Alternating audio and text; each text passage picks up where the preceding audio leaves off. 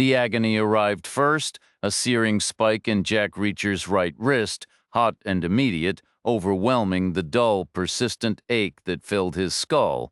The sound came a heartbeat later, a single metallic clang that hung in the air, insignificant next to the relentless ringing in his ears.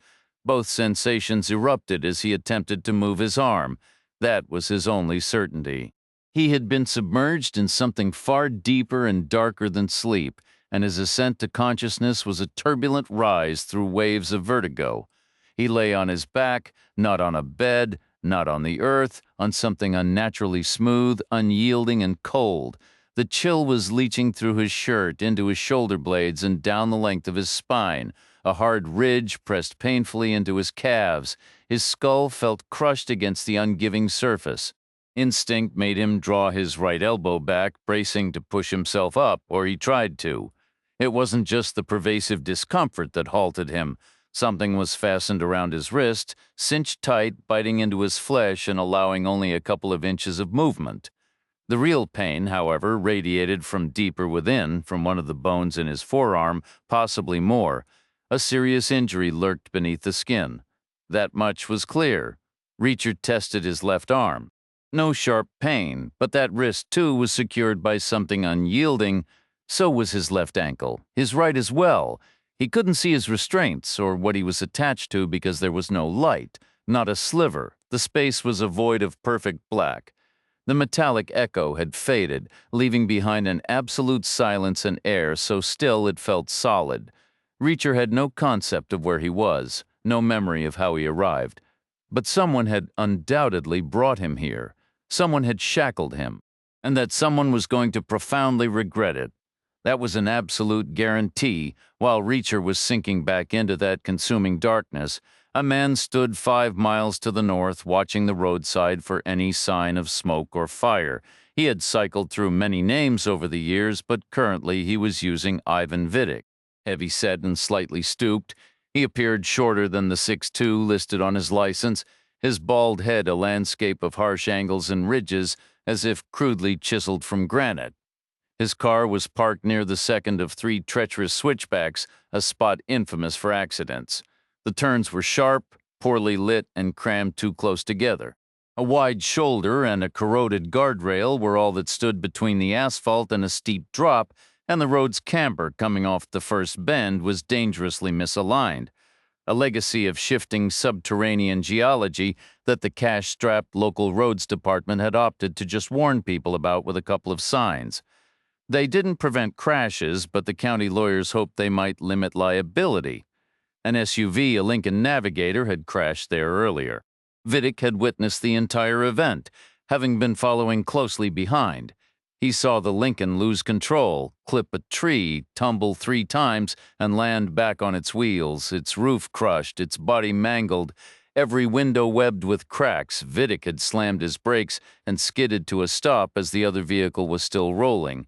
After a moment, he had climbed out and edged toward the wreckage, his senses alert for the smell of gasoline or the sound of fuel dripping from a ruptured line. A strange, detached curiosity had settled over him, a stark contrast to the violent scene, as he noted the absurdity of the pristine, sharp curve ahead sign lying undamaged just feet from the devastation. The Lincoln was a wreck, but the driver was in far worse condition. He was dead, his neck clearly broken. Vidic couldn't help but smile at the sight. This wasn't the result he'd planned, but it was one he could work with, almost like a gift. An old saying drifted into his mind from his youth: God helps those who help themselves. His grin widened before he shifted his focus to the passenger.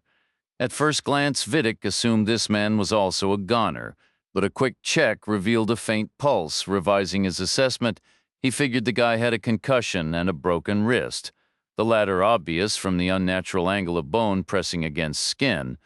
The passenger's sheer size had probably saved him. Even slumped against the door, he looked massive, well over 6.5 feet tall, and a solid 250 pounds of pure muscle without an ounce of fat to be seen. Vidic called for backup and, while waiting, struggled to pull both men from the twisted metal. The driver was a dead weight, his head lolling loosely, making him hard to grip. The passenger was even tougher, his arms thicker than most men's legs, his wrists too wide for Vidic's hands to fully encircle. Vidic was panting and sweating in the cool air when he finally heard tires on the road behind him. He just had time to finish going through the passenger's pockets, transferring the few items he found to his own jacket before the others arrived. The backup, Darren Fletcher and another man, showed up in a Ford pickup, a practical choice as it turned out. There was no way they could have wedged the unconscious giant into the back seat of a regular sedan. He was simply too large and cumbersome. So the three of them heaved him onto the truck bed and tossed the driver's body beside him. Fletcher, who was a couple inches taller than Vidic but leaner and lighter, slammed the tailgate shut and turned. "You witnessed the whole thing?" Vidic gave a single nod. "When you called and said it was Gibson's Lincoln, I was hoping you'd made a mistake." "Have you ever known me to be wrong?" Fletcher grunted. "Walk me through it." With a shrug, Vidic began. "Gibson was driving slow, being careful. I just happened to catch up to him. I was heading back to base, and I guess he was too. He kept that same pace for about a mile, steady as ever. Then he must have spotted my car. He saw it but didn't realize it was me because suddenly he tried to shake me. He hit the gas at exactly the wrong moment." Vidic gestured toward the wreckage. "As you can see, Exhibit A. Did you flash your lights, honk? Try to make it look like a challenge?" "No. Why would I? I'm not some kid." "Then why did he try to run from whoever he thought you were?" Vidic shrugged again. "My guess, paranoia. It's been thick in the air ever since O'Connell died, and it's only gotten worse since Bowery vanished." Fletcher was quiet for a beat. "The big guy riding with Gibson, who is he?" "No idea. No ID on him. Nothing. Any gear, a bag at least? Just this." Vidic pulled a pistol from his waistband and handed it over. "A Glock 17, the FBI's favorite. Draw your own conclusions." After Fletcher and the other man drove off in the Ford, Vidic was left to handle the Lincoln. He checked the glove compartment and the trunk for anything with personal details, then turned to the driver's seat. He'd been prepared to clean up blood, but there wasn't any. Gibson's skin apparently hadn't been broken during the crash, at least not while his heart was still beating. Vidic smiled. That made the next part of his job much simpler. His eyes shifted to the passenger door, finding the dark smear where the large man's skull had struck the frame. From his pocket, he drew a knife, slicing a small cut into the pad of his left thumb. He squeezed a few drops of his own blood onto the driver's side door frame, placing it a few inches below the other stain. His hands moved deliberately, gripping the steering wheel, touching the gear shift, adjusting the rearview mirror. He pressed several buttons on the climate and stereo panels for good measure. Pulling a cell phone from his pocket, he verified it was the correct one before wedging it firmly between the seat cushion and the console. He pressed the brake and turned the key. Nothing. The impact with the tree had likely triggered a safety cutoff, killing the ignition, and he hoped isolating the fuel line.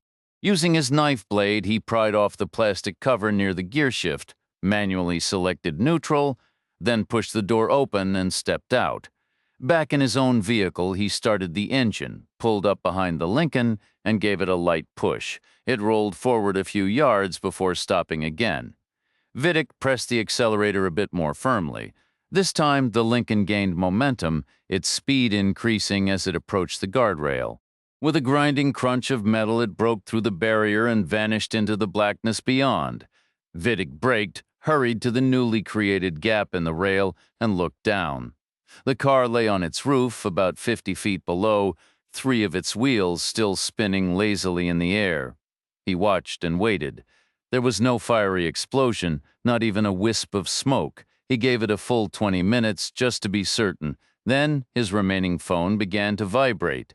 The caller ID showed a familiar number. He answered. "Hey, Paris, what's going on?" A woman's voice came through, low and clipped, but with a faint tremor. "Is it true? Gibson is dead?" "He is, yeah. Another one bites the dust." "Was it an accident?" Vidic stayed silent. Paris pressed. "I heard he wrecked his car, broke his neck. You heard correctly? You saw it happen? Beginning to end? Was someone with him?" "A stranger. What kind of stranger? Just some random guy catching a ride, nothing for us to worry about? You're sure, completely. Because I can't shake this feeling, Bowery vanishes, and then some mystery man conveniently hitches a ride with one of our guys. Coincidences do occur, you know? Maybe. Or maybe Bowery grew a conscience. Maybe he didn't talk. That's not how he operates. Then where is he? My guess. He took the money and ran, made the exchange and skipped town with the cash. Why would he do that? It's peanuts compared to what's coming. He knows the stakes. He'd have to be insane to bail now, unless he knows there won't be another payday. And how would he know that, unless he made certain of it? Even if he wanted to, he couldn't have sold us out. He doesn't have anything concrete. He knows about the report. He doesn't have a copy. He doesn't need a copy. He knows what it's about, in general terms. He knows where I got it. Either one of those details would be enough to bring every federal agent in the country down on us before we could sneeze. All right, take a breath. Trust me on this. What happened to Gibson had nothing to do with Bowery and nothing to do with the hitchhiker. So what did happen to Gibson? It wasn't an accident then. Vidic didn't reply immediately.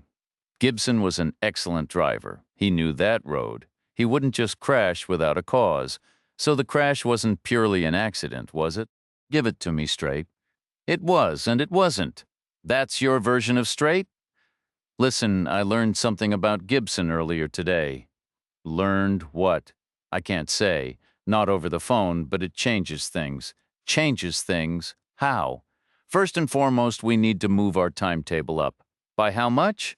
We have 48 hours tops. Then we need to disappear like we were never here. That's impossible. It's possible. Get what you need from the house, only the essentials. Don't take enough to look suspicious. We have one tangible task to handle first. After that, we can collect on the report later. That task isn't scheduled for 5 more days. It can't proceed. We're waiting on the final shipment. Wrong. We take what's available right now. 80% of a prize is better than 100% of empty air. I'll speak with Fletcher, persuade him to accelerate the timeline, and if he refuses, we leave. I don't want to leave. I arranged this job. I identified the opening. I have skin in the game.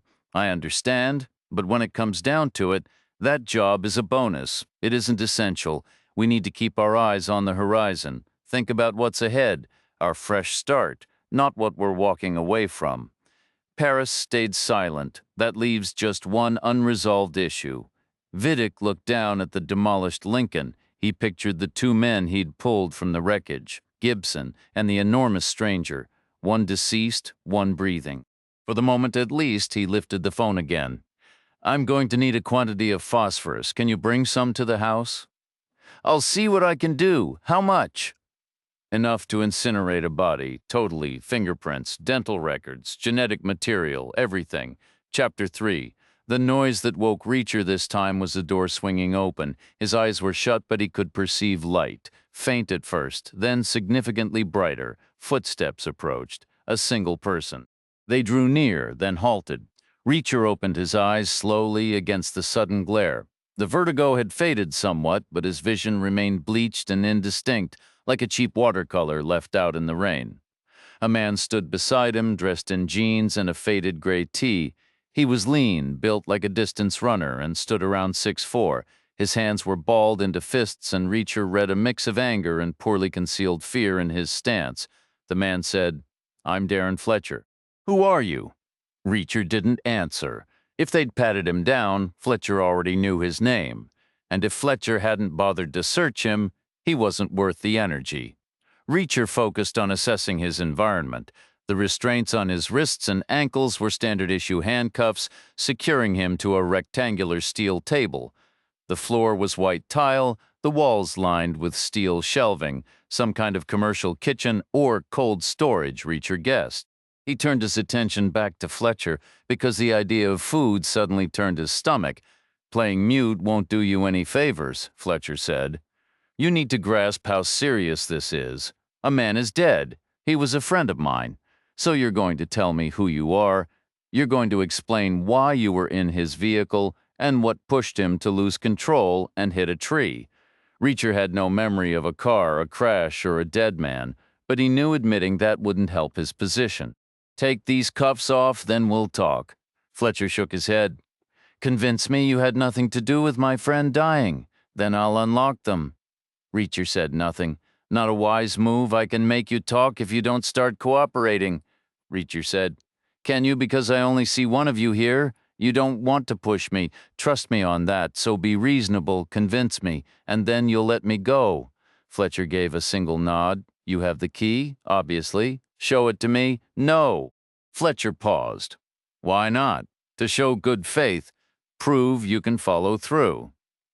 Fletcher let out a frustrated breath and fished a small silver key from his jeans pocket. "Happy now? One more thing. Unlock my left hand. Talk first. Here's the issue. My left wrist is fractured. I can feel it swelling. The cuff is getting tight. That's dangerous. The injury could be permanent by the time we finish talking. I could lose the use of my hand." Fletcher didn't reply, but he didn't put the key away either. "Think about it. Releasing one injured limb, what's the threat? My other three are still secured, and you hold the only key. Unlock it, and I'll tell you what you want to know." Fletcher wavered. There had been mention of a broken wrist at the accident site, he recalled that detail, but caution was his default setting. He transferred the key to his left hand, drew the Glock from his waistband, the one Vidic had provided, and advanced weapon up and finger resting on the trigger. Fletcher warned, "Make a wrong move and I'll put a bullet in you with your own piece." Reacher didn't understand why Fletcher believed the firearm was his, but there was no time to debate it. He simply replied, "Message received." Keeping the gun trained on Reacher's face, Fletcher bent down. He slid the key into the lock of the cuff securing Reacher's left wrist and turned it. The metal band sprang open, swinging loose before clattering against the leg of the table. As Fletcher straightened, the gun remained in his right hand, the key in his left. Reacher fought to focus on either one, his vision beginning to double as dizziness surged back. With a fierce act of will, he sharpened his sight, then his hand shot up and seized the Glock by its barrel.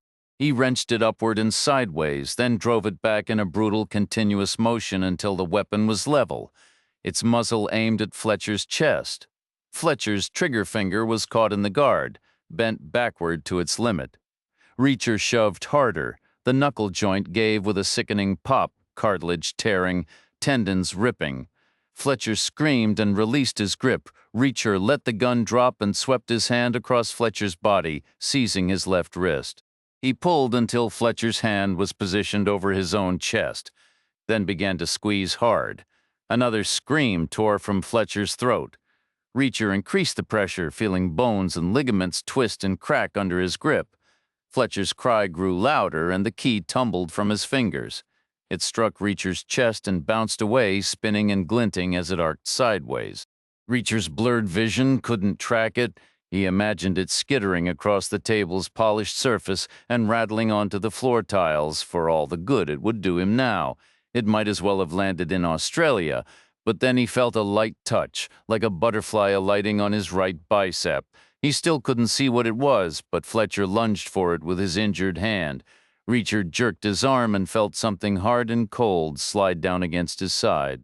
Fletcher tried to pull back, fumbling behind his waistband. A second gun was tucked there, a Sig Sauer. He managed to free it, but his broken finger wouldn't cooperate.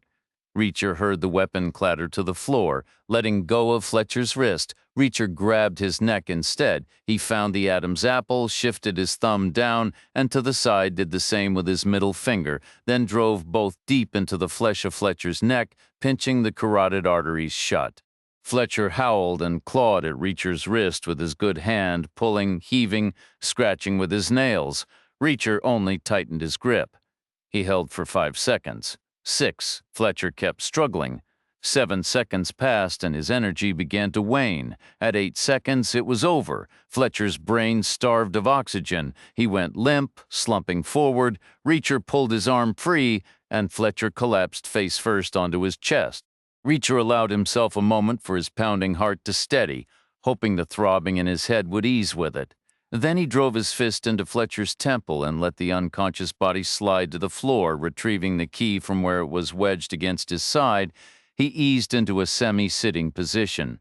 He paused, battling a fresh wave of nausea and dizziness, then set to work on the cuff around his right wrist. He moved carefully to avoid aggravating his injured hand. Once his right ankle was free, then his left, he swung his legs to the side and stood unsteadily on the floor. Reacher was wearing his only pair of shoes, bought years ago in England. They were well-made, expensive items, and in that moment their solid feel against the cold tile was a small, grounding comfort in the swirling disorientation. The boots were built to last, solid from the first wear, their leather toughened by time and the elements and relentless use. Now the toe caps felt like forged iron. Reacher pivoted and drove his foot into Fletcher's skull.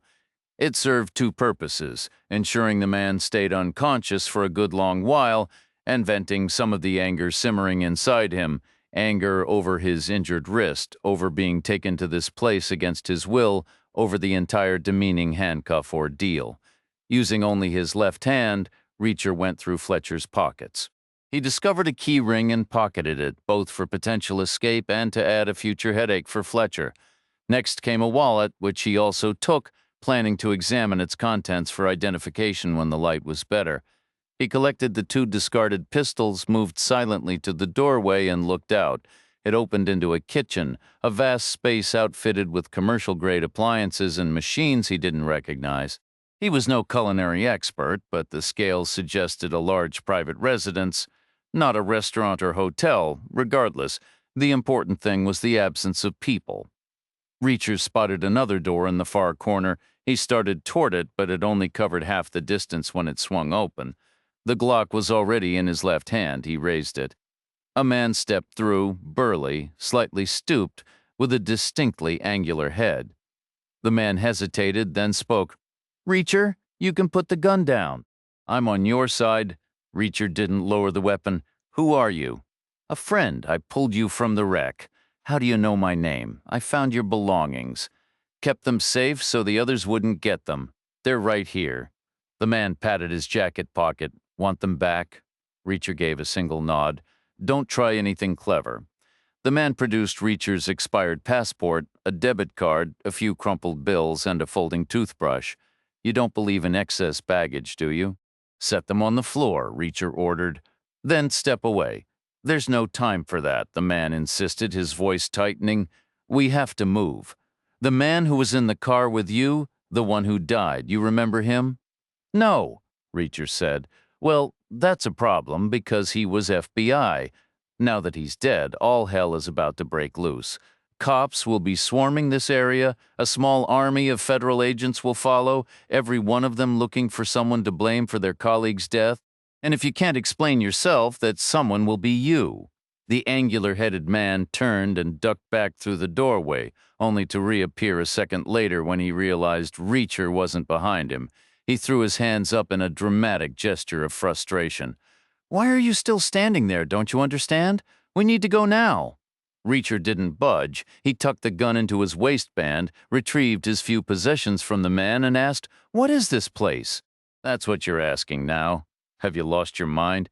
You should be asking, where's the nearest exit? And please, Ivan, can you save my skin one more time? Can you get me somewhere I won't spend the next 20 years in a cell? Ivan Vidic, that's me. Now let's go. Move. I'm not going anywhere, and neither are you. How hard did you hit your head? The police are coming. Let them come. I haven't done anything wrong. How can you be sure you can't remember a thing? And have you seen yourself lately? Do you honestly think the police will take one look at you and assume you're some kind of saint?" Reacher said nothing. Vidic closed his eyes briefly and sighed. "All right, I get it. You wake up in a strange place with no memory of how you arrived. You want answers? I can give them to you, but this really isn't the—" "I know how I got here," Reacher interrupted. "A man named Darren Fletcher brought me. I doubt he was working alone. So I want to know who else is involved. I want to know what's really happening here. How do you know about Fletcher? We've met? You have? When? Where? Just now." In that room, Reacher jerked his thumb toward the door behind him. Vidic stared at the open doorway, then back at Reacher. He took the cuffs off you? He moved closer, glancing into the room beyond. Why would he even— His words cut off as he saw Fletcher's motionless form sprawled on the floor. Vidic took a quick step back. Hold on, did you kill him? Is he dead? Reacher gave a slight shrug. He was still breathing when I walked out. Okay, that's something, I suppose. Vidic ran a hand through his hair.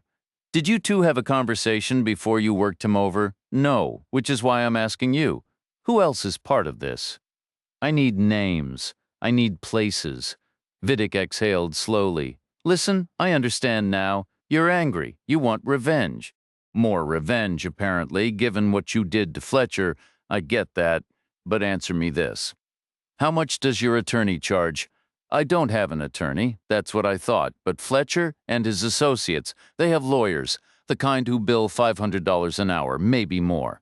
So if you're still standing here when the cops arrive and everyone gets hauled to jail, Fletcher and his crew will be back on the street before a court-appointed lawyer even knows your name. Then they'll vanish. You'll never find them. Staying here is basically choosing to let them escape. But if you come with me, I'll tell you everything. All you have to do is walk out that door with me.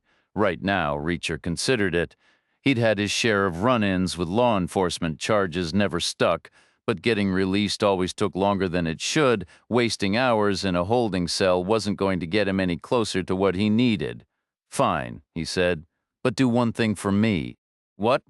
Drop the act. You're not being a good Samaritan. I don't know what you mean. You're not helping me. You're saving your own skin. Reacher followed Vidic into a grand entry hall. The space was vast and octagonal with a cold tile floor. A heavy oak door studded with iron was flanked by leaded glass windows. A crystal chandelier hung overhead, and the walls were lined with dark wood panels and oil paintings of forests and mountains. A staircase ascended, then split into two separate directions near the top. Reacher assumed they'd head for the main exit, but at the base of the stairs, Vidic veered toward a plain, smaller door on the opposite side. He moved quickly, placing his feet with deliberate care to stay silent. Reacher followed with less subtlety, his boots echoing. Hey, Vidic whirled around, his voice a sharp whisper. Keep it down. Why? Reacher asked, his tone normal. So no one hears us. Vidic spoke slowly, as if explaining to a stubborn child. No one like who? Well, if Fletcher's here, you can bet Kane is nearby. Who's Kane? Fletcher's partner, his right-hand man, plays the role of a bodyguard, basically a psychotic throwback and a genuine lowlife. Not someone you want to meet. Sounds like exactly the person I want to meet. Reacher raised his voice. Kane, you hear me? Get down here. Vidic lunged, trying to clamp a hand over Reacher's mouth. What are you doing? Reacher shoved him back. Saving time. He raised his voice another notch, the sound bouncing off the high ceiling. Kane, this guy says you're scum. Is that true? I'm leaning toward yes. Vidic sank onto the third step and buried his head in his hands.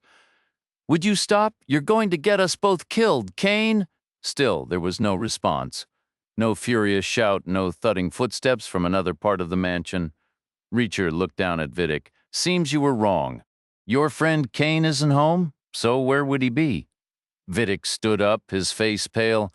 Why do you even care? This isn't your problem to solve. I'm offering you a clean exit. Why won't you just take it? Because I have a rule. A rule? What are you talking about? People leave me alone. I leave them alone. And if they don't, I don't. You realize bringing you here, this whole situation? It was Fletcher's plan, right? I had no idea what he was going to do. I was just trying to keep you alive. A flicker of genuine frustration crossed Vidic's face. A detailed Reacher filed away. The man was scared, but not just of Kane. He was terrified of something messier. Something the police reports wouldn't capture. I thought that wreck you were stuck in was about to go up in smoke. Kane, where is he? And everyone else involved in this. You're never going to drop this, are you? Now you understand. Okay, give me a minute. I need to think. Vidic's attention drifted to some far-off point, his eyes flicking back and forth for a few seconds like a chess player calculating his strategy. Then his focus returned sharply to Reacher's face. Come with me. I have a thought. Chapter 5. Reacher figured the door Vidic pushed through would lead to some hidden way out, but it just opened into another room. A cramped one, not much larger than a decent-sized closet. The air inside was thick and still, heavy with the smell of cheap cologne and a trace of old cigar smoke. A dark shade was drawn over the window, so the only light came from a computer monitor perched on a scuffed metal desk pushed against the wall. The monitor looked oversized to Reacher, more like a small television screen. Its display was split into a grid of rectangles, 3 rows of 4. Each image showed a section of a building. 9 were interior views, 3 were exterior. Nothing moved in any of them. There was no sign of people, no one to grab and question. Reacher felt a flicker of disappointment. Vidic leaned over and clicked the computer's mouse until the display reconfigured. 10 of the rectangles vanished. The remaining 2 enlarged until they dominated the screen. Both showed an outside view. The left one framed a white Jeep parked on a curved gravel driveway, hemmed in by tall shrubs with broad, pale leaves. The right one displayed a formal garden which Reacher guessed had once been perfectly maintained but was now overgrown and tangled from neglect. Vidic motioned toward an office chair near the desk. One arm was gone and its mesh seat sagged loosely. "Want to sit?" Reacher shook his head. "Smart choice," Vidic said, keeping his eyes on the screen. "So you were right. I'm trying to save my own skin. I can't have you anywhere near Fletcher or Kane. It's too risky. If they find out I helped you, or even if they just suspect it, I'm finished. But there's something else." Vidic dropped his voice to a whisper. "I'm going to vanish very soon. Why would I care? Because once I'm gone, it won't matter what you tell Fletcher. It won't matter what assumptions he makes. So here's the arrangement. You lay low for 24 hours, 48 maximum. Then I'll hand you Fletcher and Kane on a silver platter. They have a job planned, a major one, not far from here. They'll have to move it up now that we know the feds are closing in. I'll find out when, give you the address, you can catch them in the act, handle them yourself, take the money, or don't. Call the police if you'd rather point the feds right to them. Whatever you want, I won't care because I'll be long gone. Nothing will be able to touch me."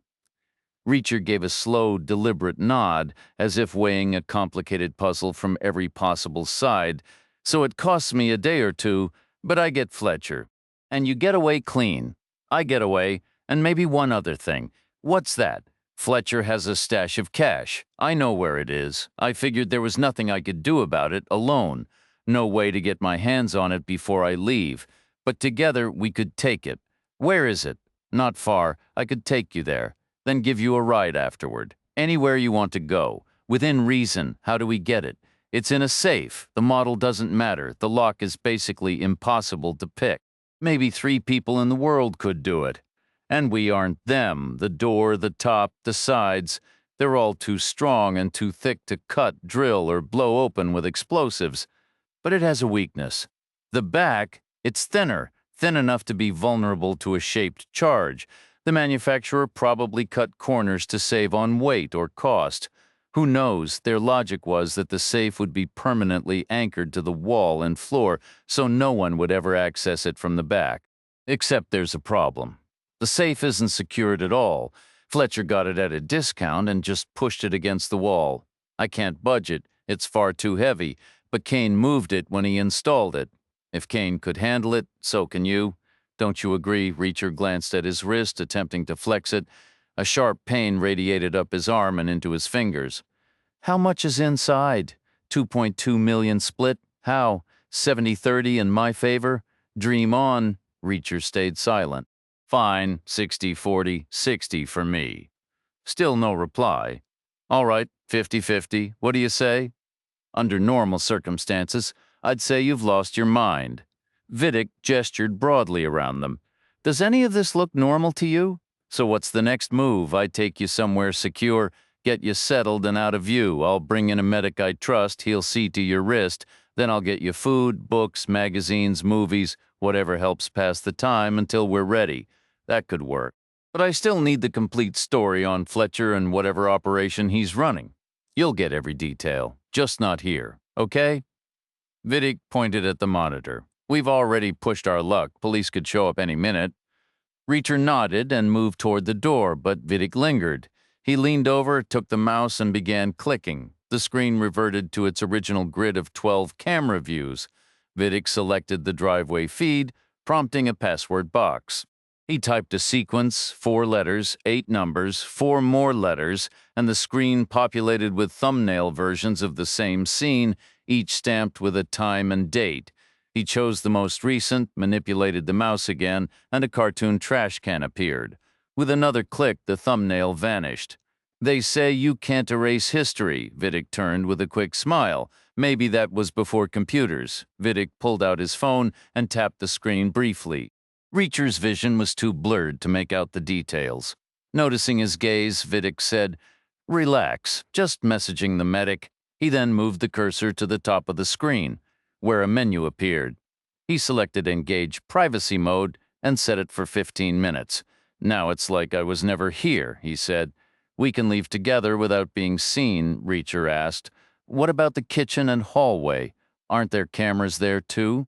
"Yes, but the interior cameras only record when the system is armed, and that only happens when the place is empty. The exterior cameras run continuously in case someone prowls around, unless they're paused like they are now for the next few minutes. So don't worry, we'll leave without a trace." Vidic locked the sturdy front door behind them and guided Reacher to the Jeep. It had protective mesh covering the taillights and a broad bull bar across the front. The body was a gleaming white, but the hood was coated in a matte black finish. Reacher had seen vehicles outfitted like that before in desert settings to prevent sun glare from blinding the driver. He wasn't an expert, but judging by the tires, this Jeep had likely never ventured beyond a paved lot. He gave a mental shrug. Car enthusiasts would always be a mystery to him. Vidic drove swiftly but with control along the winding, uneven road, flanked by tall trees growing close together. Their branches concentrated high above where the leaves fought for sunlight. The Jeep's air conditioning was cranked up high, and the stereo was blasting acoustic rock until Vidic reached over and shut it off. "That compound we just left was built in the 70s by a Manhattan real estate developer named Arthur Grumman," he began. "Back then, with city crime rates soaring, he had this vision of tempting wealthy clients down to the safety and natural beauty of the Ozarks. He finished about 6 estates, all clustered within a few square miles. They had a decent run initially, but the concept never really caught on for the long haul. By the early 2000s, you could barely give those properties away. We picked ours up for practically nothing in New Nine right after the market crashed and converted it into our studio. Musicians, then, artists. It started with 4: Paris, Bowery, O'Connell, and Gibson. I came into the picture later. Paris has a knack for tech, so she managed the finances and payments. O'Connell handled all the logistics. Shipping art isn't simple. You need specialized crating and careful transport. At first, they just did reproductions. Completely legitimate work, mostly for collectors who didn't want to risk having originals on their walls during vacations or when hosting families with small children. But things shifted over time. They did a forgery for a gallery owner they knew, then a couple more, and eventually that became the entire operation, enough to draw federal attention. Not even close. They were discreet and selective about their clients. The buyers were all shady characters themselves, so there were no real victims. The trouble began when Fletcher joined. He wanted connections in the art world, not to sell to them, but to steal from them. He was aggressive, pushing us into a completely new direction filled with disputes and violence. O'Connell was killed, along with some retired cop working security at a place they targeted.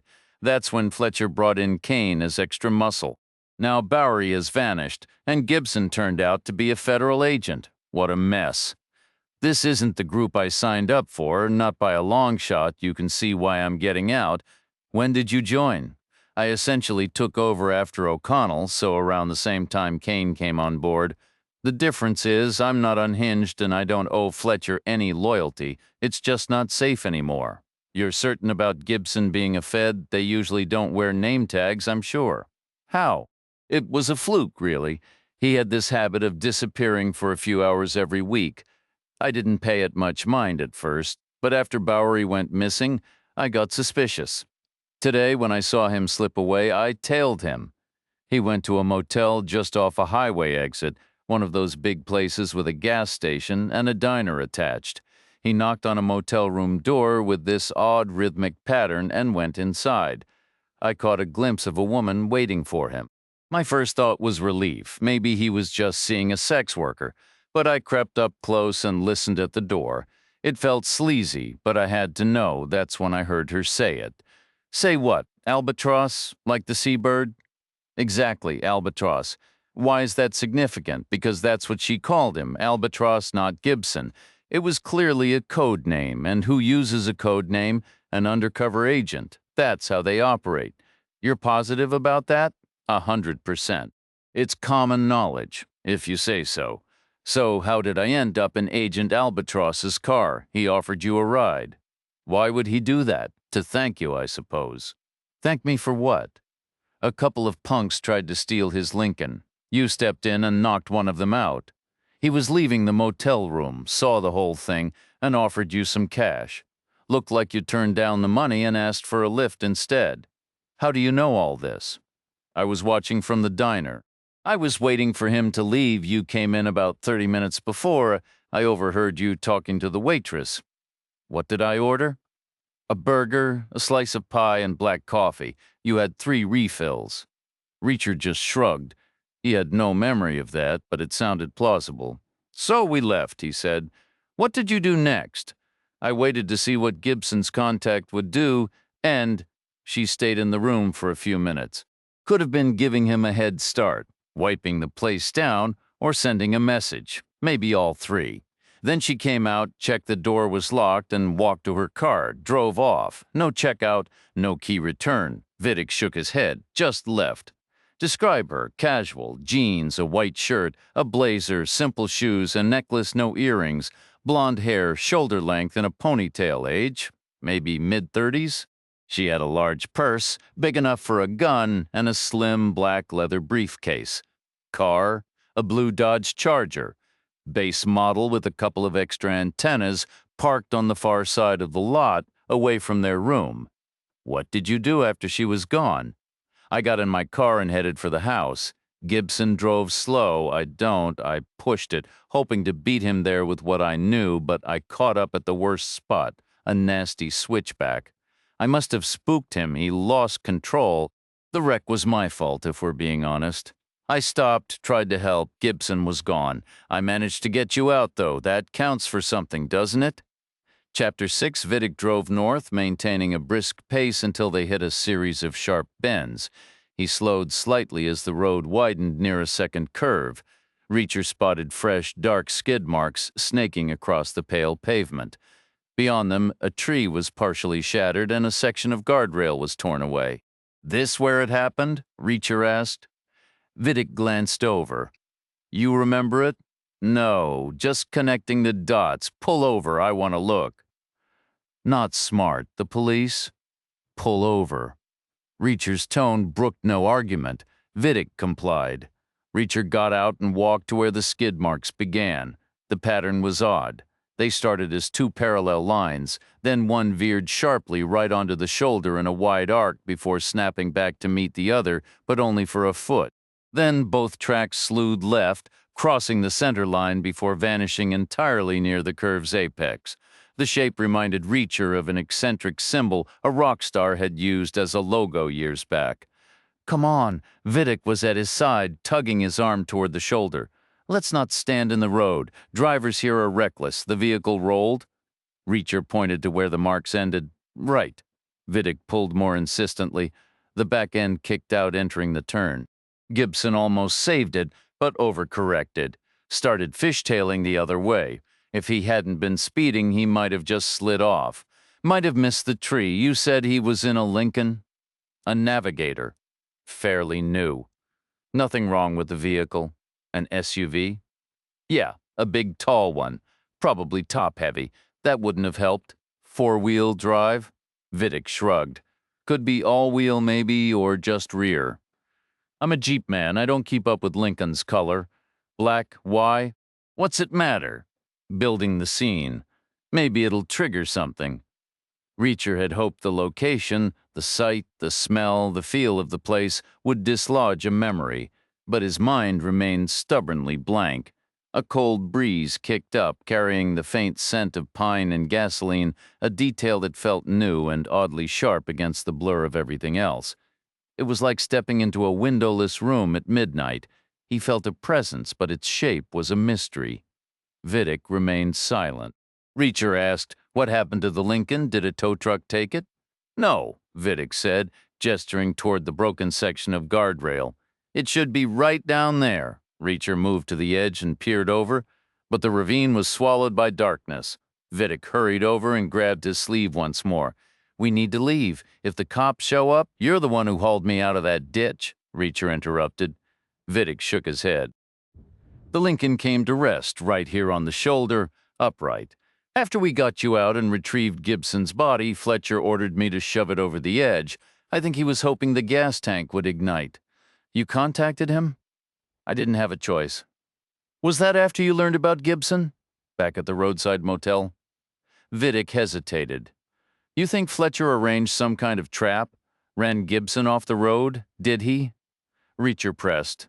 "No, it was an accident, just like I said." "You're certain?" "Absolutely. It had to be. I didn't call Fletcher until after the crash was over. Gibson was already gone by then. He was. So that's when you decided to tell Fletcher his guy was a federal agent? Are you kidding? I never mentioned a word of it." "Why not? Seems like critical information for a boss. Oh, he'd want to know, all right. But I couldn't tell him. Even if I'd been stupid enough to try, Fletcher was paranoid about wiretaps. We had a strict rule. No sensitive talk on any phone ever. He'd have skinned me alive. I'd have had to tell him face to face, but let's be honest, it was his own reckless, greedy expansion that drew the Fed's attention in the first place. O'Connell getting whacked to that retired cop. Those deaths are on him, so to hell with him. Like I said, I'm finished. He and Kane can roll the dice. I'm out." "All right. Did you tell anyone else about Gibson? Who was I supposed to tell?" "O'Connell's in the ground. Bowery's vanished, probably being a jerk somewhere. There's nobody left. You brought up a woman earlier. Paris?" Vidic said nothing. Reacher's tone shifted, becoming dry and almost amused. "You're abandoning ship. There's a woman in the picture. You've thrown everyone else under the bus, but you're bending over backwards to keep her out of it. The arithmetic here isn't exactly rocket science, Ivan." Vidic shut his eyes briefly. "I haven't told her. Not the specifics. Just that we hit a problem and need to disappear fast. She doesn't know about you, or about you helping me get Fletcher's money, or about me handing Fletcher to you on a silver platter. Is that smart, leaving her clueless?" "How should I know?" Vidic snapped, his frustration boiling over. "I'm flying blind here. The whole Gibson mess blew up a few hours ago, and I've spent every minute since then pulling your bacon out of the fire." They walked back to the Jeep in silence. As they approached, Reacher pretended the tight squeeze between the vehicle and the guardrail was too awkward. He stepped ahead of Vidic and circled around the Jeep's front grille. While Vidic was distracted, opening the driver's door and sliding in, Reacher took a quick second to examine the passenger side edge of the heavy-duty front bumper. It was a thick, black, powder-coated steel tube. The finish was mostly smooth, but one section about 6 inches long was marred by a cluster of fresh, parallel gashes. It looked like it had been forcefully ground against a brick surface or perhaps another car's frame. The scratches were deep enough to show bare, silvery metal beneath the coating, but Reacher saw no flecks of any foreign paint trapped in the grooves. He considered asking Vidic about the damage, but thought better of it. If Vidic was hiding something, he'd just lie. There was no advantage in tipping him off. Reacher climbed into the passenger seat and Vidic started the engine. Before pulling back onto the road, he took out his phone and typed a quick message. Reacher's vision was clearing and he could make out the words on the screen, ETA 10 minutes. Vidic explained, "Don't sweat it. That's for the medic, same as before." "Who exactly is this guy?" Reacher asked. "Name's Buck Holmes, solid guy, retired Navy. Has his own practice now, mostly sports injuries with a side of discreet work for folks who prefer to avoid hospital paperwork, if you catch my drift. If you vouch for him, that's good enough for me." Reacher had plenty of experience with military doctors. In his book, they were sharp and capable, though they tended to care less about making things look pretty compared to civilian docs. That suited him just fine. So, where are we headed? What? Where we're meeting Holmes. The motel where Gibson met his handler and where you caught your ride. It's the only spot around here where a stranger can blend in without raising eyebrows. The motel sat on its own stretch of land north of the highway, with access roads branching east and west. The property was a wide oval, bookended by gas stations, a central parking area, and the motel itself flanked by the diner Vidic mentioned and a handful of fast food joints. Vidic parked near the edge of the lot halfway along the motel's front. Reacher counted 20 rooms, 10 on one side of the office, 10 on the other. The place had a retro 50s feel, all neon signs, chrome trim, and space-age doodads. It might have been stylish back in the day, but now it just looked weary. The flat roof needed patching, and the wood siding was begging for a fresh coat of stain. "Stay put," Vidic said, killing the engine and pocketing his keys. "I'll grab a room. Won't take long." Reacher watched him head into the office, then shifted his gaze to the diner next door. It had a quaint, almost kitschy look with window boxes and fancy woodwork, but structurally it was plain. It could have been any storefront. Reacher was less interested in its charm and more in its placement. It was angled about 30 degrees from the motel, which meant someone inside could theoretically have seen a person leaving a specific room, just as Vidic claimed. Maybe. If they were in the right seat at the right time, and nothing, no car, no passerby got in the way. Vidic's story about spotting Gibson's FBI handler walkout didn't sit perfectly, but it wasn't impossible either. The uncertainty grated on Reacher. Even more frustrating was the total lack of familiarity. Vidic insisted Reacher had been here before this parking lot, this diner, even gotten into a scuffle and hitched a ride. Yet the whole scene felt completely foreign. He'd swear on a stack of Bibles he'd never laid eyes on the place.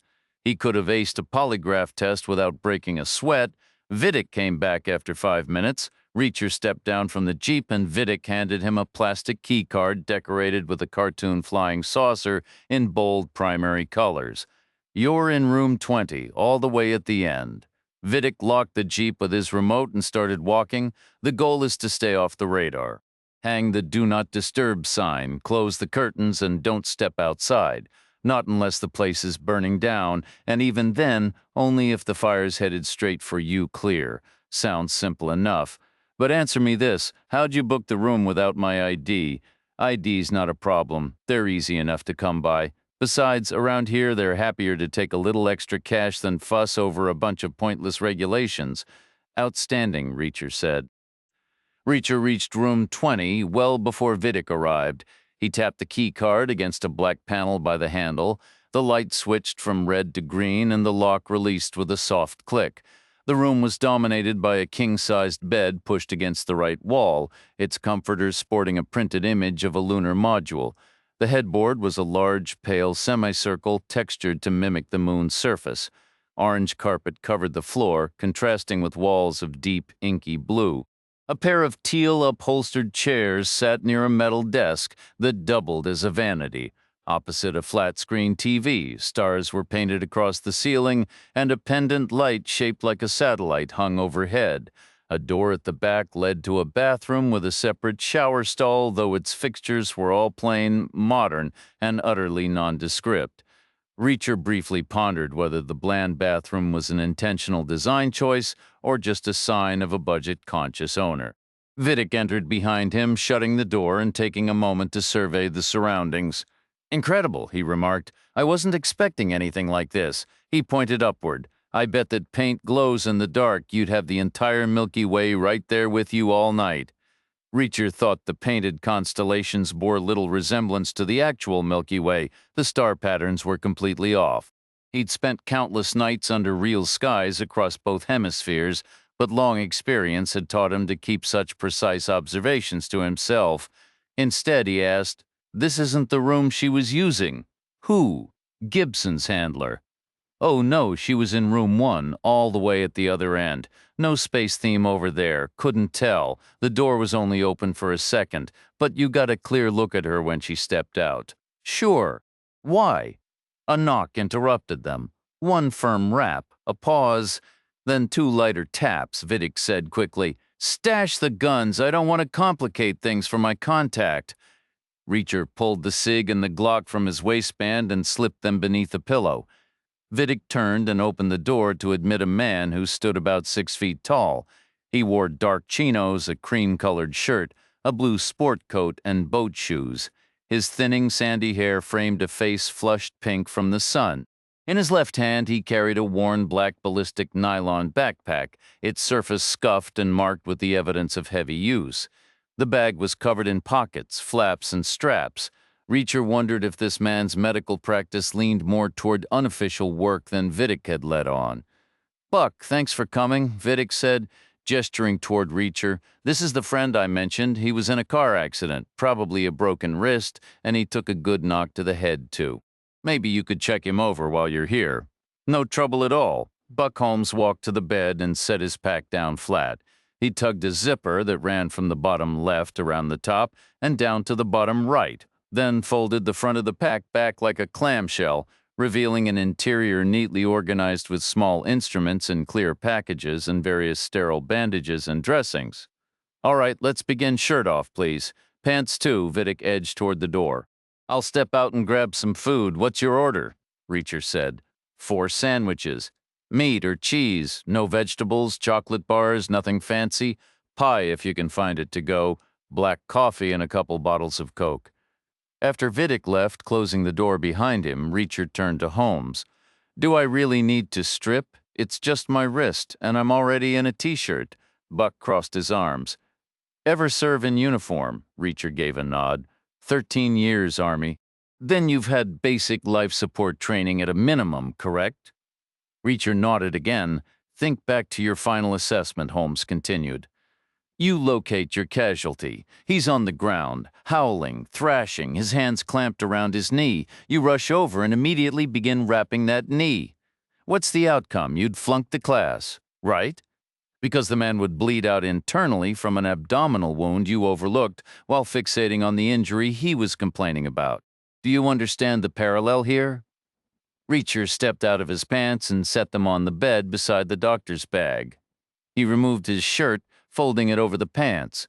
Holmes moved nearer, his gaze sweeping across Reacher's chest and stomach from one shoulder to the other, down to his waist.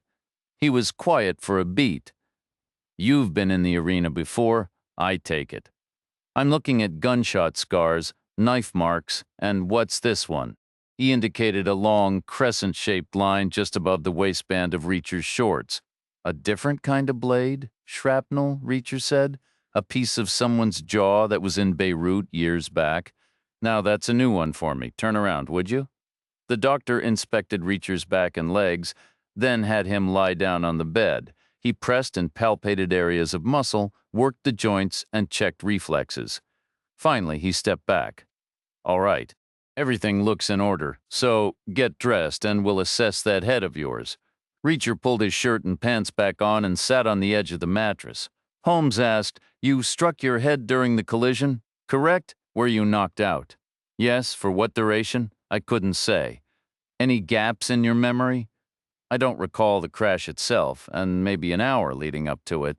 That's likely not a major concern. Given time, those memories will probably return. Now, who was the 44th president? Barack Obama. 2 terms. From 2009 to 2017. Born in Honolulu, Hawaii in August of 1961. Married to Michelle. They have 2. All right, your memory's intact. Have you experienced any nausea since the accident? No. Dizziness, fumbling objects, bumping into things? No. Ringing in your ears? A slight hum? Pain in your eyes? Seeing double? No, pain. My vision was fuzzy for a bit, but it's clear now. Sensitivity to light? No more than my usual preference for shadows." Holmes retrieved a slender flashlight from his pocket. He clicked it on, held it up, and moved it steadily from left to right. "Follow the light with just your eyes. Keep your head still. Any discomfort? None. Good. Your pupils are responding normally. How's your judgment of distance? Unchanged. Holmes put the light away. Ideally, you'd go to a hospital for a full workup, but I'm not overly concerned. I believe you have a minor concussion. I need you to take it very easy for the next day. You can use Tylenol for pain, but avoid aspirin or ibuprofen and no alcohol. After that, you can resume light activity. Listen to your body. The critical thing is to avoid another impact to your head. That is paramount. Understood. Thanks, doctor. Of course. Now, let's address that wrist. Holmes chose a sealed cylindrical package from his backpack, roughly a foot long and 3 inches wide. The pain is sharp, not a dull ache, and it lessens when your wrist is immobile and undisturbed. Reacher nodded. Okay. In a perfect scenario, we'd image the injury to see its exact nature and location, but that requires an X-ray, which we lack. So I'm going to proceed on the assumption that either the radius or ulna is fractured, or perhaps one of the smaller carpal bones. Holmes ripped open the package and withdrew a roll of tight, black net-like material. Hold your hand up, fingers together, thumb extended as if you're about to give a salute. Reacher complied. Good? Holmes extracted a bundle of rods from the core of the roll and laid them on the bed. The rods were plastic, cylindrical, and varied in length from a foot down to 4 inches. He unfurled the material, which now resembled a flat mat about half an inch thick, with long sleeves sewn into one side. He held it up against Reacher's forearm and hand. He stared at the object for a full 10 seconds. Then he rolled it tightly, took it in both hands, and bent it forcefully as if to break it. We need to move quickly. There are 2 compounds in this sleeve. Now that they're mixed, they'll set fast, and it'll be harder than standard plaster. So stay ready. Don't move a muscle. Holmes selected several rods and began inserting them into the sleeve's pockets. He started with an 8-inch rod in the first slot, placed 12-inch rods into the next 6, and finished with another 8-inch in the final one. This will sting at first, my apologies. He lifted the sleeve and wrapped it around Reacher's wrist, starting just below the knuckles and running up the forearm, with Reacher's thumb free on the open side. Holmes then pulled back 4 wide Velcro straps, 1 above the thumb, 3 below, and secured them tightly to hold the sleeve in place. Can I move now? Go ahead, take it easy for the first 10 minutes, but once it's set, you can do anything you normally would. You can even shower. Just try not to bang it on anything. By the time Vidic returned with food and drinks, Holmes was already gone. Vidic set the paper bags on the desk and moved closer to examine Reacher's wrist. He gestured toward the cast. Is that thing doing its job? Feeling any better? Reacher gave a nod. Good as new. How's the head? Still attached. And your memory? Does Buck think it'll return? Something in Vidic's tone put Reacher on edge. He wasn't sure why, but an instinct made him hold his cards close. He wasn't optimistic. Oh, tough break. Well, get some rest. I'll be back for you tomorrow, maybe the day after. If it's the later day, I'll bring more food or send someone you can trust, but whenever we leave, remember, no one can know you're here. Keep the curtains shut and don't step out of this room, not even for a second. Leave, Reacher said. Wouldn't dream of it. Chapter 8. Reacher bent down, aligning his eye with the motel room door's peephole. He looked out into the parking lot and immediately spotted Vidic's back retreating quickly. Through the fisheye lens, Vidic's form appeared bloated and rounded like a balloon figure, seeming to float rather than walk. He was heading straight for his Jeep, its white body and black hood standing out clearly despite the optical distortion. Reacher saw the dome light flash on Vidic's angular head, was silhouetted briefly before the cab went dark again. He must have closed his door. Reacher couldn't hear if the engine started, but the headlights remained off. The Jeep didn't move. It sat there for 1 minute, then 2. A faint smile touched Reacher's lips. This was exactly what he'd anticipated. Vidic was watching, waiting to see if he'd break their agreement and run. Then Reacher made a private wager. He had Vidic figured for an impatient man. He wouldn't last more than 15 minutes before giving up and driving away. Reacher was the opposite. He could wait all night if necessary. A quarter-hour delay was barely a blip on his radar, especially since he had a couple of other tasks to handle. He retrieved a styrofoam coffee cup from one of the paper bags Vidic had left and carried it to the bed. He took a sip. It wasn't the best coffee he'd ever had, lukewarm, gritty, with a burnt, bitter aftertaste, but it had caffeine, and that was what mattered.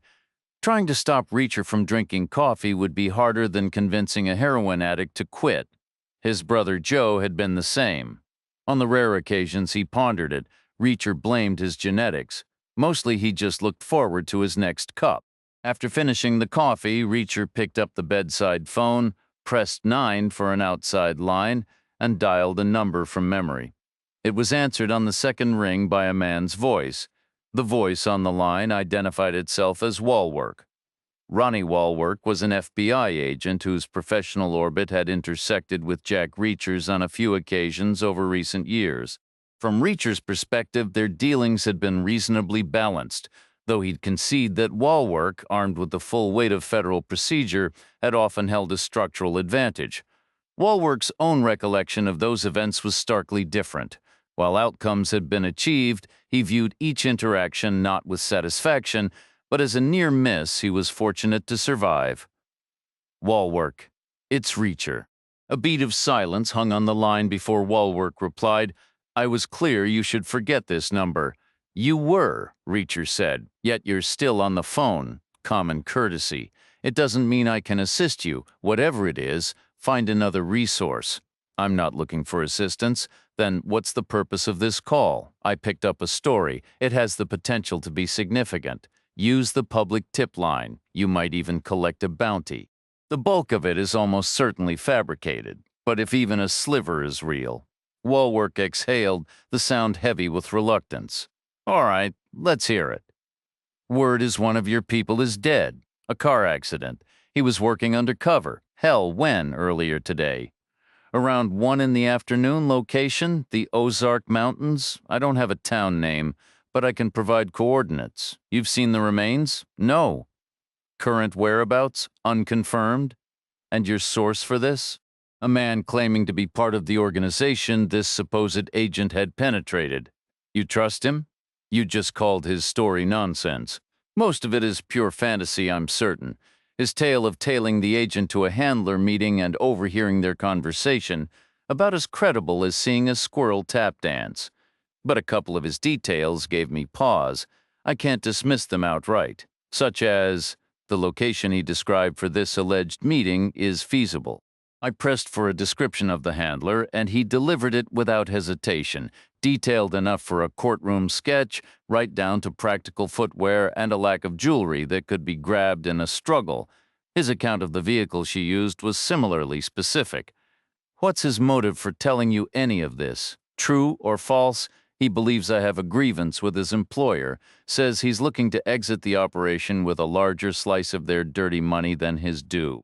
My theory is he's worried I'll dismantle the whole scheme before he can cash out. He's playing both sides, wants my help or, barring that, to intimidate me into backing off. And do you?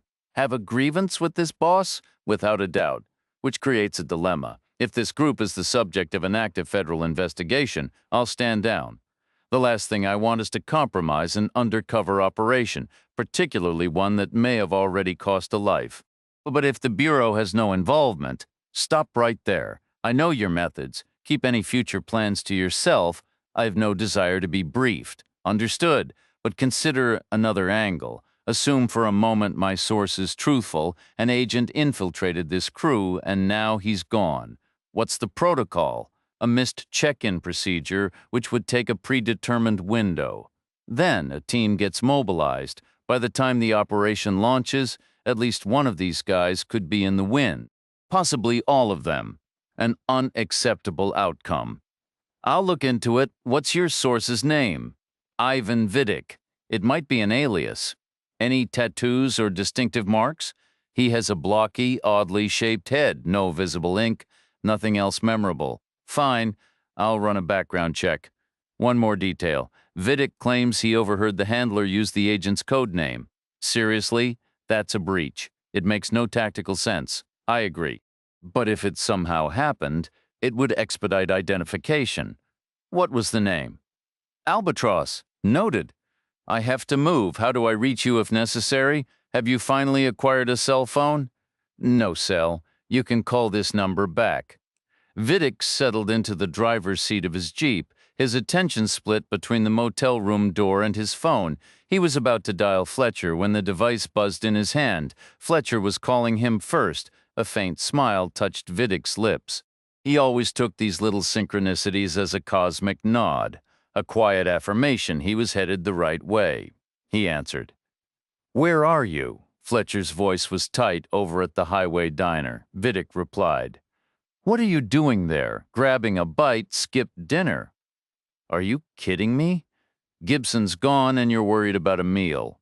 "If I go hungry, does Gibson walk through that door?" Vidic asked, then immediately softened his tone. "Forget I said that I know you two were tight. Look, I was just about to call you with Gibson gone and that stranger appearing out of nowhere. I've been doing some hard thinking. We need to sit down, figure out our next move and the timing. There are calls to make, and they can't wait." "No argument there," Fletcher said. "Meet me at the cave, 1 hour. We'll hash it all out." "The cave? Why, there. You'll understand when you get here." "All right, fine. One more thing. The stranger. He's loose." "How? You said you had him secured?" "I did. He was cuffed. Must have had a pick or a key stashed on him. The how doesn't matter now. Finding him does, so stay sharp. He and I have a score to settle." "Got it. I'll keep my eyes open." "Good. Last question. Is Paris with you?" "No. Should she be?" "No reason. See you in 60. The line went dead. Vidic sat for a long moment, his gaze fixed on Reacher's door. A cold unease settled in his gut. Why the cave? It was the most isolated spot for miles. And why ask if he was alone? To gauge whether there'd be any witnesses? He glanced over his shoulder as if he could see through the seats to his go-bag in the trunk. It was all there, ready. He could vanish right now. The report tucked safely away, and never looked back. But then he remembered the universe's wink. Maybe he was just spooking himself. Maybe Paris was having the same doubts. He tried her number, but it went straight to voicemail. He hung up, thought for a second, then called back and left a brief message. Shifting his focus back to the motel, he noted it had been 5 minutes since Reacher disappeared inside. He decided to wait another 10. If the door stayed shut, he could reasonably assume Reacher was settled for the night. Inside his room, Reacher mentally ticked off 10 minutes after ending his call with wall work. He moved to the door and looked through the peephole. Vidic's Jeep was gone, its parking space vacant. Reacher scanned the rest of the lot, checking for any sign of the black vehicle tucked into a different spot, but it had truly vanished.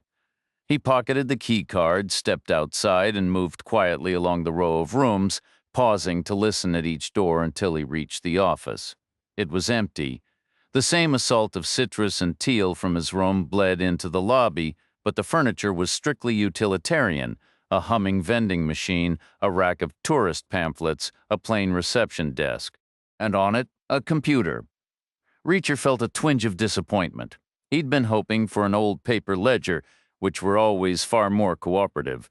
He was leaning over the counter, debating whether to start with the keyboard or the mouse, when a door in the rear wall swung open, and a woman about 5 feet tall stepped through. She looked to be in her mid-20s.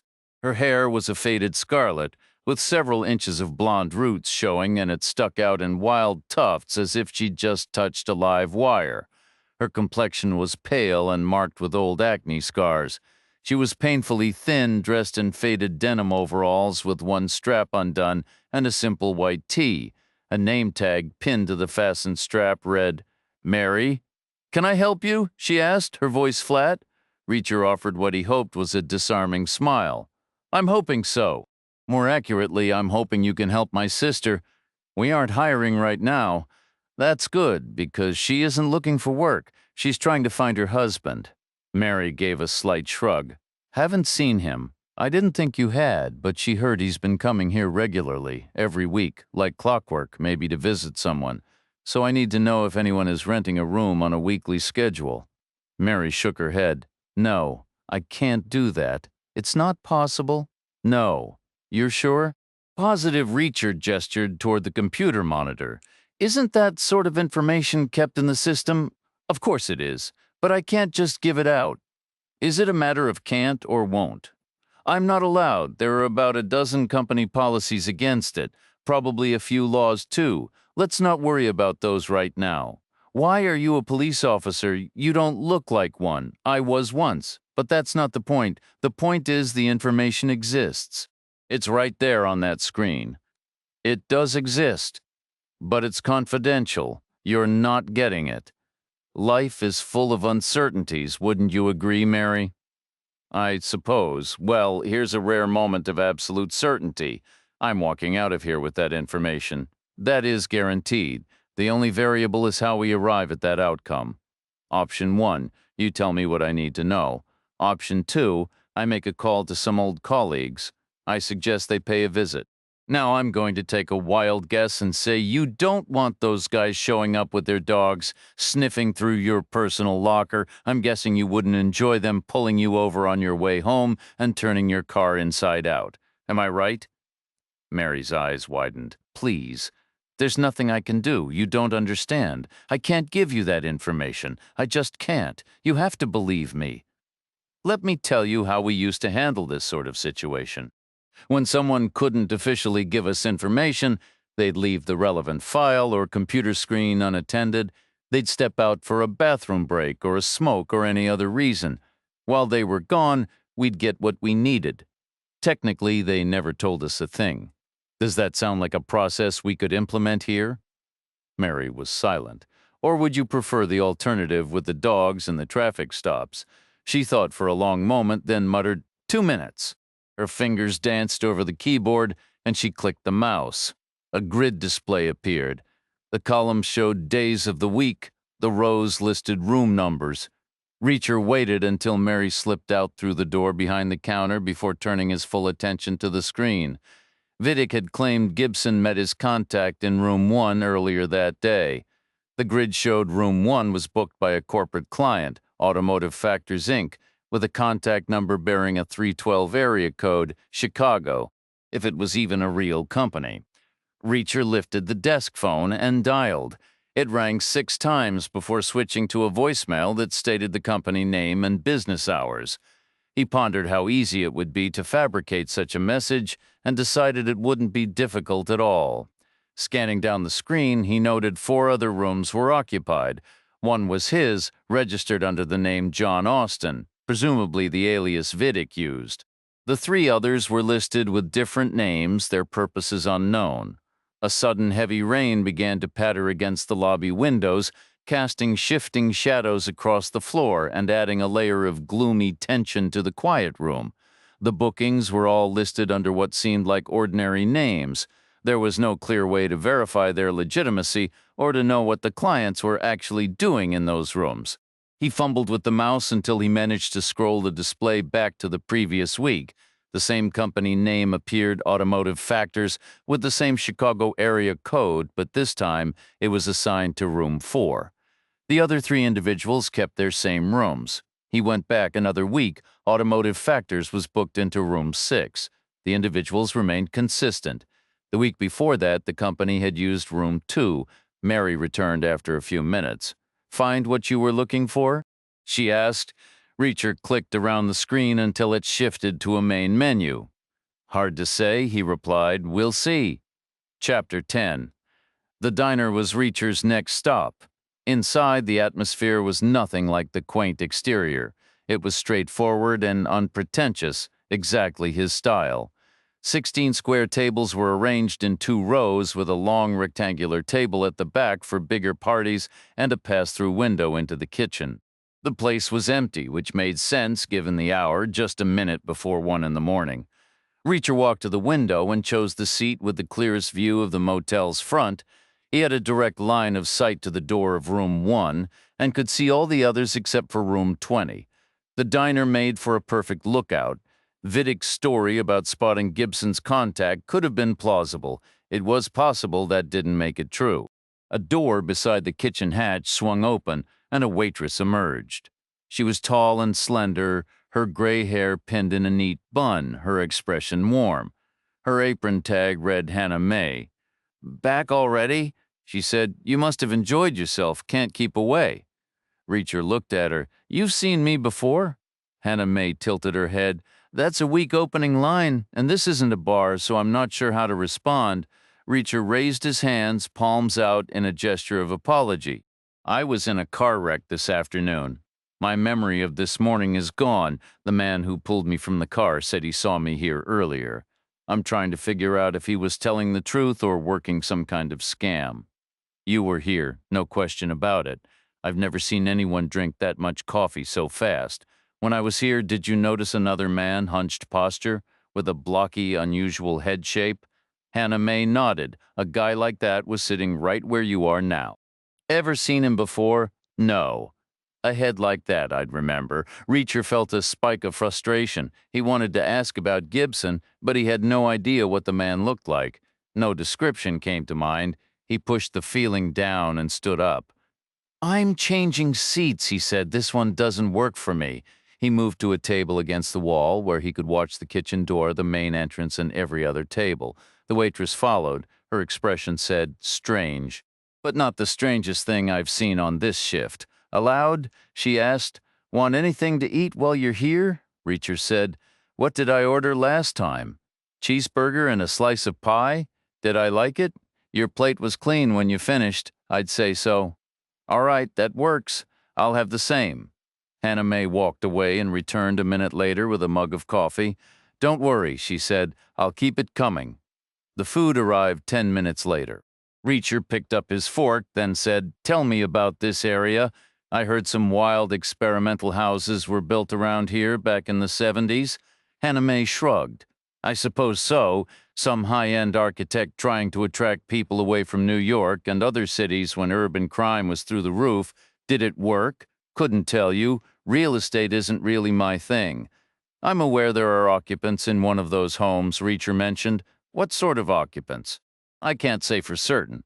But when you pass by, you'll occasionally spot SUVs parked out front, pickup trucks. A box van or two has been seen as well.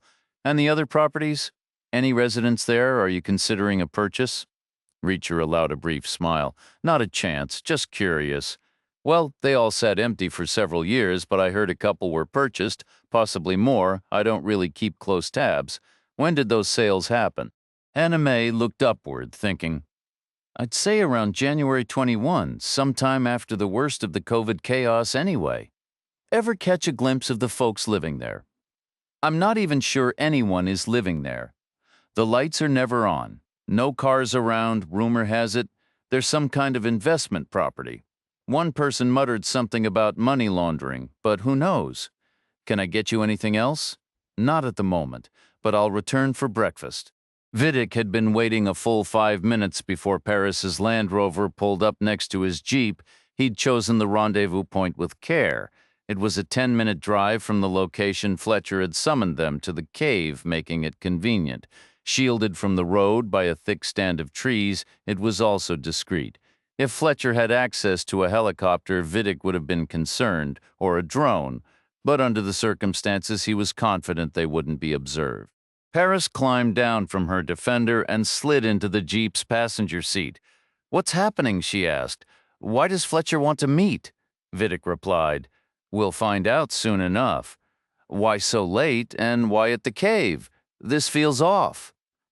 "Two possibilities, in my view," Vidic said. "One, Fletcher discovered our arrangement with Bowery, and he plans to put a bullet in our heads.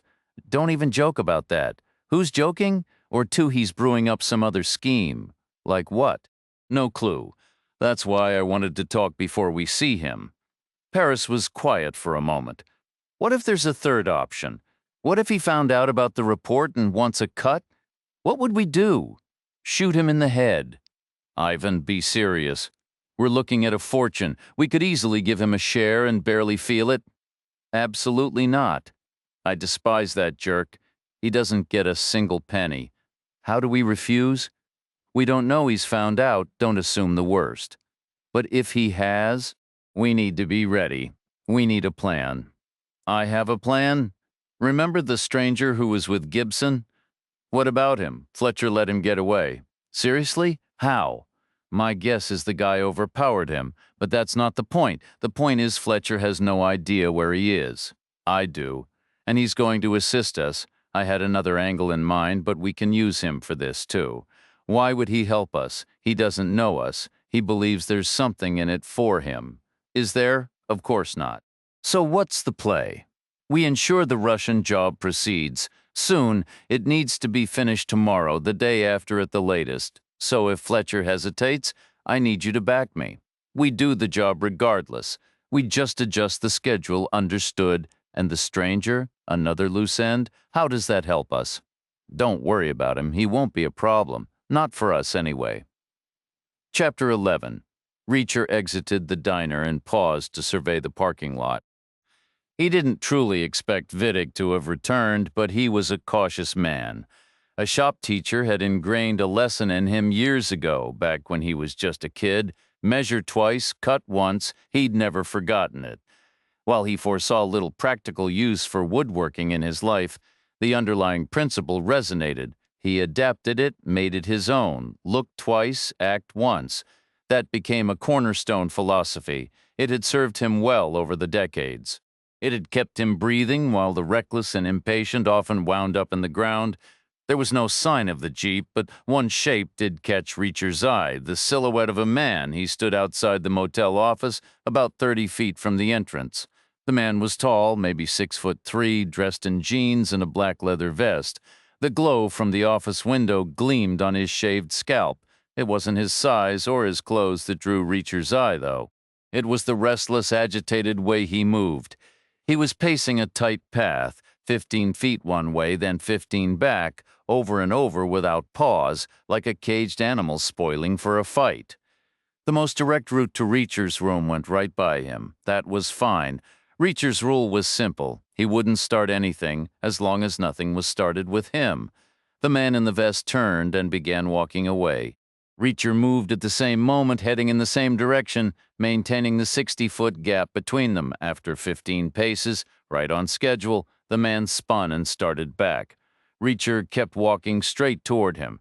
The distance shrank to 50 feet, then 40, then 30. Then the routine broke. The man didn't turn. He stopped dead, tilting his head. Reacher adjusted his path slightly to pass on the left. The guy stepped over to block him. Mistake, Reacher thought. He shifted back to his original line. The man stepped over again. Bigger mistake. He stood with his arms bowed, fists clenched, his face a scowl. "You the one who's been bothering my girl Mary?" he demanded. Reacher stayed silent. "Don't even try to deny it. She described you, your ugly mug, asking all those questions, poking your nose where it don't belong." Reacher said nothing. "Questions about girls and missing husbands. That stops right now? You get me, Rooms?" Reacher said. "What?" I asked about Rooms, not girls. Same damn thing. You think that you're doing something very wrong, friend? Whatever. The point is, the questions stop. You leave, and if I ever see you around here again, you'll regret it." "Regret it? Like I'd wish I'd picked a town with better entertainment." "I'm warning you, smart ass. You're warning me?" "Damn right I am. You're not doing a very good job. A proper warning has two parts. If you do X, then Y happens. All I'm getting is some vague notion of regret. Spell it out. Say I don't leave. What are you going to do about it? Stick around and you'll find out." Reacher spread his arms wide. "Here I am, sticking. I'm warning. Enough. I've wasted all the time I'm willing to on your nonsense. Go tell whoever sent you that I don't care about their business.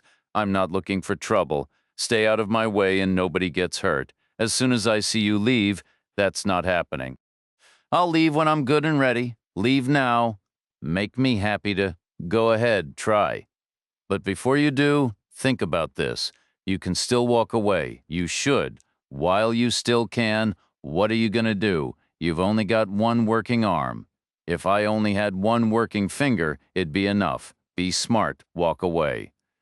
Reacher watched the man calculate his next move, a twitch in the right arm, a shuffle of the left foot. He was slow, no doubt about it. This guy probably relied on his size to scare people, but that ship had sailed. Reacher felt the familiar tension in his neck, the instinct to drive his forehead forward in a brutal, devastating strike, a favorite Pavlovian response to confrontational idiots. But he stopped himself, recalling the doctor's stern advice. Don't hit your head on anything. It's important. Playing it safe, he watched the man draw back his right fist.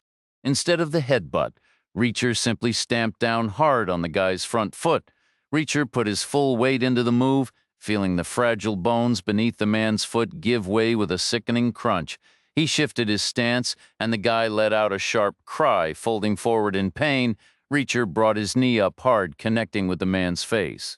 For a split second, the attacker seemed suspended in the air like a circus performer losing balance. Then he crashed onto his back, his legs hitting the pavement a moment later. He lay still. Reacher scanned the empty parking lot, his eyes searching for any security cameras and finding none. After confirming the man was still breathing, he turned and pushed into the office. The red-haired woman, Mary, was frozen behind the counter, her face pale as if she'd seen an apparition. "Mary, come with me," Reacher said. She didn't move, her eyes wide with fear. "Come here." His voice dropped to a low, resonant growl that seemed to vibrate in Mary's chest. She closed her eyes briefly, her lips moving in a silent plea. "Come here now." She edged around the counter, her body stiff and unyielding. "Who did you call?" Her eyes widened further. "How did you know?" "Who?" Reacher pressed. "I don't have a name, just a number. It's for the man who rents those 3 rooms for the girls who... You know what happens there. Look, I'm sorry. I had to call. I need the money, for reasons you can probably imagine. He threatened to put me in one of those rooms if I crossed him. And with all your questions, I thought you were some new rival trying to move in on his operation. I'm not. I didn't know. I'm sorry." "Here's how you fix it," Reacher said, his tone leaving no room for argument. "Look out that window. After I leave, call that number again. Tell whoever answers exactly what happened to the guy they sent. Make it clear that if they send anyone else, the same thing will happen to them. Then let them know that when I have a spare 5 minutes, I'll come for him personally, and after that he won't be sending anyone anywhere ever again." A gentleman might have offered to go first into a potential ambush, giving his partner a chance to escape if things turned dangerous. Vidic was no gentleman. He killed the headlights on his Jeep, letting it roll quietly up to one of the spoil piles that concealed the approach to the cave. He made sure the dome light was off, opened the door without a sound, and slipped out. Creeping forward until he had a clear view of the entrance, he waited for Paris to move past him, then settled in to watch what kind of welcome awaited her. The so-called cave wasn't actually a cave at all, but the entrance to an old gold mine, though it wasn't much of a mine either. Back in 1856, a local man freshly returned from California with little to show for it took a desperate gamble. Using his last bit of black powder, he blasted a hole in a rock face, planted the few pitiful gold nuggets he'd scraped together out west into the debris, and sold the mineral rights to an aspiring millionaire from Chicago. Months of digging yielded nothing, and the venture was abandoned. It saw a brief revival in the 1940s during the hunt for uranium, but that search also proved fruitless.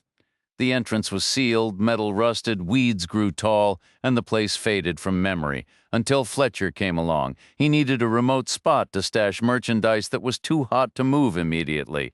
Spotting the location on a satellite image, he figured they could build something secure.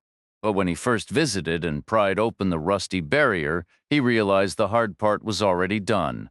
All he needed was a set of heavy new doors with non-duplicable keys and a security camera linked back to the main house system, just to be safe. When Paris arrived, the doors to the cave were standing open, the nose of an unfamiliar panel van protruding from the darkness. She parked her Land Rover next to Fletcher's Cadillac Escalade and hopped out. Seeing no one, she heard footsteps crunching on gravel. Fletcher emerged from the cave's entrance and strode toward her, his expression unreadable in the dim light. Paris looked at Darren, her brow furrowed. "Darren, what's going on? What happened to your hand?" Fletcher glanced down at his splinted fingers, but brushed off her concern. "Good, you're here. Kane's already inside now. We just need Vidic to show up." "Why?" "All hands on deck. It's an emergency." "What kind of emergency?" "We've got the FBI on our tail." "You're certain?" "Certain enough to get the hell out of town." Chapter 12. Reacher waited until Mary's face vanished behind the office window blind. Then he bent down, grabbed the unconscious man by his belt, and hauled him through the narrow gap between the office and the diner. He moved deep into the shadows, paused, and scanned the area. A small dumpster sat in the middle of the space behind the office, far too small for his needs. The area behind the diner was much better. There was a large dumpster for regular trash, another for recycling, a tall cylinder for used cooking oil, and a shallower rectangular container painted green with unfamiliar symbols stenciled on the side. Reacher lifted the lid. Inside was a mess of rotting food: lettuce, tomatoes, onions, other vegetables he didn't recognize, chunks of bread, and scraps of meat, all in various states of decay and giving off a foul odor. He considered his choices and settled on the food container. It was long enough, deep enough, and being the lowest, it was the easiest to dump the guy into using only his left hand. Reacher stepped out from between the buildings and initially turned left toward his room. Then he stopped, reconsidered, and turned right instead. He walked back to the diner and found Hannah Mae sitting at his usual table, sipping coffee. She began to rise. "Is it breakfast time already?" Reacher motioned for her to stay seated. "Not yet. I have a question. That green dumpster out back, the one full of food waste, what happens to it?" Hannah Mae shrugged. "Goes to a farm, I think. They feed it to the pigs. Those animals will eat just about anything. How often is it emptied? Every couple of days. Sometimes sooner if it fills up fast. The manager makes a call for an extra pickup if needed. When's the next collection? Tomorrow, I believe. Want me to double check?" "No need. Just curious." Vidic kept his eyes glued to Paris's hands. If she clasped them low behind her back, that was the emergency signal. It meant Fletcher was onto them, and the meeting was a trap. That would be Vidic's cue to storm in, guns blazing, to rescue Paris. He was ready to leap back into his jeep if she gave the sign, no question, though. Honestly, he wouldn't be driving toward the danger. He'd be speeding in the opposite direction. Vidic watched for 5 solid minutes. He saw Fletcher approach Paris, saw them talking, saw plenty of animated arm movements from both. Something big was being discussed that was obvious. But Paris's hands remained apart and in front of her body. So when Vidic was convinced the coast was clear, he drove around the mounds of old mining debris and parked next to her Defender. Fletcher waited for Vidic to hop down, then turned and started toward the cave entrance. "Come on," he said over his shoulder. "We've got things to discuss." Reacher left the diner and ambled back to his room. He locked the door, stripped off his shirt and pants, and slid them under the mattress to press out the wrinkles while he slept. Then he headed to the bathroom. He brushed his teeth and debated taking a shower. It was late, but his body ached. His right shoulder throbbed along with his arm and rib cage, likely all souvenirs from the accident earlier that day. His head was pounding too. He thought some warmth and steam might help. But before he could decide, the room phone began to ring. He usually ignored late-night calls. They were almost always bad news. He knew from experience he'd made plenty of those calls himself over the years. The phone rang again, and Reacher considered letting it go. It might be wall work or maybe Vidic checking in. But it could also be a call moving things forward, so he answered cautiously. "Mr. Austin." It was Mary from the front desk, her voice tight. "I figured you should know. A pair of detectives stopped by asking about you just now." "Detectives?" Reacher kept his tone flat. "Yeah, not 5 minutes ago. They flashed their badges and everything. Were they in suits or something more casual?" "Plain clothes, I guess. They didn't say what department." "What were they after?" "Everything about you. Where you were, if you were in your room, that kind of thing. And you told them." "I said I didn't know a thing." Mary paused, and Reacher could almost hear the unspoken tension in the silence. "Look, I'd want a heads up if cops were circling my motel in the dead of night." "Mary, are you alone right now?" A beat passed. "Remember our little arrangement about the files?" she said quietly, her words careful. "The one where I don't say anything, but you find out anyway. Let's just say we're doing that again." "Got it. Thanks, Mary." Reacher hung up and dressed quickly, but he didn't head for the door. He was certain no real detectives were involved. More likely it was a couple of friends of the guy he'd tossed into the pig trough, maybe tipped off by the call he'd told Mary to make earlier. She must have given up his room number under pressure. If these guys had a stake in the motel's operation, they wouldn't want a messy fight inside. They'd try to draw him out first, and if they were itching for a confrontation, Reacher was more than willing to oblige, but on his own schedule. Morning would be better tactically. Time would bleed the edge off their adrenaline, leaving them slower and less confident. He was sure of that still. He slept fully clothed, his left hand resting beneath the pillow, fingers curled around the grip of the Glock. The cave entrance was a clean-cut opening 20 feet across and 10 feet high, framed with steel for the heavy doors. Inside, the first 15 feet were fairly smooth, but beyond that, the passage turned rough. The floor grew uneven, and the walls and ceilings sloped and twisted at wild angles until they pinched together into a crude shelf another 20 feet back. Fletcher had wired up lights running off a bank of car batteries along the left wall, stood makeshift shelves, while a wire mesh cage took up the center of the space for securing smaller valuables. An old safe was shoved against the right wall, and 3 battered couches were arranged in a U between the cage and the safe. When Fletcher led Paris and Vidic inside, Kane was already lounging on the middle couch, a beer in hand. He caught Paris's disapproving glare and answered it with a loud, deliberate belch. Paris chose a seat as far from him as possible, with Vidic settling beside her. Fletcher remained on his feet, moving to the center of the U.S. "Listen up," he began, his voice grim. "We always knew this might happen. Hoping it wouldn't isn't a strategy. Hope doesn't keep you out of a cell. It looks like the feds have finally caught a whiff of us." Paris shifted, her skepticism clear because of this outsider showing up.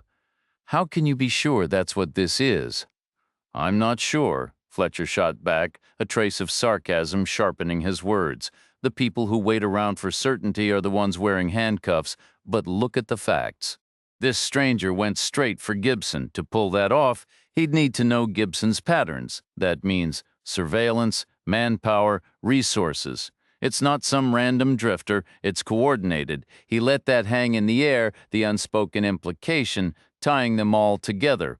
He orchestrated the whole carjacking incident, the one that failed just to earn Gibson's confidence. Without that crash, which Ivan saw with his own eyes, he might be sitting right here with us. You can't be sure he planned the carjacking. Sometimes a crime is just a crime. He was pretending to be a down-and-out drifter. But what kind of drifter carries a Glock? That's a pricey piece. Where would a guy like that get the cash? And look at how he vanished. Handcuffed to a table one minute, gone the next, no trace. Does that sound like the work of some random homeless guy? Paris gave a half-hearted shrug. Probably not. But the setup theory, I'm still not convinced. The simplest answer is usually the right one. She thought about the bruises on Fletcher's head and throat. It was far more likely the stranger had just beaten him up than pulled off some impossible escape. Fletcher pressed. "What's your point?" "Maybe the stranger didn't need to earn Gibson's trust," Paris said. "Maybe he already had it. Maybe their meeting at that motel wasn't an accident. Maybe Gibson went there to pick him up. Maybe those carjacking idiots were just unlucky in the wrong place at the absolute worst time." Fletcher moved closer. "That would mean that Gibson was working for the feds." "Yes," Kane crushed his empty can and tossed it aside, sitting up straighter. Fletcher took another step. "No, Gibson was my friend. I vouched for him. Do I really need to spell it out?" Paris looked away, shaking her head. She understood. If Gibson was a federal agent, and Fletcher had brought him into the fold, then the colossal failure landed squarely at Fletcher's feet. And that was a truth he would never, ever accept. Just like he'd never admit he'd gotten his butt handed to him. Fletcher said, "Good, now, this is an emergency, no question. The only issue is whether it's a level 1 or a level 2. The emergency protocols were established years ago. Level 1 was measured in minutes. Drop everything and run. Level 2 gave you hours. Tie up loose ends, grab what you can, then run." Vidic shifted forward on the couch cushion. Level 2, definitely. The fact the feds needed an undercover guy means they were fishing. They didn't have enough for an immediate raid. They still don't. The stranger was out cold when you brought him to the house, and he was still foggy when he managed to slip away. He definitely didn't have time to search the place, and he never came here. Good points. So, what's the play? You've got a van here, so you're clearly ready to load up. Shut it down, I agree. But we should give ourselves a full day, handle the Russian job, take what's already been delivered, skip the final shipment, split right from there, Paris. Sounds good to me, Paris said. Kane grunted. We're not leaving until we deal with the Russians. I don't care what's there or not. They need to learn a lesson. That's the priority.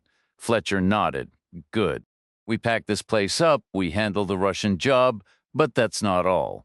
Paris asked, what else is there? 2 other properties. Russians own those too. You can't be serious. We hit all 3. It's not justified.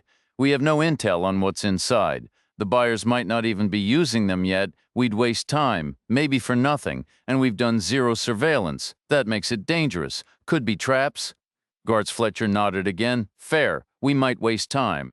We might run into trouble, but there's a way to manage the risk. When Bowery went missing, I called for backup.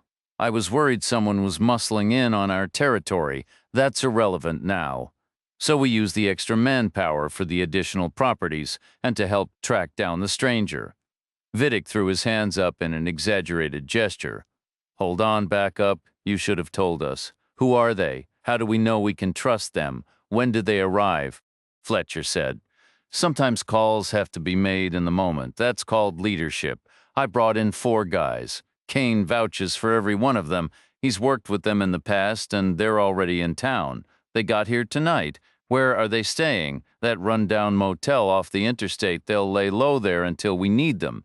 This feels like a bad call. You should have. Drop it. It's settled. Just accept it, all right? Vidic gave a half-hearted shrug. Fine. What's next? We need a new timeline. How long to pack this place up? Kane scratched his side absently. 2 hours, tops. Fletcher gave a slow nod.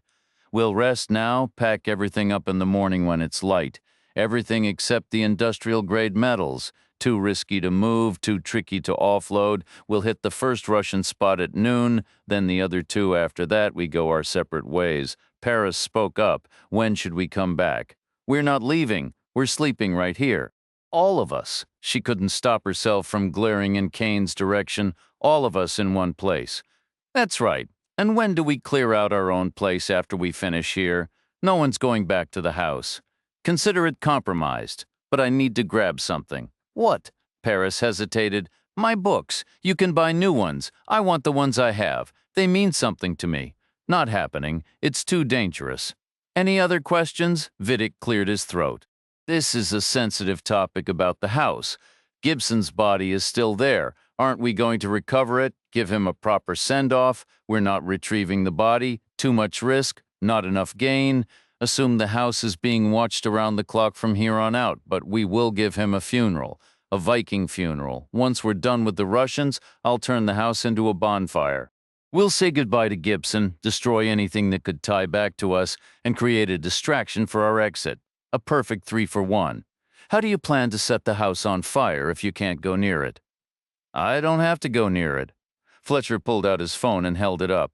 Smart home switches. Tap a few buttons. The deep fryer overheats. The dryer shorts out. A lamp malfunctions. A home arson app. Who would have thought? I guess it was inevitable. We could license the idea. Make a killing. Already been done. Some guy from Pensacola beat us to it.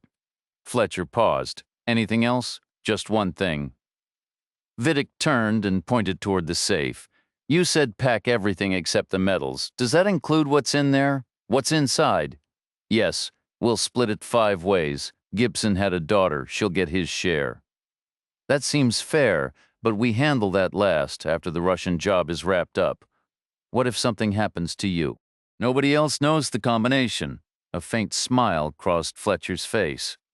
Then I guess you'd better make sure nothing does happen to me. I know how much you'd hate to lose all that money. Chapter 13.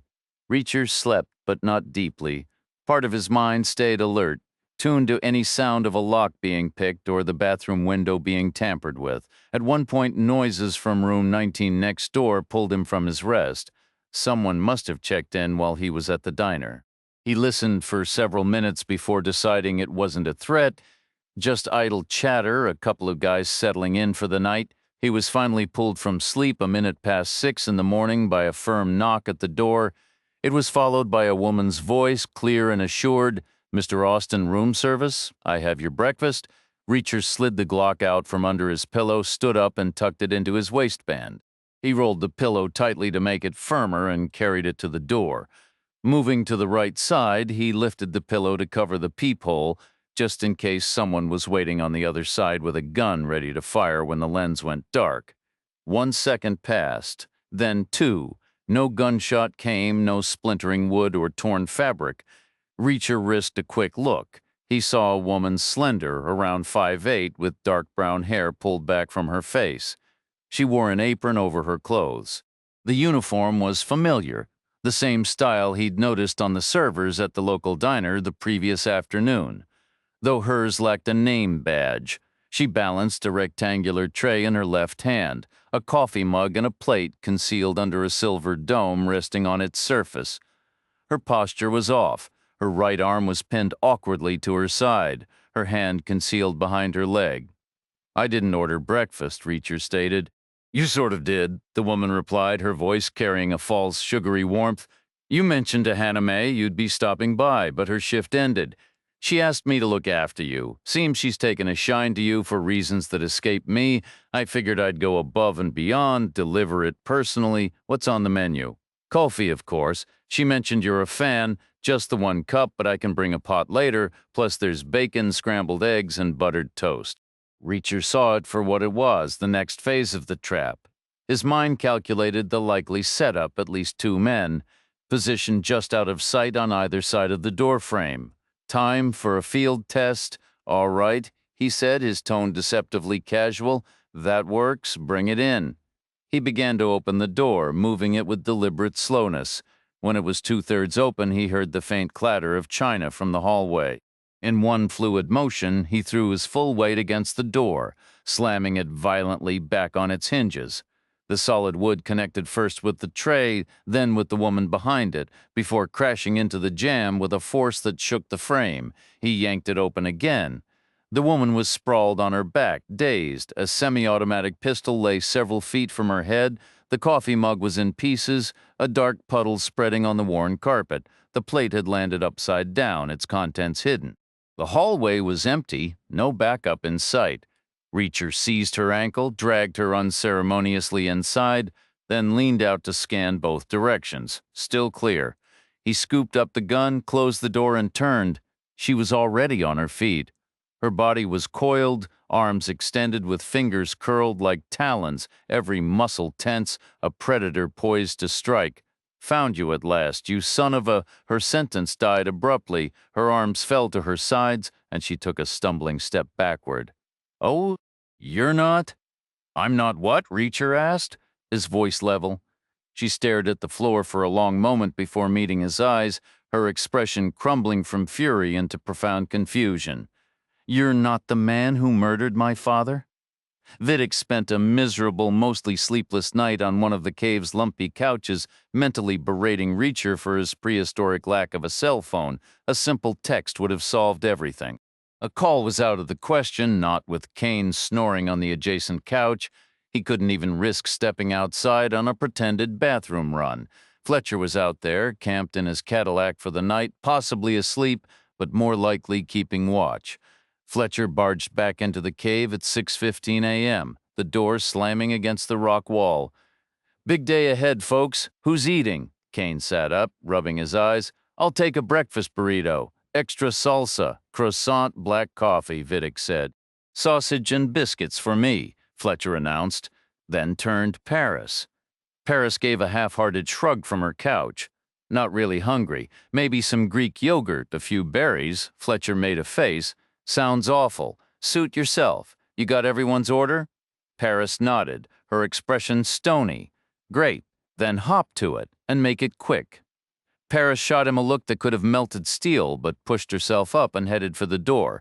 The moment she was gone, Vidic sprang up and followed. He glanced at Fletcher as he hurried past. "Changed my mind. Grab me a pain au chocolat, too." Back in the motel room, the woman's eyes were fixed on the stained carpet. "This is incredibly awkward," she said, her voice now small. "I clearly have the wrong person. If I could just have my gun back, I'll get out of your hair. You won't see me again." Reacher didn't move. "Hold on. Do I bear some passing resemblance to your father's killer? Like I said, it was a mistake. My error, not yours. I should have looked into you more thoroughly. Was your father from this area?" "Listen, unless the earth decides to open up and take me down, which honestly I'm hoping for right now, I just need to leave. I'm completely embarrassed and I'm running out of time. So please give me back my gun. I'll be out of your way. You won't ever have to see me again." The woman extended her hand, her fingers shaking. Her eyes were red-rimmed. She was holding something back. Reacher was sure of it, yet he didn't think she was lying outright, and he didn't perceive her as a danger. He pressed the release to drop the magazine from her pistol, thumbed the rounds into his pocket, and verified the chamber was clear. After reassembling the weapon, he handed it over. "The man who took your father's life," he said. "I hope you track him down." Vidic slid between his Jeep and Paris's Land Rover, crouching low to stay out of sight from the cave opening. Paris had been ready to start her engine, but instead lowered her window. "What are you doing?" she whispered sharply. "Trying to get us both caught." "Don't move," Vidic hissed. "Give me 60 seconds. If Fletcher comes out, distract him, cover for me." Vidic yanked out his phone and dialed the number for Reacher's motel. It rang endlessly. He pictured the clerk asleep in the back office, slowly waking, stretching, fumbling her way to the front desk as if wading through molasses. His breath came in short gasps. His heart hammered so loudly he could hear it in his ears. Finally, the clerk answered. Vidic asked for room 20. After a pause, a click, and more ringing, Reacher's voice came on the line. "Reacher, listen fast. 2 things. First, Fletcher's last job is set for tomorrow at 4 a.m. So you and I are hitting his stash this afternoon, around 2. I'll call when I'm on my way to get you. Second, Fletcher called in backup, 4 guys, friends of Kane's, which means they're definitely unhinged. They're checked into your motel, they have your description, so it's absolutely critical you keep those curtains shut and don't leave your room." "Understood. Why did Fletcher bring in extra muscle, because of Gibson, or what went down in the kitchen yesterday?" "Neither. When Bowery vanished, Fletcher got jumpy. Turns out he was worried about getting ambushed on the job tomorrow. He had Kane call these guys a couple days back." Silence hung on the line for a beat before Reacher asked, "What does Kane look like?" "What?" Describe Kane? I don't have describe him. He's huge, intimidating, 6'6", maybe 300 pounds. Crazy eyes, hair similar to yours. What's his first name? Zach. Why? No particular reason. You. Never mind. "I've got to go rest up. Be ready for this afternoon." Reacher tucked both pistols into his waistband and left his room. This time he turned left away from the motel office, looping around the rear of the building and skirting the full length of the diner so he could approach its entrance from the opposite side. He stepped inside. The woman who had tried to deceive her way into his room was seated at the nearest table, the one with a clear view of the first 19 motel rooms, just as he'd anticipated. She wore black leather boots with low heels, jeans, a fitted black tee, and a tan leather jacket. A small purse hung from the back of her chair. Reacher took the seat facing her. "Zach Kane," he said. The color fled from the woman's face. "Who? Zach Kane killed your father?" "Who told you that?" "No one." "I connected the dots." "How?" "You jumped to a conclusion," she said. "The fact that you beat the living daylights out of some random lowlife and dumped him in a pig trough might have had something to do with that." Reacher simply shrugged. The woman paused, thinking it over. "Now I see you're looking for Kane as well. Are you a private investigator?" "I'm looking for him," Reacher confirmed. "But no, I'm not a PI name's Reacher." He extended his hand. "Jenny Knight," she replied, giving his hand a firm, no-nonsense shake. "So what's your interest in him? I'll get to that. First, we have 2 immediate problems." "Only 2? My luck must be turning around. We can't pursue him independently. Too much risk of getting in each other's way. Do that at a critical moment, and one of us might not walk away." "Fair point. What's your proposal?" "Kane himself is only a side interest for me. It's his boss and the rest of his crew I'm really after." Let me handle this. Stay clear. When I shut their operation down, I'll hand Kane over to you." Knight's brow furrowed. "I'll consider it. What's the other problem? You used to be a cop. What gives you that idea? The phone call from the motel clerk in the middle of the night? You set that up, didn't you? Suppose I did. It's a classic police maneuver. You thought Kane was in my room, given his violent history. You were trying to flush him out. Make him run to a car, flee on foot, anything to get him into the open. Gain the element of surprise and lower your own risk because you're working alone, you're too young to be retired, you don't strike me as a quitter, and you don't have a line of duty injury. That means you were fired. You're wrong, am I? Absolutely. I wasn't fired. I'm on suspension. I'm a detective out of Phoenix, Arizona, suspended because of Kane. Knight gave a slow nod.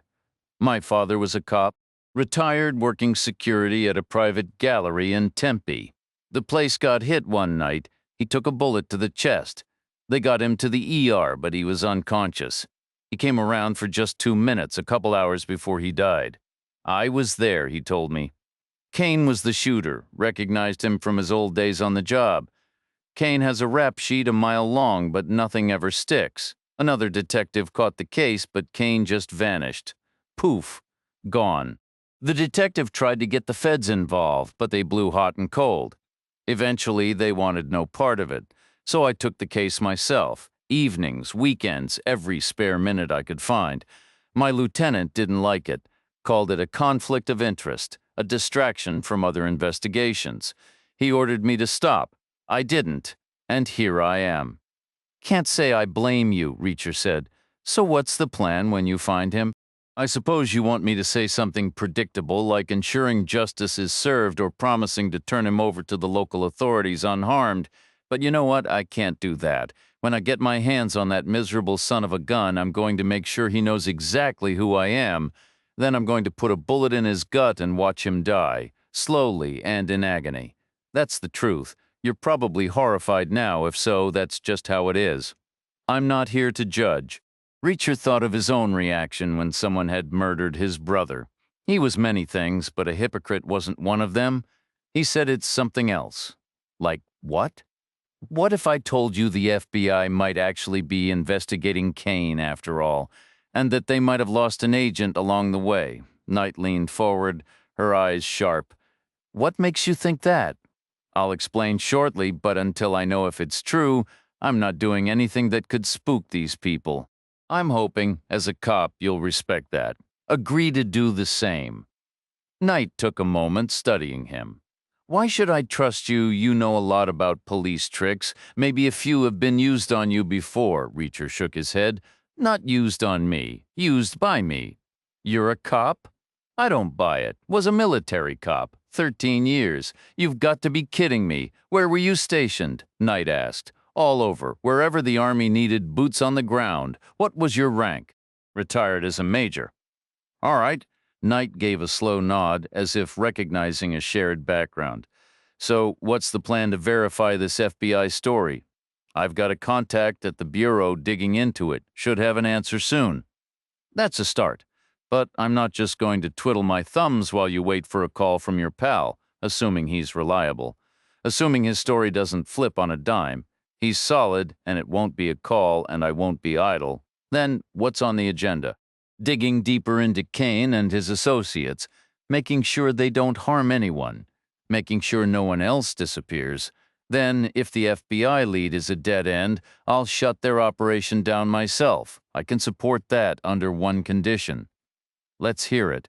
I'm not sitting on the bench while you handle all the work. We do this as a team. No, yes. Look at you. Your arm's in a sling. That doesn't matter. It absolutely matters. Listen, finding Kane, I need this to work.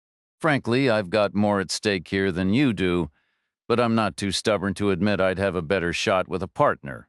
I'm hoping a former MP would respect that logic and admit you're in the same position." Chapter 14. Vidic's mind was a frantic calculator, tallying the minutes again and again, the drive to the diner, the wait in line, ordering the cook time, paying, the return trip. Each mental run-through landed on the same unsettling total. Paris was taking way too long. With each conclusion, his thoughts spiraled into fresh panic. First came worry. He visualized her Land Rover skidding on a mountain curve, tumbling, her neck snapping against the windshield just like Gibson's had.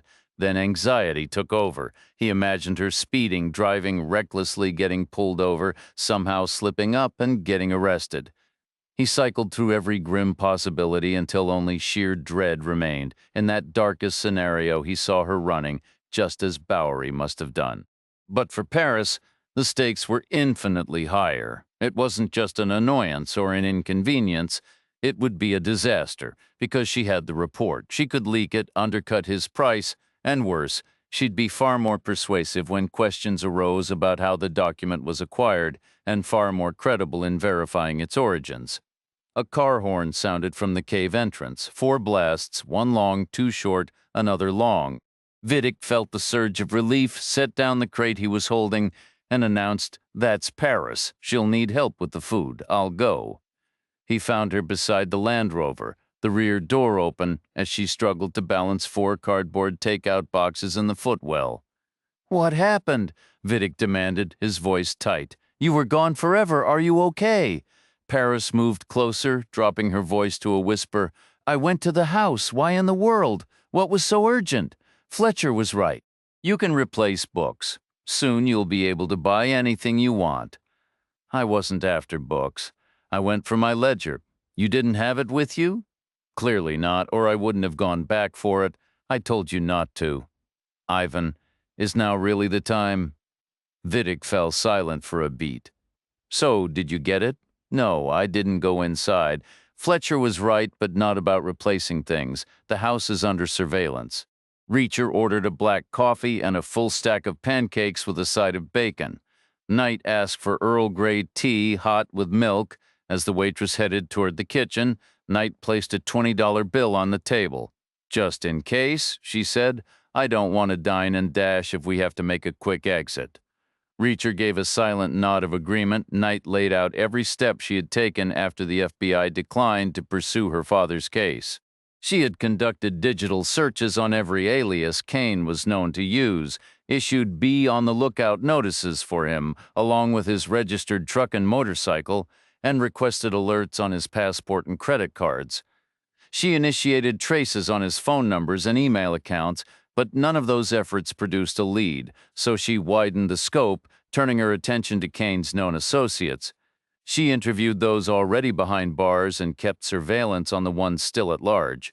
When 4 out of the 5 primary names on that list abruptly packed up and left town together, all heading toward the same spot, she knew she was onto something. That spot was the motel near the interstate.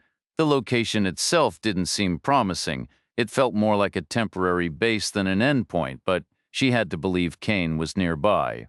No other explanation made sense. Reacher's account was briefer. He started with waking up handcuffed to a table and finished by outlining the arrangement he'd made with Vidic.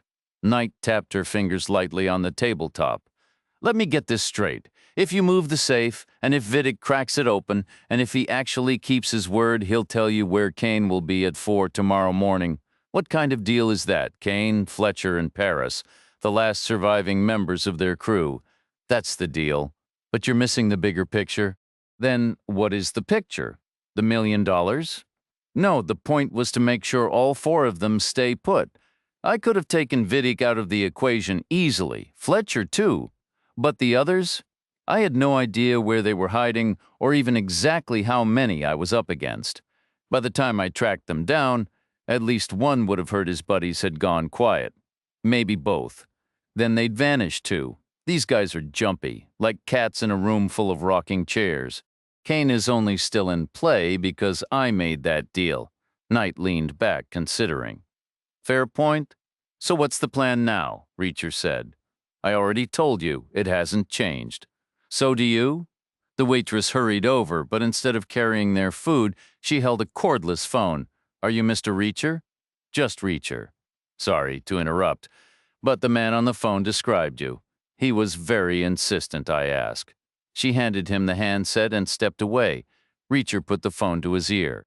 "Reacher Wallwork here." "How'd you know where to find me?" Knight slid out of her seat and moved beside Reacher close enough to catch both sides of the conversation. He whispered, "My FBI contact, Walwork said. I didn't know for sure. You weren't answering in your room. I got the address from the number you left, looked the place up online, and saw there's a diner next door. Diners have coffee. Wasn't hard to put together. Anyway, I spoke to my friend. She mentioned her nephew's been vacationing in your area lately. She hasn't heard from him in a bit. He's into spelunking, and service is pretty much non-existent underground. But she did say the whole extended family is planning a reunion down there. They should roll into town by dinner time. Thought you should know. If they spot you and start chatting, you could be tied up for hours, Reacher said. Appreciate the heads up. Thanks. I'm not big on dinner, but you could tell your friend there's a breakfast spot nearby with some unique specials. I'll call back with the address. Let her know it's so popular it opens ridiculously early. We're talking 4 in the morning. Extreme, but what they're serving makes it worth losing sleep over. Reacher ended the call and set the phone down. Knight stayed on her feet. What was all that coded talk about, Reacher said. Earlier we could speak openly. Now we're further along. I was just passing along a rumor I picked up. He was concerned about heightened security measures. If an operative's identity had been compromised, they'd have to consider the possibility of an information breach. Are you saying what I believe you're saying, that deceased individual was actually an agent? Reacher gave a slow nod. That's a shock. I didn't see that coming. Based on everything you described, I was convinced Vidic was spinning a tale from start to finish. I have to confess I'm taken aback as well. So, reinforcements are on the way. They are. And that translates to handing Kane over to the federal authorities. Are you comfortable with that arrangement? Knight lifted his shoulders in a non-committal gesture. If I witness him being led away in handcuffs, I'll be satisfied. But if they get cold feet a second time and let him walk, I won't just stand by and watch him vanish. Sounds reasonable. What's your plan? The backup isn't scheduled until tonight. Vidic is arriving at 2 this afternoon. Then I'll meet with him. Dealing with the safe shouldn't take much time. You really believe he'll honor the agreement? I can picture you wrestling that heavy safe into place, exhausted and winded. He'll be faced with a decision. Hand over $1 million or put a bullet in your skull. My money's on the second option, and you realize he's been sizing you up, right? He pegs you as a loner, no social ties, no family, no one to notice if you vanish, no missed calls or unopened mail piling up in his eyes. You're completely expendable. The ideal fall guy. I'm aware, but if I'm not here when Vidic arrives, he'll bolt. If he believes he's getting the money, there's a chance he'll surrender the location for the others, then I'll neutralize him. If he attempts to betray me, I'll force the information out of him. Regardless, we obtain what we require. It feels too risky. You'll be far too vulnerable out there alone, Reacher shrugged. Do you have a superior alternative? Not at the moment. Knight fell quiet, his gaze drifting away for a few seconds before returning. Assuming you succeed with Vidic, what becomes of the money from the safe? This isn't about the Knight placed a hand on Reacher's shoulder and gestured through the window with the other. Look, Kane's men are departing, they're carrying their bags, they might not return. Let's follow them. We may not need Vidic, or the safe, after all. Reacher shook his head. That's a poor strategy. A single vehicle tail on these open roads, they'll spot us within a mile. I won't get close enough to be detected. I don't need to. They have 2 vehicles. I concealed an AirTag in each one. That's how I trailed them all the way to this town. What's an AirTag? Where have you been living? It's a tracking device. Designed for attaching to keychains, wallets, or luggage in case they're misplaced. People put them on pet collars in case their animals wander off. Spouses sometimes tuck them into pockets for similar reasons. What's its effective range? Essentially, it works globally. All right, we'll monitor their destination. But first, let's check their vacated rooms. Chapter 15. Kane was the first to push his empty plate away, having devoured his breakfast burrito. He crumpled the foil wrapper and let it fall to the floor. Fletcher took his time finishing his meal. Vidic picked at his pastry, scattering crumbs, while Paris listlessly stirred her yogurt, pushing the strawberry pieces around before suddenly snapping her plastic spoon and jamming the pieces into the container. Vidic stood and began gathering the trash. When he reached Paris, he asked, "Could you get the door for me?" Kane shot him a contemptuous look. "Why bother? Just leave it. Who cares if rodents get in now, or more of them?" Vidic met his glare. "Perhaps this entire situation with the authorities is a false alarm. Maybe we'll need to use this place again, and don't issue me orders." Paris held the door open, and Vidic carried the garbage out to his Jeep. She lifted the tailgate for him. He dumped the trash inside, quickly scanned to ensure they were alone, and said, "I've been reconsidering the house. You're absolutely certain someone was surveilling it?" Paris replied without a doubt, "Why?" Vidic shrugged, a new uneasy thought crossing his mind. "The timing feels wrong. It's prematurely early for a federal response, and I can't imagine who else it would be too soon. How if they have an agent missing? Consider the timeline. Gibson died just yesterday. At most, he would have missed a single scheduled contact. There are countless reasons an agent might go dark temporarily. The Bureau wouldn't immediately scramble a team. What if Gibson altered his pattern because he sensed Fletcher was getting close? He could be hiding intentionally. If Fletcher was already wary and then noticed unfamiliar faces conducting surveillance, it could completely compromise Gibson's position. They'd have emergency protocols, alternate methods of communication to attempt. No one would physically appear on the scene for at least a couple of days, guaranteed. I suppose, don't look at me, how should I know? All I'm certain of is that the house was under observation. How many individuals were involved? I didn't actually see anyone. What were they driving? Was there more than one vehicle? I didn't see any cars, then I'm confused. If you saw no people and no vehicles, how can you be so sure? I could sense it. You're serious? That's your entire basis? A gut feeling? Don't patronize me. I know what I experienced. Someone was there, it's a fact. Vidic couldn't suppress a grin. If you insist, don't you dare laugh. This is serious. What if they do more than watch? What if they enter the house? Find the ledger? The ledger is concealed, correct? Correct. And you wrote it in code. I did, so if someone broke in, they wouldn't locate it. And even if by some miracle they did, it would be meaningless to them. I guess, and Fletcher is going to burn the place down this afternoon, right? So I'm probably just spinning my wheels over nothing. Vidic glanced away. The house would certainly burn. Only Fletcher wouldn't be the one to light the match. He said, "You were worrying over nothing, frankly. There's something far more critical than the ledger. The phosphorus, did you obtain it?" Paris brought a hand to her mouth. "Oh no, I completely forgot. Yes, I got it, but I left it at the house as well." "Where exactly in its container?" "It's submerged in water. I verified that." "The container is glass, so I left the whole thing inside a crate packed with sand to prevent breakage." "Where's the crate?" "In the bathroom closet, buried under a stack of towels." Vidic's smile returned. "Perfect. Then we have absolutely no problem. Believe me.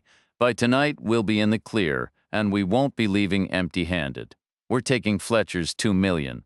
Knight procured a passkey from the man now at the motel's front desk and moved toward the door of room 18. Reacher fell into step beside her, his stride effortless, he said. "These men are known associates of Kane's, right? So you must have reviewed their files?"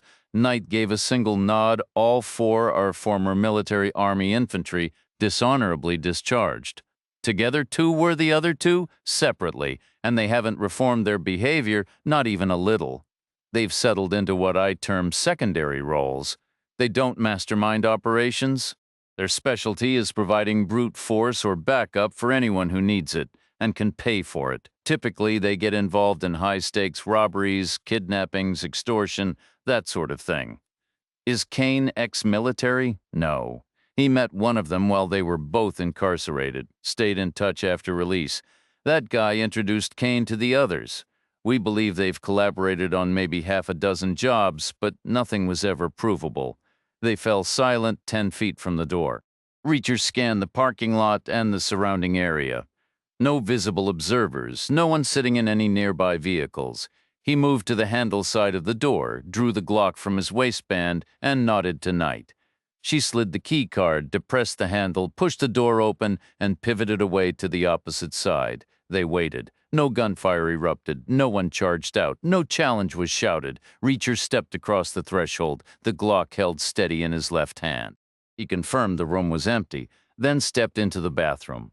A second later, Reacher's voice came clear. Knight walked in and gave the space a thorough once-over. The decor matched Reacher's room almost exactly, except here 2 queen beds stood where king would be. Nothing's been left behind, she noted. Not a scrap of trash. It barely looks lived in. The beds are still neatly made. Old habits, Reacher remarked, passing her a towel he'd grabbed from the bathroom. And in more ways than one. Knight saw a line of dark smudges across the towel's middle. She lifted it to her nose and grimaced instantly. Hop is no 9. They spent their evening cleaning guns, and now they're lining up behind Kane. Perfect. Thinking of stepping back? Letting the feds handle it? Not a chance. We'll just have to be extra careful. Their sweep of room 19 turned up nothing else, so Knight headed for the parking lot. She paused beside a silver sedan, a Toyota Avalon, a few models behind the latest. It was parked at the far end of the front row. Reacher had to admit she'd picked a smart spot, a clear line of sight to the motel, and an unobstructed path to both highway exits. The car itself was another story. It looked like it had been through a war. Dents marked nearly every panel. The wheel rims were scraped raw, a piece of the lower grille hung loose, and a long, jagged tear split the back of the rear seat, as if a knife fight had just erupted inside. Knight noticed Reacher studying her vehicle. "Meet Trevor," she said. "He might not win any beauty contests, but he'll keep running forever," Reacher replied. "Looks like he already has." Knight used her key to unlock the doors. The remote had given up long ago, then popped the trunk. Inside were 4 lidded plastic tubs. She shifted one aside. It was labeled plastic cuffs. Behind it, a metal lockbox was bolted to the car's frame. "Help yourself," she offered. Reacher passed her the cig and she stowed it securely. He fished out the bullets he'd taken from her earlier and handed them over. She dropped them into her purse, slammed the trunk shut, and circled to the driver's side. Reacher got in on the passenger side, surprised by how much legroom the old sedan offered. Knight started the engine, then clipped her phone into a holder attached to an air vent. After a few taps, a map appeared with 2 dots superimposed close together and drifting steadily toward the top of the screen. "There they are," she said. Shifting into drive, she eased the car forward. "Let's see where this leads." Reacher leaned back in his seat. He found himself wondering if the car's ancient radio could possibly pull in a decent blues station. Probably not, he guessed. A shame, really. A little John Primer or Junior Wells would have fit the moment perfectly. Knight stayed quiet for the first half-mile, then broke the silence. "There's something I don't get. I understand there was an accident. Gibson was driving and he died, but how did you end up in his car to begin with?" Reacher said, "I can't say for certain. It's another blank spot. Vidic told me it started with a random meetup. He claims he saw me help Gibson out of a jam with some guys trying to steal his car. Apparently Gibson offered me a ride as a thank you." "Hold on. First, why take a ride with a stranger? Did your own car break down or something?" "I don't own a car." "You don't? How do you get anywhere? Bus?" "Sometimes I hitch, though. That's tougher these days. You were an Army major and now you're hitchhiking? What happened, if that's not too personal?" "It's fine, and I don't have to hitch. I choose to." "You choose to? Why?" "Because I don't want to be tied down to one place, and I don't want the hassle of owning a car." "Odd, but okay. You do know how to drive, right? Went through the training back in the day? All right, then. It sounded like maybe you were hoping for a ride, but why would Gibson offer you one? I understand you did him a favor, but I can't picture an agent going that far. It feels strange to me as well. How long had Gibson been working this case?" "I don't have an exact date. Why?" "Maybe he was undercover for too long. He could have been getting careless, or maybe he knew Vidic had witnessed the trouble with those guys in the parking lot, felt it would look bad if he didn't do something for you in return. Maybe, I suppose. Or maybe he was starting to crack. trying to deliberately mess up so he'd get pulled from the assignment. He could have just asked, of course, but a lot of people hate to admit defeat, especially men. We'll never know unless another witness turns up or my memory comes back. Reacher closed his eyes, but it didn't help. Trying to recall the wreck still felt like staring into a pitch-black room. Knight's driving was smooth and confident, fast on the straightaways, gentle through the curves with no complaints from the transmission or shrieking from the tires. The morning sun was warming the faded asphalt, dappled with the shifting shadows of leaves and branches as a soft breeze made them sway. Reacher leaned back in his seat. He was enjoying the scenery and humming a tune in his head. Then he noticed an arrow had appeared on the phone screen. It was below the two dots, but getting closer. Knight pointed to it and said, "That's us, Will." The turn into the first of the switchbacks near where Gibson had crashed was sharper than Knight anticipated. The rear of the car slid slightly. Reacher closed his eyes. Knight eased off the gas and corrected their line with a quick turn of the wheel. Then she said, "I'm so sorry, I should have seen that coming. I didn't trigger some kind of flashback, did I?" Reacher opened his eyes. It felt like the first sliver of light had pierced the darkness. He said, "Don't apologize. That actually made me remember something. Just a piece. When Gibson approached that bend, he checked his mirror. He said something like, 'How did he catch up so fast?' Then he stomped on the gas too hard, I guess."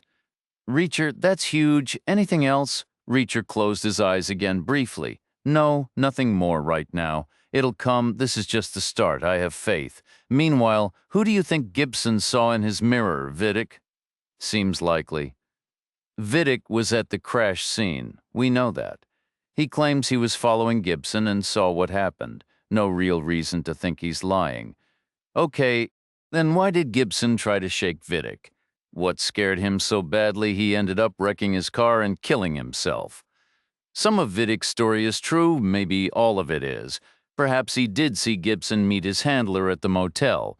Maybe Gibson knew that. He could have been desperate to reach Fletcher first, to set up some kind of preemptive defense.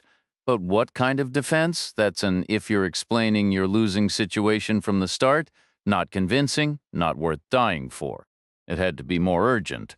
Maybe he thought Vidic was going to kill him, shoot him, or force him off the road. He might have just been trying to escape. Possible. Gibson's Lincoln was black, and I saw flakes of black paint on the bull bar of Vidic's Jeep. Could mean something. Could mean nothing. The FBI evidence team will get samples. Their lab will sort it out. Not long after Fletcher got his operation going at the cave, he arranged for a porta-potty to be installed just out of sight from the entrance. Everyone in the crew used it, grudgingly in the warm weather except Kane. He preferred to go behind one of the rock piles and not all the way behind if Paris was nearby.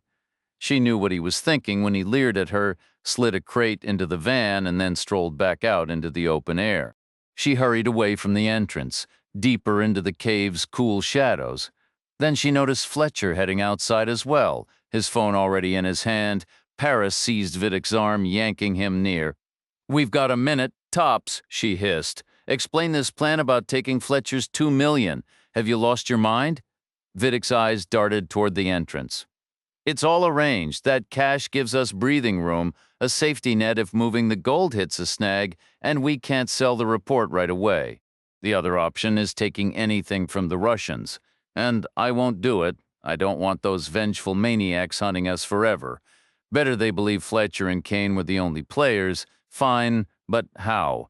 We can't haul that safe out ourselves, and Kane certainly won't lift a finger for us. The stranger will. He's strong enough, hopefully. How do you get him here? What's his angle? He's on some personal crusade for payback. I told him if he helps me with the safe, I'll hand over Fletcher and Kane. That's all he wants. No cut of the money. Oh, he thinks he's getting half, but that's not in the cards. How go now? Kane's coming back." After the close call on the switchback, Knight eased off the gas. The arrow on her phone screen slowed, barely keeping up with the two dots ahead. She made no further effort to highlight it. Glancing over at Reacher a couple of times, she finally asked, "Any more memories coming back?" Reacher shook his head. These things don't work on a schedule, I suppose? What about your long-term memory? It's intact. Good, so, for instance, you could tell me your home address? Actually, no. Oh, that's less than ideal. It's not an issue. I don't have one. You must have an address. Everyone does. Not me. How's that possible? Are you between places? Lease ended. Haven't settled on the next spot. I don't rent. So you sold your last house and you're in transition before the next one. I never owned a house to sell. What happened then? The housing crash back in '08, rising interest rates, that wild inflation after the pandemic. Sorry, I don't mean to pry comes with the detective badge. No worries. So, I did have a house once, briefly. I let it go. Why? It proved something I'd suspected for a long time. You don't own a house. A house owns you. That's absurd, is it? Where do you live? Scottsdale, Arizona. A decent little condo on the 13th floor. Got it cheap because of the floor number. Been there long? About 10 years, more or less? Ever thought about moving? I've considered it. What stopped you? I see your point. Prepping the place to sell, finding a realtor, showings, haggling, hunting for something new. It's a mountain of work. But in the end, a person needs a home. Not me. I spent 13 years going where the Army ordered. Now I go where I please, when I please. I think I get that. But what about your things? Where do you keep everything? In my pockets. I'm serious. Your clothes, your shoes, a television, books. I'm wearing my clothes and shoes. I rarely watch TV. And when I finish a good book, I leave it on a bus or in a motel room so someone else can find it. Hold on. You must own more than one outfit. Why? How do you wash them? What do you wear while they're being cleaned? I don't wash them. I wear them a few days, then get new ones. That's insane, is it? Because I'd call owning property, buying appliances, hooking up utilities, paying taxes and insurance, and being chained to one spot now. That's insane. Knight tapped her phone screen. Look, one of the dots had stopped. The other was still moving. Wonder if that's its final stop? Let's see if it starts up again. Reacher gestured toward a driveway they were approaching. That's where they took me after the wreck. Knight slowed. The driveway stood empty, with no vehicles parked along the street. Seems deserted, she said. Let's keep going. Reacher stayed low in his seat, watching the dot on Knight's phone until they neared the stationary vehicle. He tipped his seat back as far as it would go, keeping out of sight. Knight drove on, smooth and unhurried. A minute later, she gave the signal. We're clear, Reacher raised the seat. What did you see? A car parked with a clear line of sight to a big, fancy house. It had that half-timbered look like someone wanted a European vibe, only the driver was visible. They're running surveillance. The passenger is probably covering the back. That's my read, too. Vidic mentioned Fletcher wanted extra muscle because he was worried Bowery sold him out. The missing guy, this has to be the target. They're being thorough. The job's set for 4 in the morning. Any chance you can find out who owns the place? Maybe. I'd have to call in a couple of favors, considering my current status isn't exactly welcome. It would take time. And if something shady is going on, we probably wouldn't get far. My guess, it's owned by some shell corporation based in the Cayman Islands or a similar spot. The waitress at the diner told me a couple of places like this were bought by Russians back in early '21. What are the odds this is one of them? Knight pulled over to the shoulder. She pointed at her phone. The other car has stopped, too. She zoomed in on the map. The outline of a building appeared next to the stationary dot. Is that layout accurate? Close enough, I'd say. It's another house, another surveillance job. Let's go see. Reacher tipped his seat back again as they approached the second vehicle and sat up when Knight gave the all clear. She said, same story. They're watching both places. No question. So why are they planning to hit both? Or is it a choice? Pick one target based on what the watchers report? Reacher said, or maybe it's neither. Fletcher wanted to avoid getting hit. I figured that meant he wanted backup at the target location. That works if you don't know where the threat is coming from. But what if the Russians who own these properties are connected? Sometimes the best defense is a good offense. Maybe these guys' real job is to make sure the opposition never even makes it to the target. How do we confirm that? Sitting here watching the watchers is pointless. They won't give anything away, and it's not like Fletcher or Kane will stroll up for a chat. If anything changes, they'll use the phone. So what's our move? Head back to Fletcher's house. He had a rough day yesterday. Maybe he didn't tie up all his loose ends. How do we get in? If they figure out someone's been tampering with the locks, they'll bolt for sure. Not a problem. Reacher pulled a set of keys from his pocket. We can use these. They're Fletcher's. He lost them. Lost them, Reacher shrugged. Knight said he has to know they're missing. What if they change the locks? Then we come up with another plan. But for that to happen, Fletcher would have to admit to his crew just how badly he messed up. Does that sound like something a boss would do? The house still had no vehicles parked outside. Knight pulled into the wide gravel driveway and turned the car around to face the exit. Reacher took a moment to scan the windows, looking for any silhouettes or movement. Seeing nothing concerning, he approached the door. Fletcher's keys still turned the lock. He stepped into the octagonal hallway, with Knight right behind him. She moved to the bottom of the staircase and did a slow turn, taking it all in. What a place, she said. You don't see this and think even for a second about settling down? Imagine living somewhere like this, Reacher said. I'd rather sleep in a ditch. Suit yourself. Start upstairs. No, in here. Reacher led the way to the small room with the security setup. The computer monitor was once again displaying 12 live camera feeds. Knight's Toyota was easy to spot in the upper left corner of the screen. Reacher fumbled with the mouse, his left hand clumsy and his fingers too large for the delicate buttons. Knight nudged him with her elbow. Step aside, I've got this. She took control, selected the driveway feed, and a password prompt appeared. We've got an issue, she stated. Reacher shut his eyes, pushing past the lingering blur in his vision and the headache from earlier. He forced himself to replay the memory of Vidic at the keyboard, concentrating on the sequence of keystrokes. 16 characters, he reconstructed them slowly in his mind. No issue, he replied, and dictated 4 letters. Knight entered them. He followed with 8 digits, then 4 final letters, the screen populated with miniature video thumbnails. What next? Knight asked. You can manipulate the mouse. A trash icon will show up. Drag the latest recording into it. Knight worked it out, and Reacher guided her through setting the camera to privacy mode. She chose a 60-minute interval.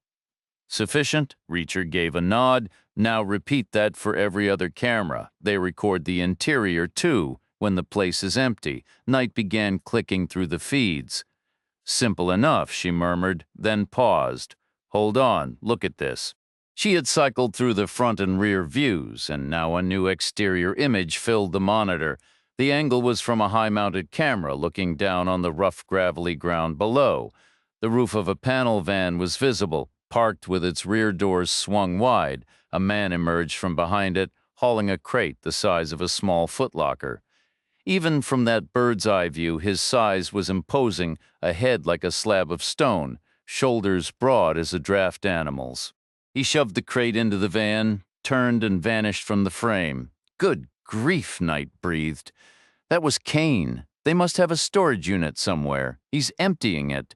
Seems Vidic isn't the only one packing his bags, Reacher observed. Can you pinpoint where that storage site is? Knight manipulated the mouse for a moment. No, there's no location data, just a timestamp, the date, and the temperature, which is odd. Who needs to know the temperature? They watched Kane load 2 more crates before Knight switched to an interior camera feed. We should really dig into this system, she said, a note of excitement in her voice. It could be a treasure trove. These archived files, we can see every visitor, their comings and goings, what they carried in and out. You handle that? Reacher said. I'm heading upstairs to scout around. We'll meet back here when we're finished and compare notes. Reacher began his search on the 2nd floor. The landing branched left and right, each side lined with 4 doors. He guessed they were all originally bedrooms. The rooms at the front of the house were more spacious, with larger closets and ensuite bathrooms. A quick assessment showed 4 were clearly in active use.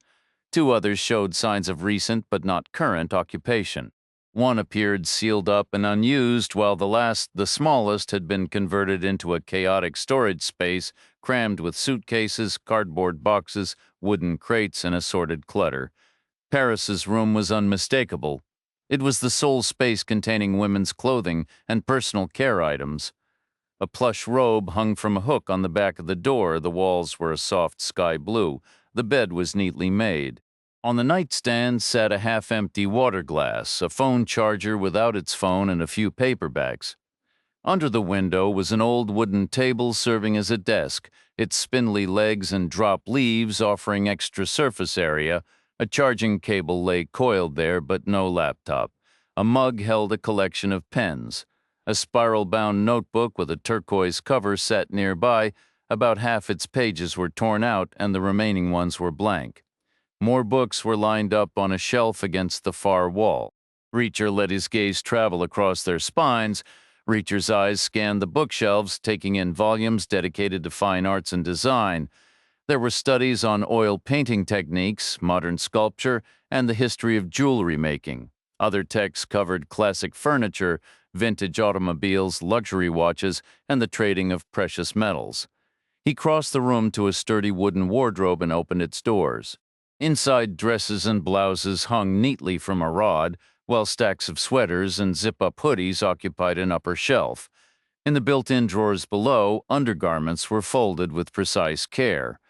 The floor throughout was a wide plank hardwood, its surface lacking a recent polish, yet still glowing with a deep, warm luster.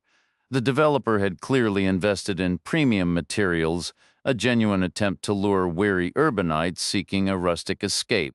Reacher mused that Paris, however, hadn't fully embraced that aesthetic. She had laid down a large, densely woven rug in the center of the room, its vibrant, abstract patterns a stark, almost defiant contrast to the natural wood.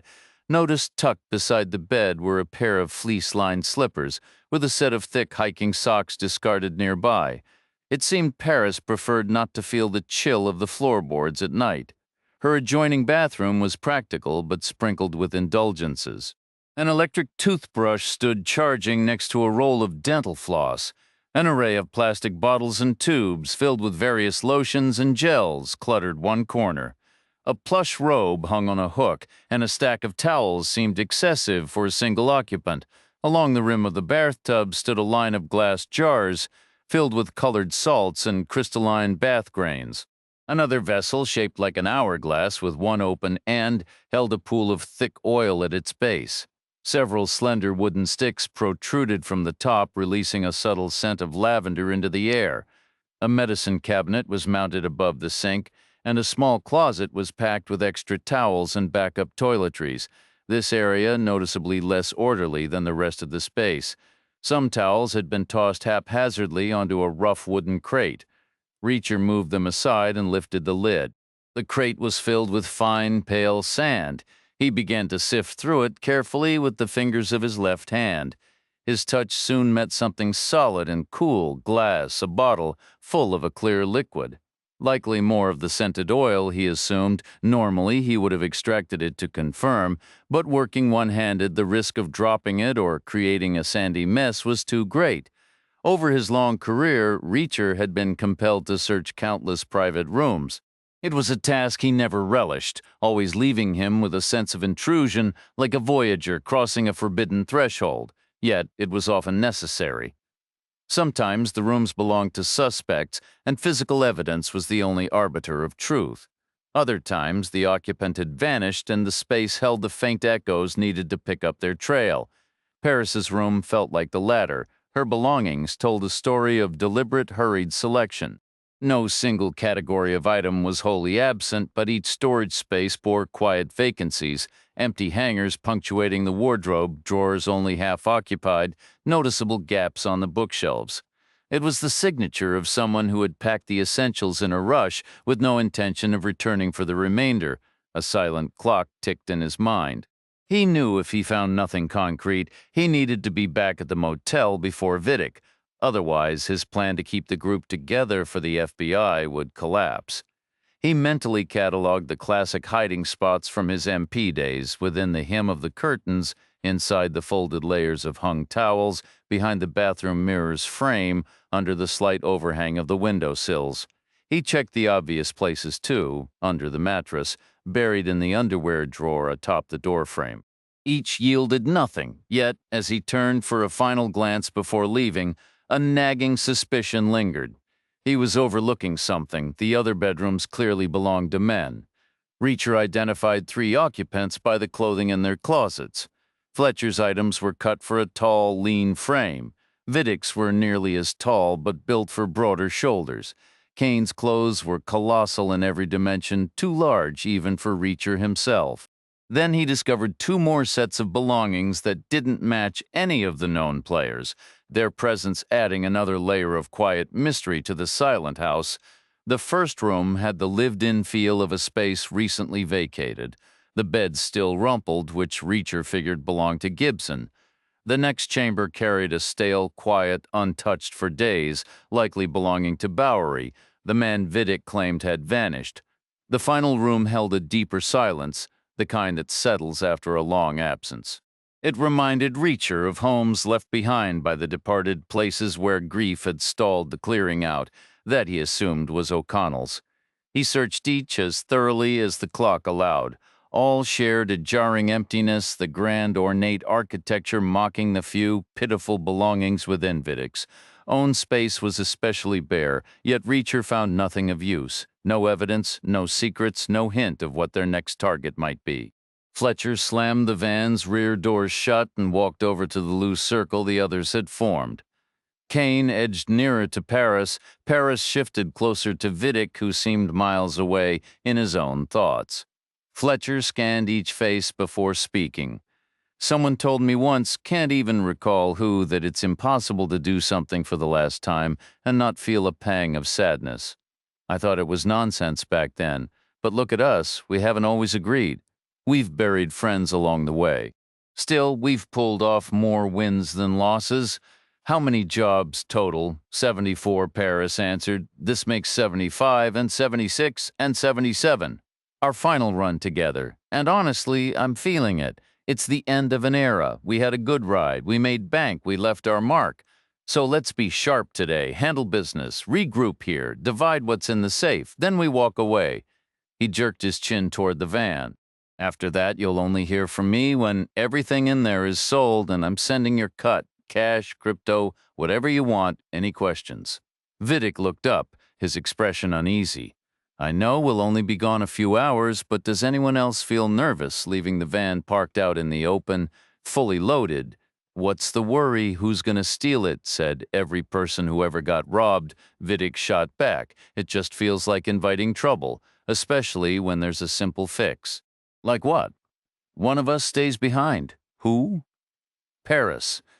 Paris's eyes flashed. No chance, you condescending jerk. I planned this job. I'm every bit as capable.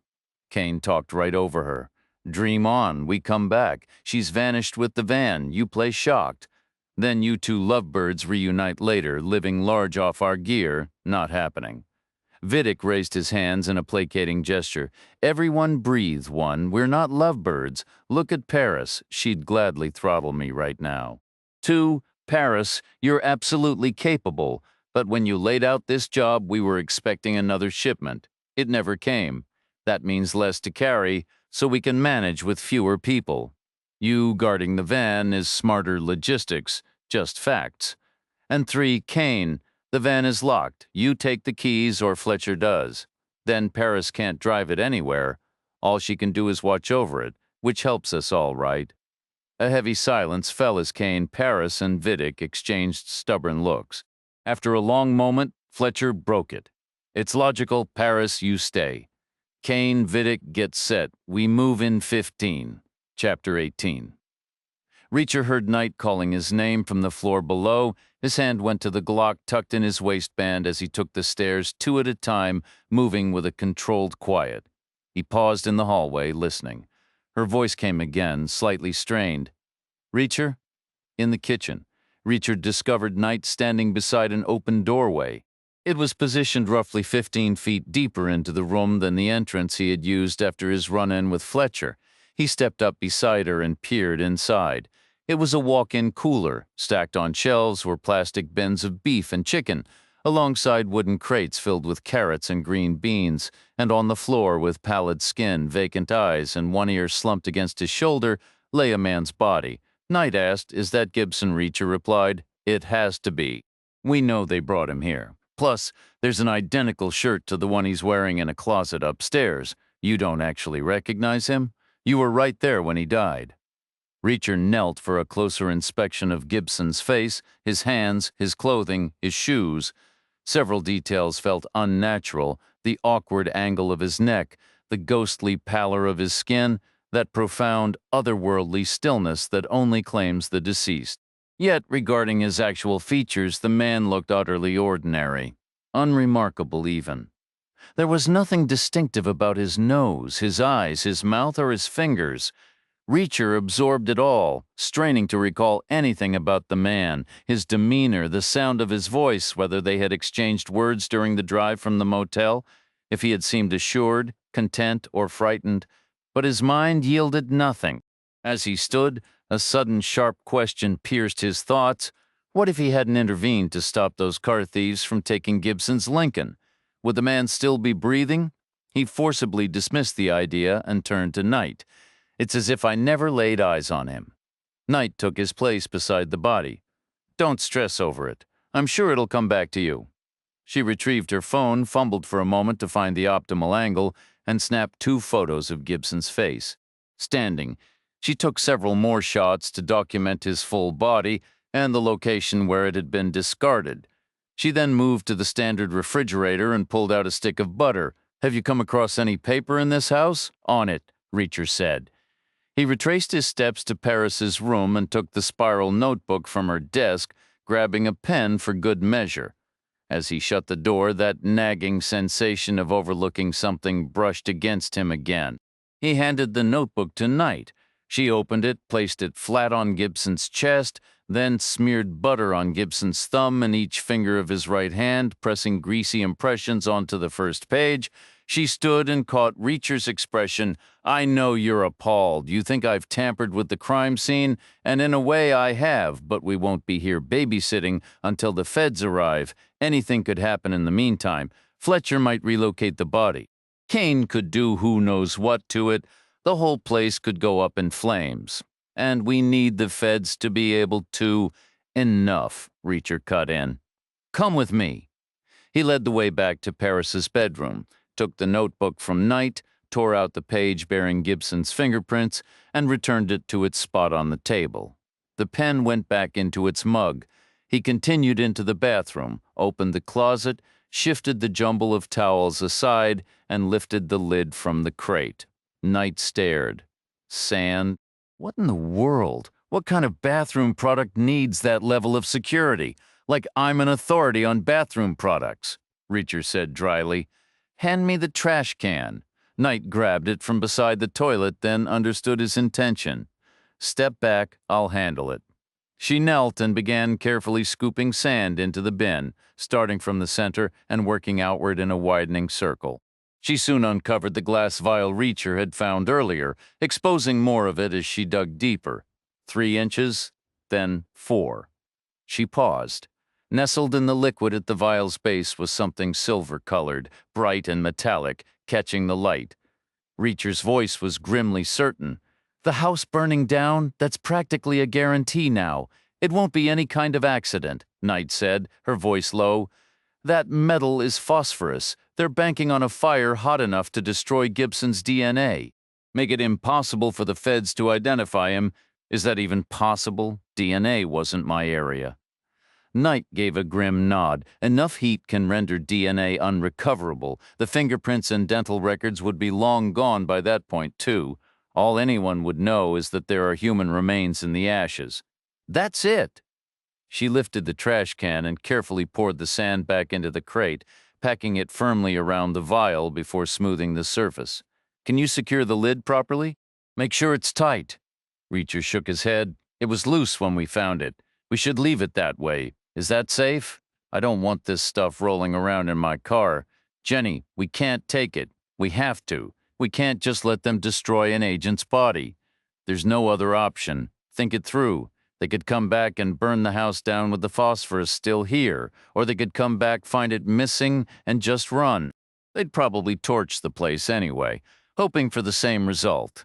Either way, the body is gone, but there's only one scenario where these guys don't get away.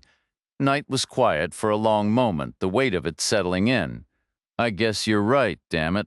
I keep thinking about his family. No body to bury, no proper goodbye. Reacher stayed silent. He believed how you treated someone while they were alive was what truly mattered, but a stubborn, guilty thought lingered that he might have played a part in setting Gibson's accident in motion, even with good intentions. Knight pressed on, "What if we swap the phosphorus for something else? Something that looks identical but won't burn as hot? Like what?" "I don't know. Could we sabotage it? Make it so it doesn't ignite properly? Do I look like a chemist to you? Right, okay. Let's finish searching the place. Maybe we'll find something that helps us catch them before they can start the fire." "Any rooms left downstairs?" "Just one." Knight left Paris's room and headed for the staircase. Reacher paused at the doorway, a sudden realization halting him. He called her back. "What now?" "We're losing time," she said, turning. "Something else is off in here. I felt it earlier, but I just figured it out. Look at the rug." Knight stepped back to the threshold. "The colors are hideous. The pattern is a crime. The woman has zero taste, but I don't see a major issue. Look at where it's placed. On the floor, that's generally where rugs go. It's off-center. People only do that for a reason, like having it near the bed so your feet don't hit cold boards in the morning, but this one isn't close to the bed. And look at its position relative to the desk. See how thick it is? If you pull the chair out to sit, the back legs would catch on that rug every single time. It would drive you insane. Maybe she just has a terrible sense of aesthetics. Maybe. But let's be sure." Reacher walked back in, rolled up the rug, and pushed it aside. He methodically scanned the exposed floorboards, left to right, near to far. Nothing seemed unusual. Then he dropped to his knees, tilting his head to view the surface at a shallow angle. His eyes moved from board to board, joint to joint, until he spotted it, a single black hair about an inch long caught between a standard board and a shorter section nearly level with a table leg. He moved closer, giving it a gentle tug. It was stuck fast. Bending lower, he examined the seam. The gap on one side was subtly wider, just a fraction of an inch. Reacher worked his thumbnail into the crack, pressed against the smaller board, and levered it upward. The wood gave a faint groan under his hands. He applied more pressure, and it shifted again, just a sliver, then a little more. A 1/16 of an inch became an eighth, then a quarter. Finally, there was enough of a gap for his fingers. He pulled, twisted, and the board lifted free. Knight was right there, the light from her phone cutting through the dust. The cavity was about a foot deep, running the full length between the joists, a perfect hiding spot. It could have held anything, but only one thing lay inside, a simple notebook. Reacher retrieved it and stood beside Knight, flipping it open. The first page was empty. He turned to the next spread, where 2 pages had been merged into a grid of 9 columns. The first and fifth columns were narrow, filled with dates. The ninth held entries with symbols, clearly email addresses. The remaining columns were packed with clusters of 3 digits, each set separated by commas. There were 20 rows on those pages, 20 more on the next pair, another 20 after that, and finally 14 on the pages that followed. The rest of the book was blank, except for one last section on the final 2 pages. Written upside down was another grid, this time with 8 columns. 3 held dates, 1 had emails, and the rest were more of those 3-digit groups. The ink here looked fresher, and there were only 2 rows of entries. He passed the notebook to Knight. "Can you photograph this with your phone, of course, every page, or just some? All of them?" Knight worked methodically, snapping each page and checking the images for clarity before handing the book back. "What do you make of it?" she asked. "Any clue? It's a book code," Reacher said. "Each set of numbers points to a word, page, line, then the specific word. But how do you know which book to use? You don't. Not unless the person who encoded it tells you. That's the whole point. It's simple but nearly impossible to break. Even if you guess the title, you'd need the exact edition, hardcover, or paperback. So we're stuck, for now. Reacher gestured toward the desk and shelves. My bet is the key is right here in one of these. I'll get pictures. We can figure out which one and order it online, Reacher shrugged, or we could just go to a bookstore. He returned the notebook to its hiding place, carefully repositioned the floorboard, even resetting the strand of hair in case Paris was using old-school tricks to check for intruders, then rolled the rug back and headed downstairs. Knight was in what must have been the dining room, a long rectangular space with wood-paneled walls and a big bay window.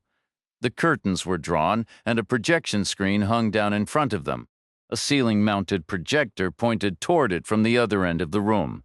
An ornate ceiling rose, probably meant for a chandelier, now held a slim LED light. Anything bulkier would have blocked the projected image. Knight sat at the head of a long table, a laptop open before her. It was plugged into the wall, and another cable ran through a hole in the tabletop. On the screen was a vivid image of a yacht, its sails full against a bright sky. A prompt flashed across the laptop screen demanding either a password or a touch ID to continue. Knight let out a frustrated breath. Thoughts? Reacher suggested. What about the security system code? Already tried that. It didn't work. Who owns this thing? Reacher had a decent knack for cracking codes and pins, relying on a method that required him to get inside the head of the person who set them. He needed to grasp their personality, their obsessions, their daily routines. Without that insight, any attempt was just a blind guess. It's hooked to the projector, so it's likely communal. Anyone giving a presentation probably loads their files directly. Since it's not on a network, they'd use a flash drive. That tells me they're either technologically behind the times or they're operating with extreme security paranoia. Explain. It's from an old sci-fi show. The point is, connecting systems led to disaster. The specifics aren't important. I'm saying they're either outdated or intensely cautious. My money's on paranoid, given how new this machine is. Reacher shrugged. We don't need to project anything. Why is this our problem? Knight countered. Consider what Fletcher or Vidic would be presenting. Definitely not family vacation slideshows, right? I'd bet it's for mission briefings, upcoming operations. Logical. If I'm correct, they probably save the presentation files directly onto the hard drive instead of running them from the flash drive. They might delete them later, but they might get sloppy. There could be a goldmine of intel in there. That's why we need to get past this lock. It says password or touch ID. What's that? Essentially, it's a fingerprint scanner built into the power button. An authorized user touches it and the computer unlocks. Who has authorization? No way of knowing. If you're not authorized, does trying cause any damage? No. The system would simply deny access. Does the finger need to be attached to a living person? Knight disconnected the laptop and carried it into the walk-in refrigerator. She placed it on Gibson's chest, just as she had done earlier with the notebook for his fingerprints. She glanced at Reacher. Was he right-handed or left-handed? Reacher observed. His watch is on his left wrist. Knight took Gibson's right hand, maneuvering it until the index finger pressed against the laptop's power key. The screen immediately lit up, unlocking. She offered a silent nod of thanks and carried the computer back to the kitchen counter. Setting it down, she began navigating through the directories until she found a file that looked promising. Meanwhile, Paris was seated in the driver's seat of her Land Rover, arms tightly folded, her lips were a thin, pressed line. Her open purse sat on the passenger seat, her Walther PPK clearly visible and within easy reach. She spotted Vidic rushing toward her vehicle, and for a fleeting, satisfying moment she considered grabbing the pistol, but she resisted, simply locking her door and turning her head away. Vidic rapped his knuckles on the window. Paris refused to look at him. "Go away," she said, her voice flat. "I came to apologize. You have every right to be angry, just not for the reason you believe." Paris remained silent. "Open the window." "Come on, we're on the clock. Don't throw everything away now. Don't you dare tell me what to do." "Open the window, please. This is critical." "Fine." Paris reluctantly turned the manual crank, lowering the glass halfway. "What?" Vidic leaned in, his voice dropping to a conspiratorial whisper. Pay attention, I told the outsider. We'd hit the safe first, with Fletcher's job second. The reality is, Fletcher's mission happens first. Neither he nor Kane are coming back from it. I'll bring the outsider here. He'll handle moving the safe. His focus will be entirely on me as I make a theatrical show of cracking it open. He'll be dazzled by the promise of his cut, and you will put a 38 round into the back of his skull. Me? Why the surprise? You just finished telling me how capable you are. You shoot him, we take the money, and we leave his body for the Russians. It adds another layer of separation. We were never there. We left with Bowery. Fletcher and Kane handled the job. They brought in the outsider. That was the error. Everything fell apart. Paris blinked slowly several times. How can you be sure Fletcher and Kane aren't coming back? Vidic stayed silent. Oh, Paris said. That's why you want me to stay behind? No reason for both of us to get our hands dirty. Do they really have to die? I'm not taking any chances. We have too much to lose. If we let them live, either they come looking for us someday, or they get picked up and trade us for a deal. We need a clean exit, no loose ends. This is the only way, I suppose. I'll text you when I'm 15 minutes away. Get in the cave. Be prepared. Paris considered it. We'll have to leave my pistol at the Russian's place, right? Pity. I'm fond of that piece. You can always buy a new one. What about Fletcher's gun and Kane's both use 9mm? Same brand preference, Hornady, I'll make it believable. And it's not like the Russians will be dialing the police in a hurry. There won't be any ballistics experts getting a look at this. The file Knight selected was a PowerPoint presentation. After enduring countless briefings over her career, it wasn't her first choice of format, but it had its uses. She checked to see if the slides held the information she needed. She scanned the thumbnails once, then again. Turning to Reacher, she said, "You're going to want to look at this." She carried the computer back to the dining room, plugged it in, and started the projector. We have the equipment. We might as well use it. Reacher didn't seem persuaded. Knight sat in front of the computer. Reacher stood behind her. "Ready?" she asked. Reacher said, "As ready as I'll ever be." Knight pressed a key, and an image illuminated the screen. It was a photograph of a house, expertly composed and well lit like something from a high-end property listing. The house appeared to be around the same age, size, and architectural style as the one they were currently in. It was virtually identical to the houses Kane's men were watching. All 4 homes must have been part of the same subdivision. If you were shopping, choosing between them would be tough. Knight paused, then advanced to the next slide.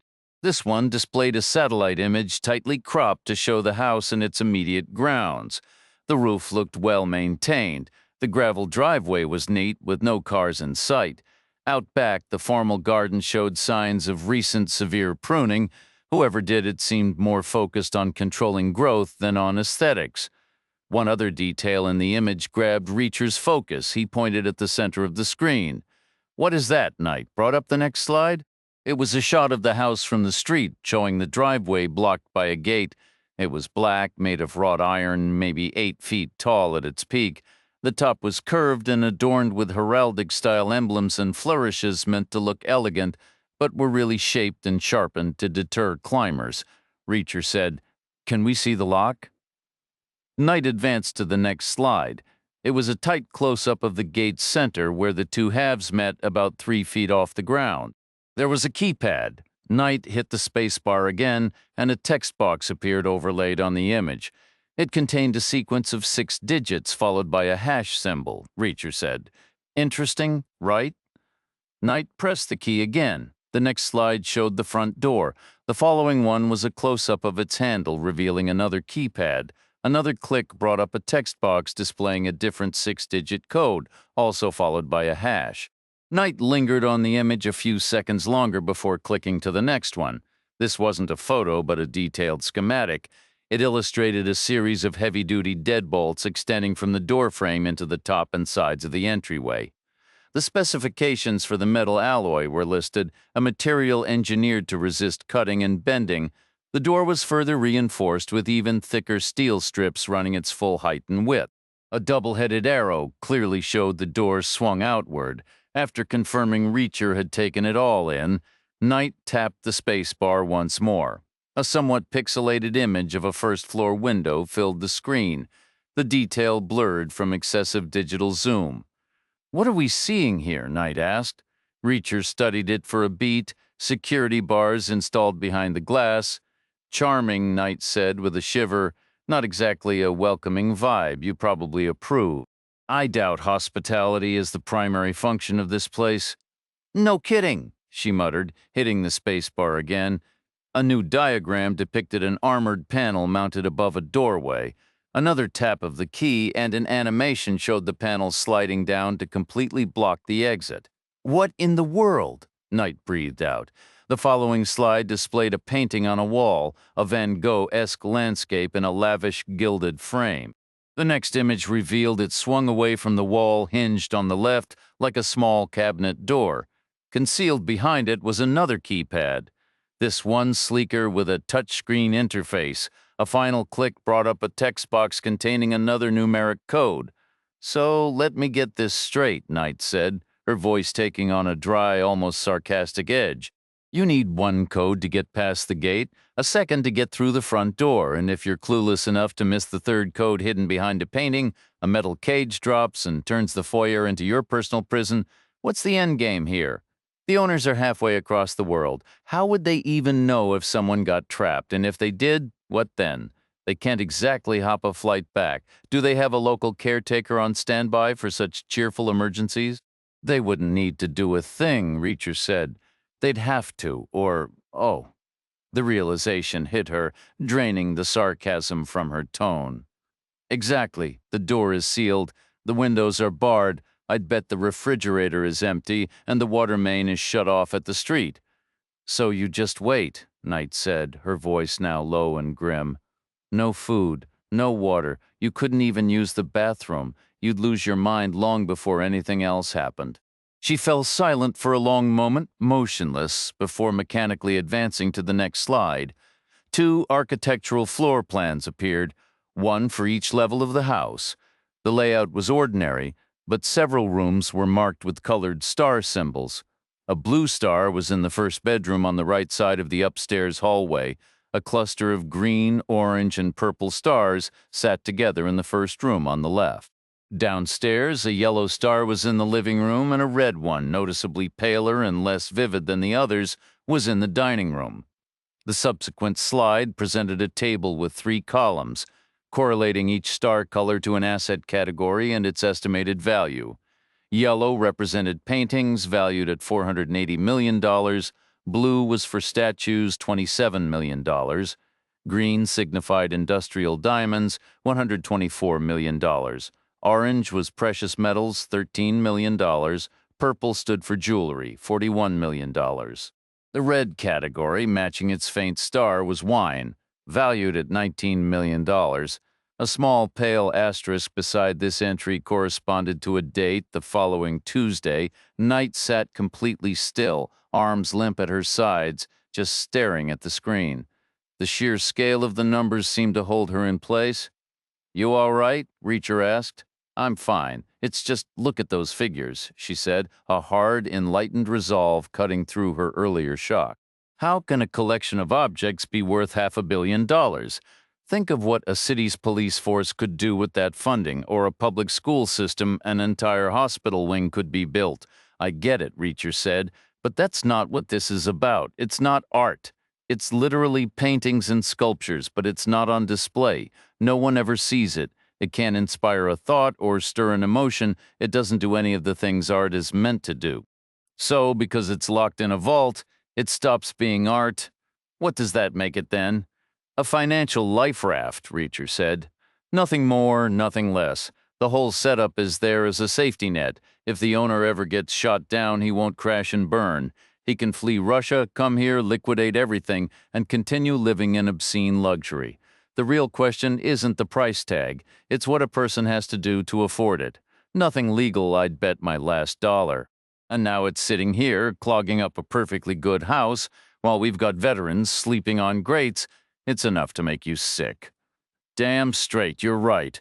Almost makes me wish someone would just take the whole lot. Anyone but Kane, anyway. Someone ought to do something about it. Reacher gestured toward the monitor. Is there more to see? Mostly just a mountain of detail proving how the valuations stack up? It's mainly screenshots of spreadsheets from what I glimpsed in the kitchen. Want to wade through them? Not particularly. How did Fletcher get his hands on all this fine print? Best guess? He's got a hacker on the payroll. Vidic mentioned Paris was handy with computers.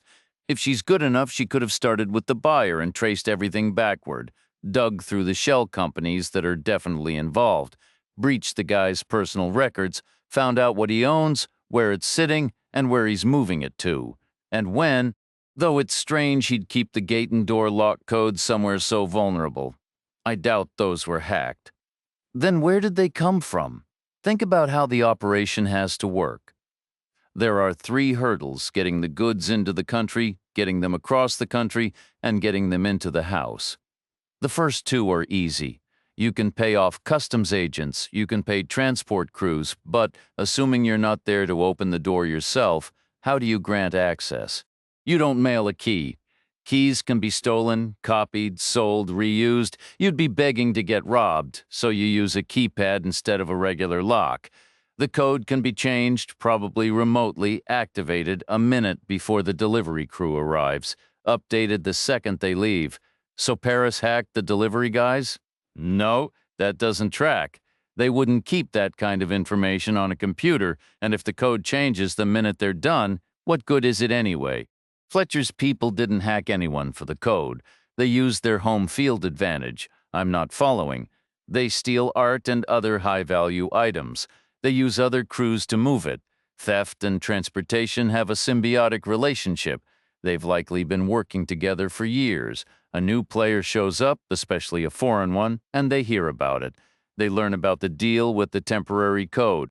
Then they find someone at the lock company with a sick kid, a gambling debt, some other desperate need for cash. So they hack and they bribe. New school and old school. Knight glanced at Reacher. Could be a potent combination. Reacher met his gaze. Could be a devastating combination. A quiet moment settled in the room before Reacher spoke again.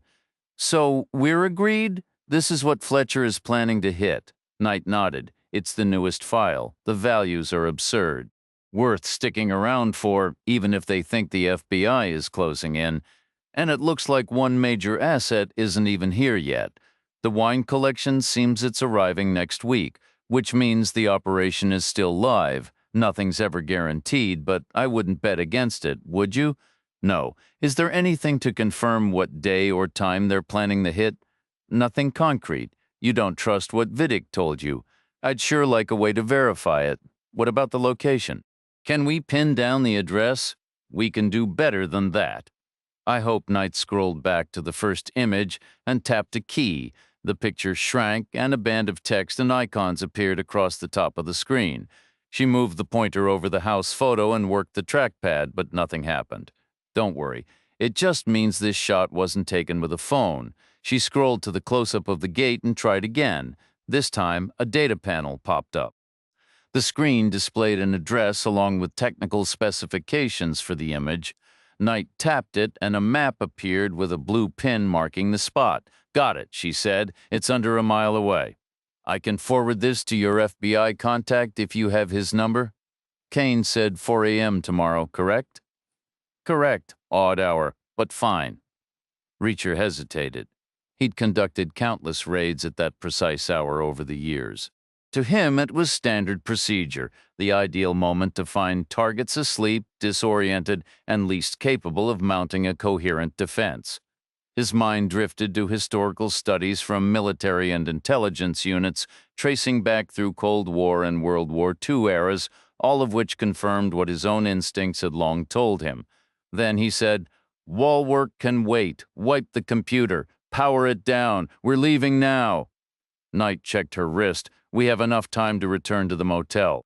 "No," Reacher said. "We don't." Chapter 21. The keypad was fixed directly to the center of the gate, positioned to face an oncoming vehicle instead of being placed on a side post where a driver could easily reach it. Fletcher stopped his SUV just before the driveway entrance, glanced at his phone to confirm the code, then stepped out. He punched in the numbers and waited. After a brief pause, the two gate sections began to swing inward silently. Fletcher returned to the driver's seat, eased through the opening, and backed his Escalade until its rear bumper was a yard from the house's entrance. Vidic followed, parking his Jeep to leave space for another vehicle on the right. Kane slotted into the last spot. Once they all gathered at the door, Fletcher entered another code on its keypad. A solid clunk echoed as the bolts withdrew. He pushed against the handle, but the door didn't budge. Then he remembered it opened outward and pulled instead. Holding it ajar, he turned to Vidic. "You first," Vidic frowned. "Me? Why?" "Figure it out. If there's a trap in there, I'm not the one walking into it." Muttering a curse, Vidic stepped inside, the door shut behind him. He moved across the hallway and paused before a gilded frame holding a Turner Seascape. His hand started toward it. Then he shifted to the adjacent wall where a Van Gogh hung. He pulled the frame away from the plaster, revealing a concealed keypad. He entered a code and held his breath. The keypad beeped. The display flashed, "Arming. Wait." Then showed an asterisk. The symbol pulsed 4 times, scrolling left to right. It repeated faster, and again faster still. Vidic whispered, "What the hell?" He glanced back at the exit. The door was sealed shut. For a second, he regretted not asking Fletcher or Kane to hold it open, but he realized it wouldn't matter. The interior steel mesh could drop regardless. At least with the door closed, they couldn't see his panic. No one was coming to help. He'd be stuck until the Russians arrived, a prospect that made starvation seem merciful, left with no good options. Vidic gambled. He entered the code a second time. The asterisk froze, vanished. 2 beeps sounded, and the word "disarmed" illuminated the screen. Vidic exhaled slowly and walked back to the doorway. He pushed the door open and announced, "You wouldn't believe it. The whole security system was offline. I nearly got sealed in here just punching in the code. Those delivery guys from last week must have completely botched the shutdown procedure when they left." Fletcher just gave a dismissive shrug. "Not our circus, not our monkeys," he muttered, already moving into the hallway. Kane trailed behind him, and the heavy door swung shut with a solid thud that made Vidic flinch. He hurried to catch up, and the 3 of them formed a tight circle. Fletcher produced 3 folded sheets of paper from his inside jacket pocket. Each was printed with an inventory, certain lines marked with a bright yellow highlighter. He passed one to Kane, handed another to Vidic, and kept the final sheet for himself. "You know the drill," Fletcher said, his voice low. "Small, valuable, easy to move. If you're second-guessing anything, check the list. Find it all. Bring it back here, and we'll load the trucks as a team. Any questions?" Kane gave a silent shake of his head. Vidic just mumbled, "I'm good." Fletcher and Vidic started up the staircase together. At the top, Fletcher veered left down a branching hall while Vidic went right. Fletcher approached the first bedroom door, turned the handle, and stepped inside. The room was barren, stripped of any furniture. Heavy drapes were drawn tight over the windows, allowing only thin slivers of gray light to outline their edges. The floor was a maze of wooden crates, none particularly large, but all different sizes. A tagged label was affixed to the side of each box. Fletcher squinted, but in the gloom he couldn't make out the writing on the tags or the details on his own sheet. He turned, searching the wall for a light switch, and that's when he saw him, Reacher, propped casually against the wall like he'd been waiting for an appointment. Fletcher's good hand shot instinctively toward his waist. Reacher pushed off the wall, his voice a flat command. "Don't?" Fletcher's hand froze, hovering just above the grip of his Ruger. "Use just your thumb and forefinger," Reacher instructed. "Take it out, drop it, then kick it over here."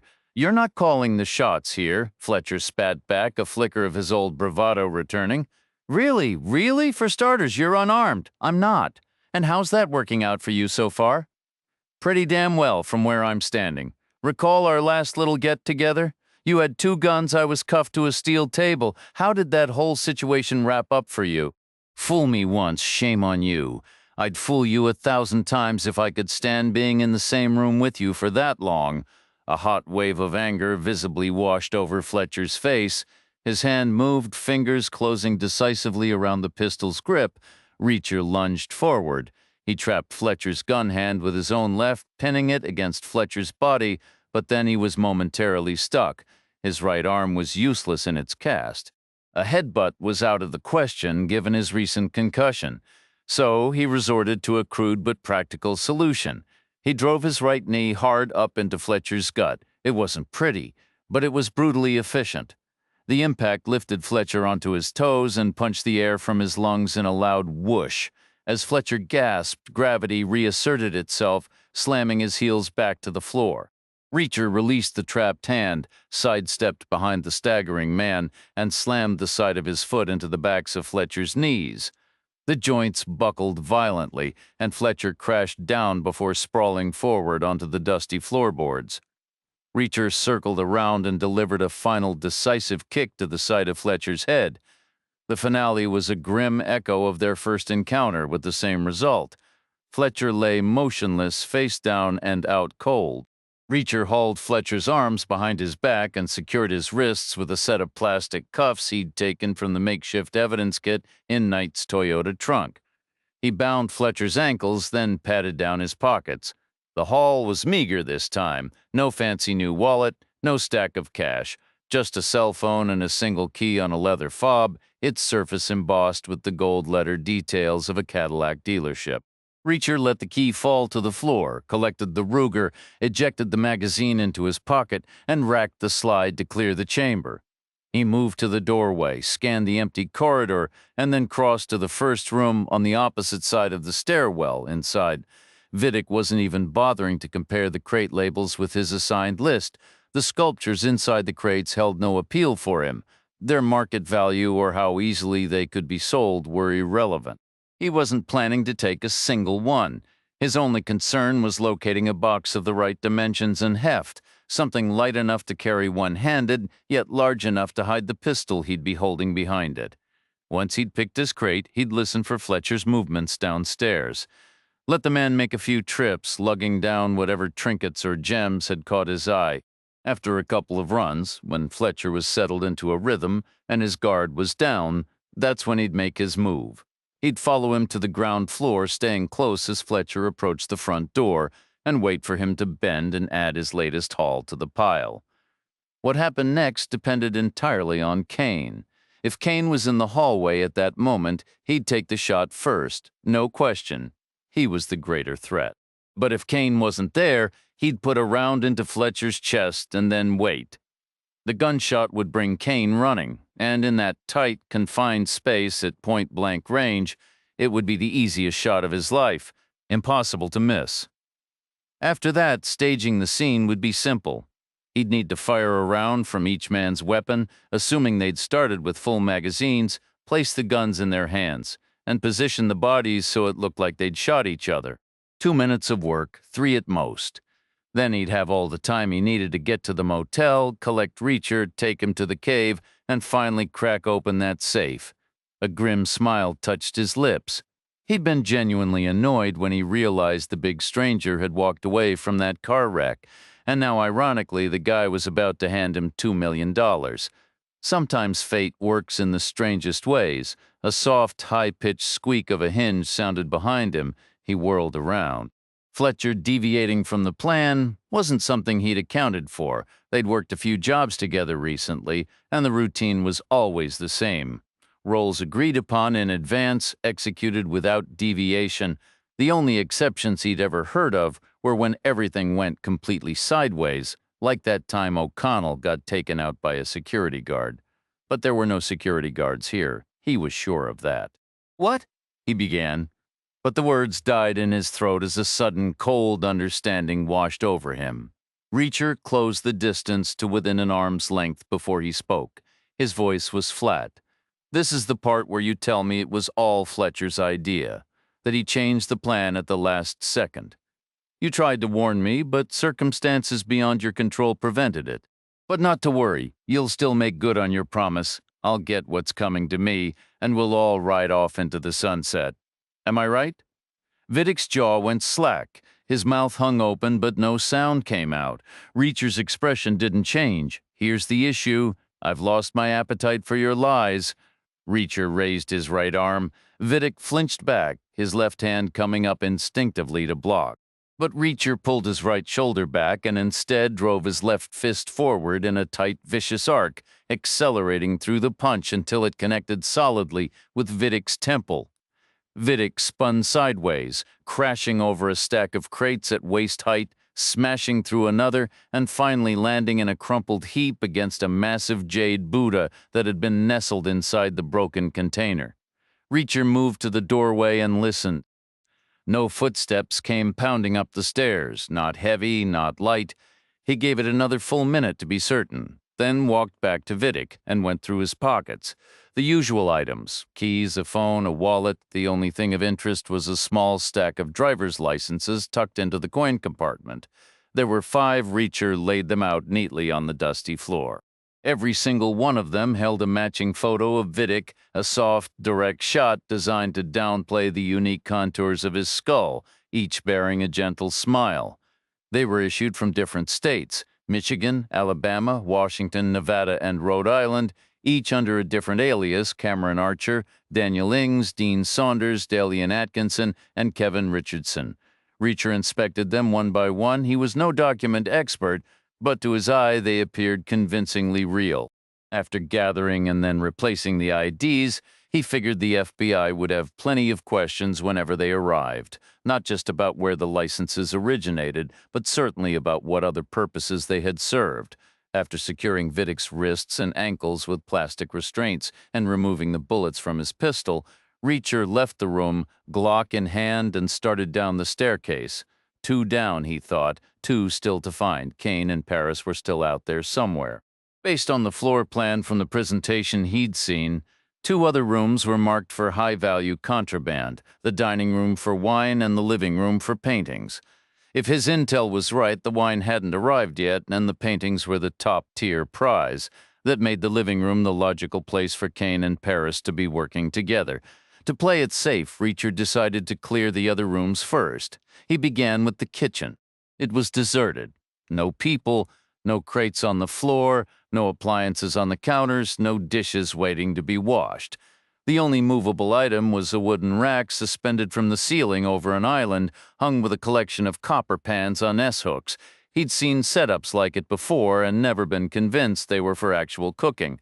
The fact that these were left behind while everything else was cleared out suggested they were purely decorative.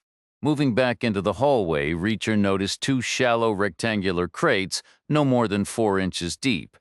Now positioned near the front door, clearly meant for delicate oils or watercolors. Then a sound reached him, an irritated grunting noise coming from the living room. The door was slightly ajar. Reacher edged forward and peered through the gap. Seeing nothing at first, he pushed the door open a little wider. A man came into view at the far end of the room, struggling with an oversized version of the hallway crates. "Need a hand?" Reacher offered. The man shoved the crate away, sending it toppling into 3 others like giant dominoes. He spun around, his initial snarl melting into a thin, cold smile as he stepped forward. It was Kane. He stood maybe an inch taller than Reacher and carried at least 50 pounds more, but it wasn't his size that commanded attention. It was his eyes. They were narrow slits, the whites tinged a sickly yellow around the pupils, radiating a predatory menace that reminded Reacher of a stuffed wolf he'd once seen in a German museum as a kid. Kane took another step, his gaze flickering past Reacher into the hallway. "Darren, get down here," he called out, "and bring your $50. Reacher gestured at the scattered crates. "Short on cash in a place like this? Now? That's ironic. It's a bet, dumbass. My partner thinks you're a Fed. And you don't?" Kane shook his head. "I think you're just some random jerk who's poked his nose where it doesn't belong for the very last time." A familiar tingle crept up Reacher's neck. His back was exposed. He knew Fletcher wasn't coming, and Paris was still unaccounted for. The last thing he needed was a bullet or a blade while listening to this nonsense. "I'll take that bet," he said. It turned out they both owed him $50. With that, he retreated into the hallway, shut the door, and slipped into the kitchen. He'd gotten a solid look at Kane. The man was big, no doubt about it, and probably had a bit more reach, but he moved slow. The clumsy struggle with the crate had shown a short fuse. Nothing Reacher saw gave him pause, but he wasn't looking for a drawn-out scrap. Not right then, not with a second player still out there, likely armed and unaccounted for. He also had to be mindful of his right arm and his head, two of his preferred tools, so he decided to wrap things up quickly. He crossed to the island, grabbed the heaviest copper skillet from the overhead rack, moved back to the doorway, pressed himself tight against the wall, and waited. Kane appeared half a minute later. He took one step into the kitchen and hesitated, glancing around. That placed him right where Reacher wanted him. Reacher swung the pan backhand like a tennis player driving a final shot past his arch-rival. The flat base connected cleanly with Kane's temple. Kane stumbled sideways. Reacher followed. He pivoted and brought the skillet back the other way.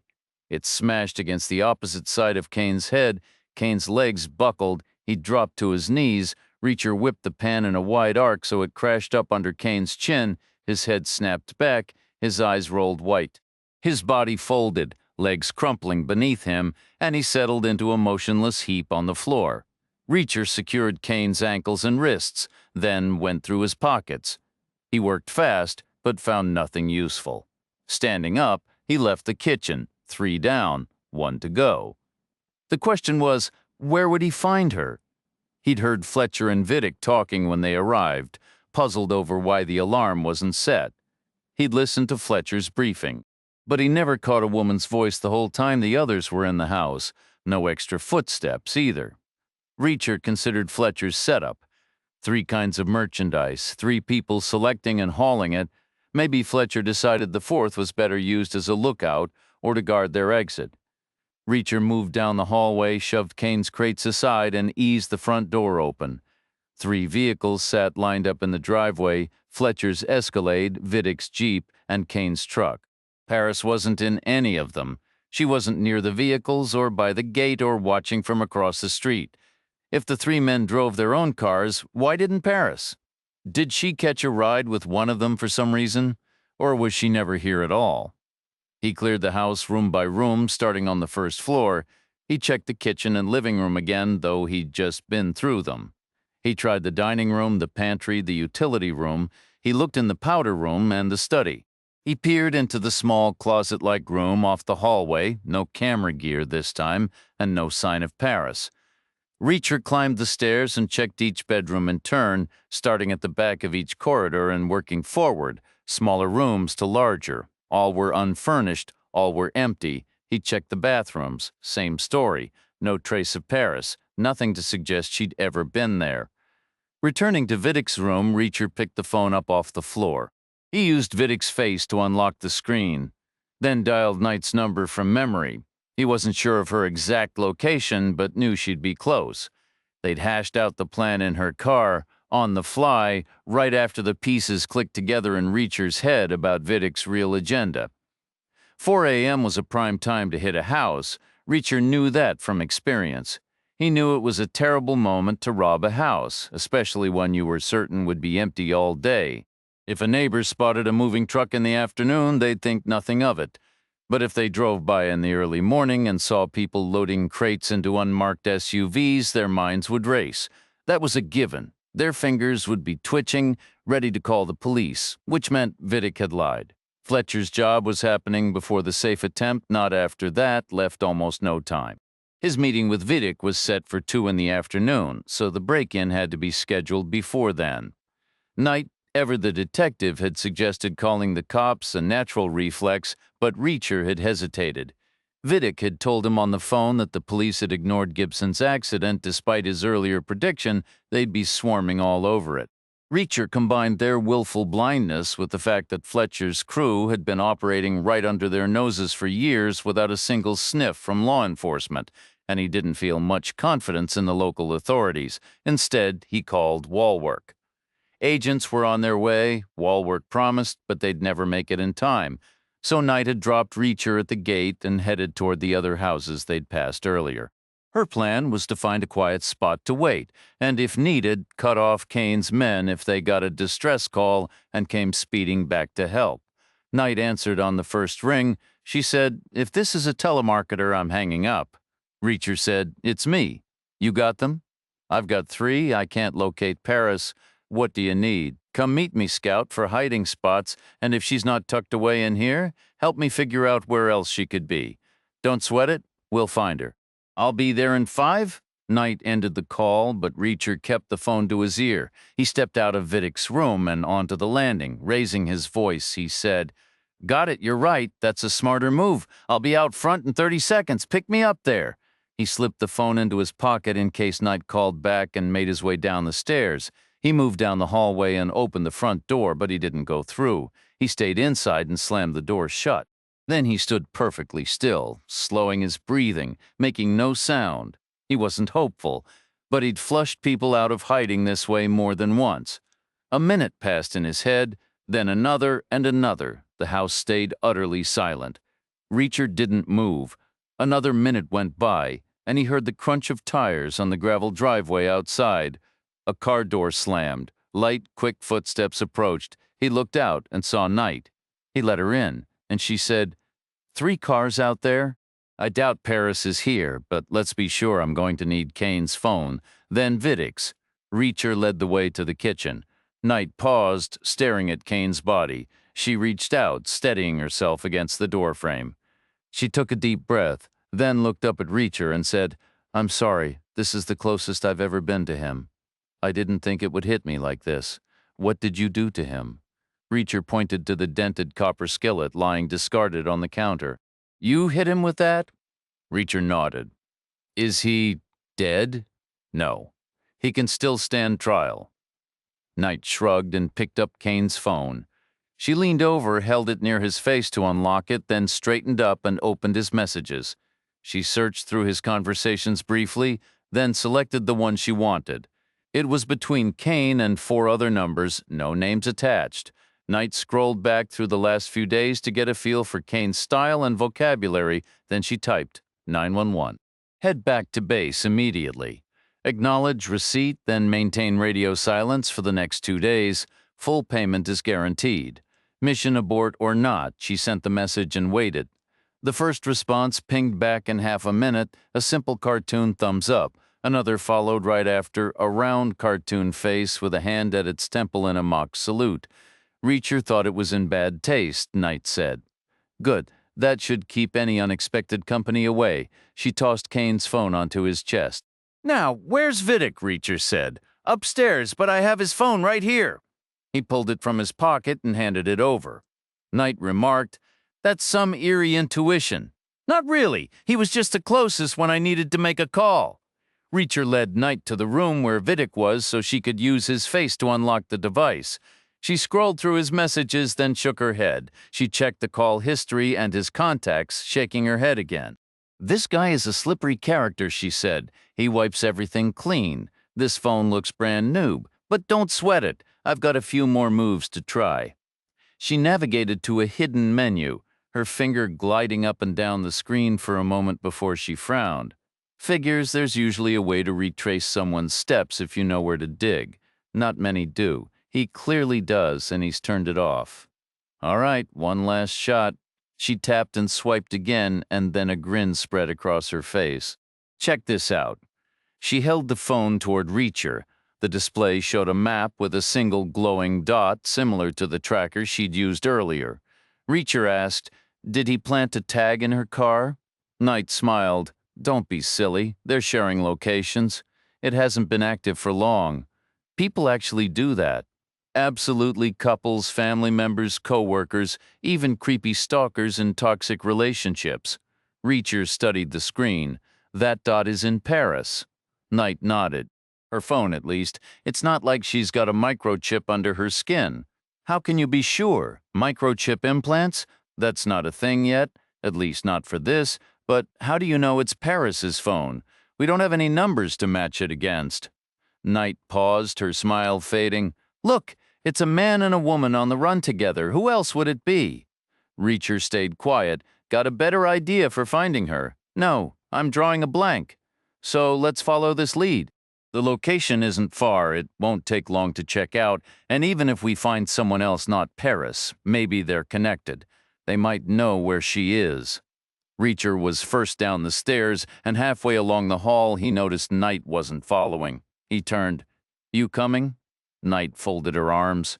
I think you should go alone. I'll hold down the fort here in case the agents show up before you return, or the police, or Kane's crew if they didn't buy my stand-down order. You sure about this? It's the smart play. She offered her keys. Take my car. Reacher shook his head. I'll take Kane's truck if it is Paris and she spots me coming. Seeing his vehicle might buy me a few extra seconds before she realizes I'm not a friend. Climbing into Kane's Ford, Reacher was pleasantly surprised he didn't need to adjust the seat, a rare convenience. He started the engine and carefully navigated around Knight's car, which she'd parked sideways, blocking Vidic's Jeep. He figured she'd be furious if he scratched it, and the car had already seen enough action. Leaving it in pieces on the driveway would raise too many questions. He made it to the gate without a scrape and glanced back at the house. Knight stood framed in the doorway, waving. Reacher couldn't decipher the gesture. It might have been a wish for good luck and a quick return. The word so long could have carried a much heavier meaning. A final farewell, a promise that he'd never lay eyes on her again. That got Reacher thinking, would Knight even be there when he returned? And if she wasn't, would Kane still be drawing breath? Reacher secured Vidic's phone in the truck's dashboard mount, mimicking how Knight had set up her own earlier. The map glowed on the screen, but he barely glanced at it. He'd committed the road to memory before leaving the house. A simple task since his destination was only about 5 miles out. As he drove, the road grew narrower, coiling like a snake. The pavement turned to cracked and pitted asphalt, the dips and potholes deeper and more jarring. The grade steepened sharply, and the thinning trees on either side revealed rough, scrubby earth beneath. Not a single house or structure was in sight. No surprise the fancy developer from the 70s had spent his money somewhere more hospitable. Reacher pressed on until the road simply ended. To the left, raw rock formations jutted upward. To the right, matching them in height, were massive, unnatural piles of excavated dirt and stone. He killed the engine and let the truck roll to a silent stop. Exiting carefully to avoid slamming the door, he surveyed a track weaving through the man-made mounds. It was plenty wide for SUVs and trucks or even larger vehicles with a capable driver. It was also, he noted grimly, an ideal spot for an ambush. Choosing the left-hand spoil heap for its gentler slope, Reacher began a slow, deliberate climb. He placed each foot with care, minimizing the scatter of loose stones. The ascent was steady, and he finally reached the rounded top. Roughly 20 feet across, dropping to his stomach, he crawled forward until he could peer over the far side.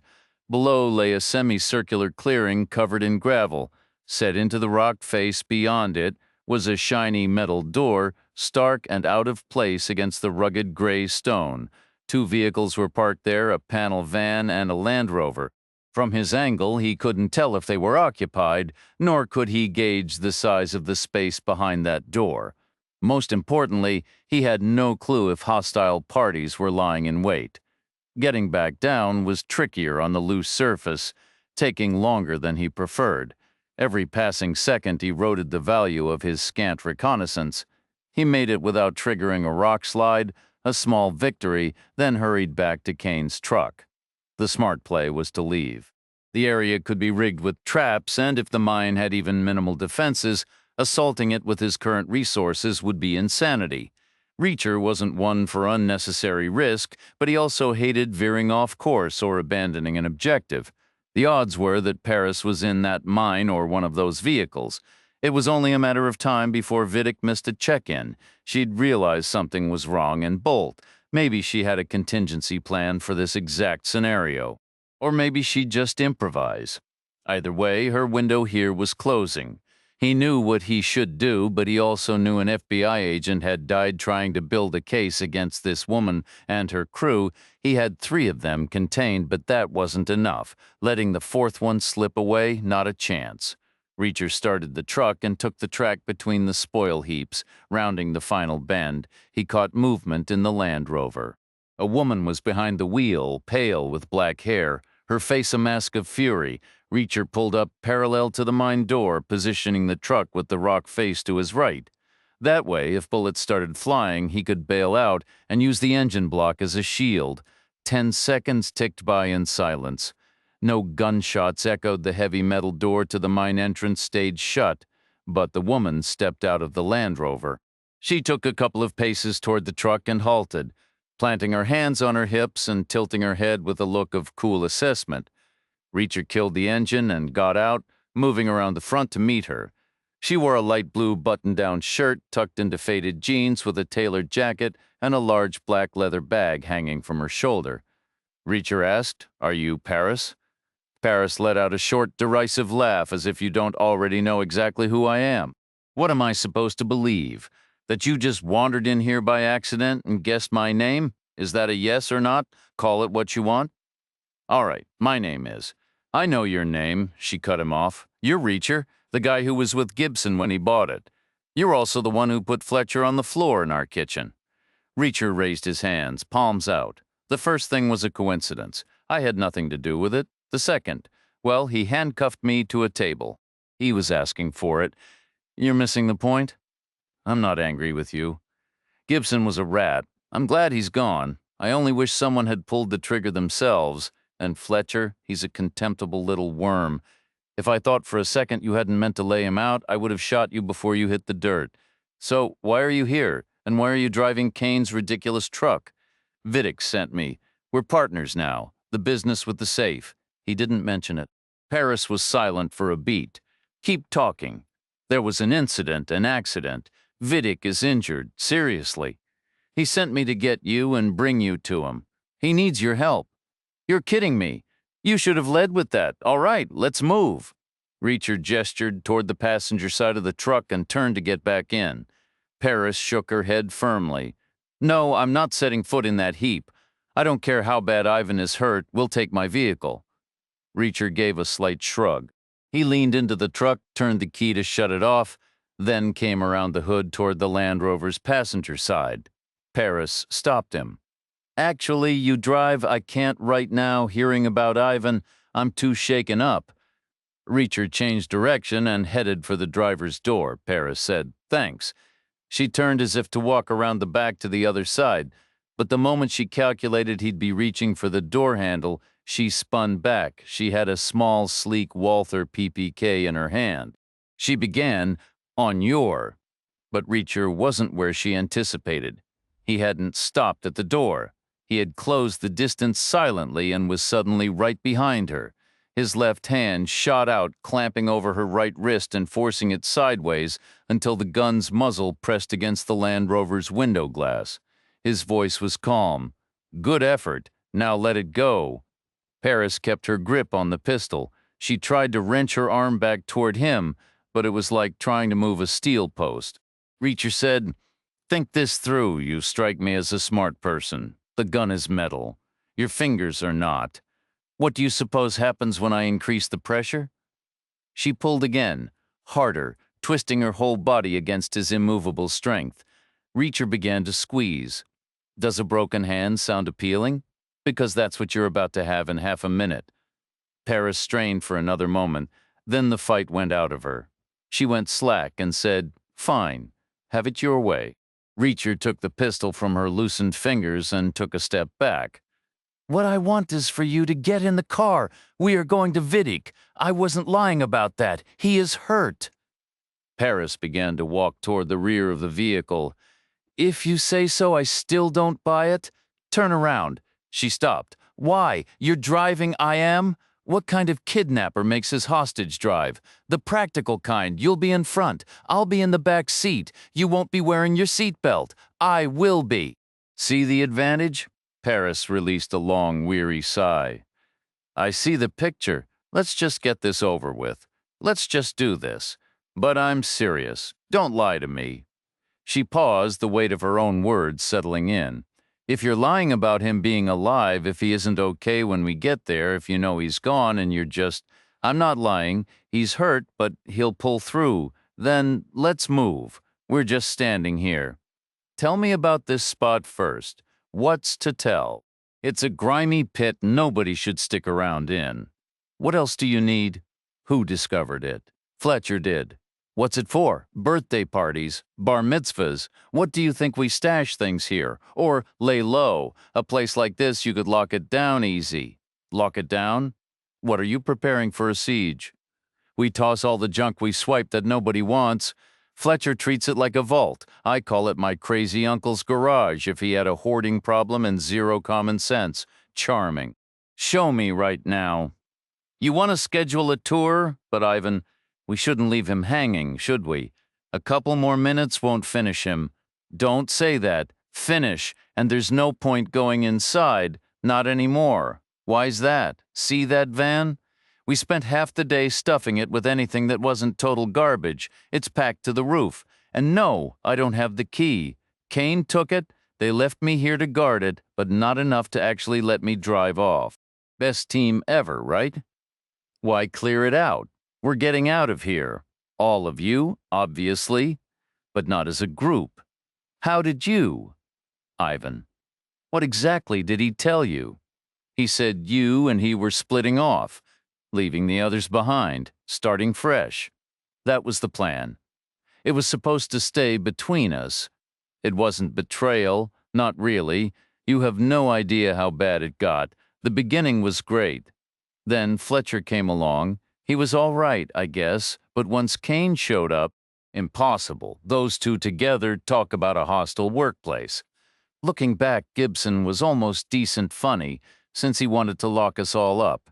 And Bowery? He was with us. Or I thought he was. He's vanished. No clue where. Vidic. What can I say? Things shifted when he arrived. He thinks differently. I felt stuck, like I was drifting toward disaster without even realizing it. He saw that, made me see I had another path. When did he come into the picture? When I was at my worst. Kane had just taken out a security guard on a job, completely pointless. All right, the mine show me, we call it the cave. And like I said, it's empty now. You loaded the safe into the van. I heard it was impossible to move. Paris stared at the dirt. I had no part in that. That was Ivan's play. I told him he was making it too complicated, but $2 million split two ways. You can't blame a person for being tempted. Actually, I can. Really, what are you, a saint? Reacher stayed quiet. Look, don't be angry with Ivan. He genuinely thought it worked for everyone. You were focused on Fletcher and Kane. He was ready to hand them over for obvious reasons. Who wouldn't be? And with them gone, why let the cash sit there and gather dust? Someone ought to get something out of it.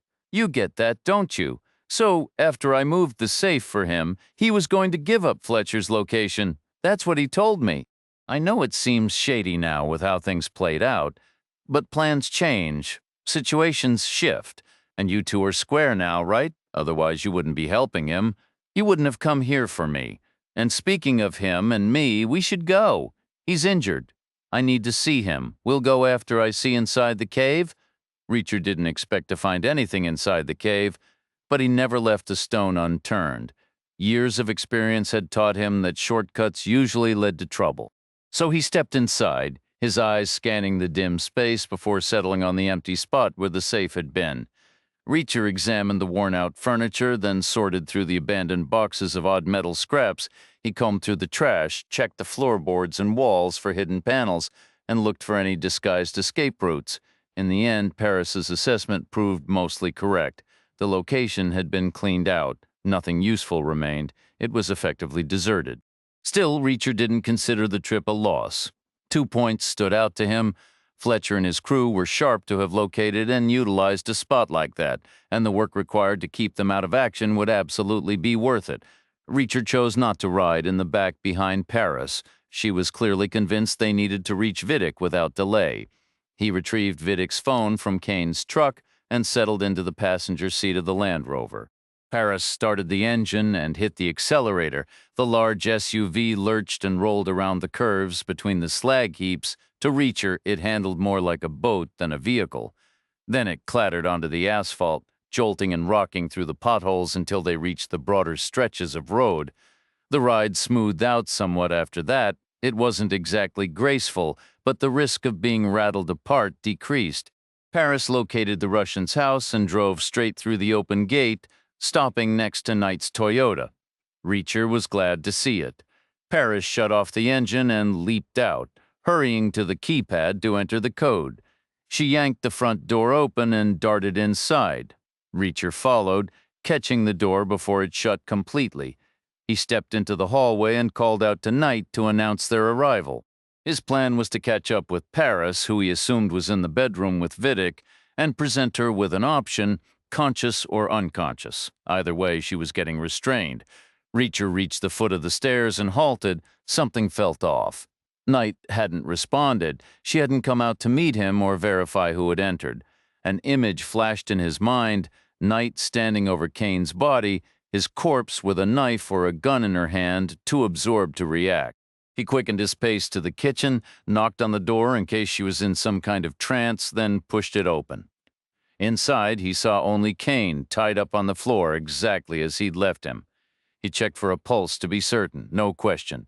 Kane was still alive, and Knight was nowhere nearby. Reacher stepped back into the hallway just as Paris came rushing down the stairs. He moved to block her path to the front door, but she didn't even seem to see him. She veered into the kitchen, came back out, then headed for the dining room and the living room. Finally, she spotted Reacher and marched right up to him. "What kind of idiotic game is this?" she demanded. "Is Ivan in on it? This was his idea, wasn't it? He thought it would be hilarious to scare me half to death." "Well, it's not funny, not even a little. Where is he? Tell me, right now. I'm going to kill that bastard." Reacher raised his hands. "Take a breath. What game, Vidic, is upstairs? First bedroom on the right. It wasn't exactly an accident, but he's unconscious. You get the idea? He's not there. That room's empty. I found Fletcher. I found Kane. No one else." Reacher paused. "You didn't see a woman? About your height, similar age, brown hair pulled back?" "No." "Where's Ivan?" Reacher said. "Go upstairs now." "I need to see that room." Pieces of broken crate wood were still scattered around from the earlier struggle. The jade Buddha remained partly on the floor. But Vidic was gone. The spot where Reacher had left him was completely bare. There was no mistaking it. Reacher stood motionless for a full minute, his eyes scanning every inch of the floor, the intact crates, the shattered ones. Then he turned to Paris. Paris was smiling. More than that, she was grinning, looking utterly triumphant. She said, "I bet you feel pretty foolish now," Reacher said. "Foolish? No. Worried, absolutely. Worried you'll lose your job because you messed up majorly. You failed. Just say it. What are you even talking about? Fletcher had it right. Gibson wasn't the agent. You are. You slipped your way in, earned Ivan's trust, showed up for the takedown, thought you had everyone. But I wasn't there. You had to track me down. And while you were distracted, Ivan got away. You'll never find him now. Your career is finished. Honestly, I see one way out of this. Hand me one of those boards, I'll knock you cold. You can claim Ivan did it. You'll still look pretty useless, obviously.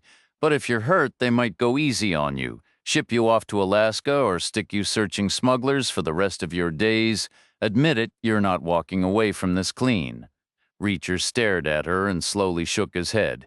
He said, "Incredible. You're genuinely unhinged. Ivan escaped, he's sharper than you, and you just can't handle it. Fine, that's your problem." Paris turned and headed for the door. Reacher said, "I'm not an agent. Vidic didn't escape, and if you don't help me, you'll never find him." Paris halted, turned back, and said, "He didn't get away?" She made a point of scanning the room. "Then where is he? That's what's worrying me. Do you see any plastic restraints anywhere? Any pieces of them?" Paris looked at the floor. "No. So what?" "He couldn't leave without getting the cuffs off. You think he bounced out of here? So where are they? Nobody cuts themselves free and then neatly throws them away. They drop them and bolt. That's basic human instinct. So what then? Someone sprung him." Reacher shook his head. "Think harder. That has to be it. Someone rescued him." "Who?" Paris was quiet for a long moment, then she said, "Kane's crew. They were watching the other properties. They're only 2 minutes out." "Kane's guys? Then why did they leave Kane behind?" "Okay, not Kane's guys. Someone else." "Not possible? How would anyone else have known Vidic needed rescuing?" This whole plan came together right before I arrived. Paris fell silent again, then she nodded sharply as if she'd landed on a solid truth. "I know, it was Bowery. You told me you didn't know where Bowery was. I didn't. I still don't. I just know he got Ivan out. Who else could have gotten into this place? Bowery knew the gate code, the door code, and he knew about the security cage. How would he have known Vidic was here? He'd have to have been watching the house. He was. I went to our spot yesterday to grab something, but I didn't go inside because I could feel eyes on me. I didn't know who at the time. I figured it had to be the FBI since that's all anyone was buzzing about. But now it's clear it was Bowery. You could feel someone watching. Don't start. Ivan didn't believe me either. I bet he feels like a fool now and lucky. You say you felt watched. I believe you, but why assume it was Bowery? There are things you don't understand. Then explain them. No. Paris moved toward the door again. Why should I? You're not an agent. You said it yourself, and you're not a cop. You can't hold me here. Can't I? Paris reached for the handle. Why would you? You said you wanted Fletcher and Kane. You have them. You've got no issue with me. I haven't done anything to you. If you're wrong, then Vidic is in real danger, and not just him. A woman was here. She's gone, too. Why was another woman here? Who is she? Her name is Knight. She's working with me. Working with you, so you didn't restrain her?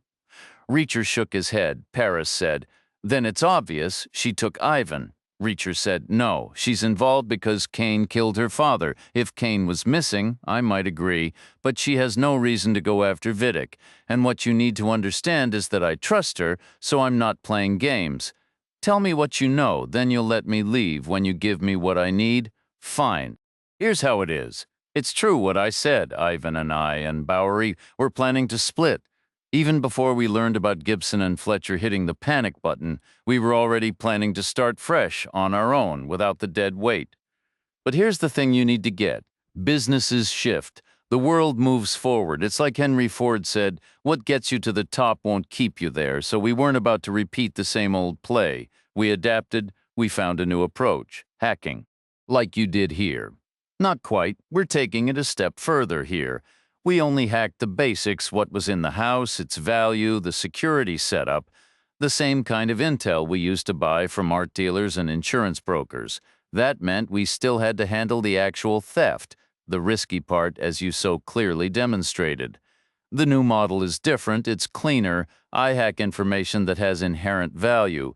Then we sell it back to the original owner. It's faster, it's lower risk.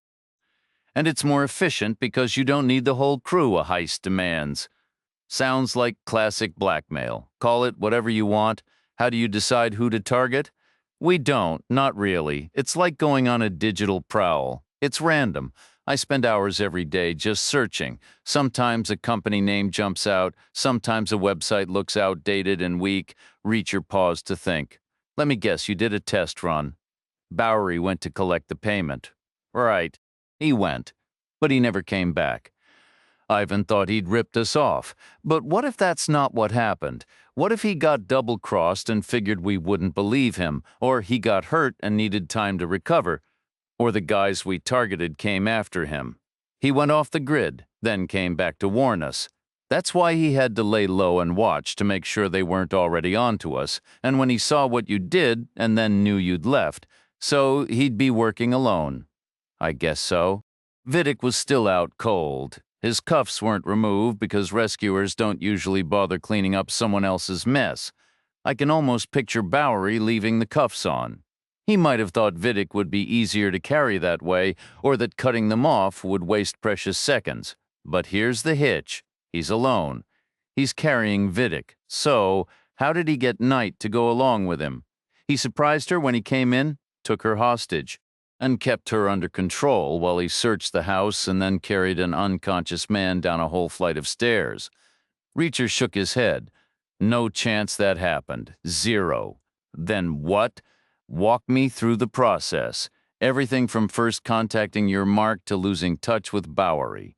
It wasn't complicated. It was agreed Bowery would meet their guy at a diner and swap the information for the gold. Why not crypto or whatever you tech types usually use? Paris shrugged. That was Ivan's idea. He wanted gold. What for? He didn't say I didn't ask, I didn't care. I just wanted to prove the concept worked. How long between first contact and the meet at the diner? About 72 hours, give or take. Who chose the location? They did. After Bowery vanished, did you go to the diner? Talk to the waitstaff? Other customers? No. Did Vidic? He considered it. But when Bowery didn't return, Fletcher lost it. He thought every shadow hid an agent, every passing car was surveillance. Ivan figured lying low and investigating would be too risky at the time. All right, one last question. The guys you tried to scam, what kind of business are they in? Property development? It's a young company. Very aggressive in the market, constantly buying up rivals, launching new projects. Their growth is insane, so are their profits. Investors can't get enough. Sounds too good to be true. It is. I found their dirty secrets. They're booking new assets based on what they think they'll be worth at the end of the next year.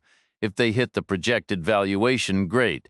They take the credit early, make it look like they're growing faster than they really are, attract more investment, and then do it all over again. And if they invest in something that fails to meet expectations, which can obviously happen, they should acknowledge the loss, but they don't. They've constructed an intricate network of subsidiaries and affiliated companies, shuffling the toxic asset between them like a shell game, hoping that constant motion will keep it hidden. But I saw through it. They've built a house of cards, and I had the evidence.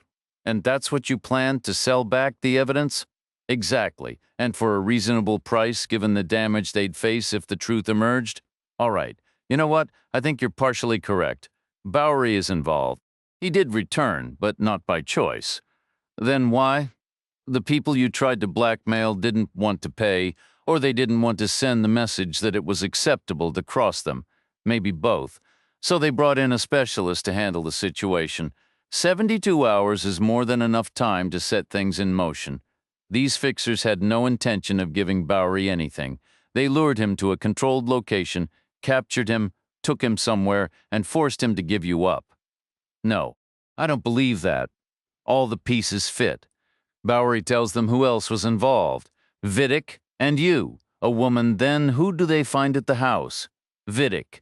He was unconscious, but he's a distinctive person, and Knight, a woman who generally resembles you. They took her instead.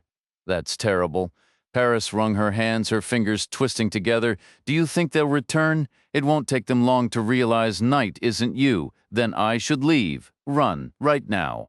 Reacher moved to the door and pushed it closed. He kept his hand flat against the wood and said, "Do you have a pen in your bag?" "What? Yes. Why?" "Leaving your friend to suffer is one thing. He chose to be involved, but Knight didn't. Turning your back on her is not an option, so either you stay and help me figure out how to find her, or I'll knock you out, write your name in huge letters on your forehead, and leave you in the hallway. You'll be the first thing those guys stumble over when they come looking for you." Paris swallowed hard. "You wouldn't do that. You're bluffing," Reacher said. "Am I?" Paris swallowed again. "And anyway, when I said run, I didn't mean literally run away. I meant we should pause, regroup, maybe somewhere more secure, and absolutely figure out how to find your friend. And Ivan, too. I would never abandon him when he needs help." "I'm glad to hear that. So, what's our next move?" Reacher thought about Knight and her methods for tracking people through their phones. He considered calling Wallwork to trace hers if she had it with her and if it was on.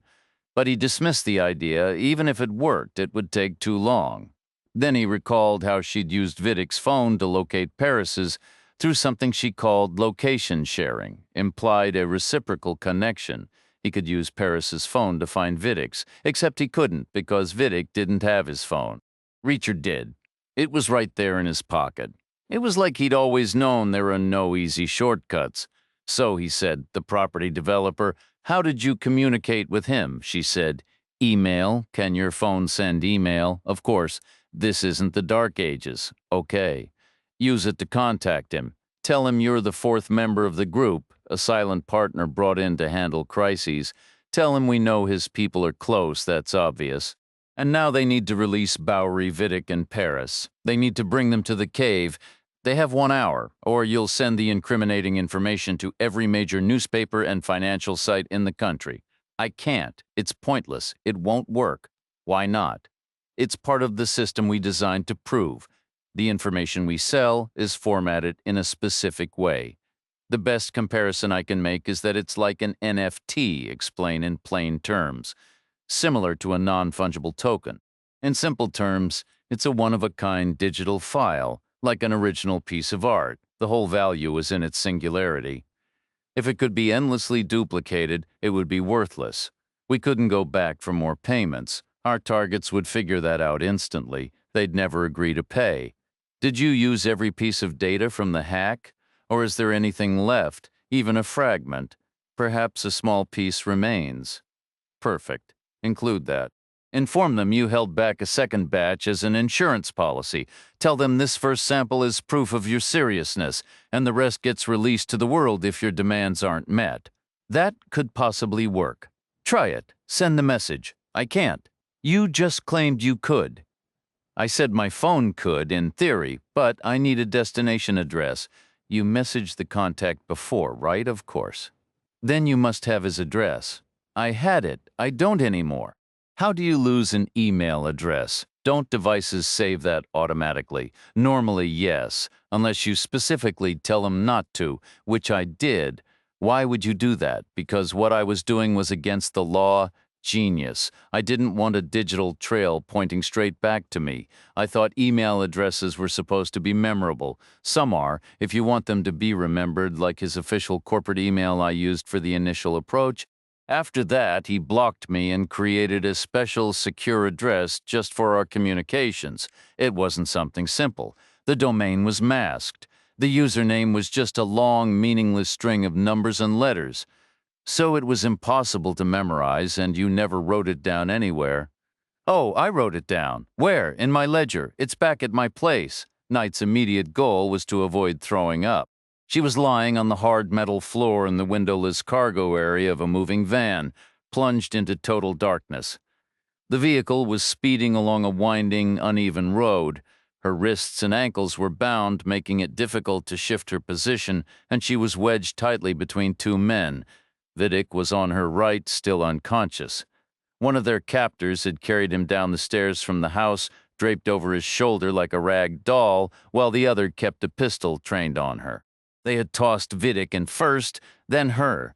The other man already in the van was the primary issue, due to his overpowering odor, a nauseating mix of blood and sour vomit. Knight was too consumed by physical misery to dwell on their destination or fate. She concentrated on breathing through her mouth, though if there had been a way to stop breathing entirely, she might have been tempted. She dismissed that dark thought and tried to summon a pleasant memory, a sun-drenched field, a windswept shore, but her mind stubbornly refused. Then the smelly man began jabbing her in the ribs. "Paris, is that you?" Knight tried to ignore the prodding. He persisted, his voice a grating whisper in the dark. "Paris, I saw them throw Vidic in here. Is he next to you? Is he all right?" He looked completely out. Knight turned her head away, pressing her cheek against the cold floor. "Paris!" "It's me, Bowery. Can you hear me?" She closed her eyes and clenched her jaw, a surge of pure frustration making her want to scream into the void. "Listen, this is critical. There's something you have to know." Finally, Knight turned her head toward the voice. "What is it, for heaven's sake?" She hissed, keeping her voice low and strained. A lesson from a surveillance course years ago flickered in her mind. A whispered voice is nearly impossible to identify if the listener can't see you. She'd been skeptical then, but in this pitch-black hell it was worth a shot. Maybe she'd gain useful information. At the very least, it might make him stop talking. "I messed up. I'm sorry. Explain what happened." "All right." The man took a shaky, wet-sounding breath, as if speaking through damaged teeth. "I got to the diner without any trouble, went inside, gave the hostess the code name they provided. She led me all the way to the back to a booth. I sat down and waited. The contact was late when he finally showed up. It was strange. He was dressed in tennis whites, like he'd just come from the court. I remember being furious, like he was stringing me along just to toy with me. Bowery's voice trailed off into silence. Knight prompted. "So the man showed up," Bowery cleared his throat. "Yeah," he took a seat, unzipped his bag and pulled out a tennis racket and a laptop. Then he told me to look inside. It was incredible. Gold bars stacked tight. I was completely hypnotized. I handed over the memory stick, and he booted up his laptop to verify it. Everything checked out, just as we expected. Then he said I was free to leave. All right. What happened next? He was blocking the exit. I couldn't get past him, so I had to scoot the other way around the booth. It was shaped like a horseshoe. I shuffled on my rear end, dragging that heavy bag behind me. Then a man's head popped up from the next booth. He knelt on the seat, leaned over, and I felt a sharp sting on my neck, like a bug bite. I swatted at it, but there was nothing there. Then I saw his hand. He was holding a syringe. The plunger was all the way down. The vial was empty. It put you under, yeah. Bowery fell quiet again, except for the ragged sound of his breathing. Knight asked, "How long were you out?" "No idea," Bowery said. "When I came to, I was in this strange industrial space.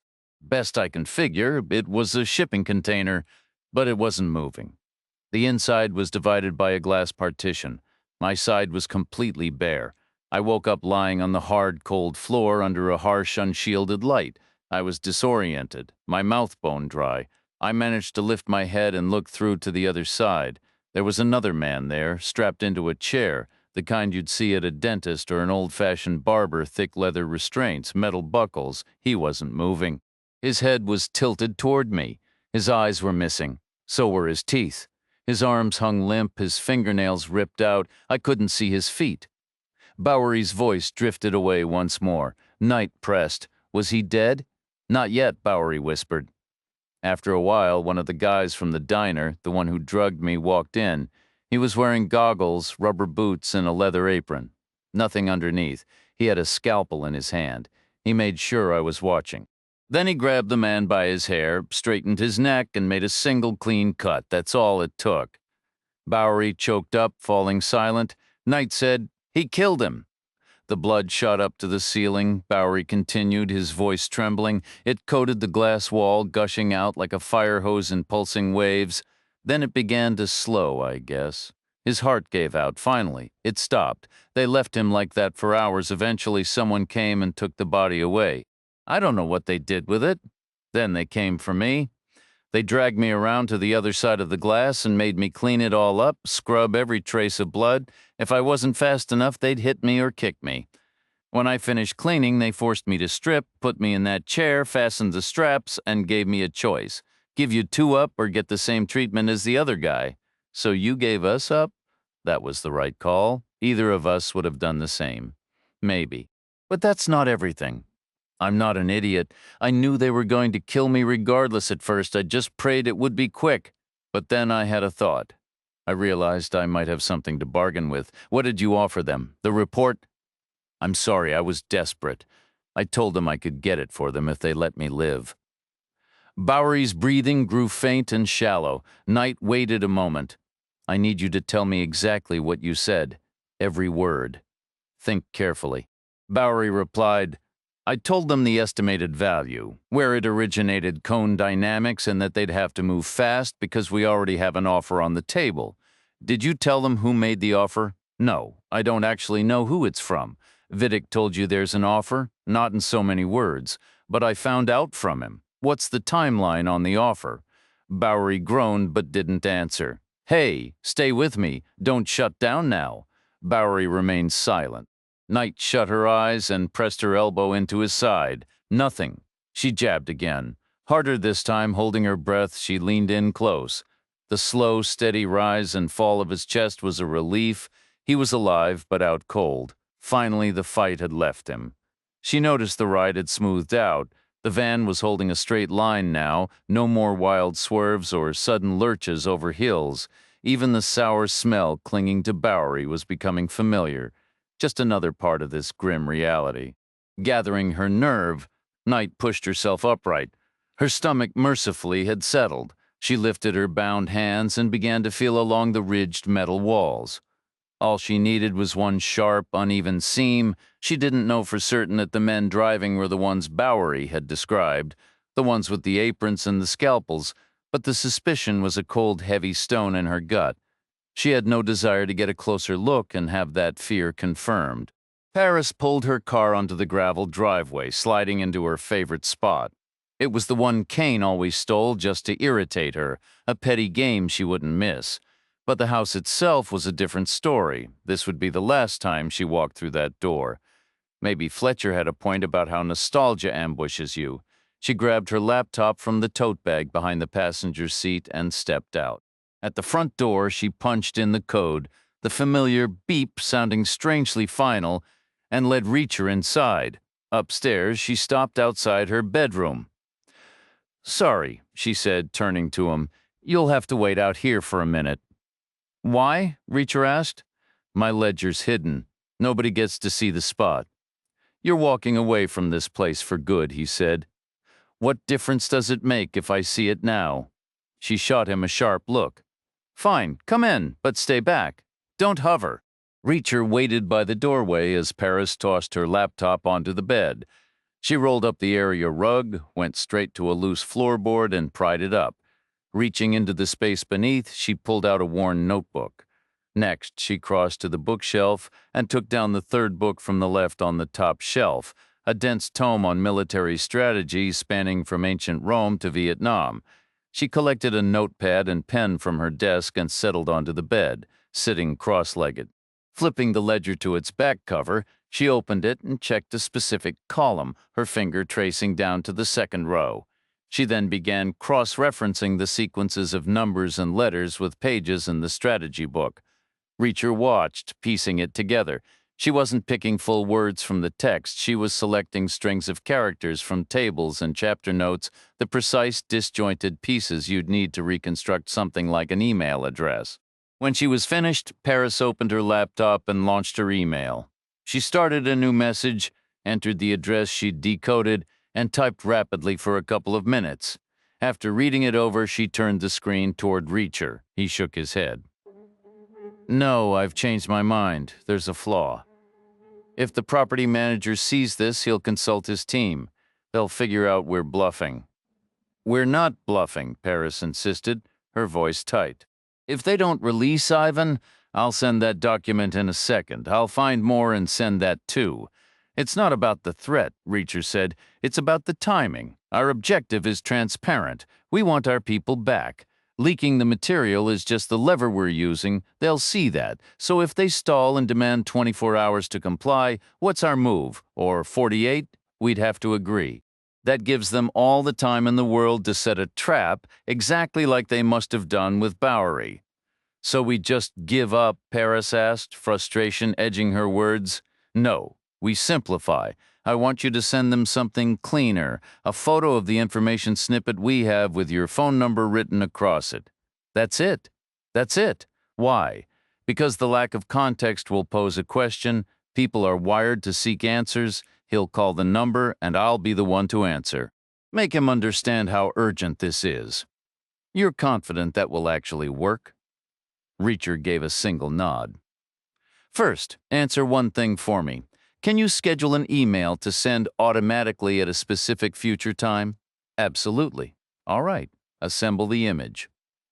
Paris swiveled back to her keyboard, her fingers moving swiftly over the trackpad. After a couple of minutes, she turned the screen toward him.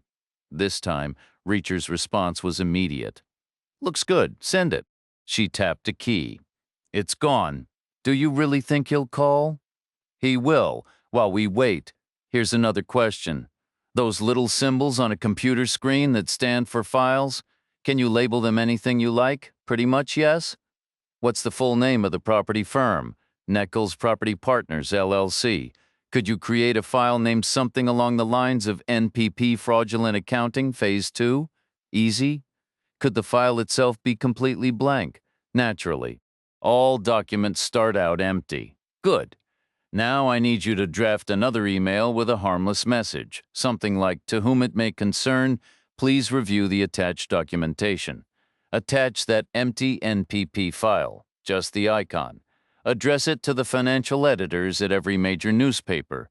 Set it to send in 3 hours, then take a picture of the whole setup on your screen. A screenshot, if that's what you call it. Paris returned to her work, but before she could show him anything, her phone started ringing. She glanced at the display, "The number is blocked," she said, handing him the phone. Reacher pressed answer. "Yes." A voice came through the line. "Who is this? My name doesn't matter. What I want does, and what I'll do if I don't get it. That's the only thing you need to worry about. You're wasting my time. Just tell me. You saw the preview in your inbox. You have 3 hours. If I don't get what I want by then, the complete file goes to every major news outlet in the country. And what is it you want? You or someone you control is holding 3 of my associates. You know exactly who I mean. They are to be released. I'll send you the exact location where they are to be left. 3 hours? That's impossible. I can't. No. We both remember what happened last time. We gave you 72 hours. Our man never came back. We never got paid. Reacher gestured toward Paris's laptop. She nodded in understanding. Check your email again. You're about to get another message. Look at it carefully. The clock is already running. The only way to stop it is to let my people go. You know where we are. You could call in an airstrike on this location, and it wouldn't change a thing. The email will still be sent. Your life and your company will be finished. Any questions? Only silence answered him. Reacher continued. Good. Now for the complete terms. Your men will leave a vehicle at the coordinates you'll receive within 3 hours. My people will be inside that vehicle, unharmed. Your men will then drive away. If they don't have their own second vehicle, they can take the white Ford F-150 that will already be there. We don't need it back. No one else will be on site, but we'll be watching, remotely. If you comply, the email will be canceled. If you don't, you can look forward to public disgrace, financial ruin, and a long stretch in a federal penitentiary. Paris shut her laptop and placed it along with the ledger and the strategy book into a bag she pulled from her closet. Then she mentioned she needed to use the bathroom before they hit the road again. Reacher told her he'd wait downstairs, not out of any sense of propriety, but because he half expected her to shimmy down a drain pipe and make a run for her Land Rover. Funny how trust works or doesn't in situations like these. A few minutes later, Paris came down the stairs, but she didn't head straight for the door. "Give me a minute, okay?" she said. Reacher frowned. "What now?" "There's something I need to do alone." "What is it?" To say goodbye to Gibson, Fletcher, that unsanitary jerk, stuffed his body into our walk-in refrigerator. "I thought you didn't even like Gibson. You said he was a snitch. You said you wished someone had taken him out. So what if I didn't like him? I worked alongside him, and now he's dead. That's reason enough. We have to hold on to some basic decency, or what's left for any of us." The van carrying Knight and the others was property of the Mount Pleasant Tennis Club, located near Wichita, Kansas.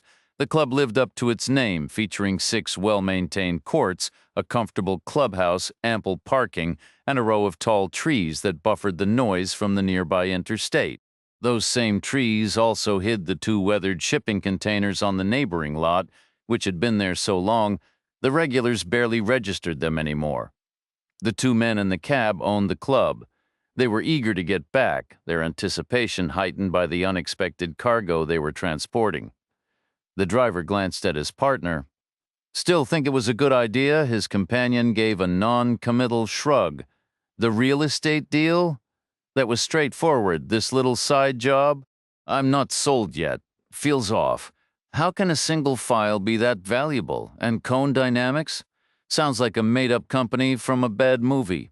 Maybe, but what's the risk? You don't win if you don't play. We're about to." The passenger's phone buzzed. He checked the screen and answered, then immediately switched to speaker. A tense voice came through.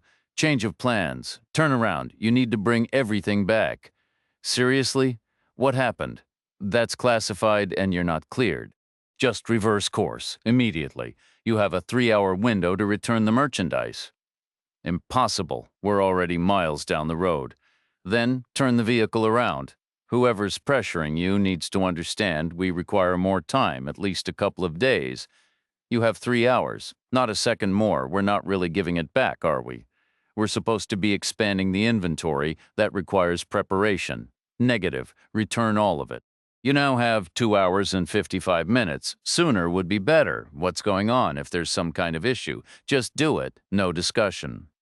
The passenger let out a frustrated sigh. Fine, but this isn't included in the original price. There's an inconvenience fee. The line was quiet for a beat. How much? 50% more. 30, 50, or we keep heading our original direction. Agreed. Now, pay close attention. There are new specific procedures for this handoff. Follow them exactly, or this will blow up in everyone's face. Chapter 25. The men from the tennis club reached the cave with 25 minutes to spare. Their vehicle jolted along the rough path between mounds of excavated earth, maneuvering past a parked panel van and a Land Rover sitting close together, before stopping a short distance from a white Ford truck. The driver killed the engine, left the keys in the ignition, and stepped out. His partner joined him, both scanning the rocky terrain, the gravel, and the reflective metal doors set into the hillside. The driver elbowed the passenger and gestured subtly toward a small lens mounted above the doorframe, mouthing the word camera. The passenger gave a tight nod. "Let's move." He hauled himself into the passenger seat of the Ford. The driver got behind the wheel and turned the key. The engine coughed reluctantly to life. "What a junker," he grumbled. "Unbelievable, we get stuck with this thing."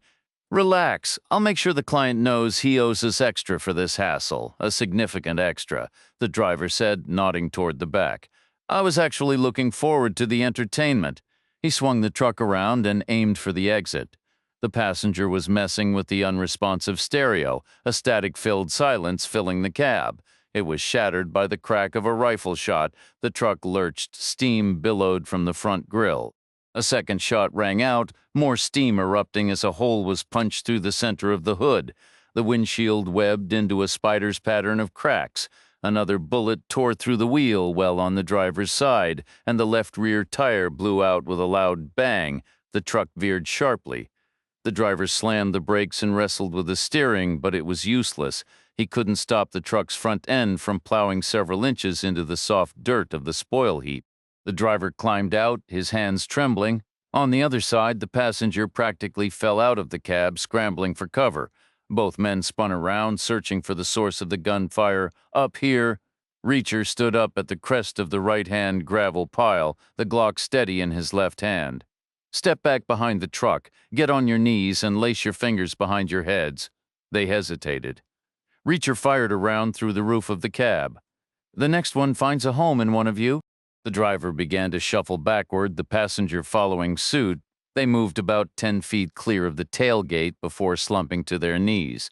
Reacher held his position. The heavy cave door slid open a couple of feet, and Paris emerged, clutching a handful of plastic zip ties. She hurried toward the Ford, stopping behind the driver. She guided his arms behind his back, looped a tie around his wrists, and pulled it tight, then repeated the process with the passenger. "They're secure," Paris called out.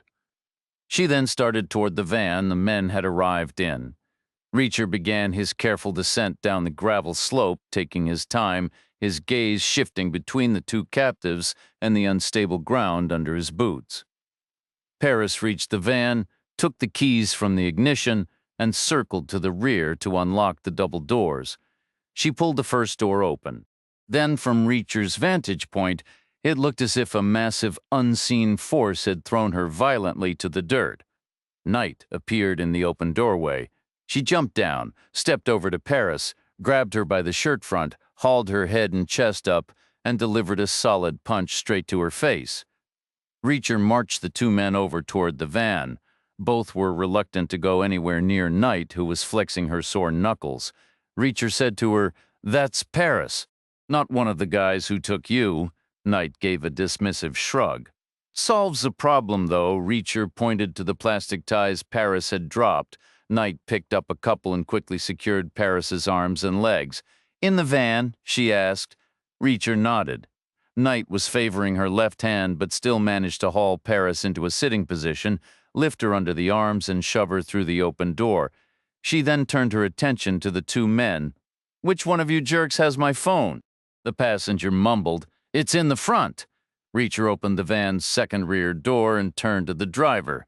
"Sit on the edge, lift your feet, try anything clever, and my friend here will work out the rest of her frustration on you." The driver complied, and Knight slipped a tie around his ankles. She tightened it and then shoved him hard in the chest, sending him toppling back into the cargo area. She repeated the process with the passenger, told them both to bend their knees, then slammed the doors shut, sealing them inside. Knight let out a heavy breath and stepped back from the van. Reacher asked, "You all right?" "My hand's seen better days, the rest of me is fine. A little banged up from getting tossed around on that metal floor, maybe." She gestured toward the truck and the wrecked Ford. "This was all you. How'd you manage it? A phone call, a couple of emails. No big deal." "You sent emails?" "Not personally. For a second there, I was worried. I thought you might be some kind of professional imposter." She rubbed her raw wrists. "But seriously, Reacher, thank you. Bowery's in the cave. He's in rough shape. He thought I was Paris and spilled a lot. Told me how those two made him watch them torture a man to death. They've got a whole dedicated room for it, complete with a viewing area for the next victim. If they'd gotten me there..." She turned away, a visible shiver running through her. "What else did Bowery say?" "He got caught, was forced to give up Paris and Vidic. Then he offered them some stolen document in exchange for his life. Said it's worth a fortune. Some report from a company called Cone Dynamics. Ever hear of them? No. I wonder what their big secret is. Hard to say. Probably some dry, tedious corporate financial scandal." The thought of corporate greed fueling this level of violence almost made him laugh. A dark, cynical twist in the midst of the grim reality. It was all so brutally pointless. Reacher retrieved Knight's phone from the passenger door pocket of the van and used it to call wall work. He finished his rundown and added, "So unless you've got a magic ribbon to tie this whole mess up with a pretty bow for your agents, I'm done here," Wallwork replied. "Good, get moving. The agents will be here in 30 minutes, maybe sooner, and if I've learned one thing, it's that the farther you are from the Bureau, the easier I rest. You don't really mean that." "I absolutely do, and..." Reacher stayed silent. "Delete my number. Don't call me again. I'm serious. Until next time, wall work. There won't be a next time. Then, let me ask you one final question. Ever heard of a firm called Cone Dynamics?" "No. Why? It's Paris's next target." She stole a report. "Word is, it's worth a fortune. Makes you wonder how can a single file be that valuable?" Reacher gave the van doors a final check before sliding into the passenger seat of the Land Rover. Knight was already behind the wheel, the engine idling. She pulled away slowly, easing through the narrow gap between the dirt mound and the wrecked Ford. Once they hit the paved road, she accelerated the rest of the drive to the Russian's house, passing in a heavy quiet. Reacher watched her from the corner of his eye. Her expression shifted like clouds before a storm, anger, then sorrow, then a flicker of fear. She parked on the street, avoiding the empty spot where Kane's truck had been, and a genuine smile finally touched her lips when she spotted her old Toyota. Reacher hopped out, moved through the gate, and got in. Knight followed, but detoured to the trunk.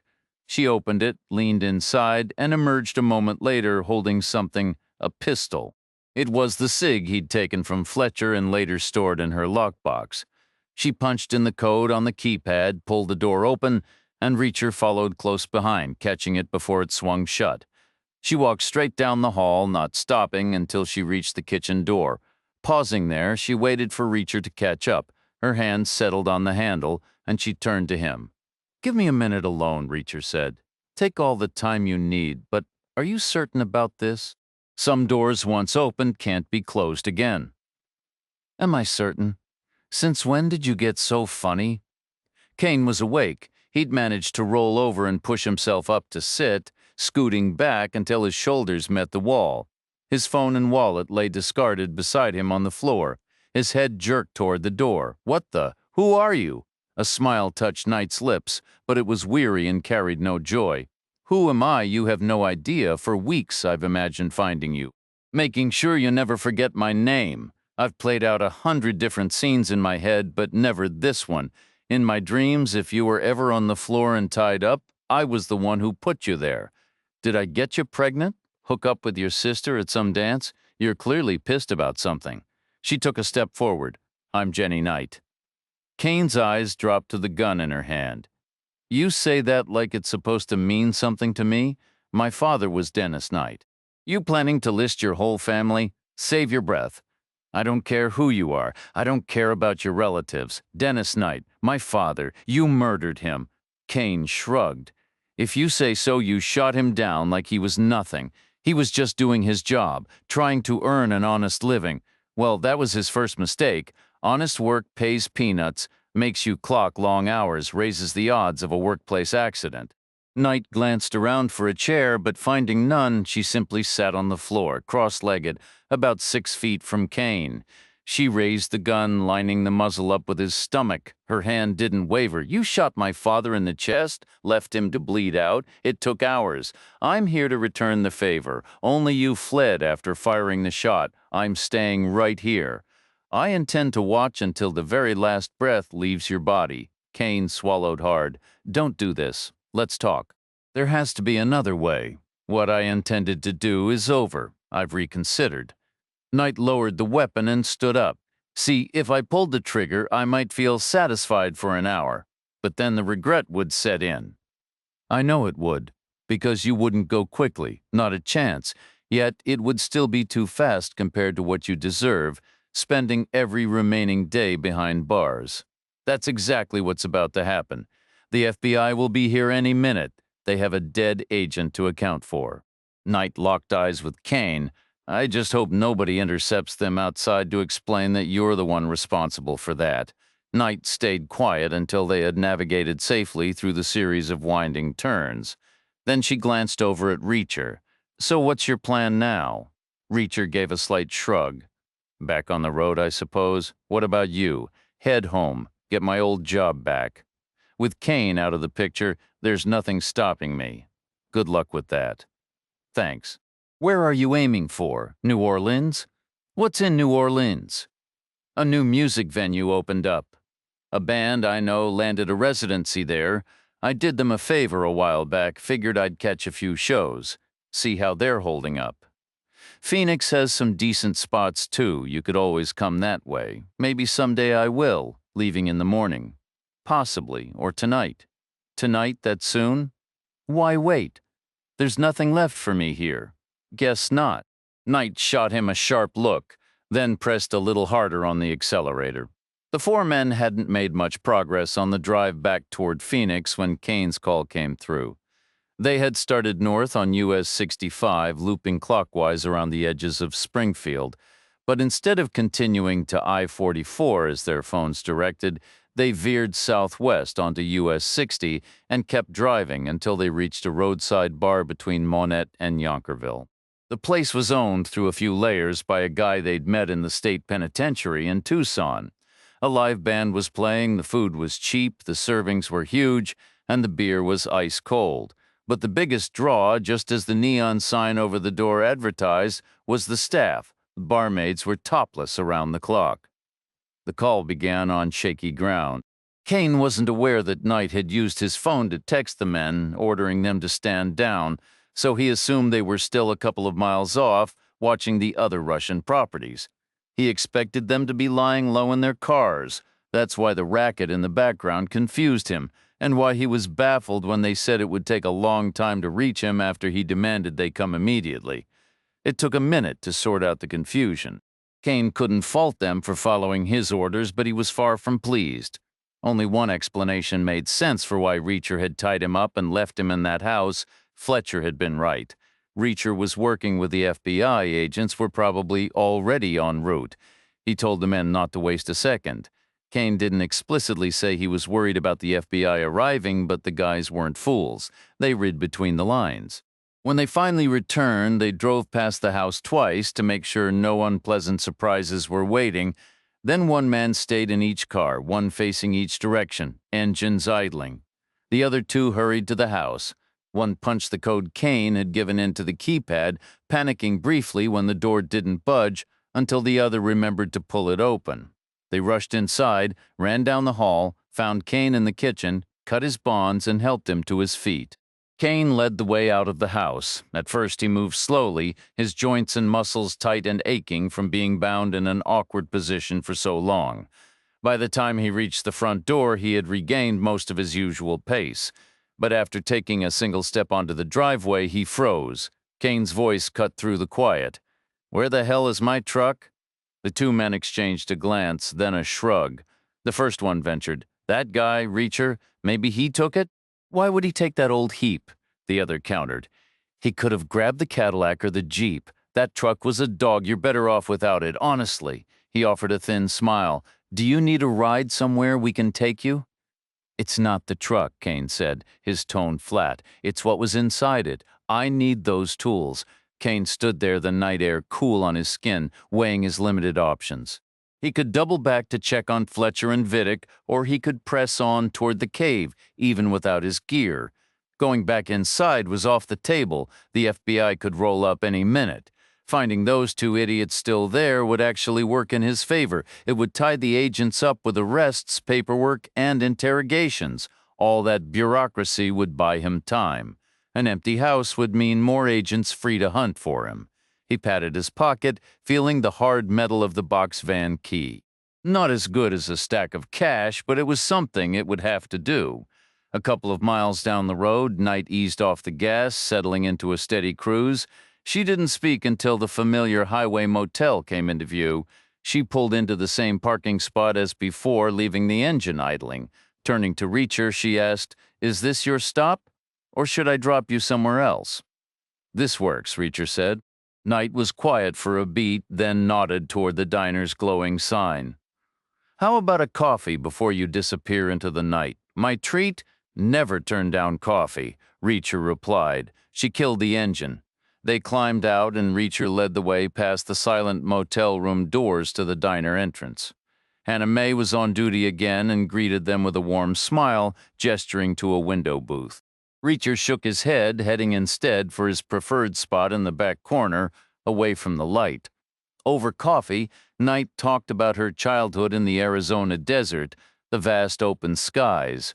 Reacher shared fragments of his own rootless youth, bouncing between military bases across the globe, the strange sameness of PX stores, the constant difference of languages outside the gates. Knight reminisced about her college days, and Reacher found himself describing West Point, the closest thing he'd ever had to a permanent home, and for over 30 years, his primary lens on America itself. Hannah Mae arrived with a fresh pot. "Pie special today is rhubarb, you two eating?" "I'll try a slice of that," Knight said. "Peach for me," Reacher said, "and a burger with fries." "BLT for me," Knight added. "Easy on the lettuce, heavy on the bacon." As they waited, the conversation turned to shop talk, the standout cases from their early careers, the frustrating ones that slipped away, the ones that lingered in the memory long after the files were closed. They ate in a companionable quiet, and when Hannah Mae approached with the coffee pot a fourth time, Reacher waved her off. He left bills on the table. Knight added her share. Stepping outside, they found the sun had set. Tall lampposts in the lot threw elongated shadows, and a definite evening chill had settled in. Reacher noticed Knight give a slight shiver. His eyes swept the nearly empty parking lot, noting the lack of moving traffic. Knight followed his gaze. "Might be tough catching a ride this late." "Might be," Reacher agreed. "I'm going to grab a room for the night," she said. "Walk me to the office?" Kane rode shotgun in the lead vehicle. As the driver swung too sharply onto the rough track between the slag heaps, he jerked the wheel and stomped on the brakes, stopping just inches from another truck's bumper.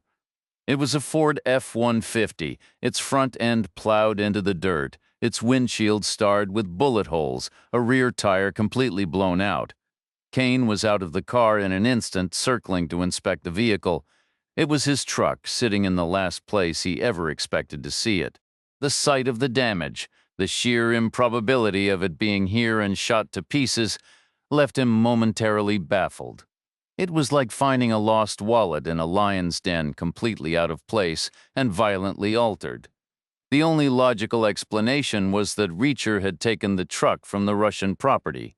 He must have driven it here, searching for Paris. Kane figured Paris had escaped on foot, scaling the industrial slag heap, and fired at Reacher when he attempted to pursue her. The absence of a body in the cab was disappointing. Kane glanced upward, but the deepening gloom obscured the summit.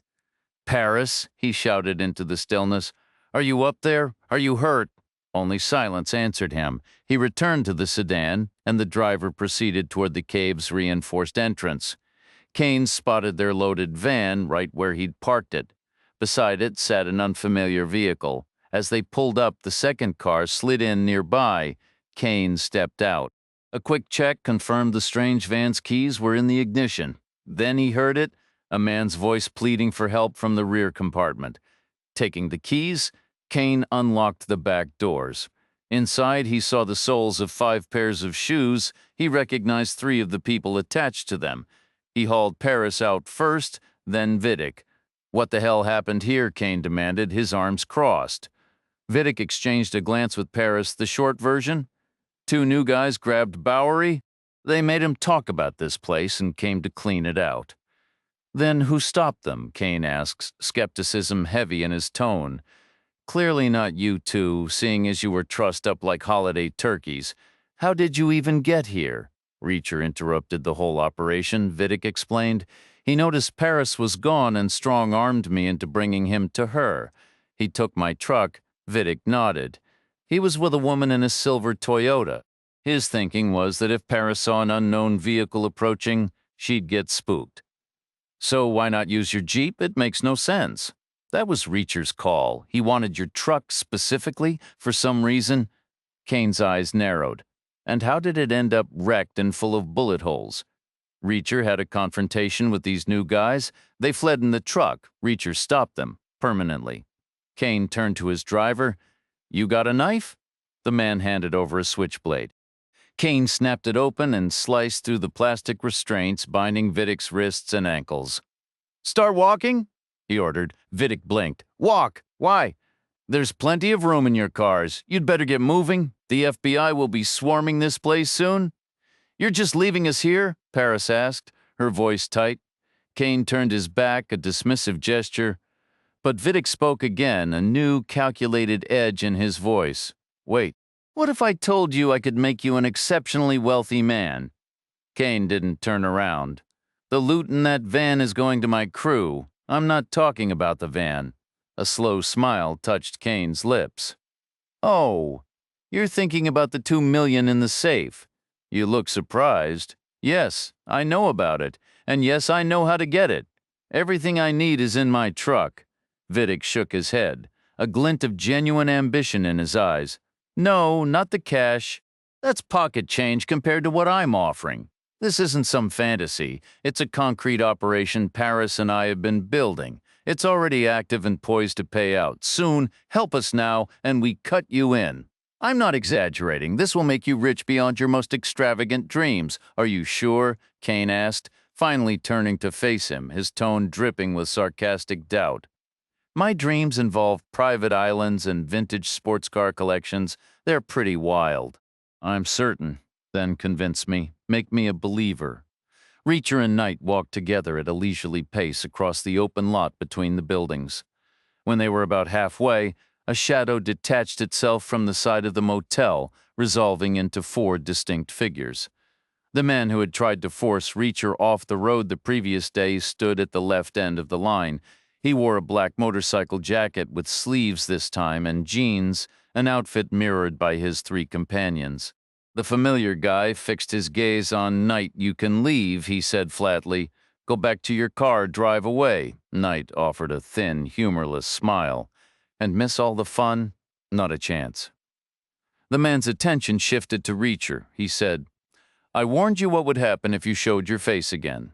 Reacher replied, You clearly don't know me very well. What's that supposed to mean? I'm enjoying myself. He shot a look toward Knight, and the night's still young. It's over for you. The man gestured sharply with his right hand, prompting his 3 companions to advance a step. Right now. Is that so? Reacher's gaze swept over each of the newcomers. You've got a choice. Walk away now and nothing changes. We can all go home, but the second one of you makes a move. The rules go out the window. The 3 men remained silent. Knight shook her head in disgust. This is a joke, ganging up on a man with a busted arm. You should be ashamed of yourselves. The man from the previous evening jabbed a finger toward Reacher. He brought this on himself. Should have stayed gone. A heavy frown settled on Reacher's face. He leaned in slightly. You've got something in your hair. Is that lettuce didn't bother to wash up after your dive into the hog trough? He extended his right arm slowly, as if to flick something away. Did they finally let you out of that dumpster all the way out at the farm? Bet you felt right at home with the pigs? As the man moved to swat his hand aside, Reacher snapped it back. In one fluid motion, he pivoted his shoulders, channeling the force into his left arm, his fist connected squarely with the man's jaw. The guy crumpled sideways into his friend before sprawling onto the pavement. Reacher's voice was calm. Final offer, leave now and take your friend with you. The remaining two men tightened their circle, inching closer. The one on the right sneered, or maybe we'll stick around and keep your girlfriend company. He leered at Knight, sticking out his tongue and leaning in as if to lick her face. She drove her knee hard into his groin. He folded over with a choked, guttural cry before he could recover. Knight's fist smashed into his nose. He stumbled backward, arms flailing as if trying to balance on a sheet of ice, then collapsed in a heap almost identical to the first man. The last man standing near Reacher threw his hands up, already backing away. This wasn't our idea. We don't want any part of this, Reacher said. If you want to leave intact, clean up your mess. Take the trash with you. The man bent down, grunting as he hauled the first attacker over his shoulder. His buddy did the same with the second. Reacher called after them. You're going the wrong way, huh? He pointed toward the narrow alley between the diner and the motel. Take them through there. Toss them back in the hog trough where they belong. You can't be serious. Try me. The Ford was clearly not going anywhere on its own power. Once Kane was done with his tools, he began carrying them over to one of his associates' cars, loading them into the trunk. Paris grabbed Vidic by the arm, pulling him aside where they couldn't be overheard. What were you thinking bringing Kane into this? She hissed. He's a brute, an absolute pig. You know I can't stand the sight of him? Vidic kept his voice low. All true, but he's a useful brute. We'd be in handcuffs right now without him. Fine, I'll give you that. But cutting him in on the report, telling him about the money, I'd rather burn every dollar than let him touch a single cent. Relax, he won't see a dime. We use him one more time, then we take him out of the picture. How? I've got it worked out, similar to our original plan for Reacher. All right, so what's this one more time? We've got a new problem. Those lunatics who pulled me from the Russian's place. They grabbed some woman by mistake, thinking she was you. They already had Bowery. He was in bad shape, beaten pretty badly. He saw this woman and thought she was you too, started running his mouth about the report. It's worth a fortune, so he traded the information to save his own skin, Vidic explained. So this woman is aware of it? Completely? Who is she? I'm not certain, but she's partnered with Reacher, which means the FBI will have that report in their hands before long. Paris spun on his heel and moved toward the van. Vidic called out, Hold on, it's pointless. Bowery didn't survive. He passed away about 30 minutes ago by himself. Or did you give him a nudge? Vidic stayed silent. Paris stared at him. You knew he was dead and you kept quiet? We were trapped in the back of a moving van. If I'd told you we were sharing space with a dead body, what would you have done? Panic. Started pounding on the doors. Paris didn't reply immediately, running a hand over his face. This is unbelievable. We're right on the edge of everything. We can't let it fall apart now. It won't. I've got the beginnings of a plan. I just need to work out the details, the timing, the route, the exact spot. Everything has to click into place like clockwork. There's zero margin for error, and I need to figure it out fast. This all goes down tomorrow. Meanwhile, Reacher and Knight watched from the shadows as the men hurried across the lot and piled into a dented Chevy Camaro. The engine coughed and sputtered before finally turning over with a ragged growl, carrying them out of view. Knight gestured toward the motel office. I'm going to get us a room. It's getting late. You want to stick around and try for a ride in the morning? Works for me, Reacher said. Good, I'll handle it.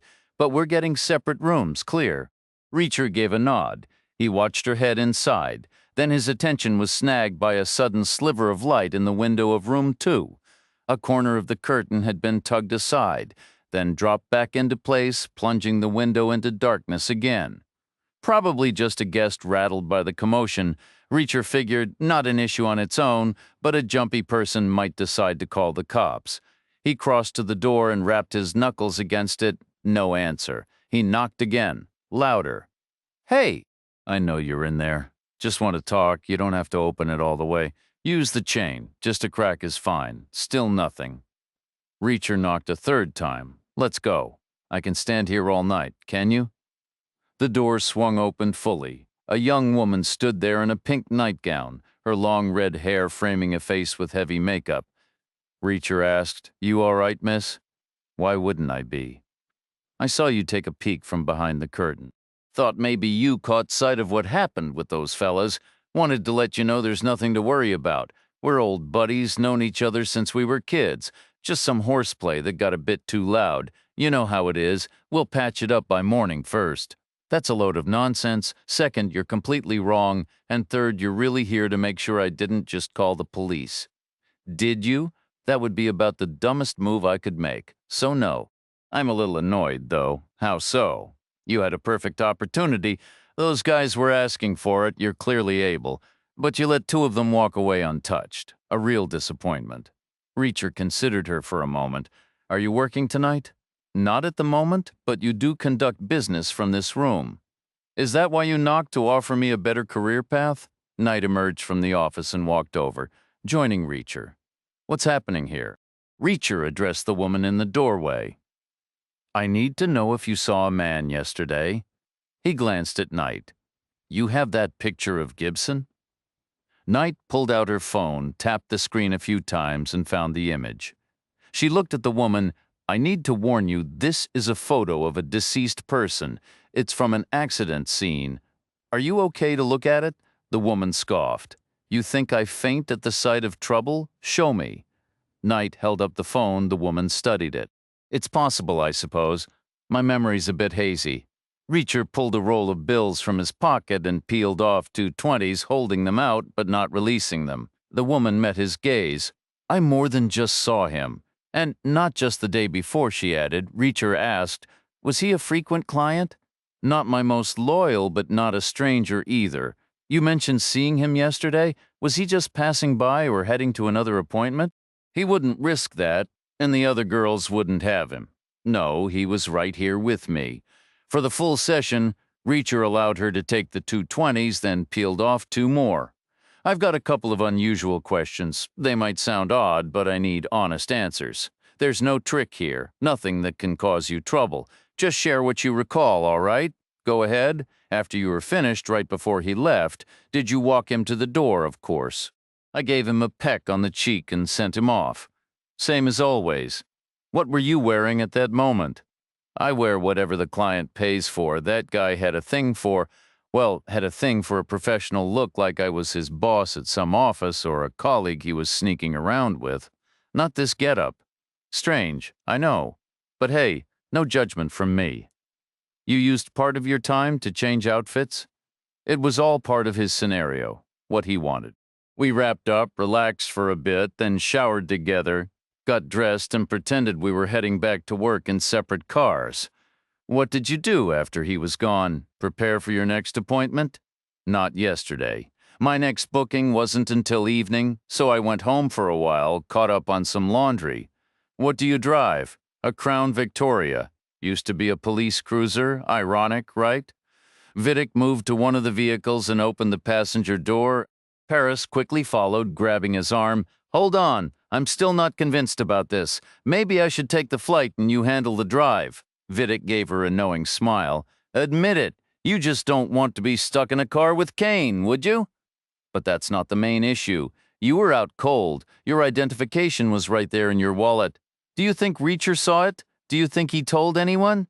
There's no way to know for sure." "Mine were in my purse." "I think they're a safer option. We should use one of my IDs. This is the riskiest part of the whole plan, I get it. But I understand how these people operate. It's better if I'm the one to do it." "You really believe that?" "There are no sure things in life, Paris, you know that. But this is our best chance. Trust me. Just grit your teeth through a car ride with that jerk, then a flight. That's it. Then we're home free." Reacher thanked the woman and handed her the additional 2 20s. He turned to leave, and Knight fell into step beside him, linking her arm through his. "I have something to confess," she said. "What did you do?" "I only reserved one room." Chapter 27. Reacher was the first awake the next morning. He dressed quietly, slipped out of the room, and headed to the diner. He returned with 2 coffees in to-go cups. When he entered the room, Knight was awake, sitting up in bed with the sheet pulled to her chest. "Is everything all right?" she asked. Reacher said yes. "Why wouldn't it be?" "Your face, you look concerned." "I'm not concerned. I thought I caught a faint whiff of smoke, that's all. I was trying to pinpoint where it came from. Maybe it came from in here. Things did get pretty heated last night." She folded back the covers on his side of the bed. "Maybe we should recreate the conditions. See if it happens again, purely in the interest of scientific inquiry." Reacher set the coffee cups on the desk and moved toward her. Her phone began to ring. Reacher said, "Let it go." Knight checked the screen. "It's your friend Walwork. Don't you think you should see what he wants?" "Damn." Reacher took the phone and answered. "Yeah." Walwork's voice was rough. He said, "Where are you?" "At the motel where Gibson met his contact. Although we've uncovered some new details about that meeting." Reacher glanced at Knight. Her sheet had slipped down a few inches, and he had a strong suspicion that was no accident. Walwork said, "That's a shame. I was really hoping you'd be miles away by now." "Why?" "2 federal agents are on their way there, to look for you and Detective Knight, for us." "Why is this happening?" "Because nearly every lead from yesterday has turned into a disaster. When the team arrived at the Russian location, Kane was already gone. At the cave, Vidic and Paris had vanished. Bowery was found dead. Then, while searching the gang's house, an agent triggered a hidden trap. A vial of phosphorus had been placed behind a door right next to Gibson's body. The whole building went up in flames. Sounds like a complete mess, you're telling me. It's not a total loss, though. They have Fletcher in custody. They also recovered several vehicles from the crash scene, including Gibson's car. His cell phone was still inside, wedged beside the driver's seat. Prints and DNA were lifted from all over. The prints are a confirmed match, though the DNA will take time.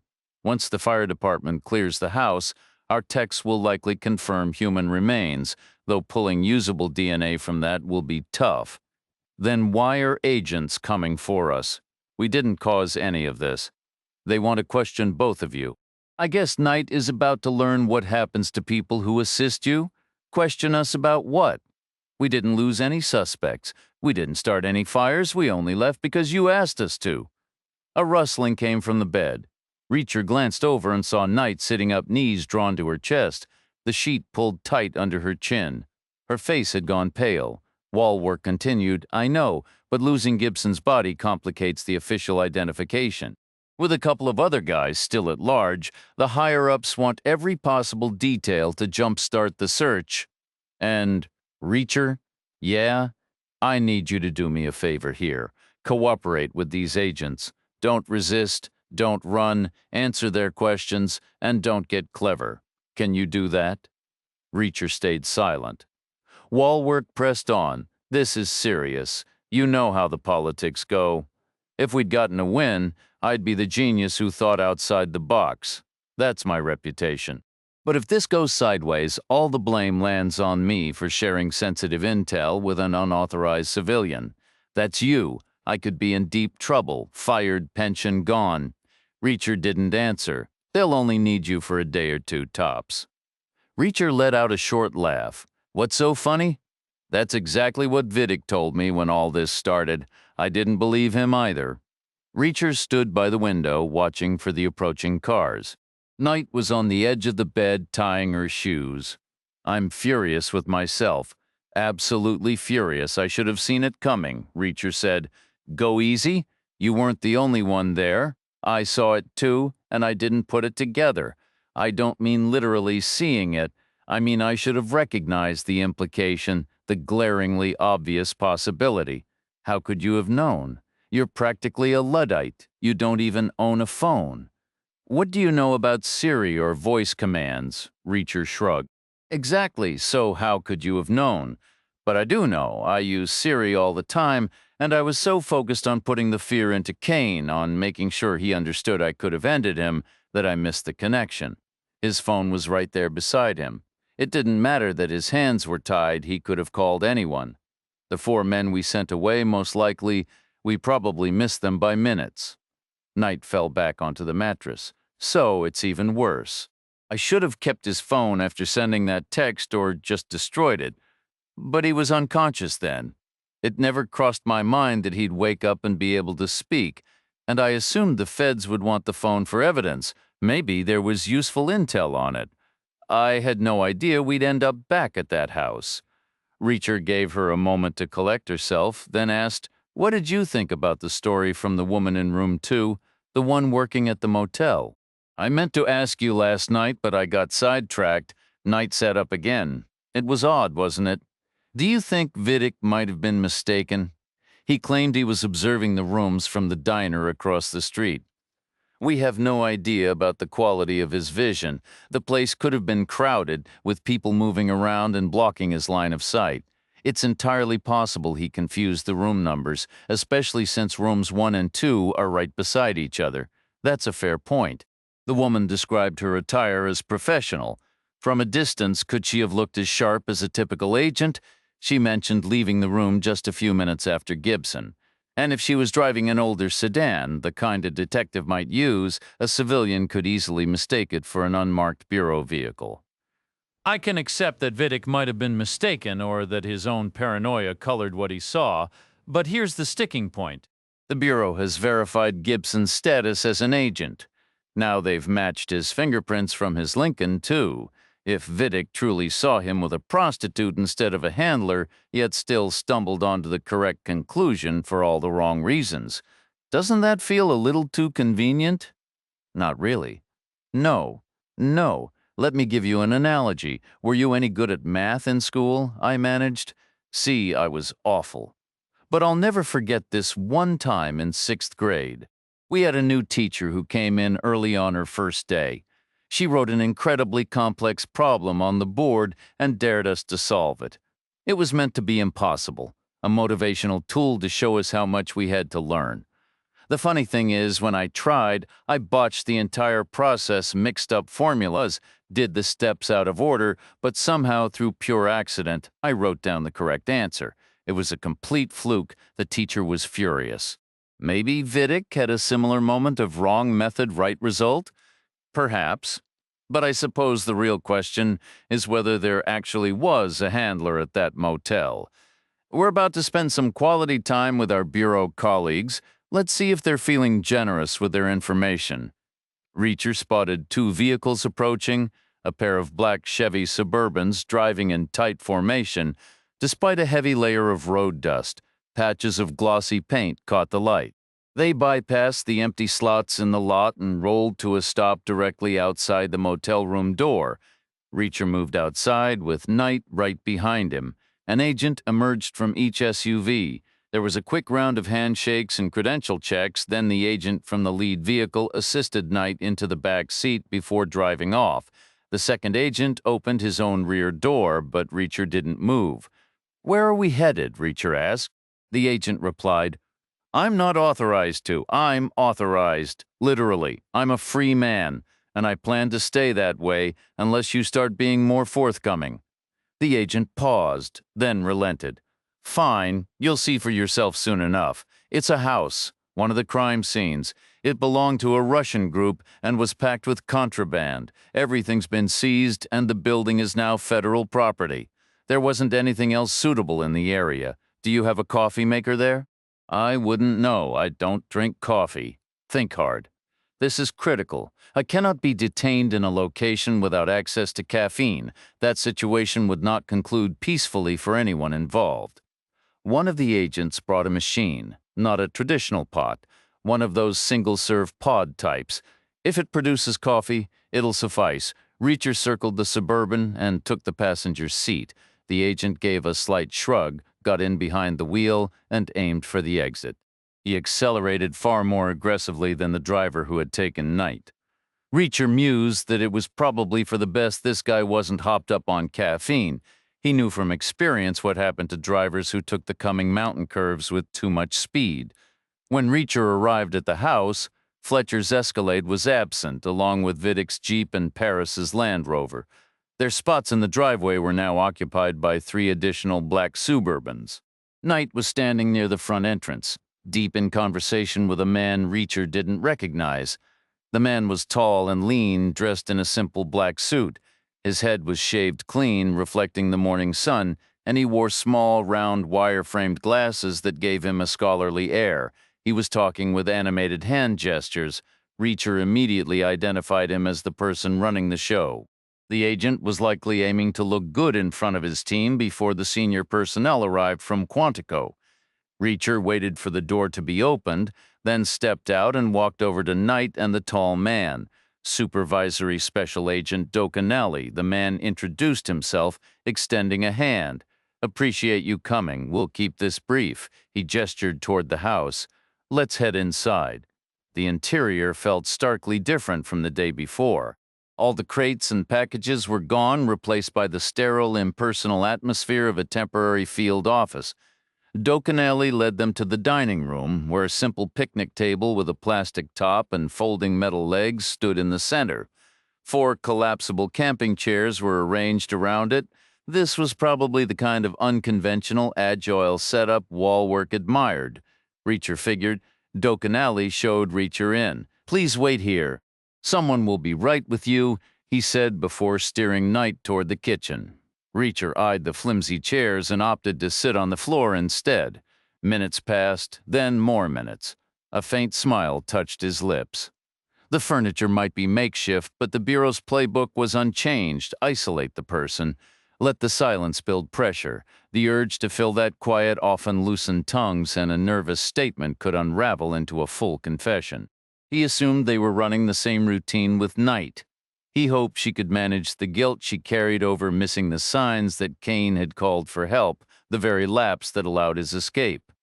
The irony of her being questioned in the same house Kane fled from wouldn't be lost on a sharp agent.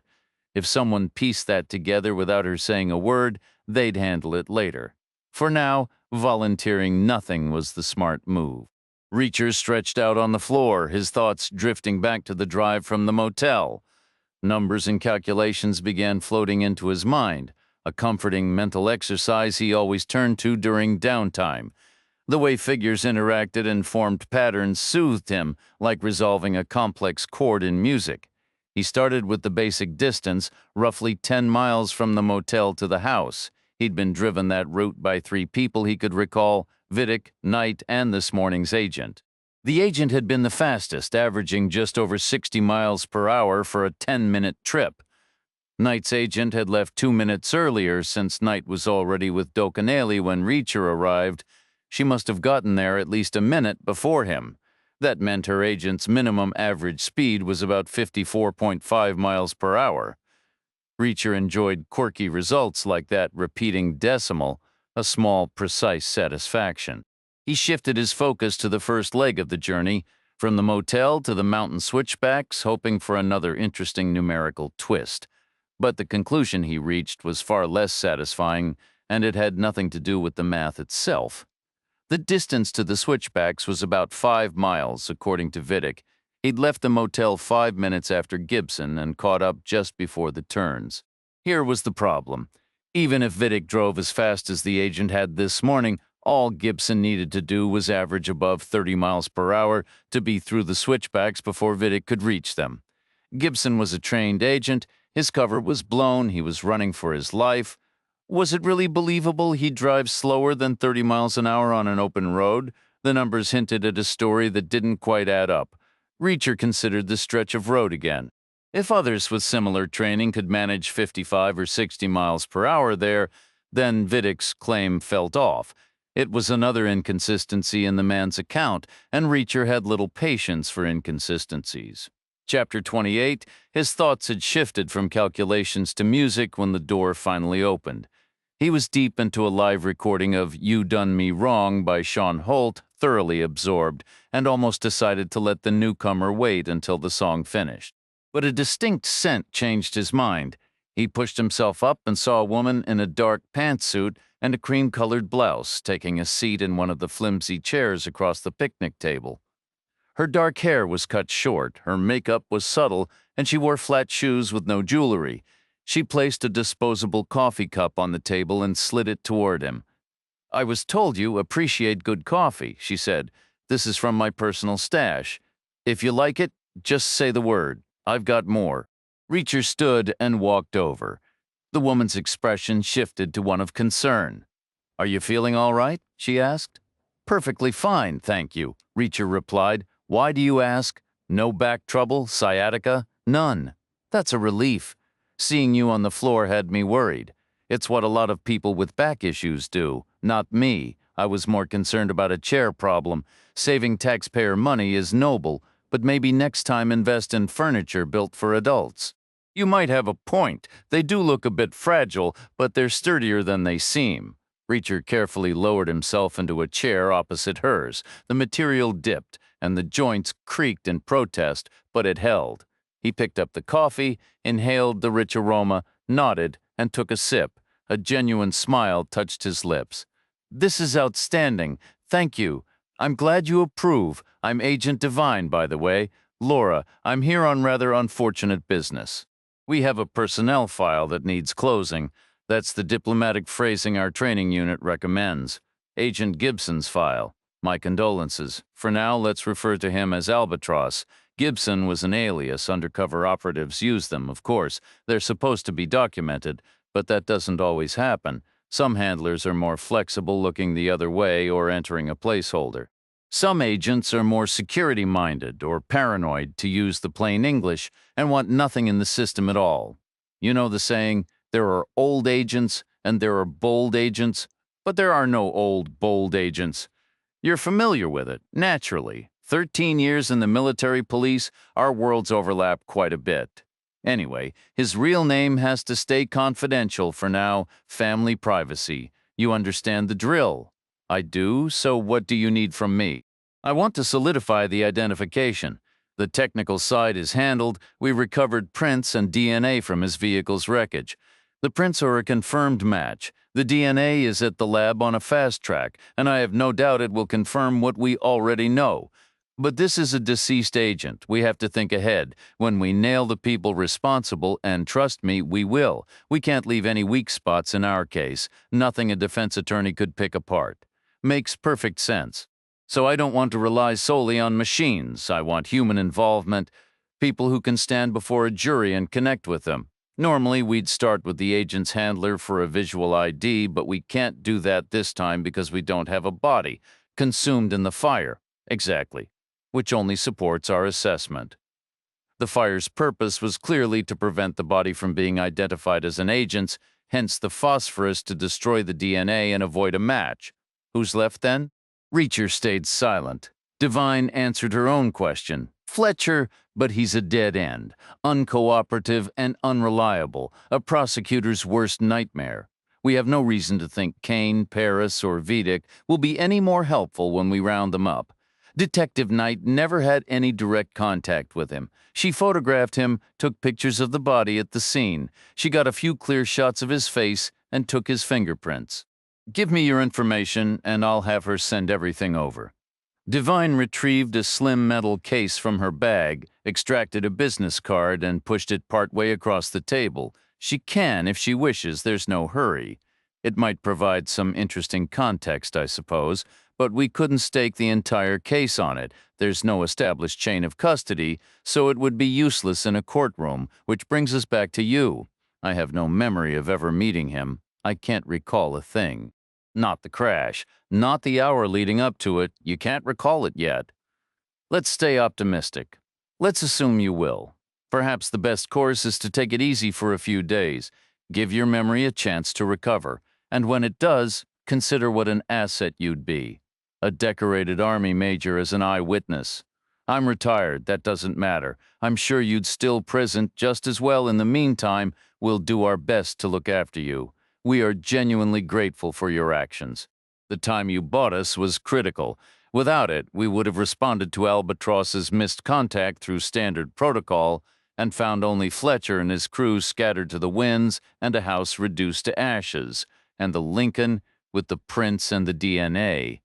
Exactly, that was their sole mistake. They likely assumed it would be engulfed in flames when it reached the bottom of the gorge. It just goes to show there's no such thing as the perfect crime. What about funeral arrangements, that sort of thing? It's too early to tell. Did you know Gib Albatross personally? No, I only knew him by reputation. What about his handler? This has to be hard on her. She's probably drowning in survivor's guilt right now, thinking, what if I'd kept him on the line for 5 more minutes? What if I'd ended the meeting 10 minutes earlier? Agent Devine offered a thin smile and wagged her finger. Come on, Major, Mr. Reacher. You know the drill. I was born at night, but not last night. I'm not going to divulge any details regarding Albatross's handler, or their location, or their movements. Reacher gave a slight shrug.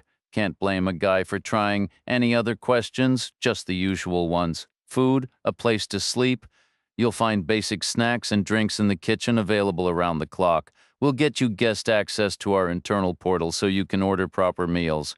Oh, wait. You're the one without a phone, correct? Reacher nodded. Not an issue. I'll have a notepad and pen brought to you. You can write down your selections. We'll arrange a daily delivery for the duration. For sleeping quarters, we're using the bedrooms upstairs. You're assigned to room 6. Number cards are being placed on the doors now. We're just waiting on some furniture to arrive. Nothing elaborate. Essentially a bed, though. It's more of an army cot. I imagine it will feel like home. Honestly, I never liked those things. Never could get comfortable on one. I'll just return to the motel. Stay there another couple of days. You'll know where to find me if you need me. No, it's better if you remain here. I'll be more comfortable there. I'll rest better, improve the odds of my memory returning. Devine shook her head. I'll make a call. Get you a proper bed for upstairs. This is where you need to be just for a few days. Am I being detained? Detained? Of course not. Why the dramatic turn? Then why does it matter where I sleep? 1 minute you're expressing gratitude, the next you're placing me under what feels like house arrest. Devine leaned forward, her voice dropping. We're insisting because we are grateful. There's a delicate aspect to this situation. The manner in which you delivered the information was unorthodox. It placed another agent in a position where he had to make a difficult judgment call on how to proceed. The decision he made was less than ideal. We're currently working to adjust the records to reflect that your tip about a deceased operative came through official channels. Navigating the current oversight environment makes that a challenge, but I believe we'll manage. It simply requires patience. In the meantime, we need to maintain control over every aspect of the story. Sounds like I'm spending the night. I appreciate your cooperation. It won't be a second longer than required. You have my word. Is there anything else you need from me? Not at this time. Just remember I'm available around the clock. I gave you my card, though. That's not much use if you can't make a call. You'll see me frequently. For anything after hours, I'm in room 4. Devine stood and moved toward the exit, pausing with her hand on the doorknob. Actually, there is one more thing off the record, just between investigators. What was your take on that report? My report writing days are over. I'm referring to the cone dynamics situation. I don't have any information on that. That's not what you mentioned to Walwork. I only relayed what I heard, that Paris and Vidic took a report from Cone Dynamics, whatever that is, and that Bowery was trying to use it as a bargaining chip after a prior blackmail victim, Netchell's property, hired some enforcers to send a message to all 3 of them. I've never laid eyes on that report. I haven't read it, and I know nothing about what's in it. I told Walwork because if Paris and her crew are branching into cybercrime, I assumed the Bureau would want to know and put a stop to it. Without a doubt we should. I would have passed that along too. Any idea how Paris even identified Cone Dynamics as a target? How she knew about them? She didn't target them specifically. It was random. She was just casting a wide net. It's a curious name, though, Cone Dynamics. Did Bowery or anyone else hint at what they do? No. Any guesses?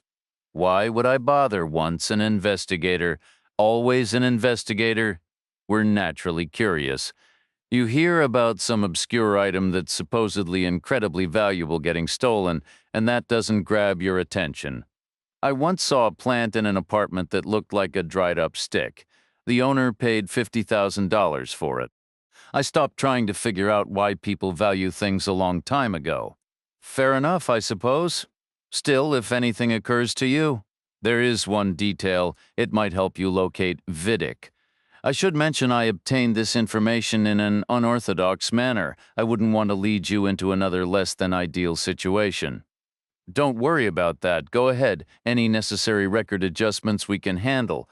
I checked Vidic's wallet yesterday. He had several backup IDs in there. Professional grade, in my opinion. If he's traveling by air, renting a vehicle, or checking into a hotel, he's likely using one of those. Do you recall the names or which states issued them? Do you have something to write with? Chapter 29. The surplus cot Reacher found in room 6 was definitely not the real deal. He was almost certain of that. The authentic military version was engineered for solid stability when set up in compact storage when broken down. This contraption swayed and dipped like a ship's berth when Reacher stretched out on it, but it held together.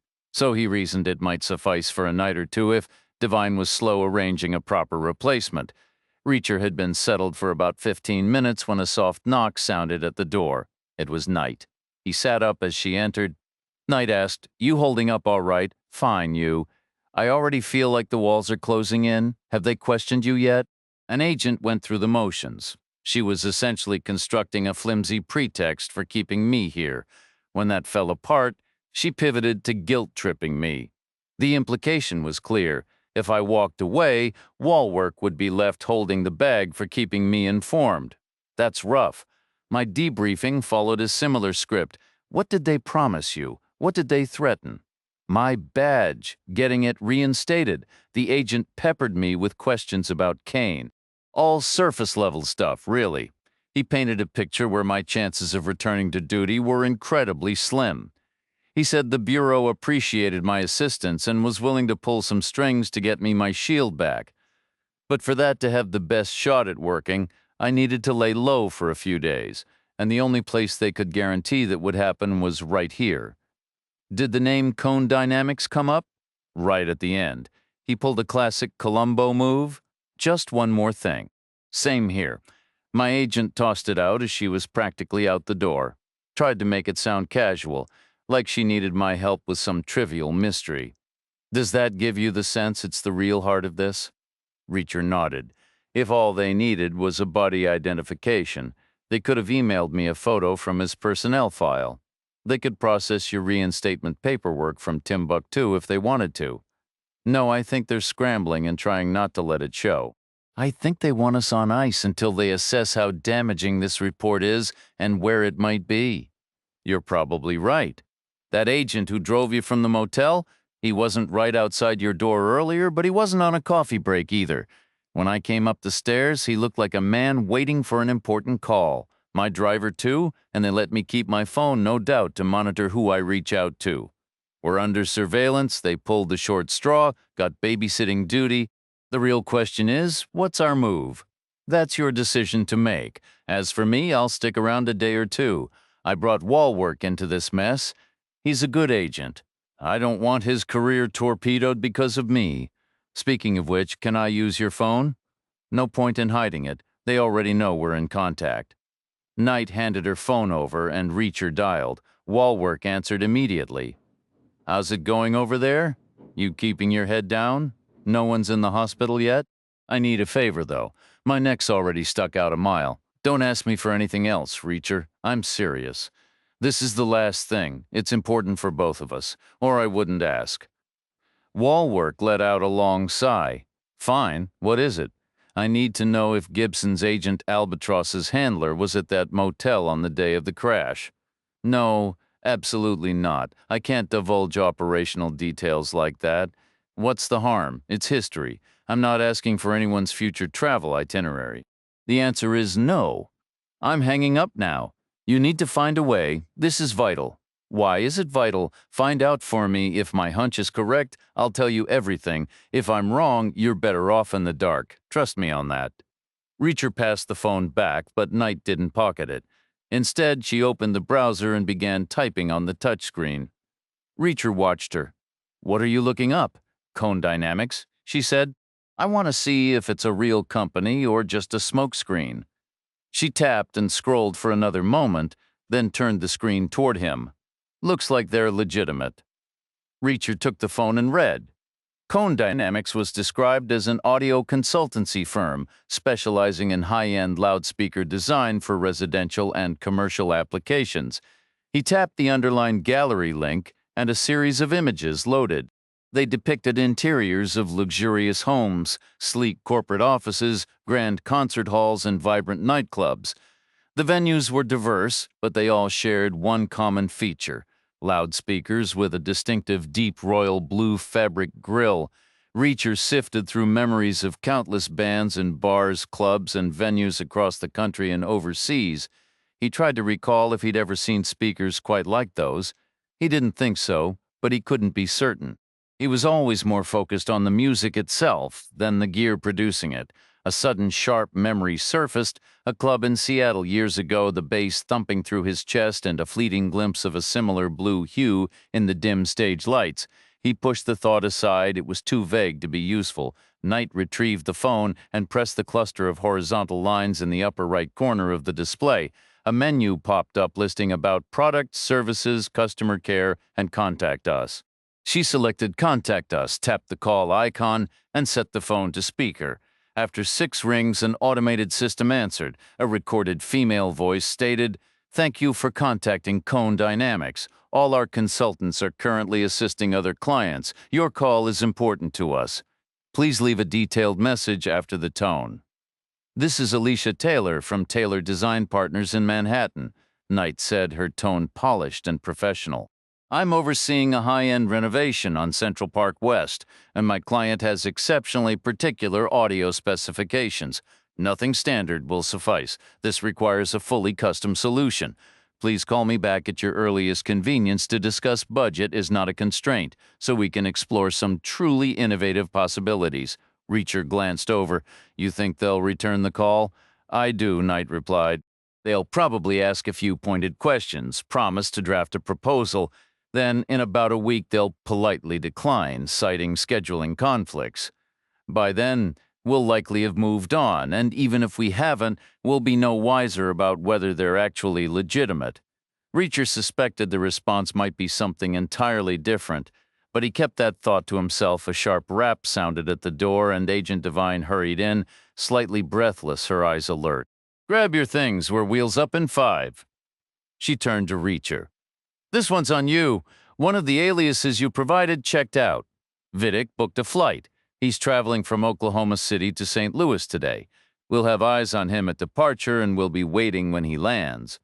Reacher and Knight gathered in the hallway, but when the line of Suburbans pulled up outside, the agents directed them into separate vehicles, standard protocol to isolate persons of interest. Reacher felt a flicker of disappointment but didn't object. He was assigned to the second SUV in a convoy of 4.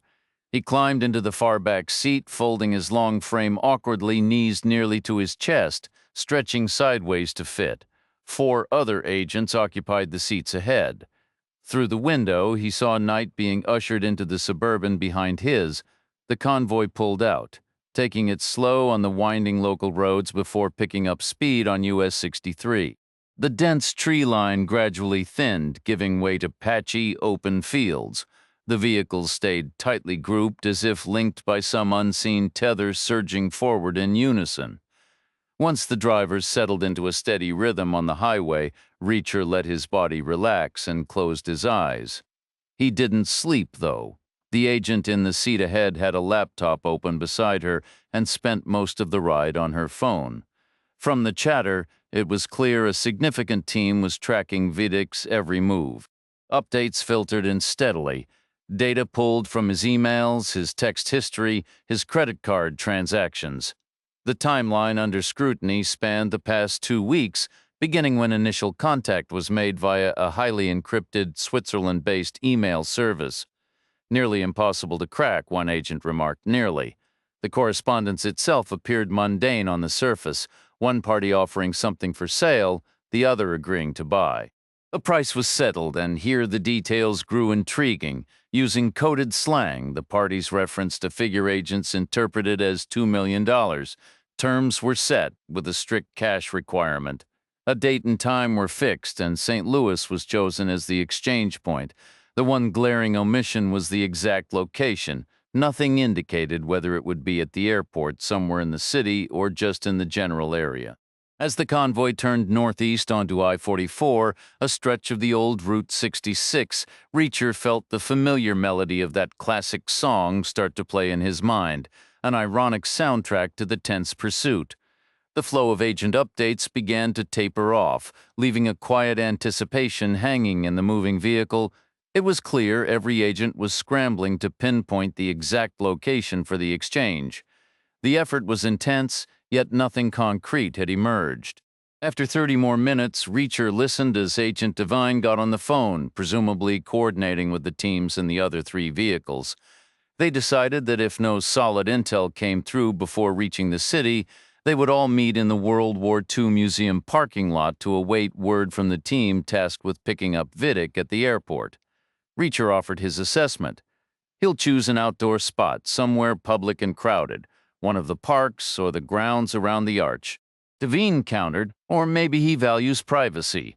He's about to break the law, he might prefer not to have an audience. An audience is precisely what he's after, Reacher insisted. Last time was a practice round with those real estate hustlers. Bowery went to collect payment.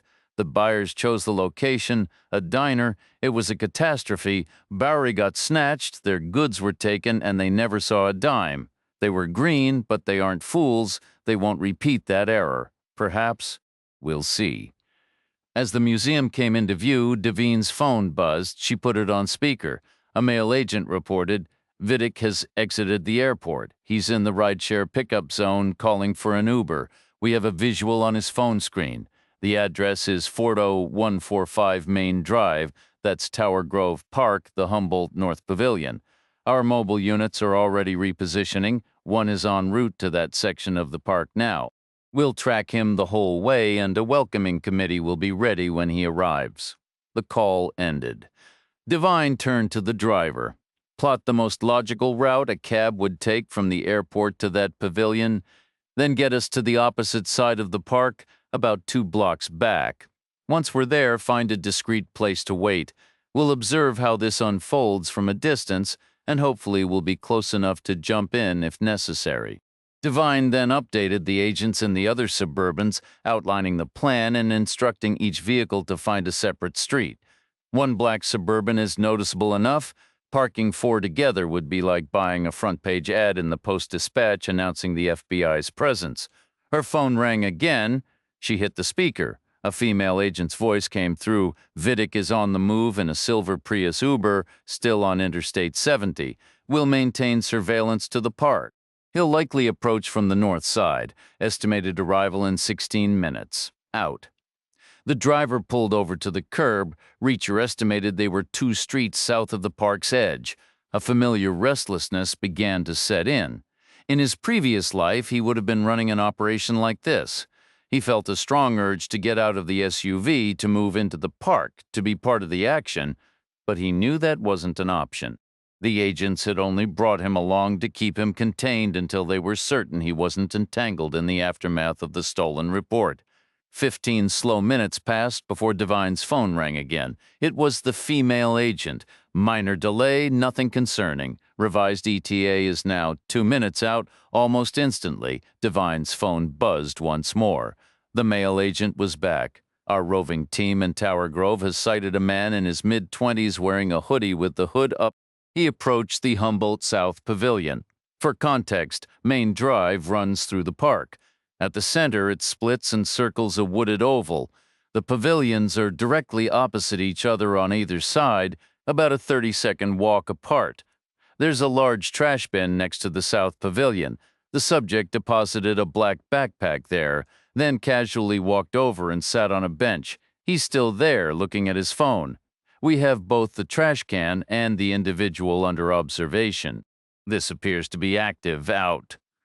The female agent called again to report Vidic's Uber had entered the park and that Vidic had gotten out and was walking toward the North Pavilion. Then the man called once more. We have visual confirmation on Vidic. He's entering the North Pavilion now. He's inside scanning the area. He hasn't spotted us. I repeat. He is not aware of our presence.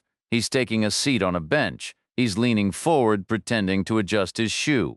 He's retrieving a small item from inside his sock, a miniature envelope. He's peeling the protective layer from an adhesive strip. He's securing the package beneath the bench. He sits back up. He's checking his phone, likely sending a signal. He's standing. He's beginning a slow circuit around the oval. He's changing direction, heading for the South Pavilion. Correction, he is. The individual in the gray hoodie is now on the move. He's walking the opposite direction around the perimeter, making a beeline for the North Pavilion. He's at the bench. He's sitting. His hand goes underneath. We are moving in. We have the individual. We have secured the envelope. Vidic is now seated on a different bench. He's surveying the area. Stand by. His posture is shifted. He's becoming agitated. He's on his feet. He's walking toward a public trash receptacle. He appears to be going for a backpack. We're hold negative. He didn't retrieve it. He's left the bag. He's running. The transmission cut to static. A heavy silence filled the vehicle. The agents exchanged uneasy glances. Reacher felt a sudden palpable chill in the air, as if the atmosphere had turned icy. Divine's phone buzzed. A different female voice reported, "One male suspect is in custody, one package secured, contents, one USB flash drive." "Where is Vidic?" Divine demanded. "Do you have him?" The call disconnected. 5 agonizing minutes passed, then 6. Finally, the lead agent called back. "We are continuing the search, but we currently have no visual on Vidic. We will update you after 2 more minutes of tense waiting." Divine turned to the driver. "Get us to the park entrance. We're useless sitting here. It's time to get directly involved." The driver made a right turn, crossed 2 intersections, then jostled up onto a pedestrian walkway, parking beside a chain-link fence bordering a softball diamond. The team exited quickly, all except one. It was the agent who had collected Reacher that morning. "We're staying with the vehicle," he said, his tone suggesting he found the assignment as tedious as Reacher did. It was over an hour before the search party returned to the Suburban. In that time, Reacher had committed to memory every tree, path, and light post surrounding the field. He had estimated the tree density per acre for the entire park, extrapolating from his limited view. His mind kept returning to Vidic. What had triggered his panic, what made him flee without the payment, and just how much money could fit in one backpack. All the whispers about the cone dynamics data pointed to a fortune of staggering proportions. That kind of money conjured images of armored trucks, not a simple knapsack. Perhaps Vidic was guilty of exaggeration, on top of his other failings. Reacher didn't need to ask the returning agents for a summary. Their defeated expressions and slumped shoulders told him everything. Vidic had vanished. Wordlessly, Reacher slid back into the cramped rear seat. The agents piled in. For a long moment, no one spoke. Then Devine clapped her hands together sharply. "All right, everyone, heads up. Yes, Vidic got away.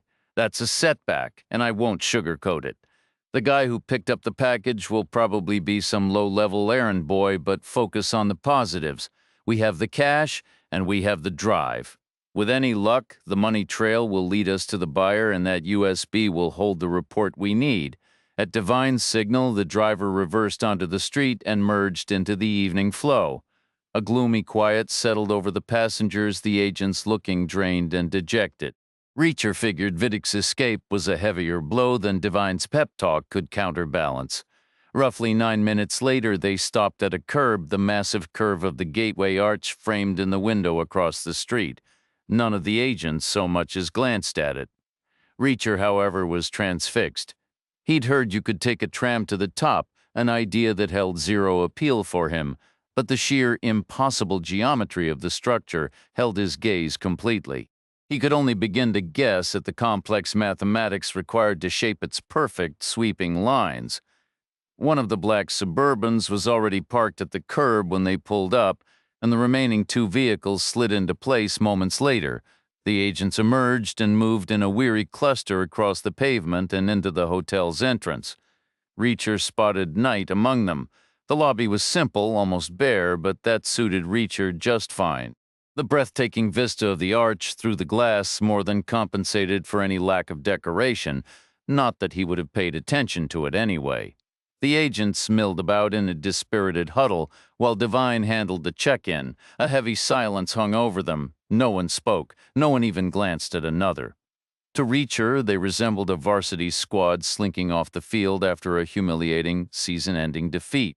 Devine returned a few minutes later, juggling a fistful of glossy keycard sleeves. She passed them out seemingly at random, then announced, "All right, we're done here. Grab some food, get some rest. Clear your heads. Tomorrow we start fresh." Vidic was settled in a different hotel, 230 miles distant. He was reclining against the headboard, an empty plate from his room service steak beside him. The credits for an episode of Breaking Bad were rolling on the TV. He took a final sip of wine, set the glass down, and reached for his phone. He intended to check on Paris to see how her trip had progressed, how near she was to putting a bullet in Kane's skull, and, crucially, to confirm she was prepared for the following day. He had only tapped the first 2 digits of her new number when his phone vibrated with an incoming call. It was Paris. The universe, it seemed, was still smiling on him. He must be doing something right. Paris didn't bother with a greeting. "I despise you," she seethed. "I am going to murder you." A faint smile touched Vidic's lips. What's he done now? It's like babysitting a toddler. Kane is an absolute idiot, a genuine simpleton. He kept pestering me about the mechanics of tomorrow's exchange. I gave him the broad strokes, nothing detailed, and he couldn't even grasp that. He was more focused on making juvenile fart noises and leering at the flight attendants. Being seen with him is mortifying. Sounds about standard for that particular individual, and that's not the half of it. We had to switch hotels. Why? We were at the bar, and you went for a drink with him? What were you thinking? I didn't plan to. He asked if I wanted dinner. I said I was ordering in. He said he was going out, so I went to the bar alone. Then he materialized. I couldn't escape. He launched into his asinine jokes. Some other patron took exception. So Kane followed the guy to the men's room, allegedly forced him to strip naked, and tossed his clothes out a window. I'm not joking. It's like being chained to a feral teenager. I can't stand it. Are you in your room now? Yes, at last. Then unwind. Put him out of your mind, because in 24 hours he'll be on a coroner's table and we'll be in our own private paradise, in our personal fortress, with more money than we could spend in 10 lifetimes. The FBI was certainly springing for far more square footage than Reacher required. The keycard agent Devine had given him access to a suite on the hotel's 8th floor. Reacher entered and took a slow tour of the space. The bathroom was stocked with enough miniature bottles and toiletries to supply a small pharmacy. A living area held an assortment of sofas, armchairs, a writing desk, and a TV. Then came the bedroom itself. Reacher paced the perimeter before halting between 2 elaborate king-sized beds positioned near the window.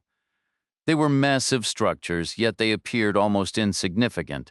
Adrift in the vast expanse of polished floor, like lonely atolls in a wide, empty sea, he mused.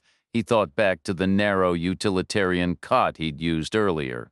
The difference was almost comical, but he wasn't one to look a gift horse in the mouth. Any place that provided a chance to sleep was acceptable in his book. His philosophy was simple. Sleep whenever the opportunity arises, because you never know when the chance will vanish. Reacher climbed into bed, but sleep refused to come. This was rare for him. He could usually drift off in minutes anywhere if he decided to. Tonight, however, a vague thought hovered just out of reach, more than simple frustration over a memory lapse. It felt like a warning sign for a deeper issue, something he couldn't force into clarity. He trusted it would become clear eventually. But the waiting promised a long, restless night. He was just beginning to grasp the edges of his unease when the room phone shattered the quiet. "It was night I tried to come up," she said. "I'm in 810, I know. But I couldn't leave my floor. I'm on 7. That agent from this morning, my new full-time chaperone, apparently was camped out by the elevators. He sent me back to my room like I was a misbehaving kid on a school trip." Too bad. I could use the distraction. What are you up to? Staring at the ceiling, failing to sleep? Something on your mind besides our overzealous minders? Maybe I should pull the fire alarm. We could slip out in the chaos. I admire your creativity, but seriously, what's wrong? I'm not sure. It's tied to Vidic. I keep asking myself, why is he a free man? That's simple, because the agents botched the surveillance. No, that seems like the easy answer. I get it, but there's more to this. Like what? I think it's a classic case of fundamental attribution error. The agents made a basic mistake? That's what I just said. Not exactly. Take a step back. Look at the bigger picture. We had a big picture view. We listened to the whole disaster on speakerphone. That's not the distance. I mean, here's an analogy. A car ferry leaves the dock with its cargo doors open. It sinks. The investigation finds the crewman responsible for checking the doors was asleep in his bunk when the ship departed. Who's to blame? The guy who slept through his job. But what if you learned the shipping company had laid off half the staff to cut costs, that one crewman was doing the work of 3 people? He'd been awake for 72 hours straight. He was beyond exhausted. He collapsed. Checking the doors was physically impossible. Is it still his fault? No. The blame falls on the cheap owners. Exactly. So in our situation, Vidic isn't free because the agents failed to follow him. He's free because he was able to travel to St. Louis in the first place. Because someone let him out of the van, we locked him in at the cave. Right, that had to be Kane. But ask yourself why. Vidic despised Kane. He was ready to bolt. I'd bet he planned to kill Kane during that burglary, then frame me for it afterward. I think Fletcher was on his list too. So why would Kane help him? Kane had gotten weirdly chummy with Fletcher. Maybe he saw Vidic as competition, wanted him gone. They could have struck a deal. Kane frees Vidic if Vidic promises to disappear forever. Then why release Paris too? And why leave Fletcher tied up at the house? No. It feels like Kane didn't go there planning a rescue. Something happened at the cave that made him switch gears. The obvious answer is money. I bet Vidic told Kane about their golden goose, the Cone Dynamics report. He probably offered him a cut in exchange for his freedom. That's where my thinking always lands, but a piece still doesn't fit. What piece? I don't know. Not yet. But there is one silver lining from your perspective. I'm listening. If Vidic dangled a big payday in front of Kane, Kane will stick to Vidic like glue until he gets his cash. So if we find Vidic, you find Kane. With dawn approaching, Reacher decided that since a federal agency had essentially imprisoned him in the hotel, it was only just to charge them for his room service breakfast. He ate pancakes, bacon, and drank coffee. Moving his desk near the window, he looked out as he finished his meal. The gateway arch was visible, and beyond it, the Mississippi River flowed broad and dark.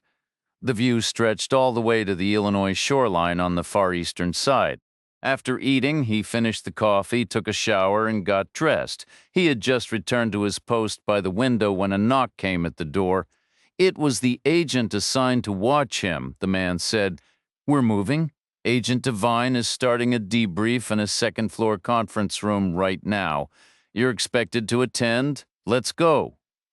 The conference room looked like it had been staged for a corporate brochure, Reacher observed. Cherry wood panels covered the walls, buffed to a high gloss. Every few feet, framed oil paintings depicted wagon trains loaded with supplies, departing from the city's historic core and heading westward. Tables were arranged in a precise horseshoe shape, perfectly parallel to the walls. The chairs were made of black mesh and polished chrome. A projector was fixed to the ceiling, and a screen had been unrolled in front of the window, which was covered by vertical blinds. Devine sat at the head of the table. The agents Reacher had seen in the lobby the previous evening were seated along both sides. The break had clearly done them good. The scowls were gone. No one was slouching or sagging. Determination was plain on most faces, and a couple even showed a spark of enthusiasm. Knight had taken a seat about halfway down the far side. The chair opposite was empty, so Reacher sat there and poured himself a glass of water. Devine cleared her throat. "All right, everyone, let's begin. I have updates." There are some very tired analysts in Quantico this morning. I can tell you that. Out of respect for their help on this case, I've asked Detective Knight and Mr. Reacher to join us briefly. We'll share what we can, then they'll excuse us so we can turn to official matters. Any questions before we start? No hands went up. Devine continued. Some people save the good news for last, but I'm not one of them. So here's the headline. Our technical team worked through the night on the data from the memory stick recovered at the pavilion bench, the one Vidic left and the man in the hoodie tried to grab. It contained a single item, a document stolen during an illegal breach of a server belonging to a firm called Cone Dynamics. The techs have verified the document is authentic. All I can say here is that its contents are exceptionally, and I mean exceptionally, sensitive from a national security perspective. To put it bluntly, we were neck-deep in the worst kind of trouble. Now we're not. We're in the clear. The nature of our work means the public will never know what you've done for them. But the Bureau knows, and it won't forget. You should all feel tremendous pride. The agent sitting beside Reacher raised her hand. I don't want to be the pessimist here, but Vidic is still out there. His associates are free. What's stopping them from copying this document to another drive and trying to sell it again? We could be right back where we started by this afternoon. Devine shook her head. I'm not a technical expert, so I can't give you the fine details, but this document was formatted in a highly unusual way. It uses technology similar to what's behind NFTs, non-fungible tokens. I don't understand the mechanics, but the upside for us is that it guarantees this is the original. No copies exist. What if they hack Cone's systems again, steal something different? You can never say never, but this breach was a massive wake-up call for the company. I'm not exaggerating when I say executives are facing prison time over this. The moment the intrusion was discovered, they took all their systems completely offline. The systems remain disconnected, and they will stay that way until the Department of Energy gives the official go-ahead. That requires authorization from the secretary level. Devine let the statement settle over the room. Any other concerns about the memory stick? A collective shake of heads answered her. All right, Devine continued. On to our next breakthrough. We've identified a plane ticket booked under the name Kevin Richardson. The reaction around the table was mostly puzzled silence, except from Reacher. She elaborated. Kevin Richardson is one of the aliases established by Vidic. A one-way seat has been reserved in that name for a flight from Chicago Midway to Anchorage, Alaska, departing this afternoon. Here's the crucial part. Only 2 other seats on that entire flight are also one-way tickets. One is under a man's name, the other a woman's. Both were booked within 60 seconds of Richardson's reservation, and all 3 originated from the same IP address. Noticing Reacher's expression, Devine added, meaning the same device was used, a computer, phone, tablet, whatever. An agent at the far end spoke up. So we're operating under the assumption this is Vidic, Kane, and Paris. That's the assessment, Devine confirmed. Vidic utilized another alias from the same set for his flight into St. Louis, and we successfully tracked him at both airports that time. We'll replicate that at Midway. All 3 will be in custody before the evening meal. Wrapping up the initial briefing, Devine walked Reacher and Knight to the elevator lobby. Before either could press the button, she folded her arms. First, my thanks again. Without your intervention, that report would not be secure in a locked drawer at Quantico. It would be in the hands of persons unknown, individuals with, I am certain, very hostile intentions toward the United States. Reacher asked, any leads on the prospective buyer? Not yet, Devine admitted. The man in the hoodie was a local low-level operative who believed he was getting a year's salary for an hour's work. We located him quickly, but he hasn't provided anything useful yet. Our teams are on it. Sketch artists, hypnotists, counterintelligence. We'll unravel it. The paramount fact is that our secrets are contained. I'll drink to that, Reacher said. Now, a final point. This should go without saying, but I'll say it anyway. Everything pertaining to Cone Dynamics is classified at the highest level. You need to erase the name from your memory, and you must not utter a single word about a stolen report or a breached network. Are we understood? Reacher gave a nod. Knight said, understood. Thank you, Detective, Devine said. I'm confident your badge will be waiting for you back in Arizona, and I'm sure you'll manage to keep hold of it this time, provided you avoid any further ill-advised actions, like searching for cone dynamics online again, or leaving them any more cryptic messages. Knight's cheeks flushed. Well, I've never been fond of long goodbyes. As Divine turned to leave, Reacher spoke again. Hold on, I have a question. Divine turned back, maintaining a neutral expression. Reacher asked, the document on the memory stick, the one we know nothing about, did it require a password to open? Divine considered this. No, the technician I consulted was surprised by that. He attributed it to the document having copy protection. Is that significant? I'm not sure, Reacher replied, but it's certainly careless. Imagine if the drive had been lost, if someone found it, plugged it into their laptop, and had a classified report appear right on their screen. Whether it could be duplicated would be almost irrelevant.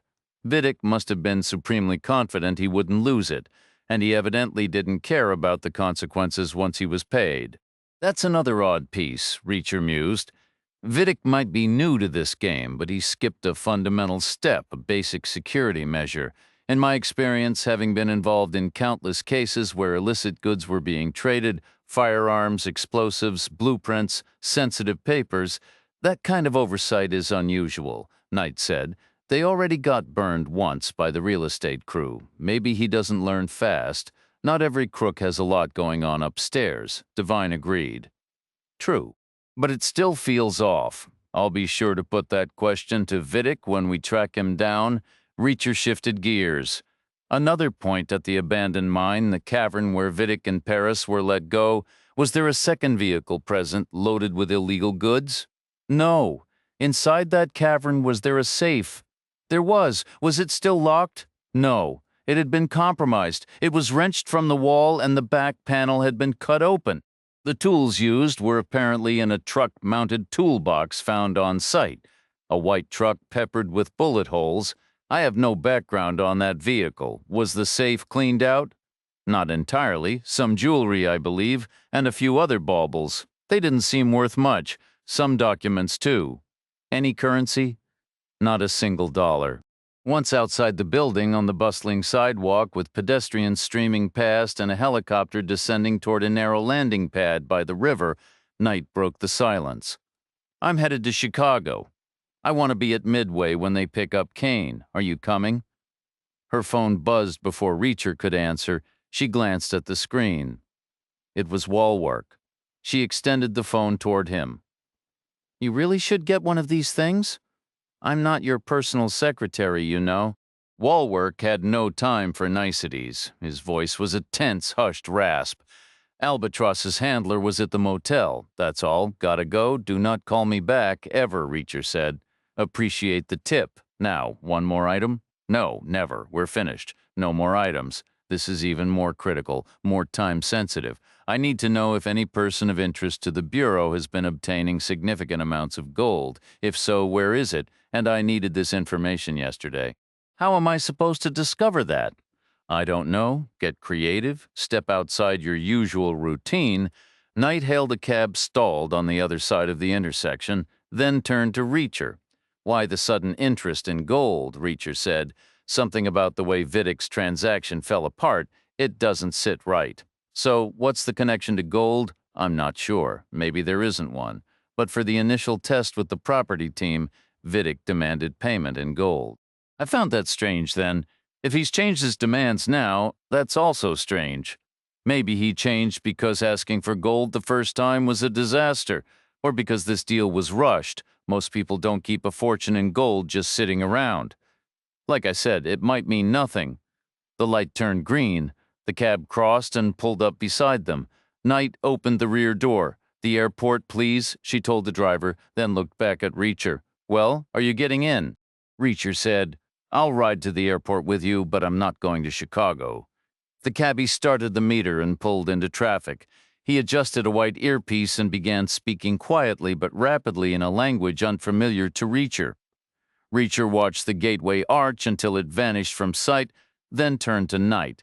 He said, Ever work a case that clicked into place like a row of dominoes? One piece of evidence after another perfectly aligned with no loose ends. Knight nodded. Once or twice. How did they end? Poorly. One was a homicide. A wealthy man strangled his wife after a ridiculous argument over a pair of designer heels escalated.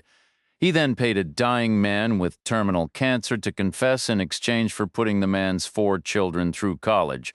It was all too clean, too perfect, right up until the moment it spectacularly wasn't. The second case involved a woman campaigning for a local school board seat. She attempted to sabotage her opponent by planting explicit material on the rival's computer, hoping to derail the campaign. So when a case appears too perfect, it often isn't. I'll admit, the Bureau's intense reaction to that report, followed by a lead materializing the very next day, it feels a little too neat. Paris is supposedly a hacker skilled enough to breach a top-clearance defense contractor's systems, yet she can't secure her own email. A woman who uses complex encryption for her personal files, but leaves a priceless document completely unprotected, and consider Vidic's movements. He initially drove in the opposite direction, only to turn around and fly to St. Louis. Driving directly from the house, as we did, would have been faster and far more discreet. No passenger manifests or credit card trails for the FBI to follow. He did use a fake ID for the flight, exactly, which might be the cleverest part of the whole scheme. Those IDs were in his wallet when I knocked him out. He anticipated that I would search him while he was unconscious, and that I'd see the assortment of aliases he could adopt. He couldn't be certain you'd do that, true. But most people, when trying to predict another's actions, project their own behavior onto them. So the real question is, what would Vidic do in that situation? We don't need to guess. We have the answer from what he did after pulling me from the car wreck. He went through my wallet, checked my passport. The first thing he did when I confronted him was use my name. He practically handed me a roadmap. So Vidic wanted to be tracked to St. Louis. I believe so, which means he intended for the deal to fail. He wanted the FBI to recover that report. It certainly looks that way. But why did he finally grasp how dangerous that document truly is? Perhaps he reasoned that as long as it was missing, the Bureau would never stop hunting him. That would seriously complicate his plans to vanish with Paris and establish their new hacking and extortion operation. Maybe he decided the smart move was to sacrifice the report, endure a short-term loss for a much greater long-term freedom. That's a plausible theory. No argument there. But you don't think I'm entirely correct. I think you might be partially right. It's more likely Vidic wanted the Bureau to retrieve the report, or, more precisely, to believe they had retrieved it. But they have it. Quantico confirmed it's authentic. Do you suspect it's a forgery? I believe the document itself is genuine. All that technical jargon about it being non-copyable, I buy that. What I don't believe is that it's everything Vidic and Paris took. Everyone keeps calling it the report, right? Consider how reports are structured. They have executive summaries, key extracts, conclusions, appendices, multiple sections where critical information is highlighted and repeated. If I were in Vidic's position, I'd have trimmed off just enough to make it look convincing, used that slice as a decoy, and proceeded to sell the core contents as originally planned. Knight tilted her head, considering, how do we determine which scenario is real? For me, it boils down to the money. This report is allegedly worth a fortune. Is $2 million a fortune these days, especially split 3 ways? Roughly $666,000 each?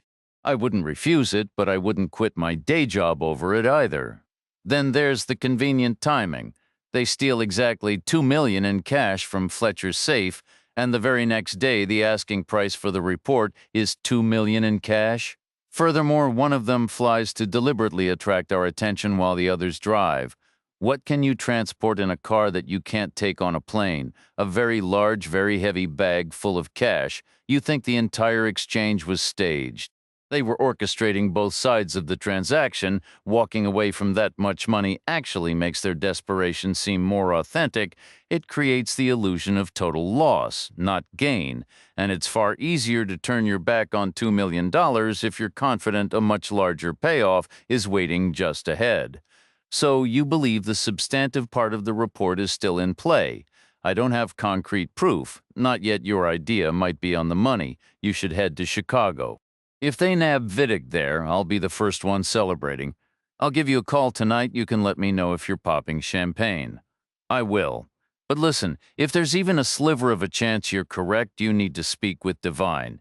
If that report is as delicate as she claims, loaded with all that national security material, you can't afford to play fast and loose with it. The cabbie kept talking right up until he stopped at the departure's curb. Knight paid him in cash, got out, and stood on the pavement. She turned to Reacher. "So, is this it? Are we saying goodbye?" Reacher stayed quiet. She pressed, "Can we make it a see you later? At least promise you'll come visit me in Phoenix?" Reacher said, "That's a promise I might not be able to deliver on." The corners of Knight's mouth turned down, and she blinked a couple of times. "Well, that's honest, I guess. Okay, bye, Reacher. Take care of yourself. Get your badge back." Knight took a few steps toward the terminal doors, then spun around. "I don't get it. You ride in the cab with me? You drop all that heavy intel about a second report, then you just cut me loose? That's a real jerk move, Reacher, and I didn't have you figured for a jerk. Cut you loose, you're the one getting on a plane, and I didn't ride with you for the conversation. I shared a cab because I needed to get here, and it was the most direct route. Where are you going? You never mentioned flying anywhere. I'm heading back into the city to Tower Grove Park. Following Vidic's footsteps, I need to walk the route and see it from his perspective.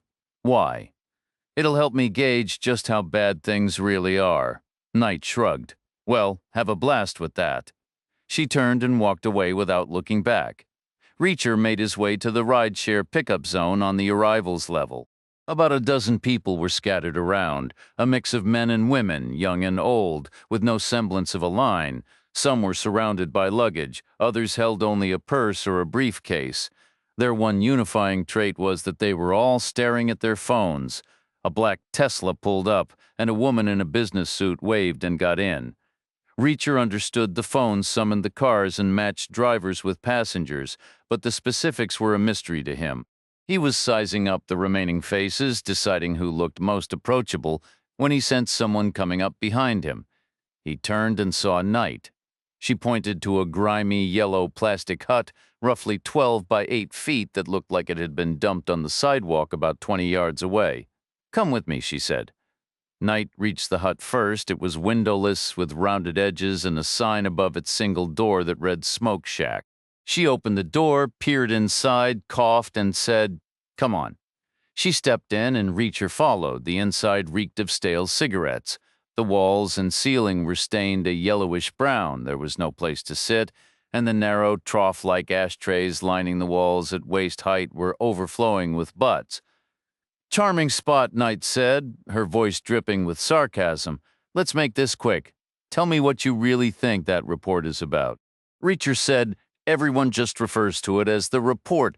I don't even know its actual title." "That's not what I asked. Listen, something clicked for me just now walking to security. Something Divine said, or maybe let slip. I think she tipped her hand. If we're thinking the same thing, I'll stay. I'll help you." Reacher took a moment. Then he said, "Department of Energy." Knight gave a sharp nod. Reacher continued, "The report is about nuclear weapons. Specifically, I believe it concerns the design for a new kind of warhead. I caught the weapons part. The Department of Energy handles the nuclear stockpile for some bureaucratic reason. But where are you getting new warhead from?" "I'm piecing it together. It could be anything. But the name Cone Dynamics has been nagging at me this morning. I finally realized why. During World War II, the British initiated their own atomic weapons program, which was eventually folded into the American-led Manhattan Project. To conceal the massive expenditures from prying eyes, they established a bland, unassuming corporate front named Tube Alloys. The thinking was that something so mundane would never attract suspicion. To me, Cone Dynamics feels like a modern equivalent of that kind of shadow operation. This changes everything. We have to contact Divine immediately. You can't handle this alone. It's far too significant to go off book. I'll make the call, but there's one detail I need to confirm first. I want to be certain she has the complete story, assuming she doesn't already." Reacher was the first to exit the cramped hut. The thick, smoky air inside hadn't been pleasant, but it wasn't unbearable either. Strangely, it left a mark on him. It had been over 20 years since his last cigarette, and even longer since he'd felt any real craving. Yet in that moment, the old temptation flickered briefly. He led the way back toward the designated pickup zone. As they approached, he turned to Knight. "I'm guessing you're familiar with ride-sharing apps. I am a living, breathing person in the 21st century, so yes," she replied. "Good, I need you to." Her phone chimed, cutting him off. She checked the screen and extended it toward him. "Should I start charging you for minutes?" Reacher accepted the call. Walwork's voice was strained. "This is uncomfortable. Before I share what I found, I have to ask you something I'm technically not allowed to ask. I'm dancing right on the edge of a line here. Honestly, I might have already stepped over it. I can't advise you, Walwork. If you're feeling exposed, hang up. I don't want to compromise you. All I'll say is this. If someone had been in a position to stop the Rosenbergs before they passed secrets to the Soviets, even if it meant bending a rule, I doubt they'd have any regrets later." Was the Rosenberg reference just a random example? No. Silence stretched over the line for several seconds before Walwork spoke again, his voice lower. "A few days ago, a request came through to my section regarding gold sales and shipments. It originated from counterintelligence. I reached out to a friend over there. He told me 3 separate shipments were tracked to an address in Fort Lauderdale, Florida. I'll give you the location. It's essentially a private hangar at the executive airport owned by a small charter service that runs between the mainland and the Bahamas. They handle both passengers and cargo. Appreciate it, Walwork. We'll be careful, but this could be the break we need. Don't thank me. Just leave me out of it from now on. I need to go lie down before I have a coronary. One more thing before you do. Reacher, I said, stop, I'm not going to keep. I have an alias. I believe Vidic is using it. I need to know if any private transport has been booked in the next 48 hours under that name. It's John Austin. You know, that's going to generate 1,000 hits. Filter it by destination.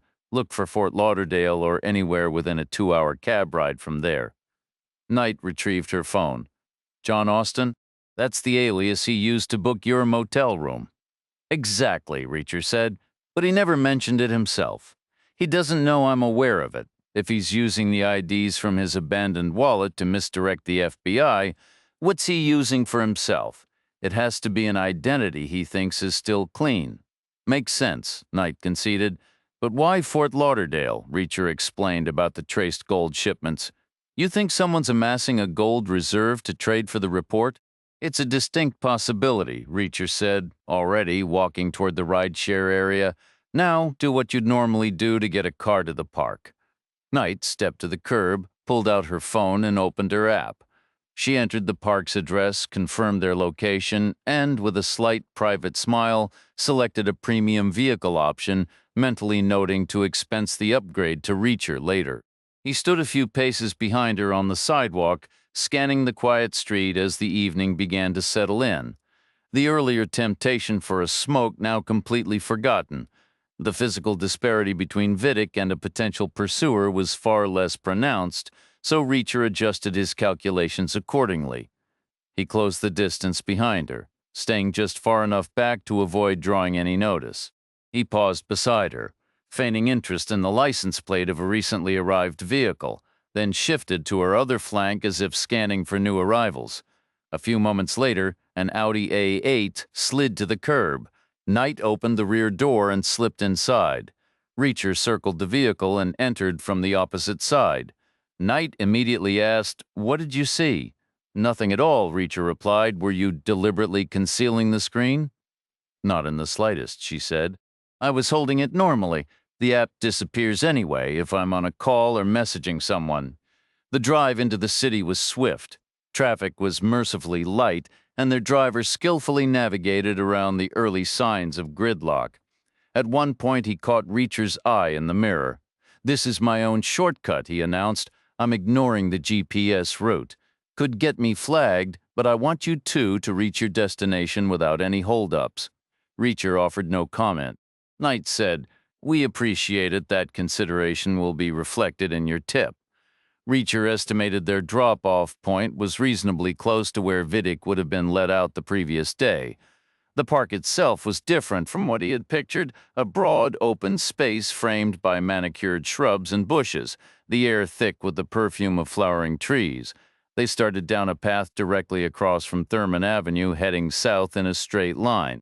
Reacher knew continuing would eventually bring them out near the softball field he'd used for surveillance before, so they veered onto a diagonal trail that wound through a grove of older trees. Soon the North Pavilion came into view. It was an open-air structure. 8 pillars held up an octagonal roof crowned with a cupola and a weather vane. The entire pavilion was painted in shades of green and cream, its interior filled with picnic tables fixed to benches, a few more scattered around the perimeter.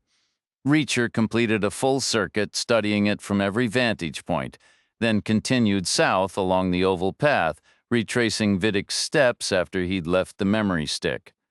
Night kept pace. They reached the second pavilion. It was nearly identical to the first, save for the cupola, which featured a rounded dome without a weather vane. The inconsistency bothered Reacher. He would have made them exact copies. His eyes found the trash can where the hooded figure had discarded the backpack stuffed with cash. He approached it, mentally rehearsing a clandestine handoff. In his mind, something startled the man. Reacher stopped and performed a slow, full rotation, assessing exit routes and potential hiding spots in the surrounding area. Then he turned to Knight. "That's enough. We need to talk, to divine," she asked. "To each other," Reacher said. "We have a decision to make." Reacher and Knight chose a picnic table set apart from any foot traffic. Reacher took a seat facing north, while Knight sat facing south, their positions slightly staggered to maintain a watchful perimeter against any approach. For a moment, neither spoke. Then Knight broke the silence. "All right, explain the performance, the cab from the airport, the stroll through the park. I look for patterns," Reacher said, "for consistency. When something doesn't fit, it sets off alarms." "What doesn't fit about using a ride share or walking the last stretch because the car can't go any further?" "Nothing by itself. But step back. Vidic drove in the wrong direction, then took a flight. He used a false name. That was either to shake the FBI or to deliberately lure them. Either way, it was a maneuver. Then he allowed himself to be followed from the airport directly to the pavilion. He executed some truly awkward attempts at tradecraft with the memory stick, deliberately allowing it to be intercepted before vanishing completely. Just look at this location. Shaking a tail here would be no simple task, so he's more skilled in some areas than others. That isn't a crime, particularly for someone who's self-taught. I believe he's proficient in all of it, and I believe he's received excellent training. I'm not following. I think Vidic is FBI. He can't be. The Bureau isn't that incompetent. They wouldn't place 2 agents on the same team. I'm not suggesting they did. Knight pushed back from the table and stood, a wave of frustration washing over her. "What is wrong with me? I should be in Chicago right now, ensuring the man who killed my father is led away in cuffs. Instead, I'm here with a lunatic. We already know Vidic isn't an agent, do we?" Reacher asked. "We just agreed there can't be 2. We know Gibson was the agent. Therefore, Vidic is not. Are you certain about Gibson? Your friend Walwork confirmed it." Reacher shook his head slowly. Walwork confirmed there was an agent, not his identity, and Devine mentioned the agent's cover name was missing from the file, a procedural breach, but one too common to raise alarms until it was far too late. Who cares about a cover name?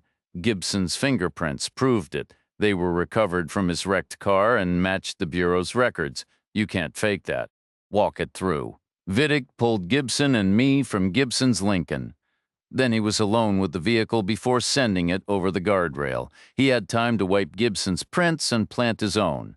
Some DNA, too, a drop of blood, something easily explained by the crash, and he knew they'd be recovered. Devine told me modern cars have a system that cuts the fuel supply in an accident to prevent fires. If Vidic is an agent, he'd know that. It was a calculated risk, not luck. Knight was quiet for a long moment, then sank back into her chair. I suppose the pieces could fit together that way. They can start at the motel. Who was there? Gibson Vidic, the agent's handler and the escort, right? Vidic claimed he saw Gibson leaving a meeting with the handler in room 1, but that's impossible because Gibson was with the escort in room 2. You think it was Vidic with the handler in room 1? And it was Gibson who saw him leave. Reacher gave a single nod. They were both having regular meetings at that motel, both operating under the radar for different reasons. The escort always used the same room. The handler switched hers up. It was only a matter of time before they ended up next door to each other.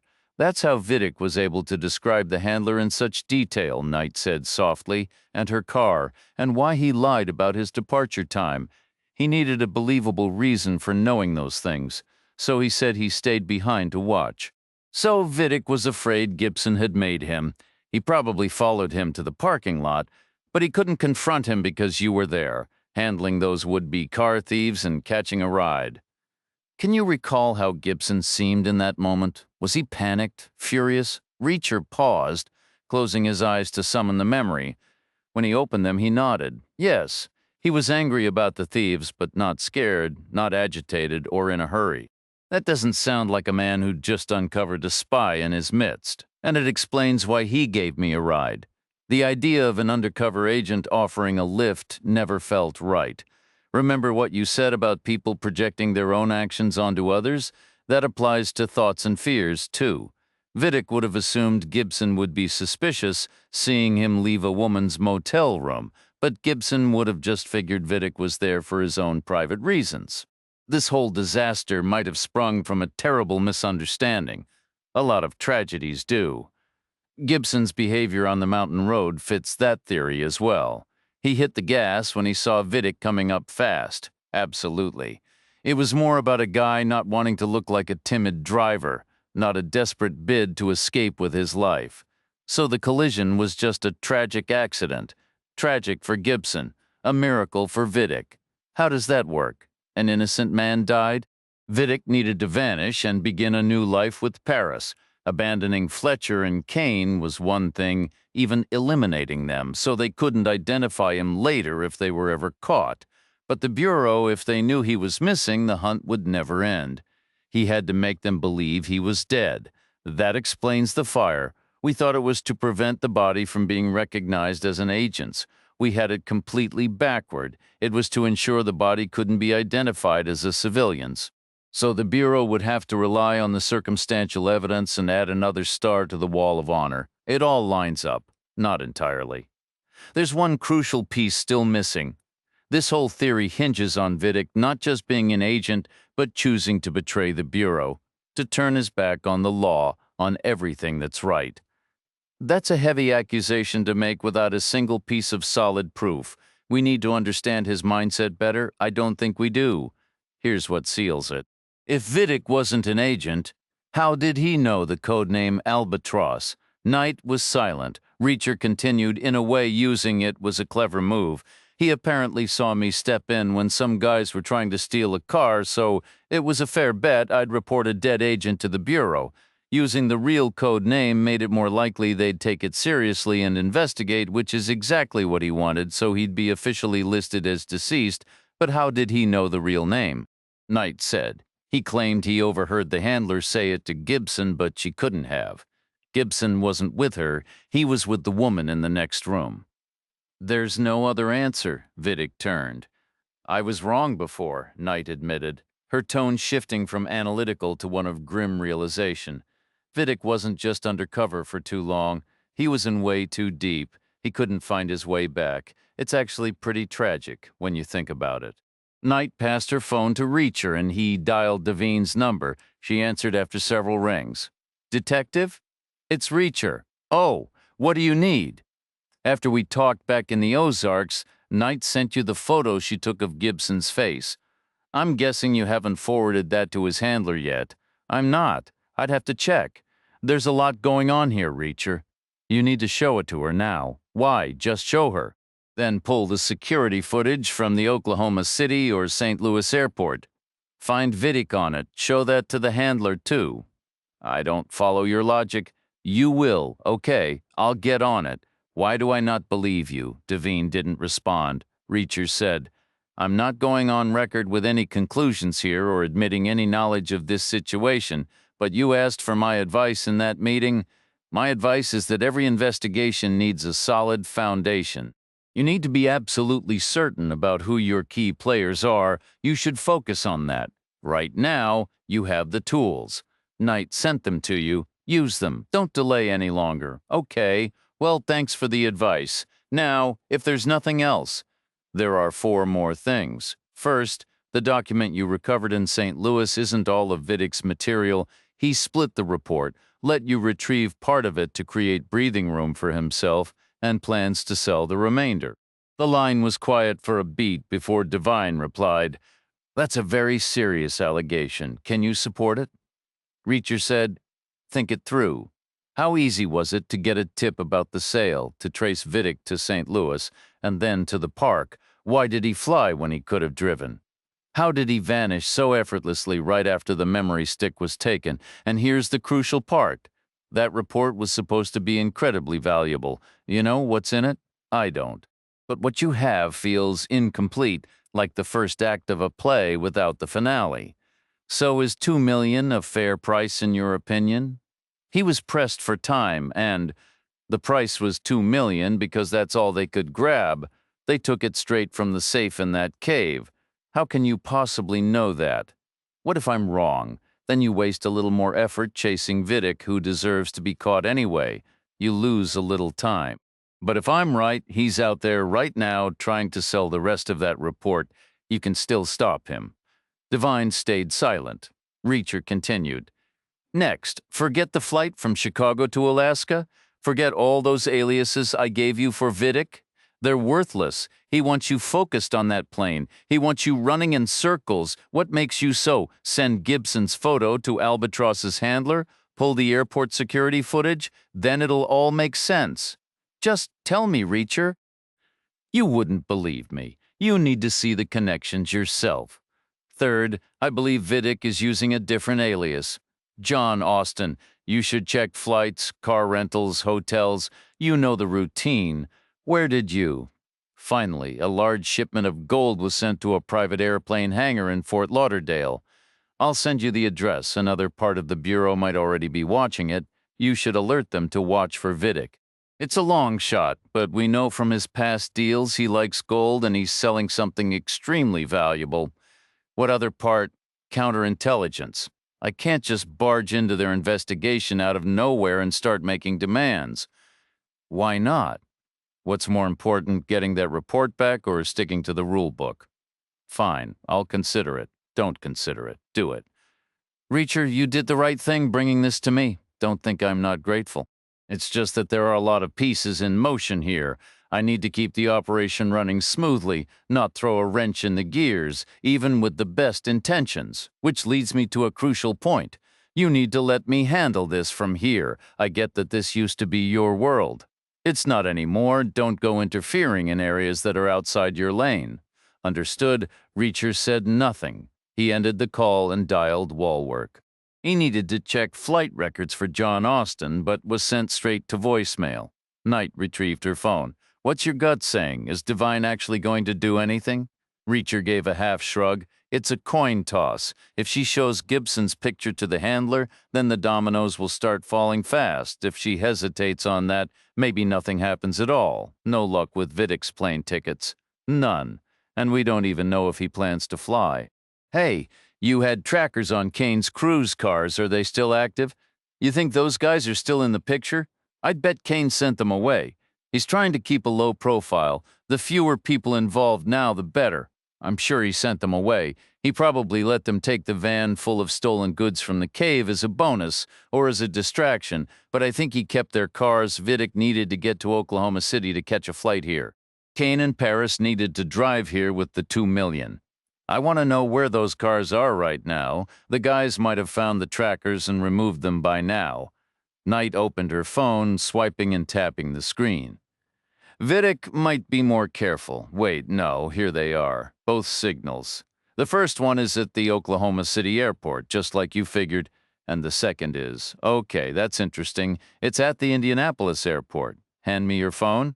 We need wall work to add Indianapolis as a possible point of origin in his search. Reacher got Wallwork's voicemail again. He left a message and turned back to Knight. So, decision time: stay here and wait for information, or take a chance and head to Florida. Knight shrugged. This is a decent spot, pretty central, but I hate just waiting around. What do you think? An investigation needs to keep moving. Let's get moving. They were nearer to the park's southern exit than their original entrance, so Reacher and Knight hurried along the closest path, which cut diagonally toward Arsenal Street. Knight pulled out her phone and summoned an Uber. In just a few minutes, a silver Toyota Camry pulled up. The driver, a man in his mid-20s from the Gambia, chattered nonstop about trees. His grand ambition was to someday return home with seeds from every American tree species and plant an entire new forest. Good luck with that, Reacher mused silently as the driver talked.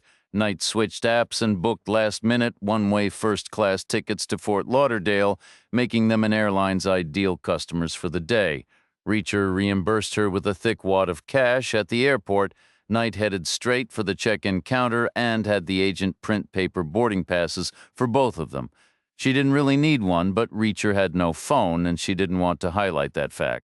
He already had enough marks against him when it came to security screenings. Knight sailed through the pre-check line and went to find coffee, while Reacher trudged through the regular security queue. The TSA officer raised an eyebrow at Reacher's expired passport, but knew the rules and waved him through. Reacher caught up with Knight, grabbed a large coffee for himself, and then they headed to the gate to wait for boarding. Reacher had forgotten just how much he despised airports. People were everywhere, milling around, stopping abruptly for no reason, shuffling aimlessly and hauling bulky luggage. If hell existed, he suspected it would feel like an endless walk through a departure terminal. His boarding pass listed him in Group 1, but 4 other priority categories were called before him, which grated against his sense of order. Things improved once he was on the plane. He had a window seat with plenty of legroom, and once they were airborne, the flight attendant kept his coffee cup filled without being asked. Knight dozed off, but Reacher used the 2.5-hour flight to think. A lot was riding on one slip from Devine, her mention of the Department of Energy. He revisited his conclusion that the Cone Dynamics report was tied to nuclear weapons. He had no reason to think he was wrong, but also no solid proof he was right in a way that felt fitting. Nuclear weapons have a way of stirring up fear and paranoia in people, a reaction the rational part of Reacher's mind found puzzling.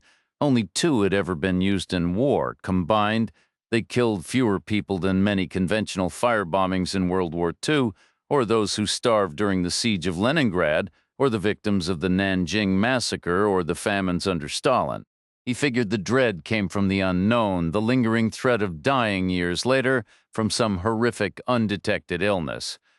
Reacher didn't share that specific fear, but he felt a different kind of unease. For him, it boiled down to the risk of human error and its staggering consequences. It wasn't just 2 bombs anymore. There were vast arsenals capable of wiping out the world many times over. And they were only one hiccup in an early warning system away from doing exactly that, or one tired eye misreading a blip on a screen. He recalled the near misses he'd read about, a Soviet officer named Petrov who once ignored an alarm because his gut said it was false, a miscalibrated radar upgrade that made flocks of geese look like incoming missiles. And error wasn't the only danger, there was foul play. The Rosenbergs. Then the scientist who stole centrifuge designs, effectively doubling the number of nations with nuclear capability.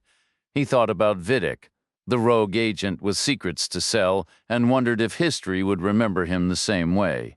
Knight stirred awake as the plane began its descent. The moment the plane's wheels met the tarmac, she turned off airplane mode and checked her phone. The screen remained blank, no messages, no missed calls. Reacher guided Knight toward a row of vacant seats by a closed gate, borrowed her phone, and tried wall work again. Still no answer. Knight shifted her weight, anxiety tightening her voice. This silence is killing me. Do we find a hotel or head straight for the hangar? Hangar, Reacher said, his tone leaving no room for debate. Knight took the lead, weaving through another endless corridor. They navigated around sluggish travelers and sidestepped clusters of people spilling from the shops and cafes lining the walls. After passing a sign marking the exit from the secure area, they stepped onto a slow descending escalator. From the height, Reacher could see the baggage claim hall stretching out below, a line of carousels and a glass wall dotted with doors leading to the curbside pickup lane. At the bottom, he had to shoulder through a crowd gathered around a motionless luggage belt. A screen overhead flashed a reminder for passengers to double-check their bags, warning them not to take someone else's property by mistake. "Does that actually happen?" Reacher muttered. "You'd think people would recognize their own stuff." "All the time," Knight replied. "So many bags look the same. Some are practically identical. That's why you see those neon straps or garish ribbons to stand out. Plus, after a long flight, folks are exhausted or just plain careless." Reacher gave a slight shrug. To him, it was just another argument for traveling light, unburdened by belongings that could so easily be lost or confused. They moved past the final carousel, scanning for taxi signs, when Knight's phone finally rang. "It was Walwork," Reacher answered. "Got a hit," Walwork said without preamble. "John Austin is scheduled to land in Fort Lauderdale from Indianapolis in 35 minutes. He read out the flight number. After a quick thanks, Reacher took Knight's arm, pulling her aside. He dialed Divine. This time, she picked up on the second ring, her voice clipped. "Yes? Did you show Gibson's photo to Albatross's handler?" A beat of silence. "I did, so you know." "I know, and I'm furious. I didn't expect you to be thrilled. Are you deployed to Fort Lauderdale? I'm not at liberty to." "So that's a no. Why not?" The justification was deemed insufficient.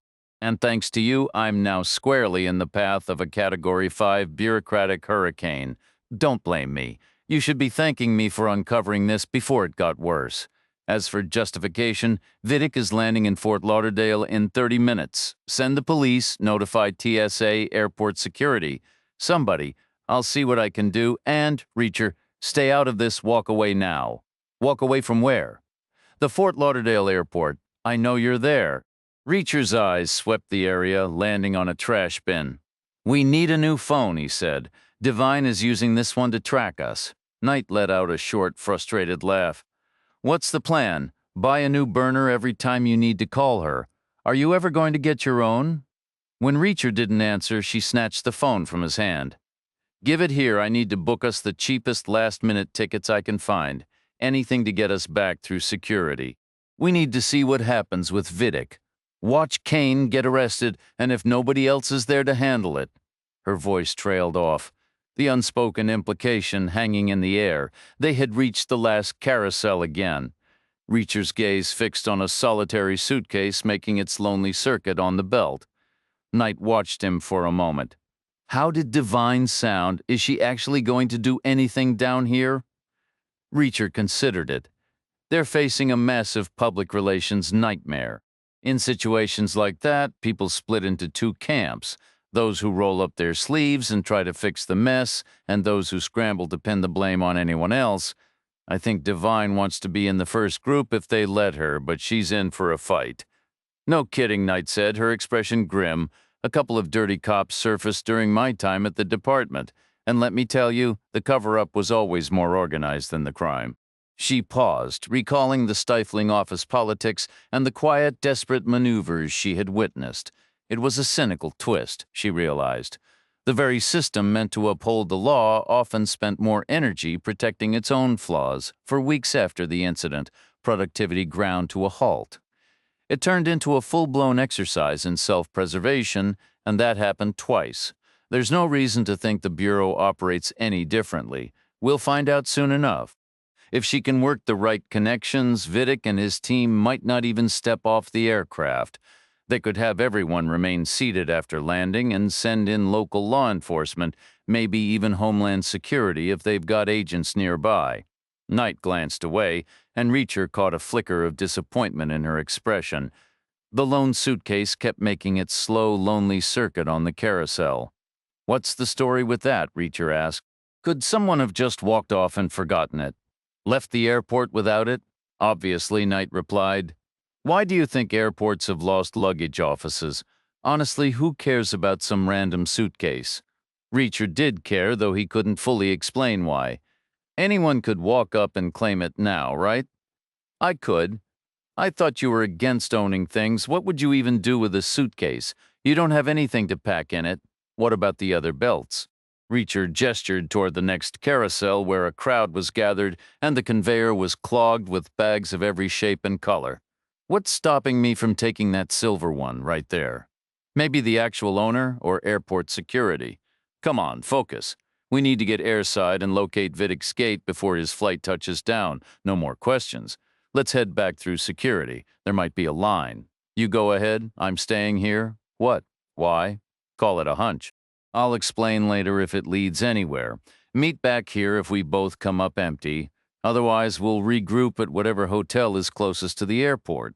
Knight checked her phone. There's a courtyard not far from here. Good enough. Good luck.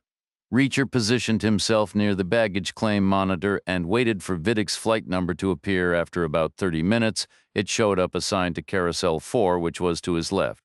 He scanned the area around it and wasn't encouraged by what he saw.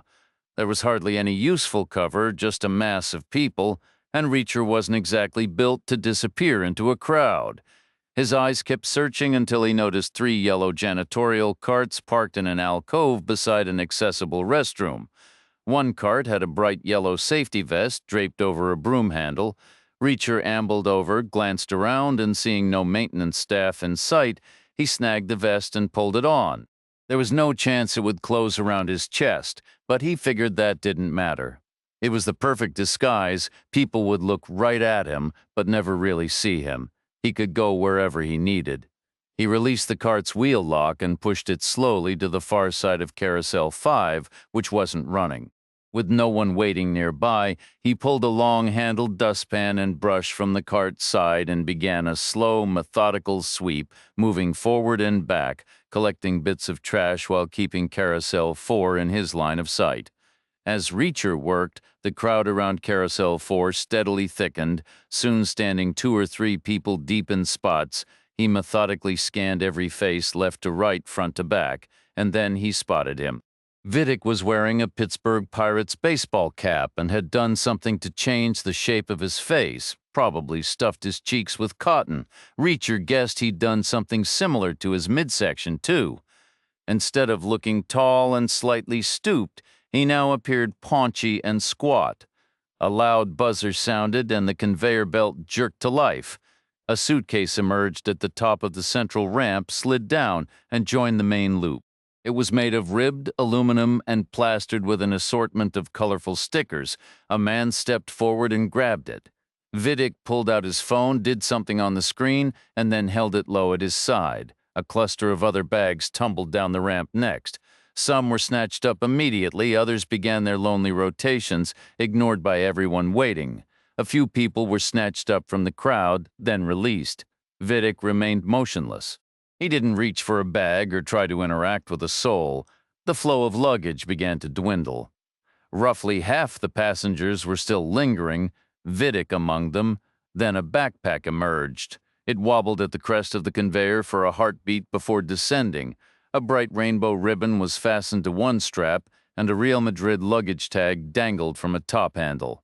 Vidic kept his arm still but angled his wrist outward. His phone aimed like a lens. Reacher figured he was snapping a photo. Vidic relaxed his hand, lowered the device, tracked the backpack for one full rotation, then pivoted and weaved through the throng.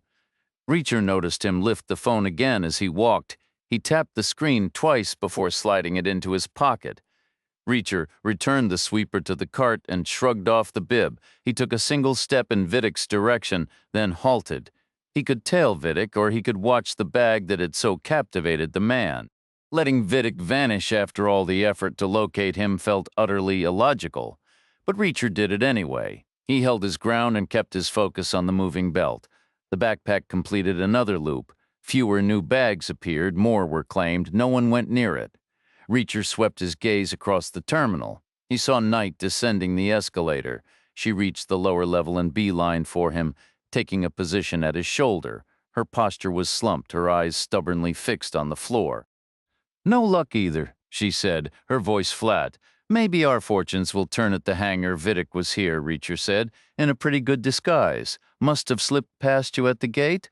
Vidic was here? Where is he now? He left, and you just let him go? Have you lost your mind?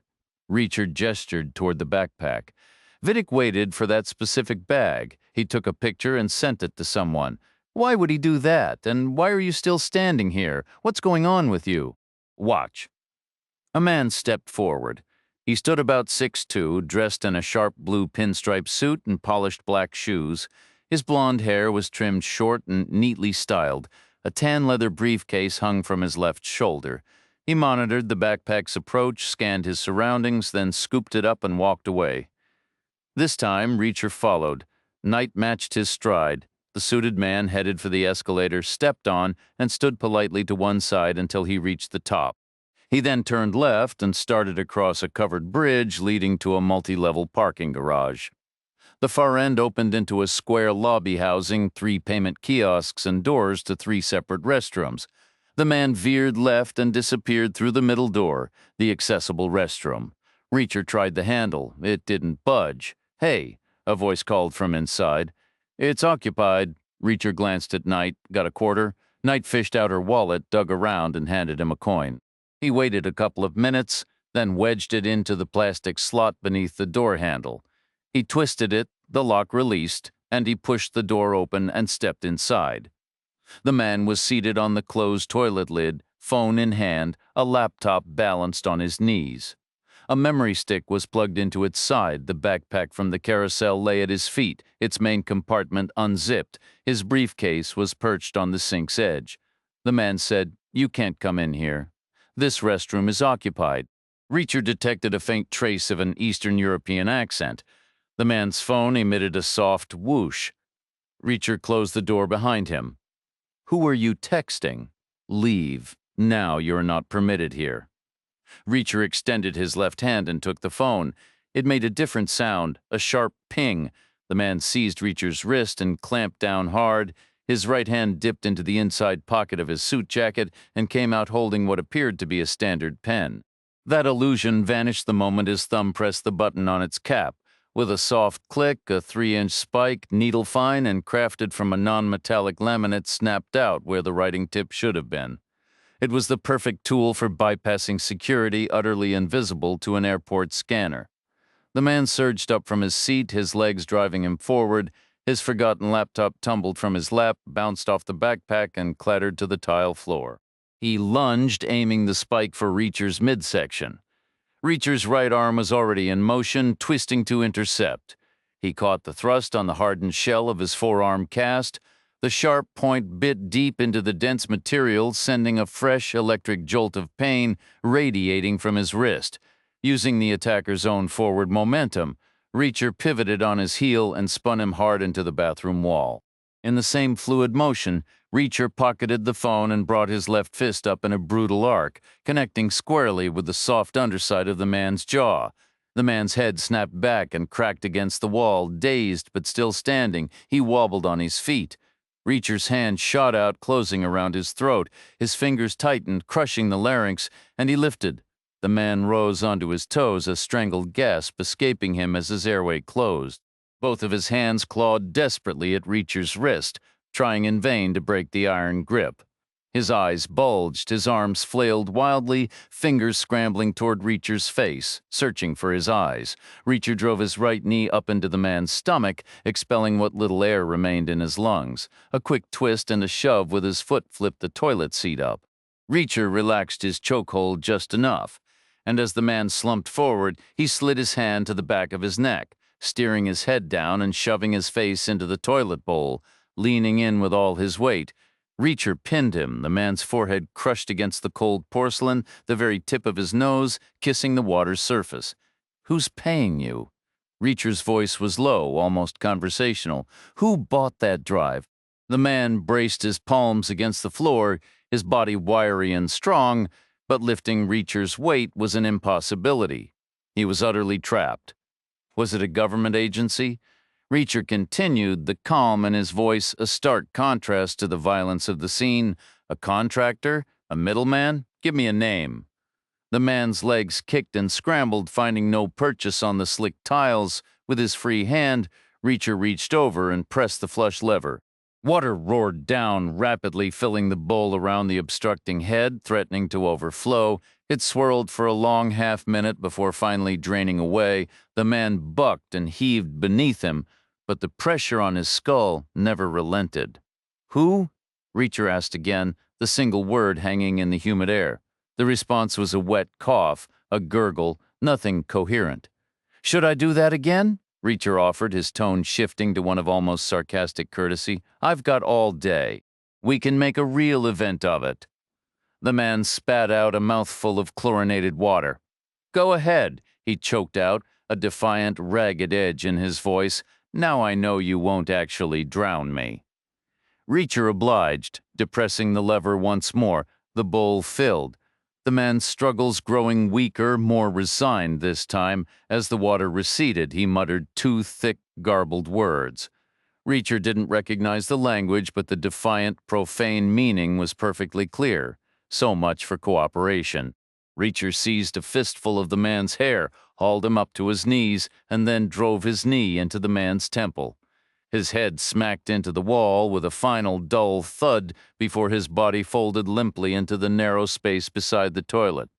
Reacher dragged the unconscious form to the center of the floor for a thorough search. He went through every pocket, checked the linings, even examined the heels of the polished shoes. He found a wallet holding a modest amount of cash and 4 credit cards, an Australian passport, well stamped and almost certainly fake, and a ring of keys. That was all. No surprises there. The briefcase and backpack yielded nothing of use. Finally, he retrieved the phone. Holding it up to the man's slack face unlocked the screen, and Reacher scrolled through the message thread. It began with a clear photograph of the distinctive backpack on the luggage carousel, followed by a 4-digit code. The combination for the lock, Reacher surmised. The sender was listed only as a number, but he had little doubt it was Vidic, tying up this messy loose end from a safe distance. The man's response came next, an address. It was for the aircraft hangar at the private airfield, the same location wall work had flagged for the questionable gold shipment. Vidic had sent back a long string of characters, letters, numbers, and symbols. A passcode, Reacher figured. He committed it to memory, dropped the phone to the floor, and crushed it under his heel. He pocketed the memory stick. Then, wedging the man's laptop against the wall to form a triangular brace with the floor, he broke it clean in half with a sharp kick from the side of his boot. Exiting the restroom, he found Knight had shifted position, now leaning casually against the wall as if waiting for someone inside. A man in a wheelchair was next in line. His eyes went wide at the sight of the suited figure sprawled on the tile. "What in the world?" he stammered. Reacher didn't miss a beat. Call 911. He was browsing some seriously illegal material on that computer. Even had the nerve to ask if I wanted in. The man in the wheelchair didn't need to be told twice. He spun around and hurried off. Reacher used Knight's quarter to lock the door from the outside, then motioned for her to join him. He borrowed her phone and dialed Devine, who answered with the same frosty tone as before. "What is it now?" "Vidic's in Fort Lauderdale," Reacher said, likely making for a hangar at the executive airport. He relayed the address. "Also, send a team to the main airport. Vidic's contact is in the accessible bathroom at the far end of the walkway to the parking garage. He took a bad fall, cracked his head. He won't be waking up anytime soon. If you've visited the executive airport complex before, finding your way is a breeze. For newcomers, it's a different story. The buildings are nearly identical, lined up in a row alongside the runway, their signs small and uniform in font and color, thanks to some tedious local ordinance. Vidic turned this sameness to his advantage. He gave his cab driver the address for the unit next to his actual destination. As the driver inched along, squinting at street numbers, Vidic scanned the parked vehicles for any signs of surveillance. Only one raised his suspicion, a plain panel van with Crabtree and Watson Landscape Contractors stenciled on the side. A quick online search pulled up a website with the same name, but it felt off, too generic, like a digital shell. Honestly, he found that reassuring. Gathering 720 gold bars in one spot was bound to attract some notice. A light watch was predictable, even sensible. A heavier presence would have meant real trouble. Vidic ducked into the shadows of the neighboring hangar, the Florida heat and humidity instantly gluing his shirt to his back now that he was out of the cab's air conditioning. He waited. After a couple of minutes, a brown UPS van came rumbling into view. He stepped out, matching its pace, using its bulk as a moving shield from the landscaping van, and slipped unseen into the correct hangar. The structure was split into two parts. The left section was smaller, about an eighth of the total space, functioning as a combined reception and lounge. A desk just inside the door handled all the flight paperwork. Beyond it were three separate seating clusters, each with 8 chairs, presumably to group passengers by departure. At the very back sat a self-service counter with coffee, tea, and packaged snacks. Vidic offered a polite smile to the woman at the desk and handed over a driver's license. "Hello, John Austin," he said. "I'm here to inspect a freight shipment." The woman examined the ID, consulted her computer, and then stood up. She returned the license, retrieved a set of keys from a drawer, and said, "Right this way, please." She led him through a door in the right-hand wall into the main hangar space. A large freight scale stood ready, and beyond it, an aircraft sat with its engine cowling removed for service. The area Vidic needed was behind that plane, along the far wall. A row of wire mesh storage cages stood ready for cargo awaiting shipment or pickup. There were 8 in total, with 3 currently vacant. Vidic's eyes swept over the occupied ones as he walked closer, quickly pinpointing the one that had to be his, stacked with 30 small, dense wooden crates, each measuring roughly 7 by 5 by 6 inches. They were compact but carried serious heft. Vidic estimated each one weighed well over 50 pounds. The woman working the desk undid the padlock securing the cage door. "No rush," she told him. "Just lock it back up when you're finished." He waited until she had exited the hangar and strolled over to a rolling toolbox parked near the aircraft's nose. Selecting a sturdy screwdriver, he returned to the cage, opened the door, and pried the lid off the nearest crate. Pushing aside the packing straw, a wide, involuntary grin spread across his face. Gold, timeless, unyielding, forever valuable. 24 bars per box, each bar worth about $78,000 at today's prices. His task now was simple. Get it moved before the shady characters he'd sold the Cone Dynamics intel to got any ideas about reclaiming their property and eliminating him in the process. He pocketed 1 bar, resealed the crate, snapped the lock shut, and headed back to the front. "Is Mr. McLeod around?" he asked the woman at the desk. "He's here somewhere," she replied. "Probably outside doing a pre-flight check." "Have a seat. I'll track him down for you." Andrew McLeod, the airport operations manager, was a stocky man in his 30s who hadn't quite grasped the concept of delegating. He showed up in the hangar entrance 5 minutes later, dressed in coveralls, bunched at his waist, sleeves dangling with a dress shirt and tie awkwardly tucked between the buttons. Vidic followed him toward the cargo area for some privacy. Nodding at the cage full of crates, Vidic said, "I need all of that airborne in 30 minutes. "Impossible," McLeod answered flatly. "Sorry. That's what, 1,600 pounds? I can't tack it onto another flight, and I don't have a spare plane sitting around just for this." "Are you certain?" Vidic pulled the gold bar from his pocket. "Recognize this? If you're thinking it's a down payment on a sports car, then yeah, I recognize it." McLeod fell quiet for a long moment, then asked, "Any passengers? 3, total weight?"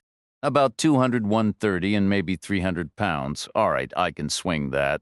"Destination, the Bahamas, Andros Island. Fresh Creek Airport." "No, I'll give you coordinates for a private strip. It's not on any charts." "Fair enough.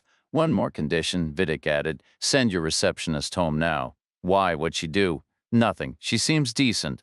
One of my associates isn't. She doesn't need to be anywhere near him." "If your guy's such a problem, why work with him? Call it a temporary partnership, one that's nearing its expiration date." When Vidic texted the hangar address to Kane and Paris, he specifically warned them to take precautions. The place was under surveillance. Kane, of course, ignored the advice. He stepped out of his cab, crossed the street, and rapped on the back doors of a landscaper's van parked nearby. Getting no answer, he yanked the doors open. Inside, two men in their mid-30s wearing shirts, ties, and shoulder holsters were seated at a monitoring station covered with screens and audio equipment. They fumbled for their weapons, but Kane was faster. Two nearly silent shots from a suppressed .22 dropped them both. Kane strode into the hangar and went straight to the cargo cage, peering in at the stacked crates. He remarked, "That's 56 million? Honestly, I expected it to look more impressive." Paris walked up to Vidic and placed a hand on his chest. "Everything's smooth here, like a well-oiled machine?" Vidic replied, "Just waiting on the pilot to prep the plane. We start loading in 10 minutes. Wheels up in 20. It would really help if we could get those crates over by the door. I tried moving one, but they're impossibly heavy." He turned to Kane. "Want to give me a hand with this?" Kane just shrugged. Vidic positioned himself beside the cage door, waiting for Kane to join him. Kane didn't budge. "So, let me get this straight," he said. "You pretend to push, I pull. I strain against these things, they must weigh a ton.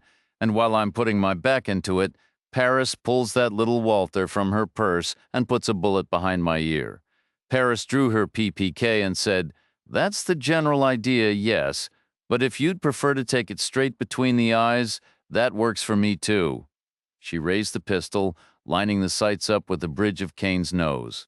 "If today's the day I go, then it is what it is," Kane replied. "But maybe hold that thought for just a second.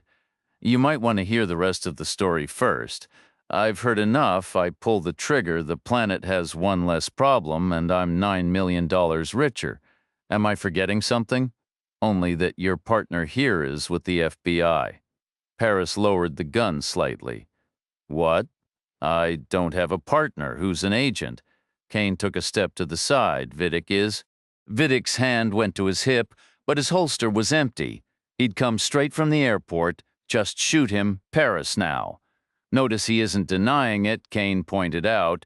"Of course I'm not denying it," Vidic snapped. "It's a pathetic lie. You're scrambling to save your own neck. You'd say anything." Paris raised the gun toward Kane again, then let it drop once more. "I want proof. You have 30 seconds. This is absurd." Vidic cut in. "Gibson was the informant. We all know that." "Gibson was involved long before you showed up," Kane countered. "How could he be undercover all that time and not make a single move?" "Fine, not an agent then," Vidic said, his voice tight. "An informant.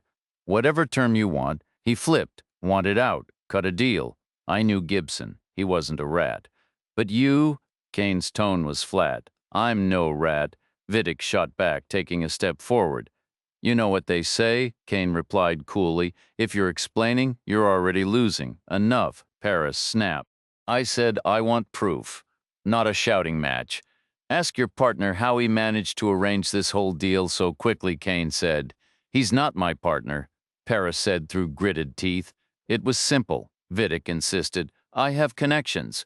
"What kind of connections?" Kane pressed. "You deal with art fences. They sell paintings, not state secrets." "Exactly. Fences sell art, and they know people who sell other things, including secrets. Like I said, it's about who you know.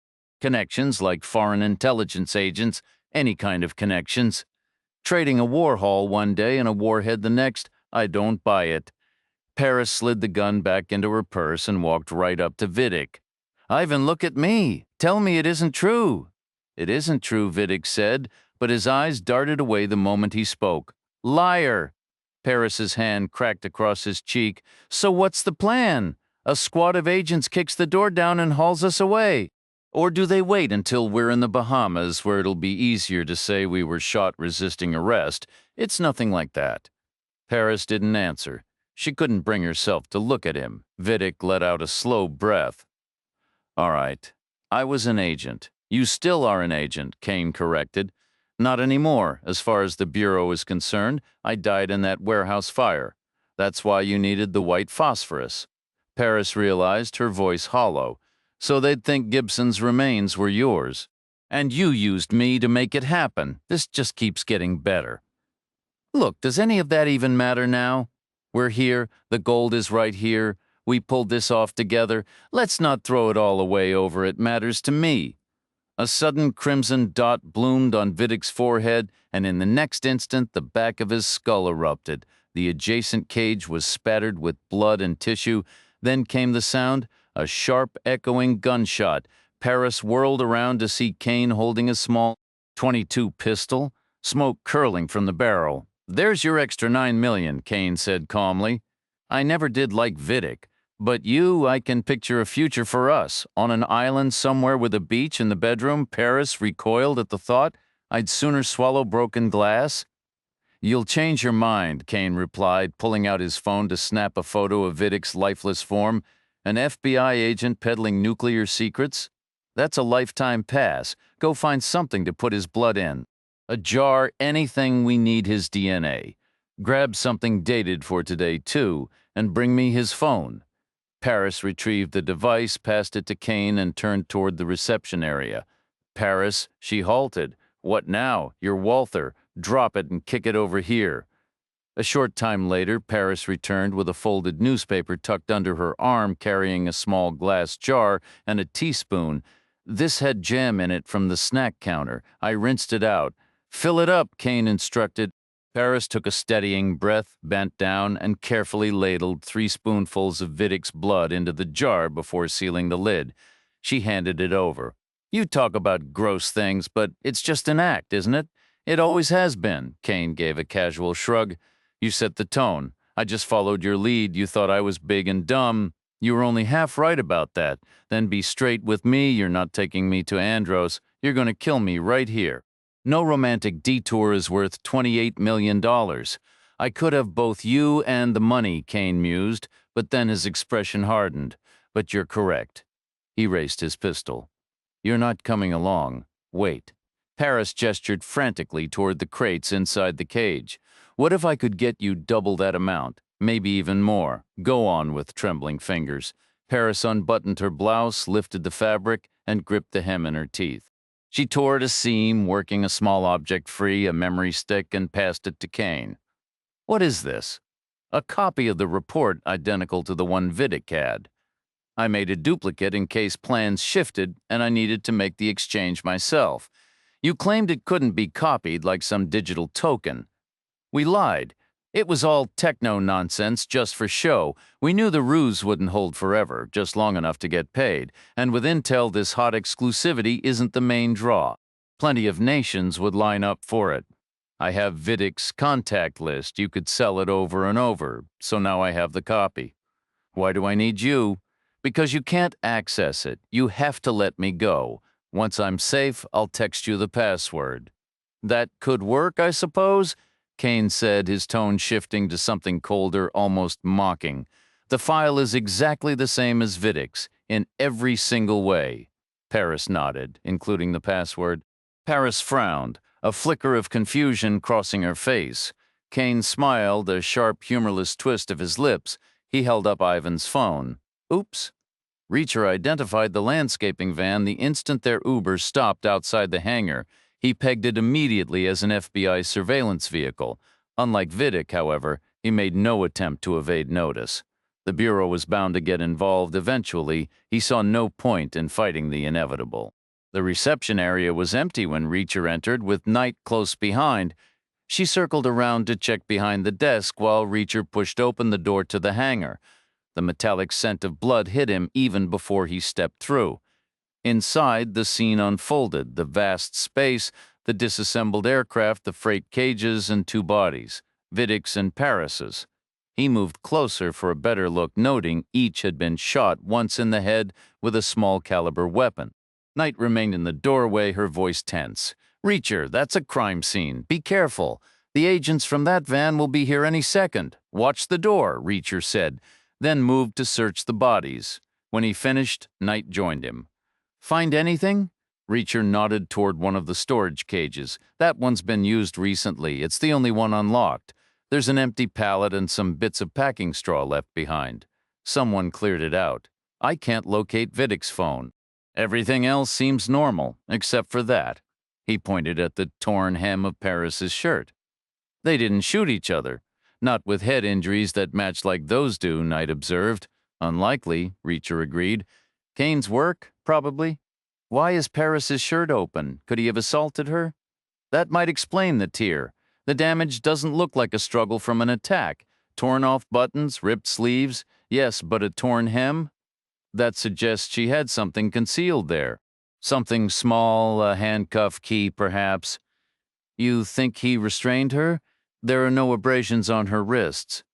Something else, then. The forensics team might find trace evidence. Knight glanced at the door. What's keeping those agents? You think they're waiting for reinforcements? Possibly. We should probably go introduce ourselves, ensure they understand we're not the threat. Reacher shut the van's rear doors and moved away from the vehicle. Using Knight's phone, he dialed Devine. He relayed the situation. 2 federal agents down, 2 suspects neutralized, or 3 in 1 considering what they knew about Vidic, plus 1 suspect still at large and an unspecified amount of gold unaccounted for. It wasn't the update she wanted, not with the public relations nightmare she was currently managing. That much was certain. Reacher ended the call and returned the phone. Knight noted, "You didn't mention recovering the memory stick. Should we call her back?" "No," Reacher said. "Why not instinct? A gut feeling said to hold on to that detail for now. Maybe I'll tell her later. We'll see if you say so. What's the plan?" "We should clear out before the whole cavalry shows up." What Reacher truly wanted was to find the nearest bus station or a decent stretch of road to hitch a ride out of town. But a persistent unease held him back, rooted in the scene inside the hangar. Something was off. He was certain he was overlooking a detail, but he couldn't pinpoint it. It felt like staring at a Polaroid picture still developing. The image was murky, the crucial elements indistinct. It would come into focus. He knew it would. But it required patience. It couldn't be forced. "Let's head to that hotel you located," Reacher suggested. "The courtyard works for me." Knight opened her phone and summoned a ride. The hotel was a vast, sprawling complex, and their room was situated at the far end of a second-floor hallway. It was more of a mini-suite, featuring a separate living area with a sofa, TV, a small refrigerator, and a microwave alongside the bedroom and bath. Reacher sank into the couch. The air conditioning was on full blast, a stark and welcome contrast to the oppressive, muggy heat outside. Knight inspected the room briefly before beginning to pace restlessly, unable to settle. "You all right?" Reacher asked. "No, how could I be?" Knight's voice was tight. "Just think about the last 48 hours, everything we've waded through, and I'm no closer to catching Kane. If anything, I'm further behind. I'm so frustrated I could put my fist through a wall. I understand. But Devine said your detective shield is waiting for you back home. Kane is officially on the FBI's radar now, linked to a case involving a dead rogue agent. They won't stop until they find him. You can rely on that. Maybe it's time to hand off the chase. Return to your actual life? Would you do that if you were me? Absolutely not." "Exactly." Knight continued pacing. Reacher noticed a coffee machine on a counter above the fridge and walked over to examine it. A small plastic drawer held single-serving perforated packets. There were 2 regular options, ignoring the decaf. "Want some coffee?" he offered. "Caffeine for me right now? Brilliant idea, Reacher." Knight replied, her tone dripping with sarcasm. Reacher caught the edge in her voice and prepared just 1 cup for himself, carrying it back to the couch. "Sorry," Knight said after a moment, her agitation slightly abated. "Are you hungry? I could eat? Any cravings? Anything's fine?" Knight pulled out her phone to search for nearby delivery options. After a moment, she asked, "Cuban place? Works for me. Need a menu? They do a Cubano sandwich? Seems so. I'll take one. And a pan con bistek. Hold the lettuce." Knight ordered a mango shrimp Caesar salad and a side of marraquitas, then hung up and resumed her pacing. The food arrived in 20 minutes, delivered directly to their hotel room. Knight grabbed a towel from the bathroom, draped it over the ottoman, and arranged the foam containers in a tidy row. They ate without speaking, the silence thick and uneasy. Knight was practically vibrating with pent-up energy. Finishing the last bite of her salad, she announced, "I need some air. Coming for a walk." Reacher shook his head. "You have a laptop with you?" "What for?" "I want to see what's on that memory stick." Knight retrieved her computer, showed him how to connect the drive, and open the single file. A password prompt flashed on the screen. Reacher carefully typed in the string of characters he'd seen Vidic text in the airport restroom, hunting and pecking with one finger until it was done. The document loaded, filling the screen. Knight gave his shoulder a quick squeeze and headed for the door.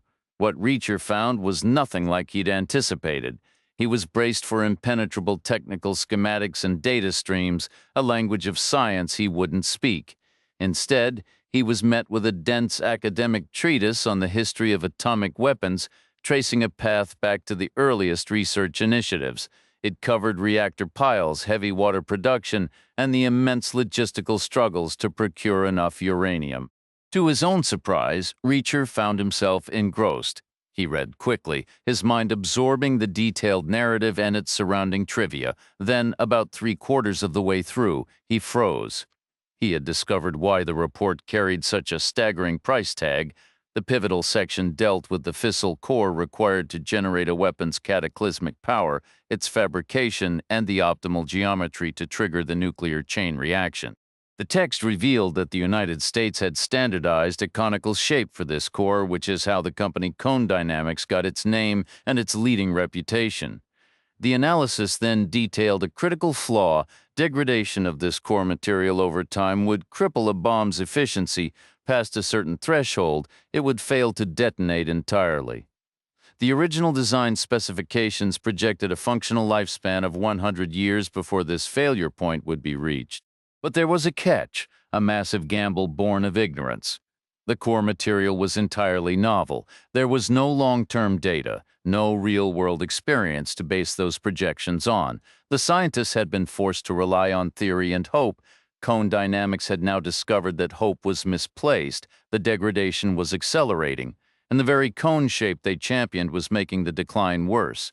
The true effective lifespan wasn't a century, it was closer to 70 years. The bulk of the warheads in the U.S. missile arsenal were manufactured in the 1950s. The brutal, staggering arithmetic was now clear. Practically, the entire nuclear stockpile was obsolete. If launched, these missiles would travel to their targets. They might even make a dent in the ground on impact. But there would be no nuclear fireball, no searing heat wave, no apocalyptic shock front, no lethal radiation bloom. The cornerstone of national defense for decades, the doctrine of mutually assured destruction, was now a fiction. The United States stood exposed in a manner it never had before in its entire history. Reacher read the final paragraphs, closed the laptop, and leaned back against the couch. He tried to process the staggering implications. The nation's ultimate shield was a dud, but did it truly matter?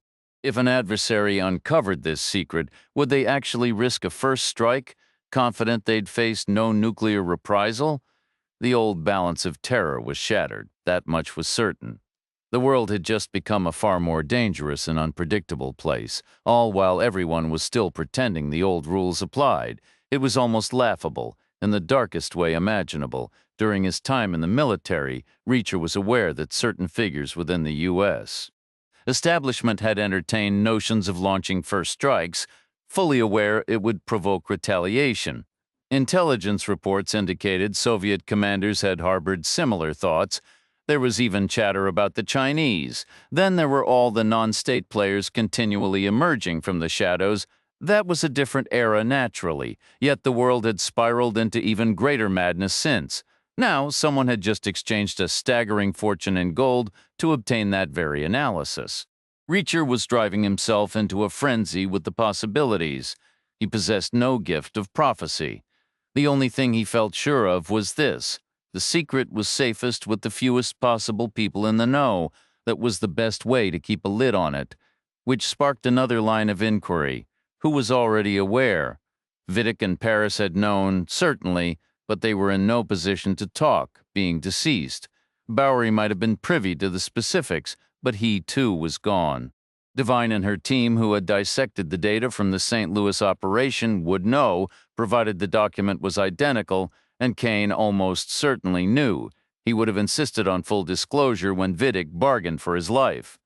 The image in Reacher's head snapped into sharp relief. The hangar scene, two pieces suddenly interlocked. The rip in Paris's shirt and Vidic's absent phone, that tear in the fabric was just the right size to hide a data drive, and the phone held the key to unlock the file. Kane didn't just know the contents, he possessed a duplicate. He could auction that report to the highest bidder whenever he pleased. Reacher grabbed the hotel phone and dialed Divine. He identified himself, and her immediate reply was, "I'm swamped, Reacher. Make it fast," he said. "You've got another issue. There's a second drive. Kane has it." Divine was silent for a beat, then she asked, "And how exactly do you know that?" Reacher laid out his reasoning about the shirt and the phone. Divine responded, "That's your evidence. It's pretty flimsy, Reacher." "Could be, but if I'm correct." Divine let out a weary breath. "I'll check it out." Knight returned to the room about 30 minutes after Reacher ended the call. She crossed to the sofa, collapsed into the spot beside him, and shut her eyes. Reacher asked, "Feeling any better?" she said. "Not really. Did you read the file?" "I did." "Was it worth all the fuss and feathers?" "And then some." Knight opened her eyes. "Seriously, it's heavy material. Want to see it?" "No, I have absolutely zero capacity for heavy material right now." "All right, then." Reacher let the data drive fall to the carpet and ground it under his heel. "Why did you do that? Like I said, it's heavy. I'd trust you with it, but no one else." Reacher and Knight shared the bed, but kept to their own sides, not even brushing against each other. Both were too wired, too unsettled. They were still awake when Knight's phone buzzed the next morning. It was Divine. Reacher answered. Divine said, "Just touching base. Yesterday was quite the marathon. Are you holding up? Is Knight okay?" Reacher said, "We're fine. Specifically, I'm checking about media bloggers, the conspiracy crowd. Has anyone tried to contact you? Do they still count as a crowd if what they suspect is actually real? Whatever. The point is, has anyone been poking around?" "No one. What about Kane? We've pinpointed him. He's in the Bahamas. Our hands are tied, unfortunately. He's in a sovereign country and our legal standing is too shaky. Shaky, he murdered 2 federal agents, 3 counting Vidic, a retired detective, and that's just for starters. I was referring to our official posture. Unofficially, all sorts of perilous activities happen in the Bahamas. Scuba diving, for instance. Equipment can malfunction. Air supplies can run out. Who knows? Maybe you'll see a news item next Thursday. Maybe there'll be a report about a tragic accident. Maybe you'll recognize the name of the victim." Reacher ended the call and passed the phone back to Knight. She asked, "What was that about Kane?" "They're running a deniable operation on him. They're going to make him drown next Thursday." "Lovely. Feel like an island getaway?" "I'd pay good money to be on the dock when they haul the body in." Reacher didn't answer. She said, "Sorry, that was in poor taste.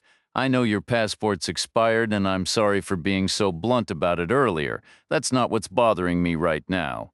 I'm fixated on that memory stick. Let's assume Kane still has it. If he manages to stay alive for a few more days, that's more than enough time for him to arrange a sale. That report is hot property.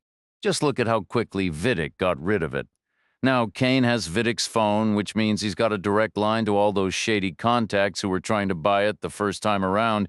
He could offer them a second chance, shop it around to a new buyer, or just stash it somewhere for someone to stumble across after he's gone. I understand the risk. What's your plan? We go to the Bahamas, we find Kane, and we get it back. How, your passport is no good? Someone flew Kane down there with a load of illegal gold, and they did it on a moment's notice. Kane only got the hangar address an hour before we showed up. That same person can fly us. I just need to borrow your phone again. I have to ask Walwork for 2 more favors." Andrew McLeod, the pilot, lived by himself in a modest single-story home shaped like a V.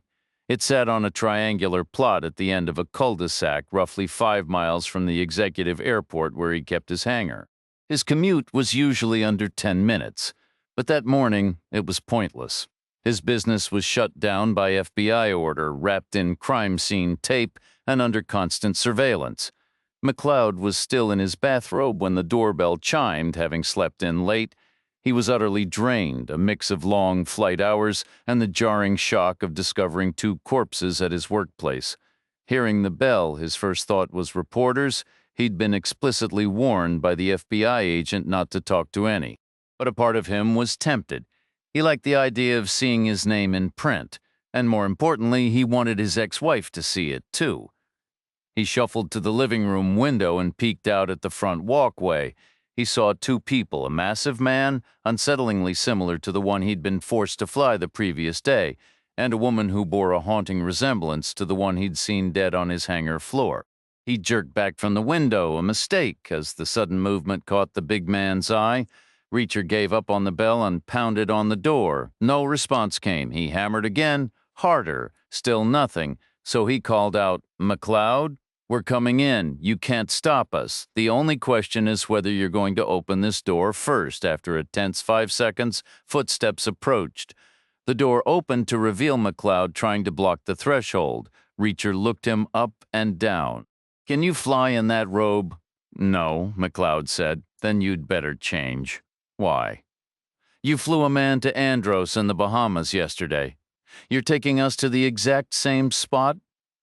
"I don't know what you're talking about. I didn't fly anyone anywhere yesterday. I couldn't.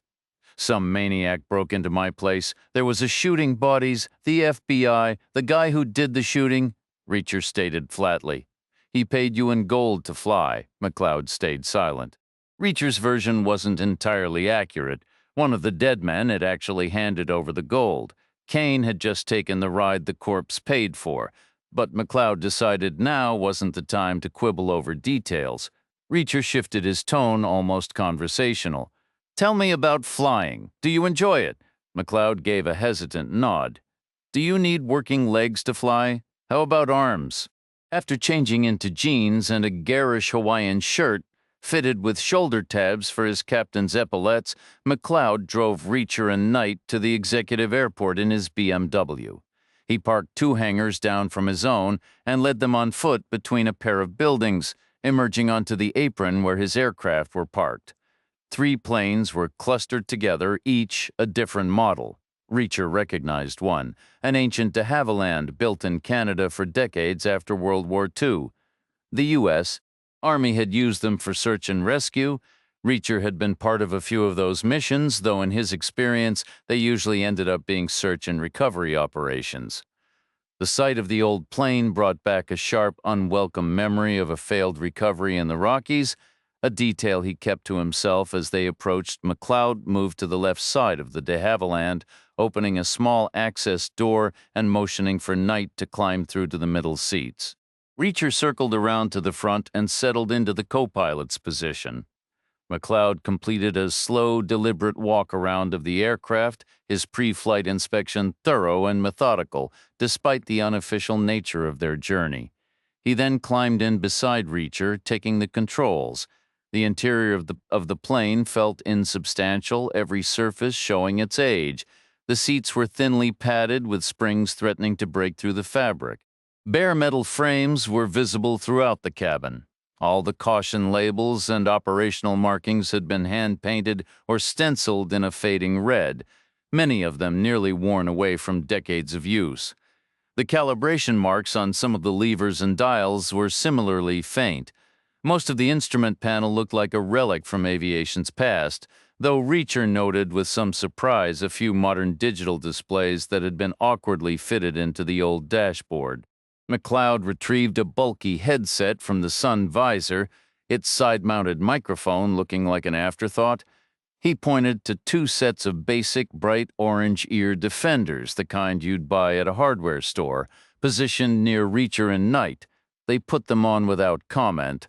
McLeod started the engine. The propeller jerked and coughed before settling into a rhythmic thrum. After a brief crackling exchange with the control tower, he nudged a lever forward and the plane began to roll. The taxi to the runway was jolting, but not excessively loud. They rumbled to the threshold, turned into position, and paused. Then McLeod pushed the throttle forward. The whole airframe shuddered and rattled as they accelerated down the strip, finally lifting unsteadily into the sky. McLeod held a steady climb, then banked into a sharp 180-degree turn.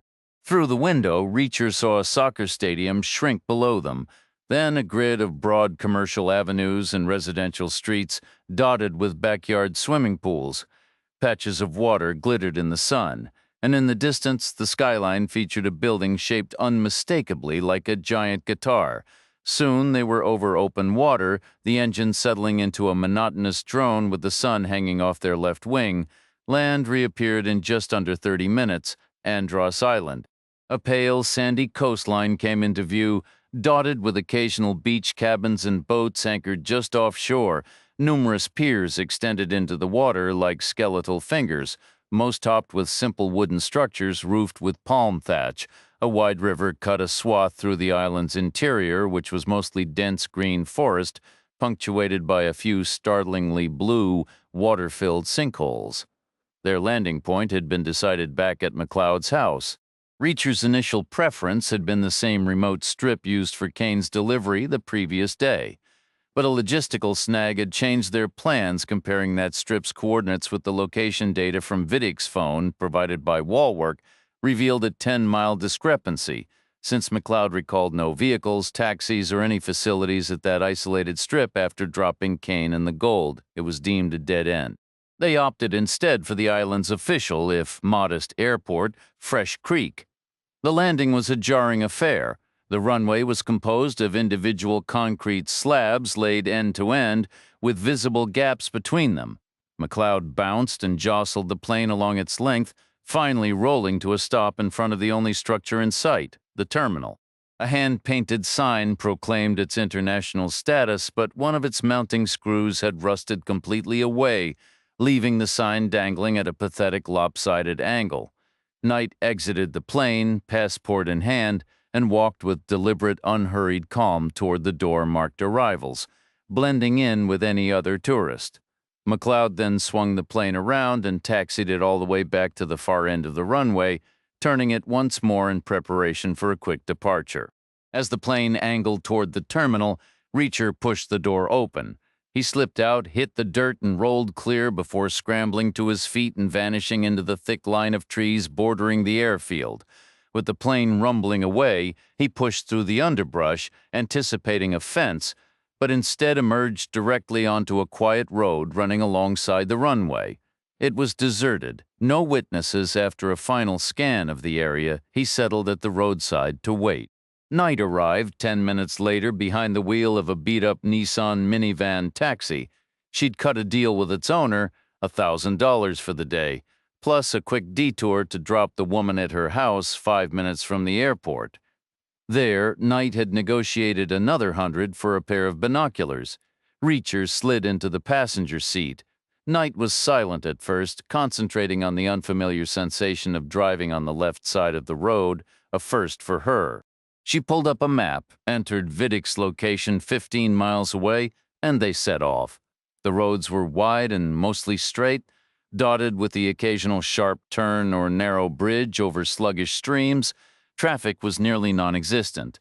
The scattered houses were small, low-slung, and receding into the woods. A few half-built concrete shells stood behind chain-link fences, silent and abandoned. They passed several well-kept churches and numerous rusting vehicles left to decay on the shoulders. The landscape was a sea of green, almost devoid of flowers.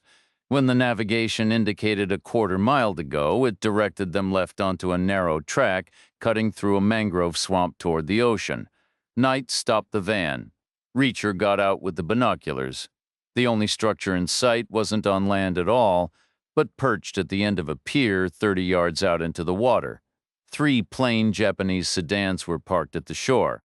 Reacher hoisted himself onto the roof of the minivan for a better look, lying flat to steady the glasses. The building was substantial, an octagonal design of brick and stone with a tiled roof covered in solar panels, glazed windows, and a heavy door. A deck encircled it, bordered by a wooden railing. A ladder led down to the water where a zodiac with twin outboards was tied to a pillar. The pier extended from a gentle cove, flanked by wooded points of land, each about a quarter-mile away.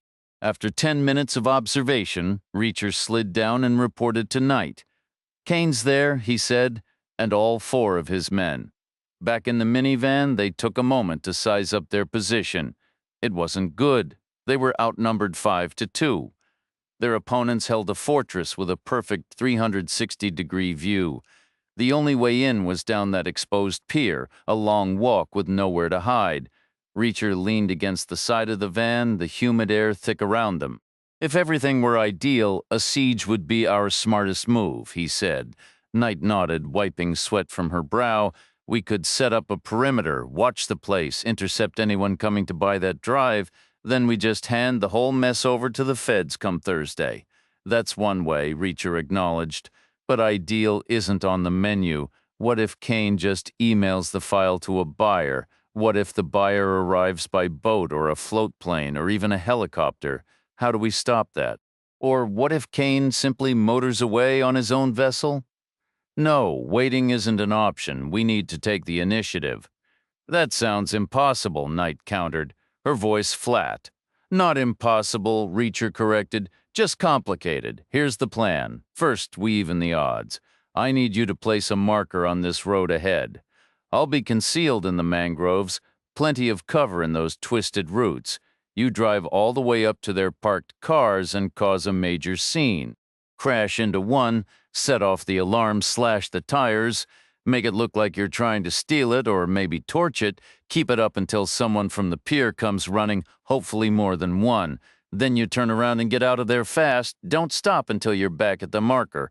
This road is so narrow they'll have to stop their pursuit. Get down low in case they start shooting. That's when I'll come at them from the side.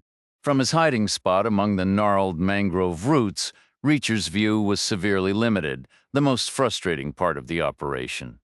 He watched Knight drive off, then could only listen.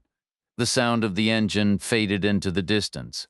A couple of minutes passed in silence before he heard the distinct crash of breaking glass, followed immediately by the blare of a car alarm. More glass shattered. Then for 2 minutes, then 3, nothing. Finally, he heard a vehicle approaching, but it was moving slowly without any urgency. The minivan came back into view, and Knight stepped out. She planted her hands on her hips, a look of frustration on her face. Sorry, Reacher. I gave it everything. They weren't buying it. The fish didn't bite. Reacher pushed his way out of the tangled roots and joined her on the roadside. No harm done. Time for Plan B. Can you check what time the sun sets tonight? Knight pulled out her phone, tapped and swiped, then said, just a hair past 7:30. All right, that means we're stuck here longer than I'd like, but it is what it is. Maybe we'll get lucky and they'll wander out on their own. But since they probably won't, I need you to drive back to the airport, go through passport control, find McLeod and give him a message, tell him to fly to these coordinates at exactly 7:20, then it's time for him to embrace his inner daredevil. I want him flying like a maniac, pretending he's trying to land on the beach but pulling up at the last second. Make it look like he's out of control, maybe even drunk.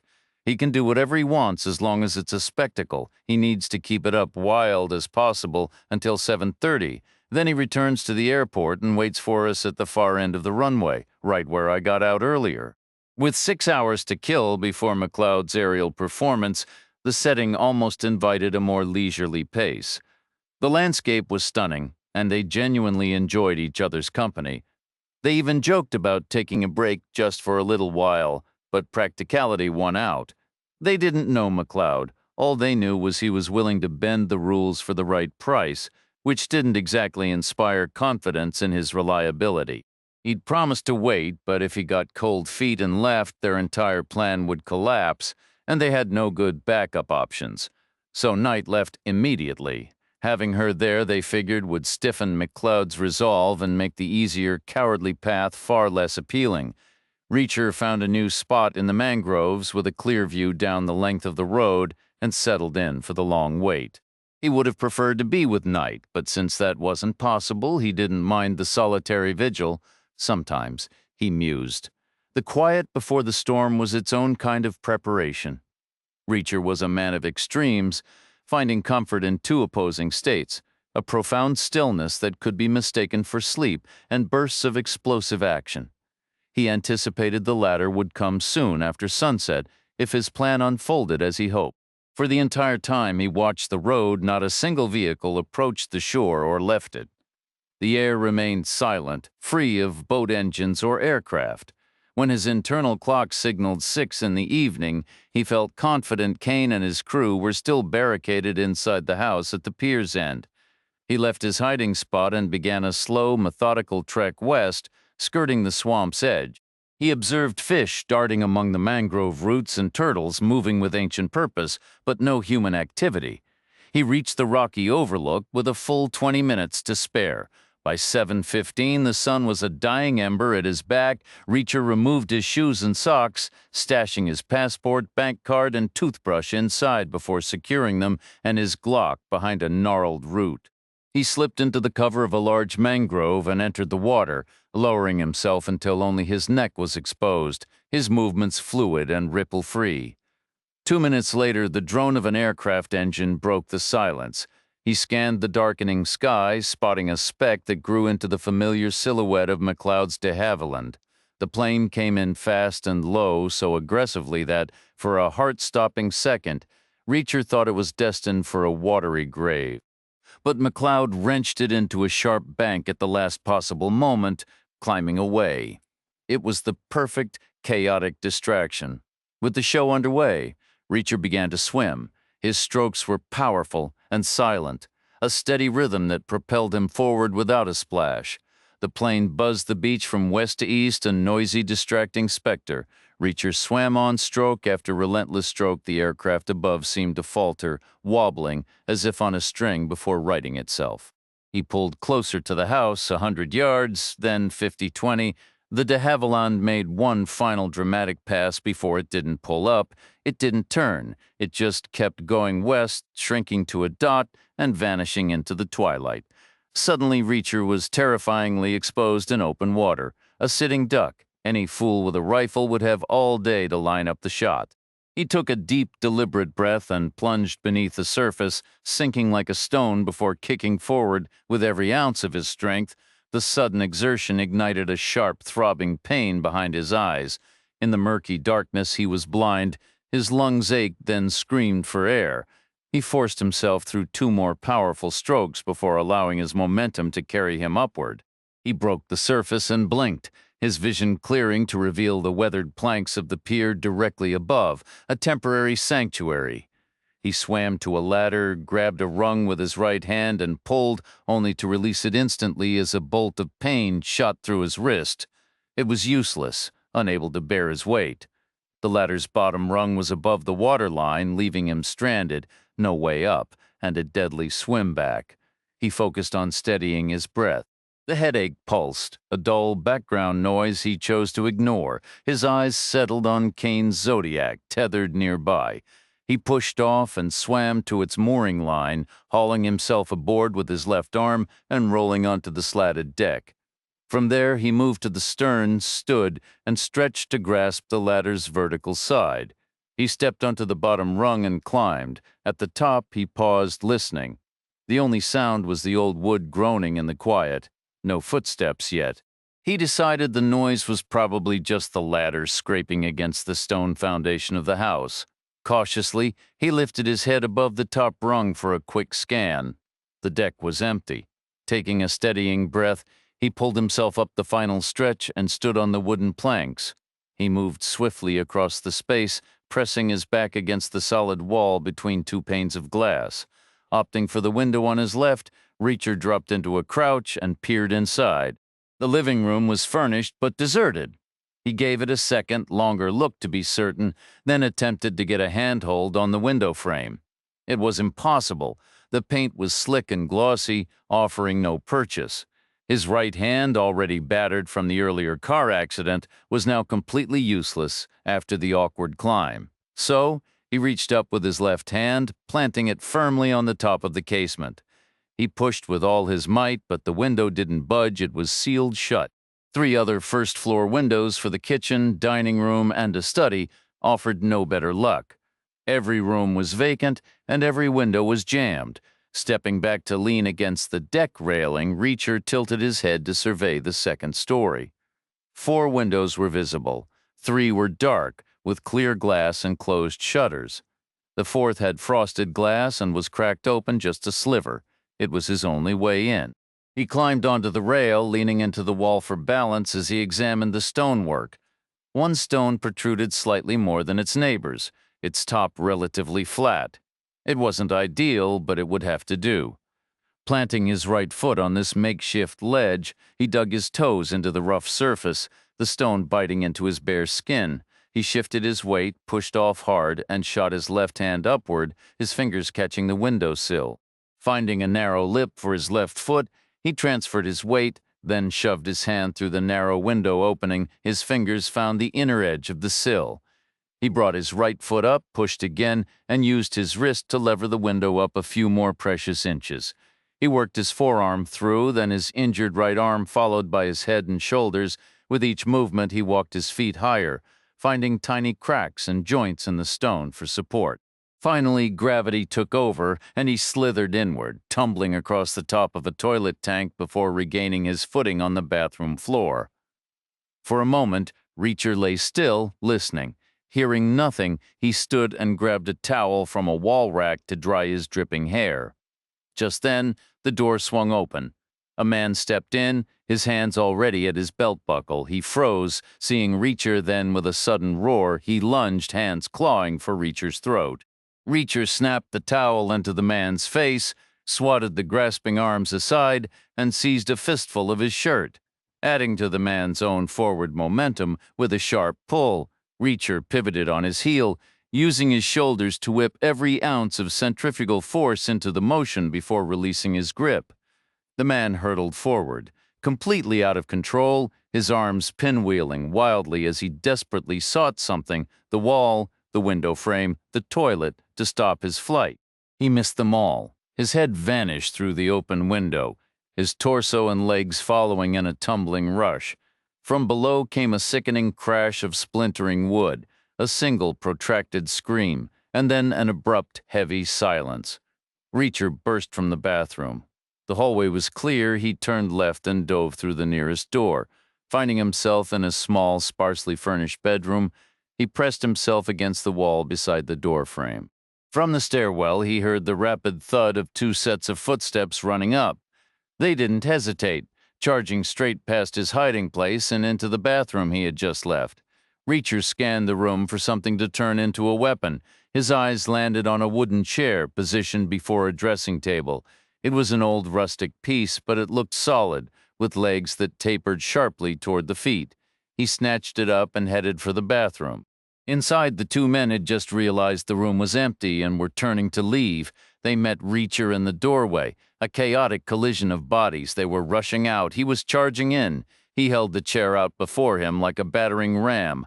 Legs pointed forward. One leg caught the lead man squarely in the stomach. Reacher drove his weight forward. The second man, slow to react, plowed into his partner's back, trapping him like filling in a brutal sandwich. The wooden leg punched through the man's shirt and into his flesh. A howl of pain tore from his throat. Reacher shoved harder, forcing both men backward into the bathroom. The chair leg sank deeper into the first man's abdomen. His scream was cut short as blood blossomed across his shirt and dripped down, darkening the denim of his jeans. Reacher didn't let up. The second man's feet slipped out from under him, and he crashed onto his back, his companion tumbling down on top of him. Reacher released the chair and brought his boot down on the seat with crushing force, maybe a little too much force. A jarring shock traveled from the sole of his foot straight to the crown of his head. A spike of hot, sharp pain followed. For a second, his vision doubled. Two identical rooms swimming before his eyes. Before they slowly merged back into one, he saw the chair leg had buried itself even deeper. The man beneath it gave one final twitch and fell still. The guy on the floor thrashed and writhed, finally managing to heave the dead weight off to the side. He planted his palms flat, ready to push himself up. The fight wasn't over for him. That much was obvious. With cold efficiency, Reacher stepped around and brought his heel down on the man's throat. There was a sickening crunch as the larynx gave way. The man wheezed, a wet, gurgling sound, his hands flying to his neck. His eyes bulged, desperate for air that wouldn't come. He rolled onto his stomach, some primal instinct taking over to protect the injury, to shield his vulnerability, while he sought one last futile move. The chances of a comeback were zero, but Reacher wasn't in a gambling mood. He drove his heel down against the base of the man's skull. Another crunch, this one drier. The man's body went rigid, his shoulder blades pinching together before he collapsed face first onto the tiles. A final tremor, then stillness. A new sound cut through the silence, footsteps on the staircase behind him. Reacher whirled and burst out of the bathroom. Kane's fourth man was sprinting up the stairs, a knife gleaming in his hand. Reacher had never been a fan of knives, and right now he was far from peak condition. His head was pounding harder, his vision fuzzing at the edges. He waited, timing it perfectly. He tracked the man's ascent, stepped forward, and delivered a kick under the chin with the force of a linebacker going for a career-making highlight reel hit. The man's head snapped back at a severe angle. The crisp, loud crack of his neck breaking left no room for doubt. His body pirouetted awkwardly, landed on its back, and slid headfirst down the full flight of stairs, coming to a rest in a heap at the bottom. Reacher paused, listening. The house had fallen silent. All four of the secondary players, as Knight had called them, were accounted for. But there was no trace of Kane, and the front door stood open. A cold realization dawned on Reacher. He had made a classic error, just as he'd outlined to Knight the previous day. He had projected his own stubborn nature onto his enemy. When attacked, Reacher stood his ground and fought, regardless of the situation or the odds. There was no guarantee Kane would share that philosophy. If he had run, and worse, if he hadn't taken Vidic's phone with him, finding him again would be a monumental task. All Kane had to do was sprint the length of the pier. That same lengthy walkway that had made the house so difficult to approach was now his unobstructed path to escape. Reacher dismissed the hesitation, scooping up a discarded Ruger 9mm from the man he'd taken down with a chair. He swept the second floor. 2 more bedrooms, both vacant, no trace of Kane ever having been there. Descending the stairs, the old wood groaned under his weight, the rest of the house holding its breath.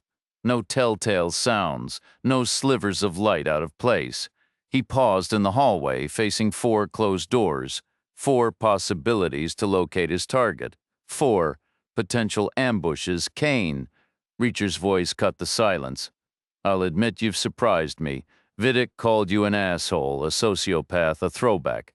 I bought that, but when he claimed you were a coward, I figured he was mistaken. Shows what I know. No wonder you're the punchline to every joke. You've got a yellow streak wider than your ego, which, given the size of your head, is really saying something. He waited. Only silence answered.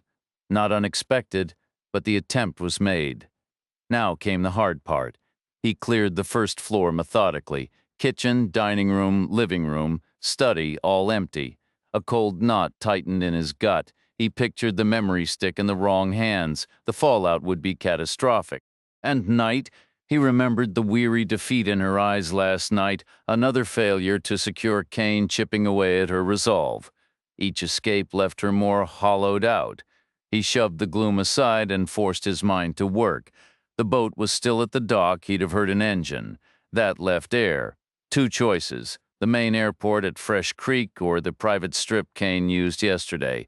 Knight was covering Fresh Creek. She'd stop him there or go down fighting. Reacher was certain of that. So the private strip fell to him. Searching the pockets of the man at the foot of the stairs, he bypassed a wallet and a spare mag. His fingers closing on a car key, he pocketed it and turned toward the front door, then halted.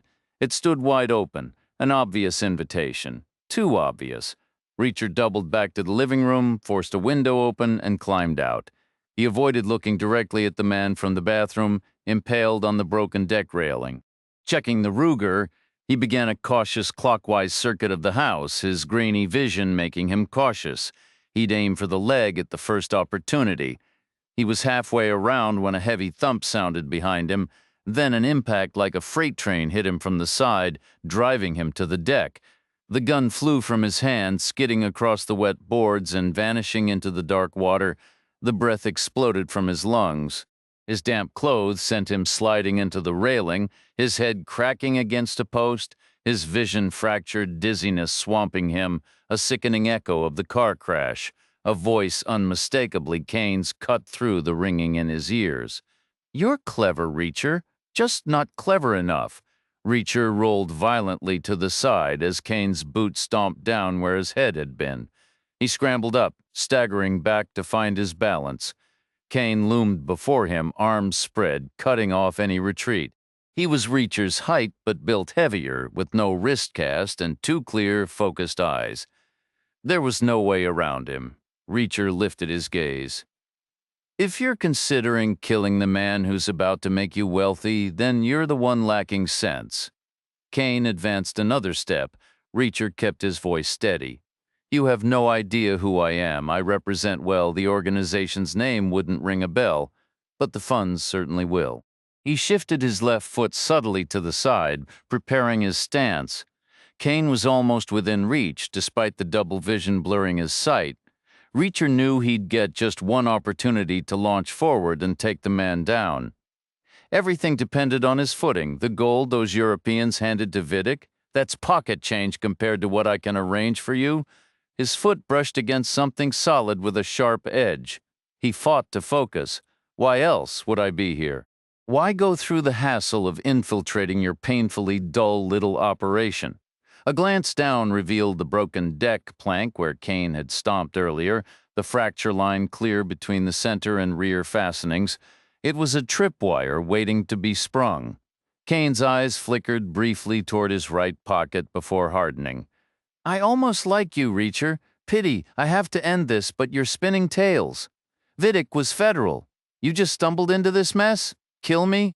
Reacher's tone shifted, laced with a dry, almost sarcastic edge. You'd have to catch me first. Hope you're a strong swimmer. He feinted toward the railing as if to vault over. Kane lunged. Reacher stamped hard on the fractured plank just ahead of the crack. The section dipped, the central joist pivoting, and the front end snapped upward exactly as Kane reached it. He tripped and crashed face first onto the deck, lying stunned and gasping. Reacher didn't pause for gloating. He curled his toes and drove the ball of his foot into Kane's temple once, then again for good measure. As Kane lay motionless, the vulnerable nape of his neck exposed, Reacher raised his heel high, ready to crush the vertebrae beneath. Then a voice cut through, female urgent. Stop, please. Reacher looked up. Knight stood by the house railing, her breath coming fast, eyes wide. Don't. He needs to face a trial. The world should know what he did. He should pay the proper price. That's what my father would have wanted. I see that now. Reacher lowered his foot. He crouched, checking Kane's pockets, one empty, the other holding loose change and a memory stick. He retrieved the stick, placed it on the deck, took Kane's pistol, and used its butt to smash the device to pieces, sweeping the fragments into the water. Steadying himself, he stood and met Knight's gaze. All right, he's yours. Later, at the private customs area in Fort Lauderdale's executive airport, Agent Devine was waiting. She had already dispatched teams to arrest McLeod and to secure Kane under guard at the hospital. Knight completed her re-entry formalities, then joined them. Once the glass doors slid shut, Devine turned to Reacher. So the Bahamas, was Kane dreaming of a beach retirement, counting his loot, or was there another draw to the islands? I've never been there myself, Reacher replied, his expression carefully blank. It might have been an innocent inquiry, or perhaps an effort to spark casual conversation, yet his gut told him Devine was probing to see if he'd rid the Cone Dynamics file. The intelligence within could potentially trigger a nuclear strike on American soil. Should that nightmare unfold, sheltering upwind of the fallout would be crucial. And if global markets collapsed in the wake, gold would be the only currency worth having. I wouldn't know, Reacher said. I doubt Kane knew either. Vidic selected the spot. He found the house and the airstrip. The whole operation was Vidic's design. Vidic, Albatross, Devine mused. Whoever chose that alias must have had a crystal ball. I'm glad he's gone, but I'll be honest, things would be cleaner if you'd finished Kane when you had the opportunity. Knight wanted her father's killer to face a jury, Reacher said. Guess I'm a sentimentalist at heart. This isn't sentiment, it's a complication, Devine countered. If Kane stands trial, he'll absolutely cut a deal. He'll dangle what he knows in front of the media. Once that door cracks open, a leak is inevitable. You said if he goes to trial? Reacher noted. Devine stayed silent. Reacher continued, prisons are bleak places. Inmates get dark thoughts. Sometimes they follow through. I might pick up a paper soon and read about Kane hanging himself in his cell. Actually, I'm certain I've seen that story before, more than once, just with different names. I can't speculate on that, Devine said, then lowered her voice. I think it's more probable Kane will require surgery for that head wound. He might not survive the procedure. A tragedy, sure, but so routine it won't even make the local news. She turned to the officer and flashed her credentials. This man's passport was compromised during an official bureau operation. Direct any inquiries to me. Reacher and Devine walked together toward the frosted glass exit doors. Through the haze, Knight's silhouette was unmistakable. Devine halted. You go on ahead. I have another matter to attend to here. Goodbye, Reacher, and good luck wherever the road takes you. Devine turned back toward the immigration counter. Reacher moved forward, the doors sliding open as he stepped outside. Knight approached and stood before him. She rummaged in her purse and produced a felt-tip pen. Taking Reacher's right hand, she lifted his arm until his wrist was level. His fracture had been set at a clinic in Andros Town before they departed the island, now encased in a plain white plaster cast, old school and unbearably itchy in the humid air. Knight began to write on the rough surface, tracing a sequence of 13 digits, followed by an X and an O. That's an ISBN, she explained. It identifies a specific book. I would have ordered you a copy online, but I didn't have an address. Maybe you'll pass a bookstore somewhere. If you do buy it, you'll need it. What for? Reacher asked. Knight dropped the pen back into her purse and retrieved a folded sheet of paper. She handed it to him. Reacher smoothed it open to find rows of numbers clustered in sets of 3. A book code, he said. I put it together last night at the hotel after they grounded our flight, Knight said. I wanted to tell you some things, but the words wouldn't come out right. It's about my father, about Kane, about you helping to catch him, and not killing him when I asked you not to. How I feel about all of it. The code seemed like a good solution. You can't read it immediately. It's still fresh for me, and it's not like I can just email you later. She managed a faint, weary smile. I hear there's a great bookstore in New Orleans, by the way. Huge selection. You might find what you're looking for there. I'll reach out as soon as I'm back in the city, he said. Please do. And, Reacher, there's something else in that envelope. My personal number if your travels ever bring you anywhere close to Phoenix. Use it. I still think about that morning I tried to serve you a phony meal as a setup. Honestly, it's a little embarrassing now, one of these days. I'd genuinely like to make it up to you with a real breakfast. My treat. Maybe we could even grab it at this little diner I know, the one with the red vinyl booths and the best pancakes in Arizona. No tricks this time, just good coffee and a proper conversation.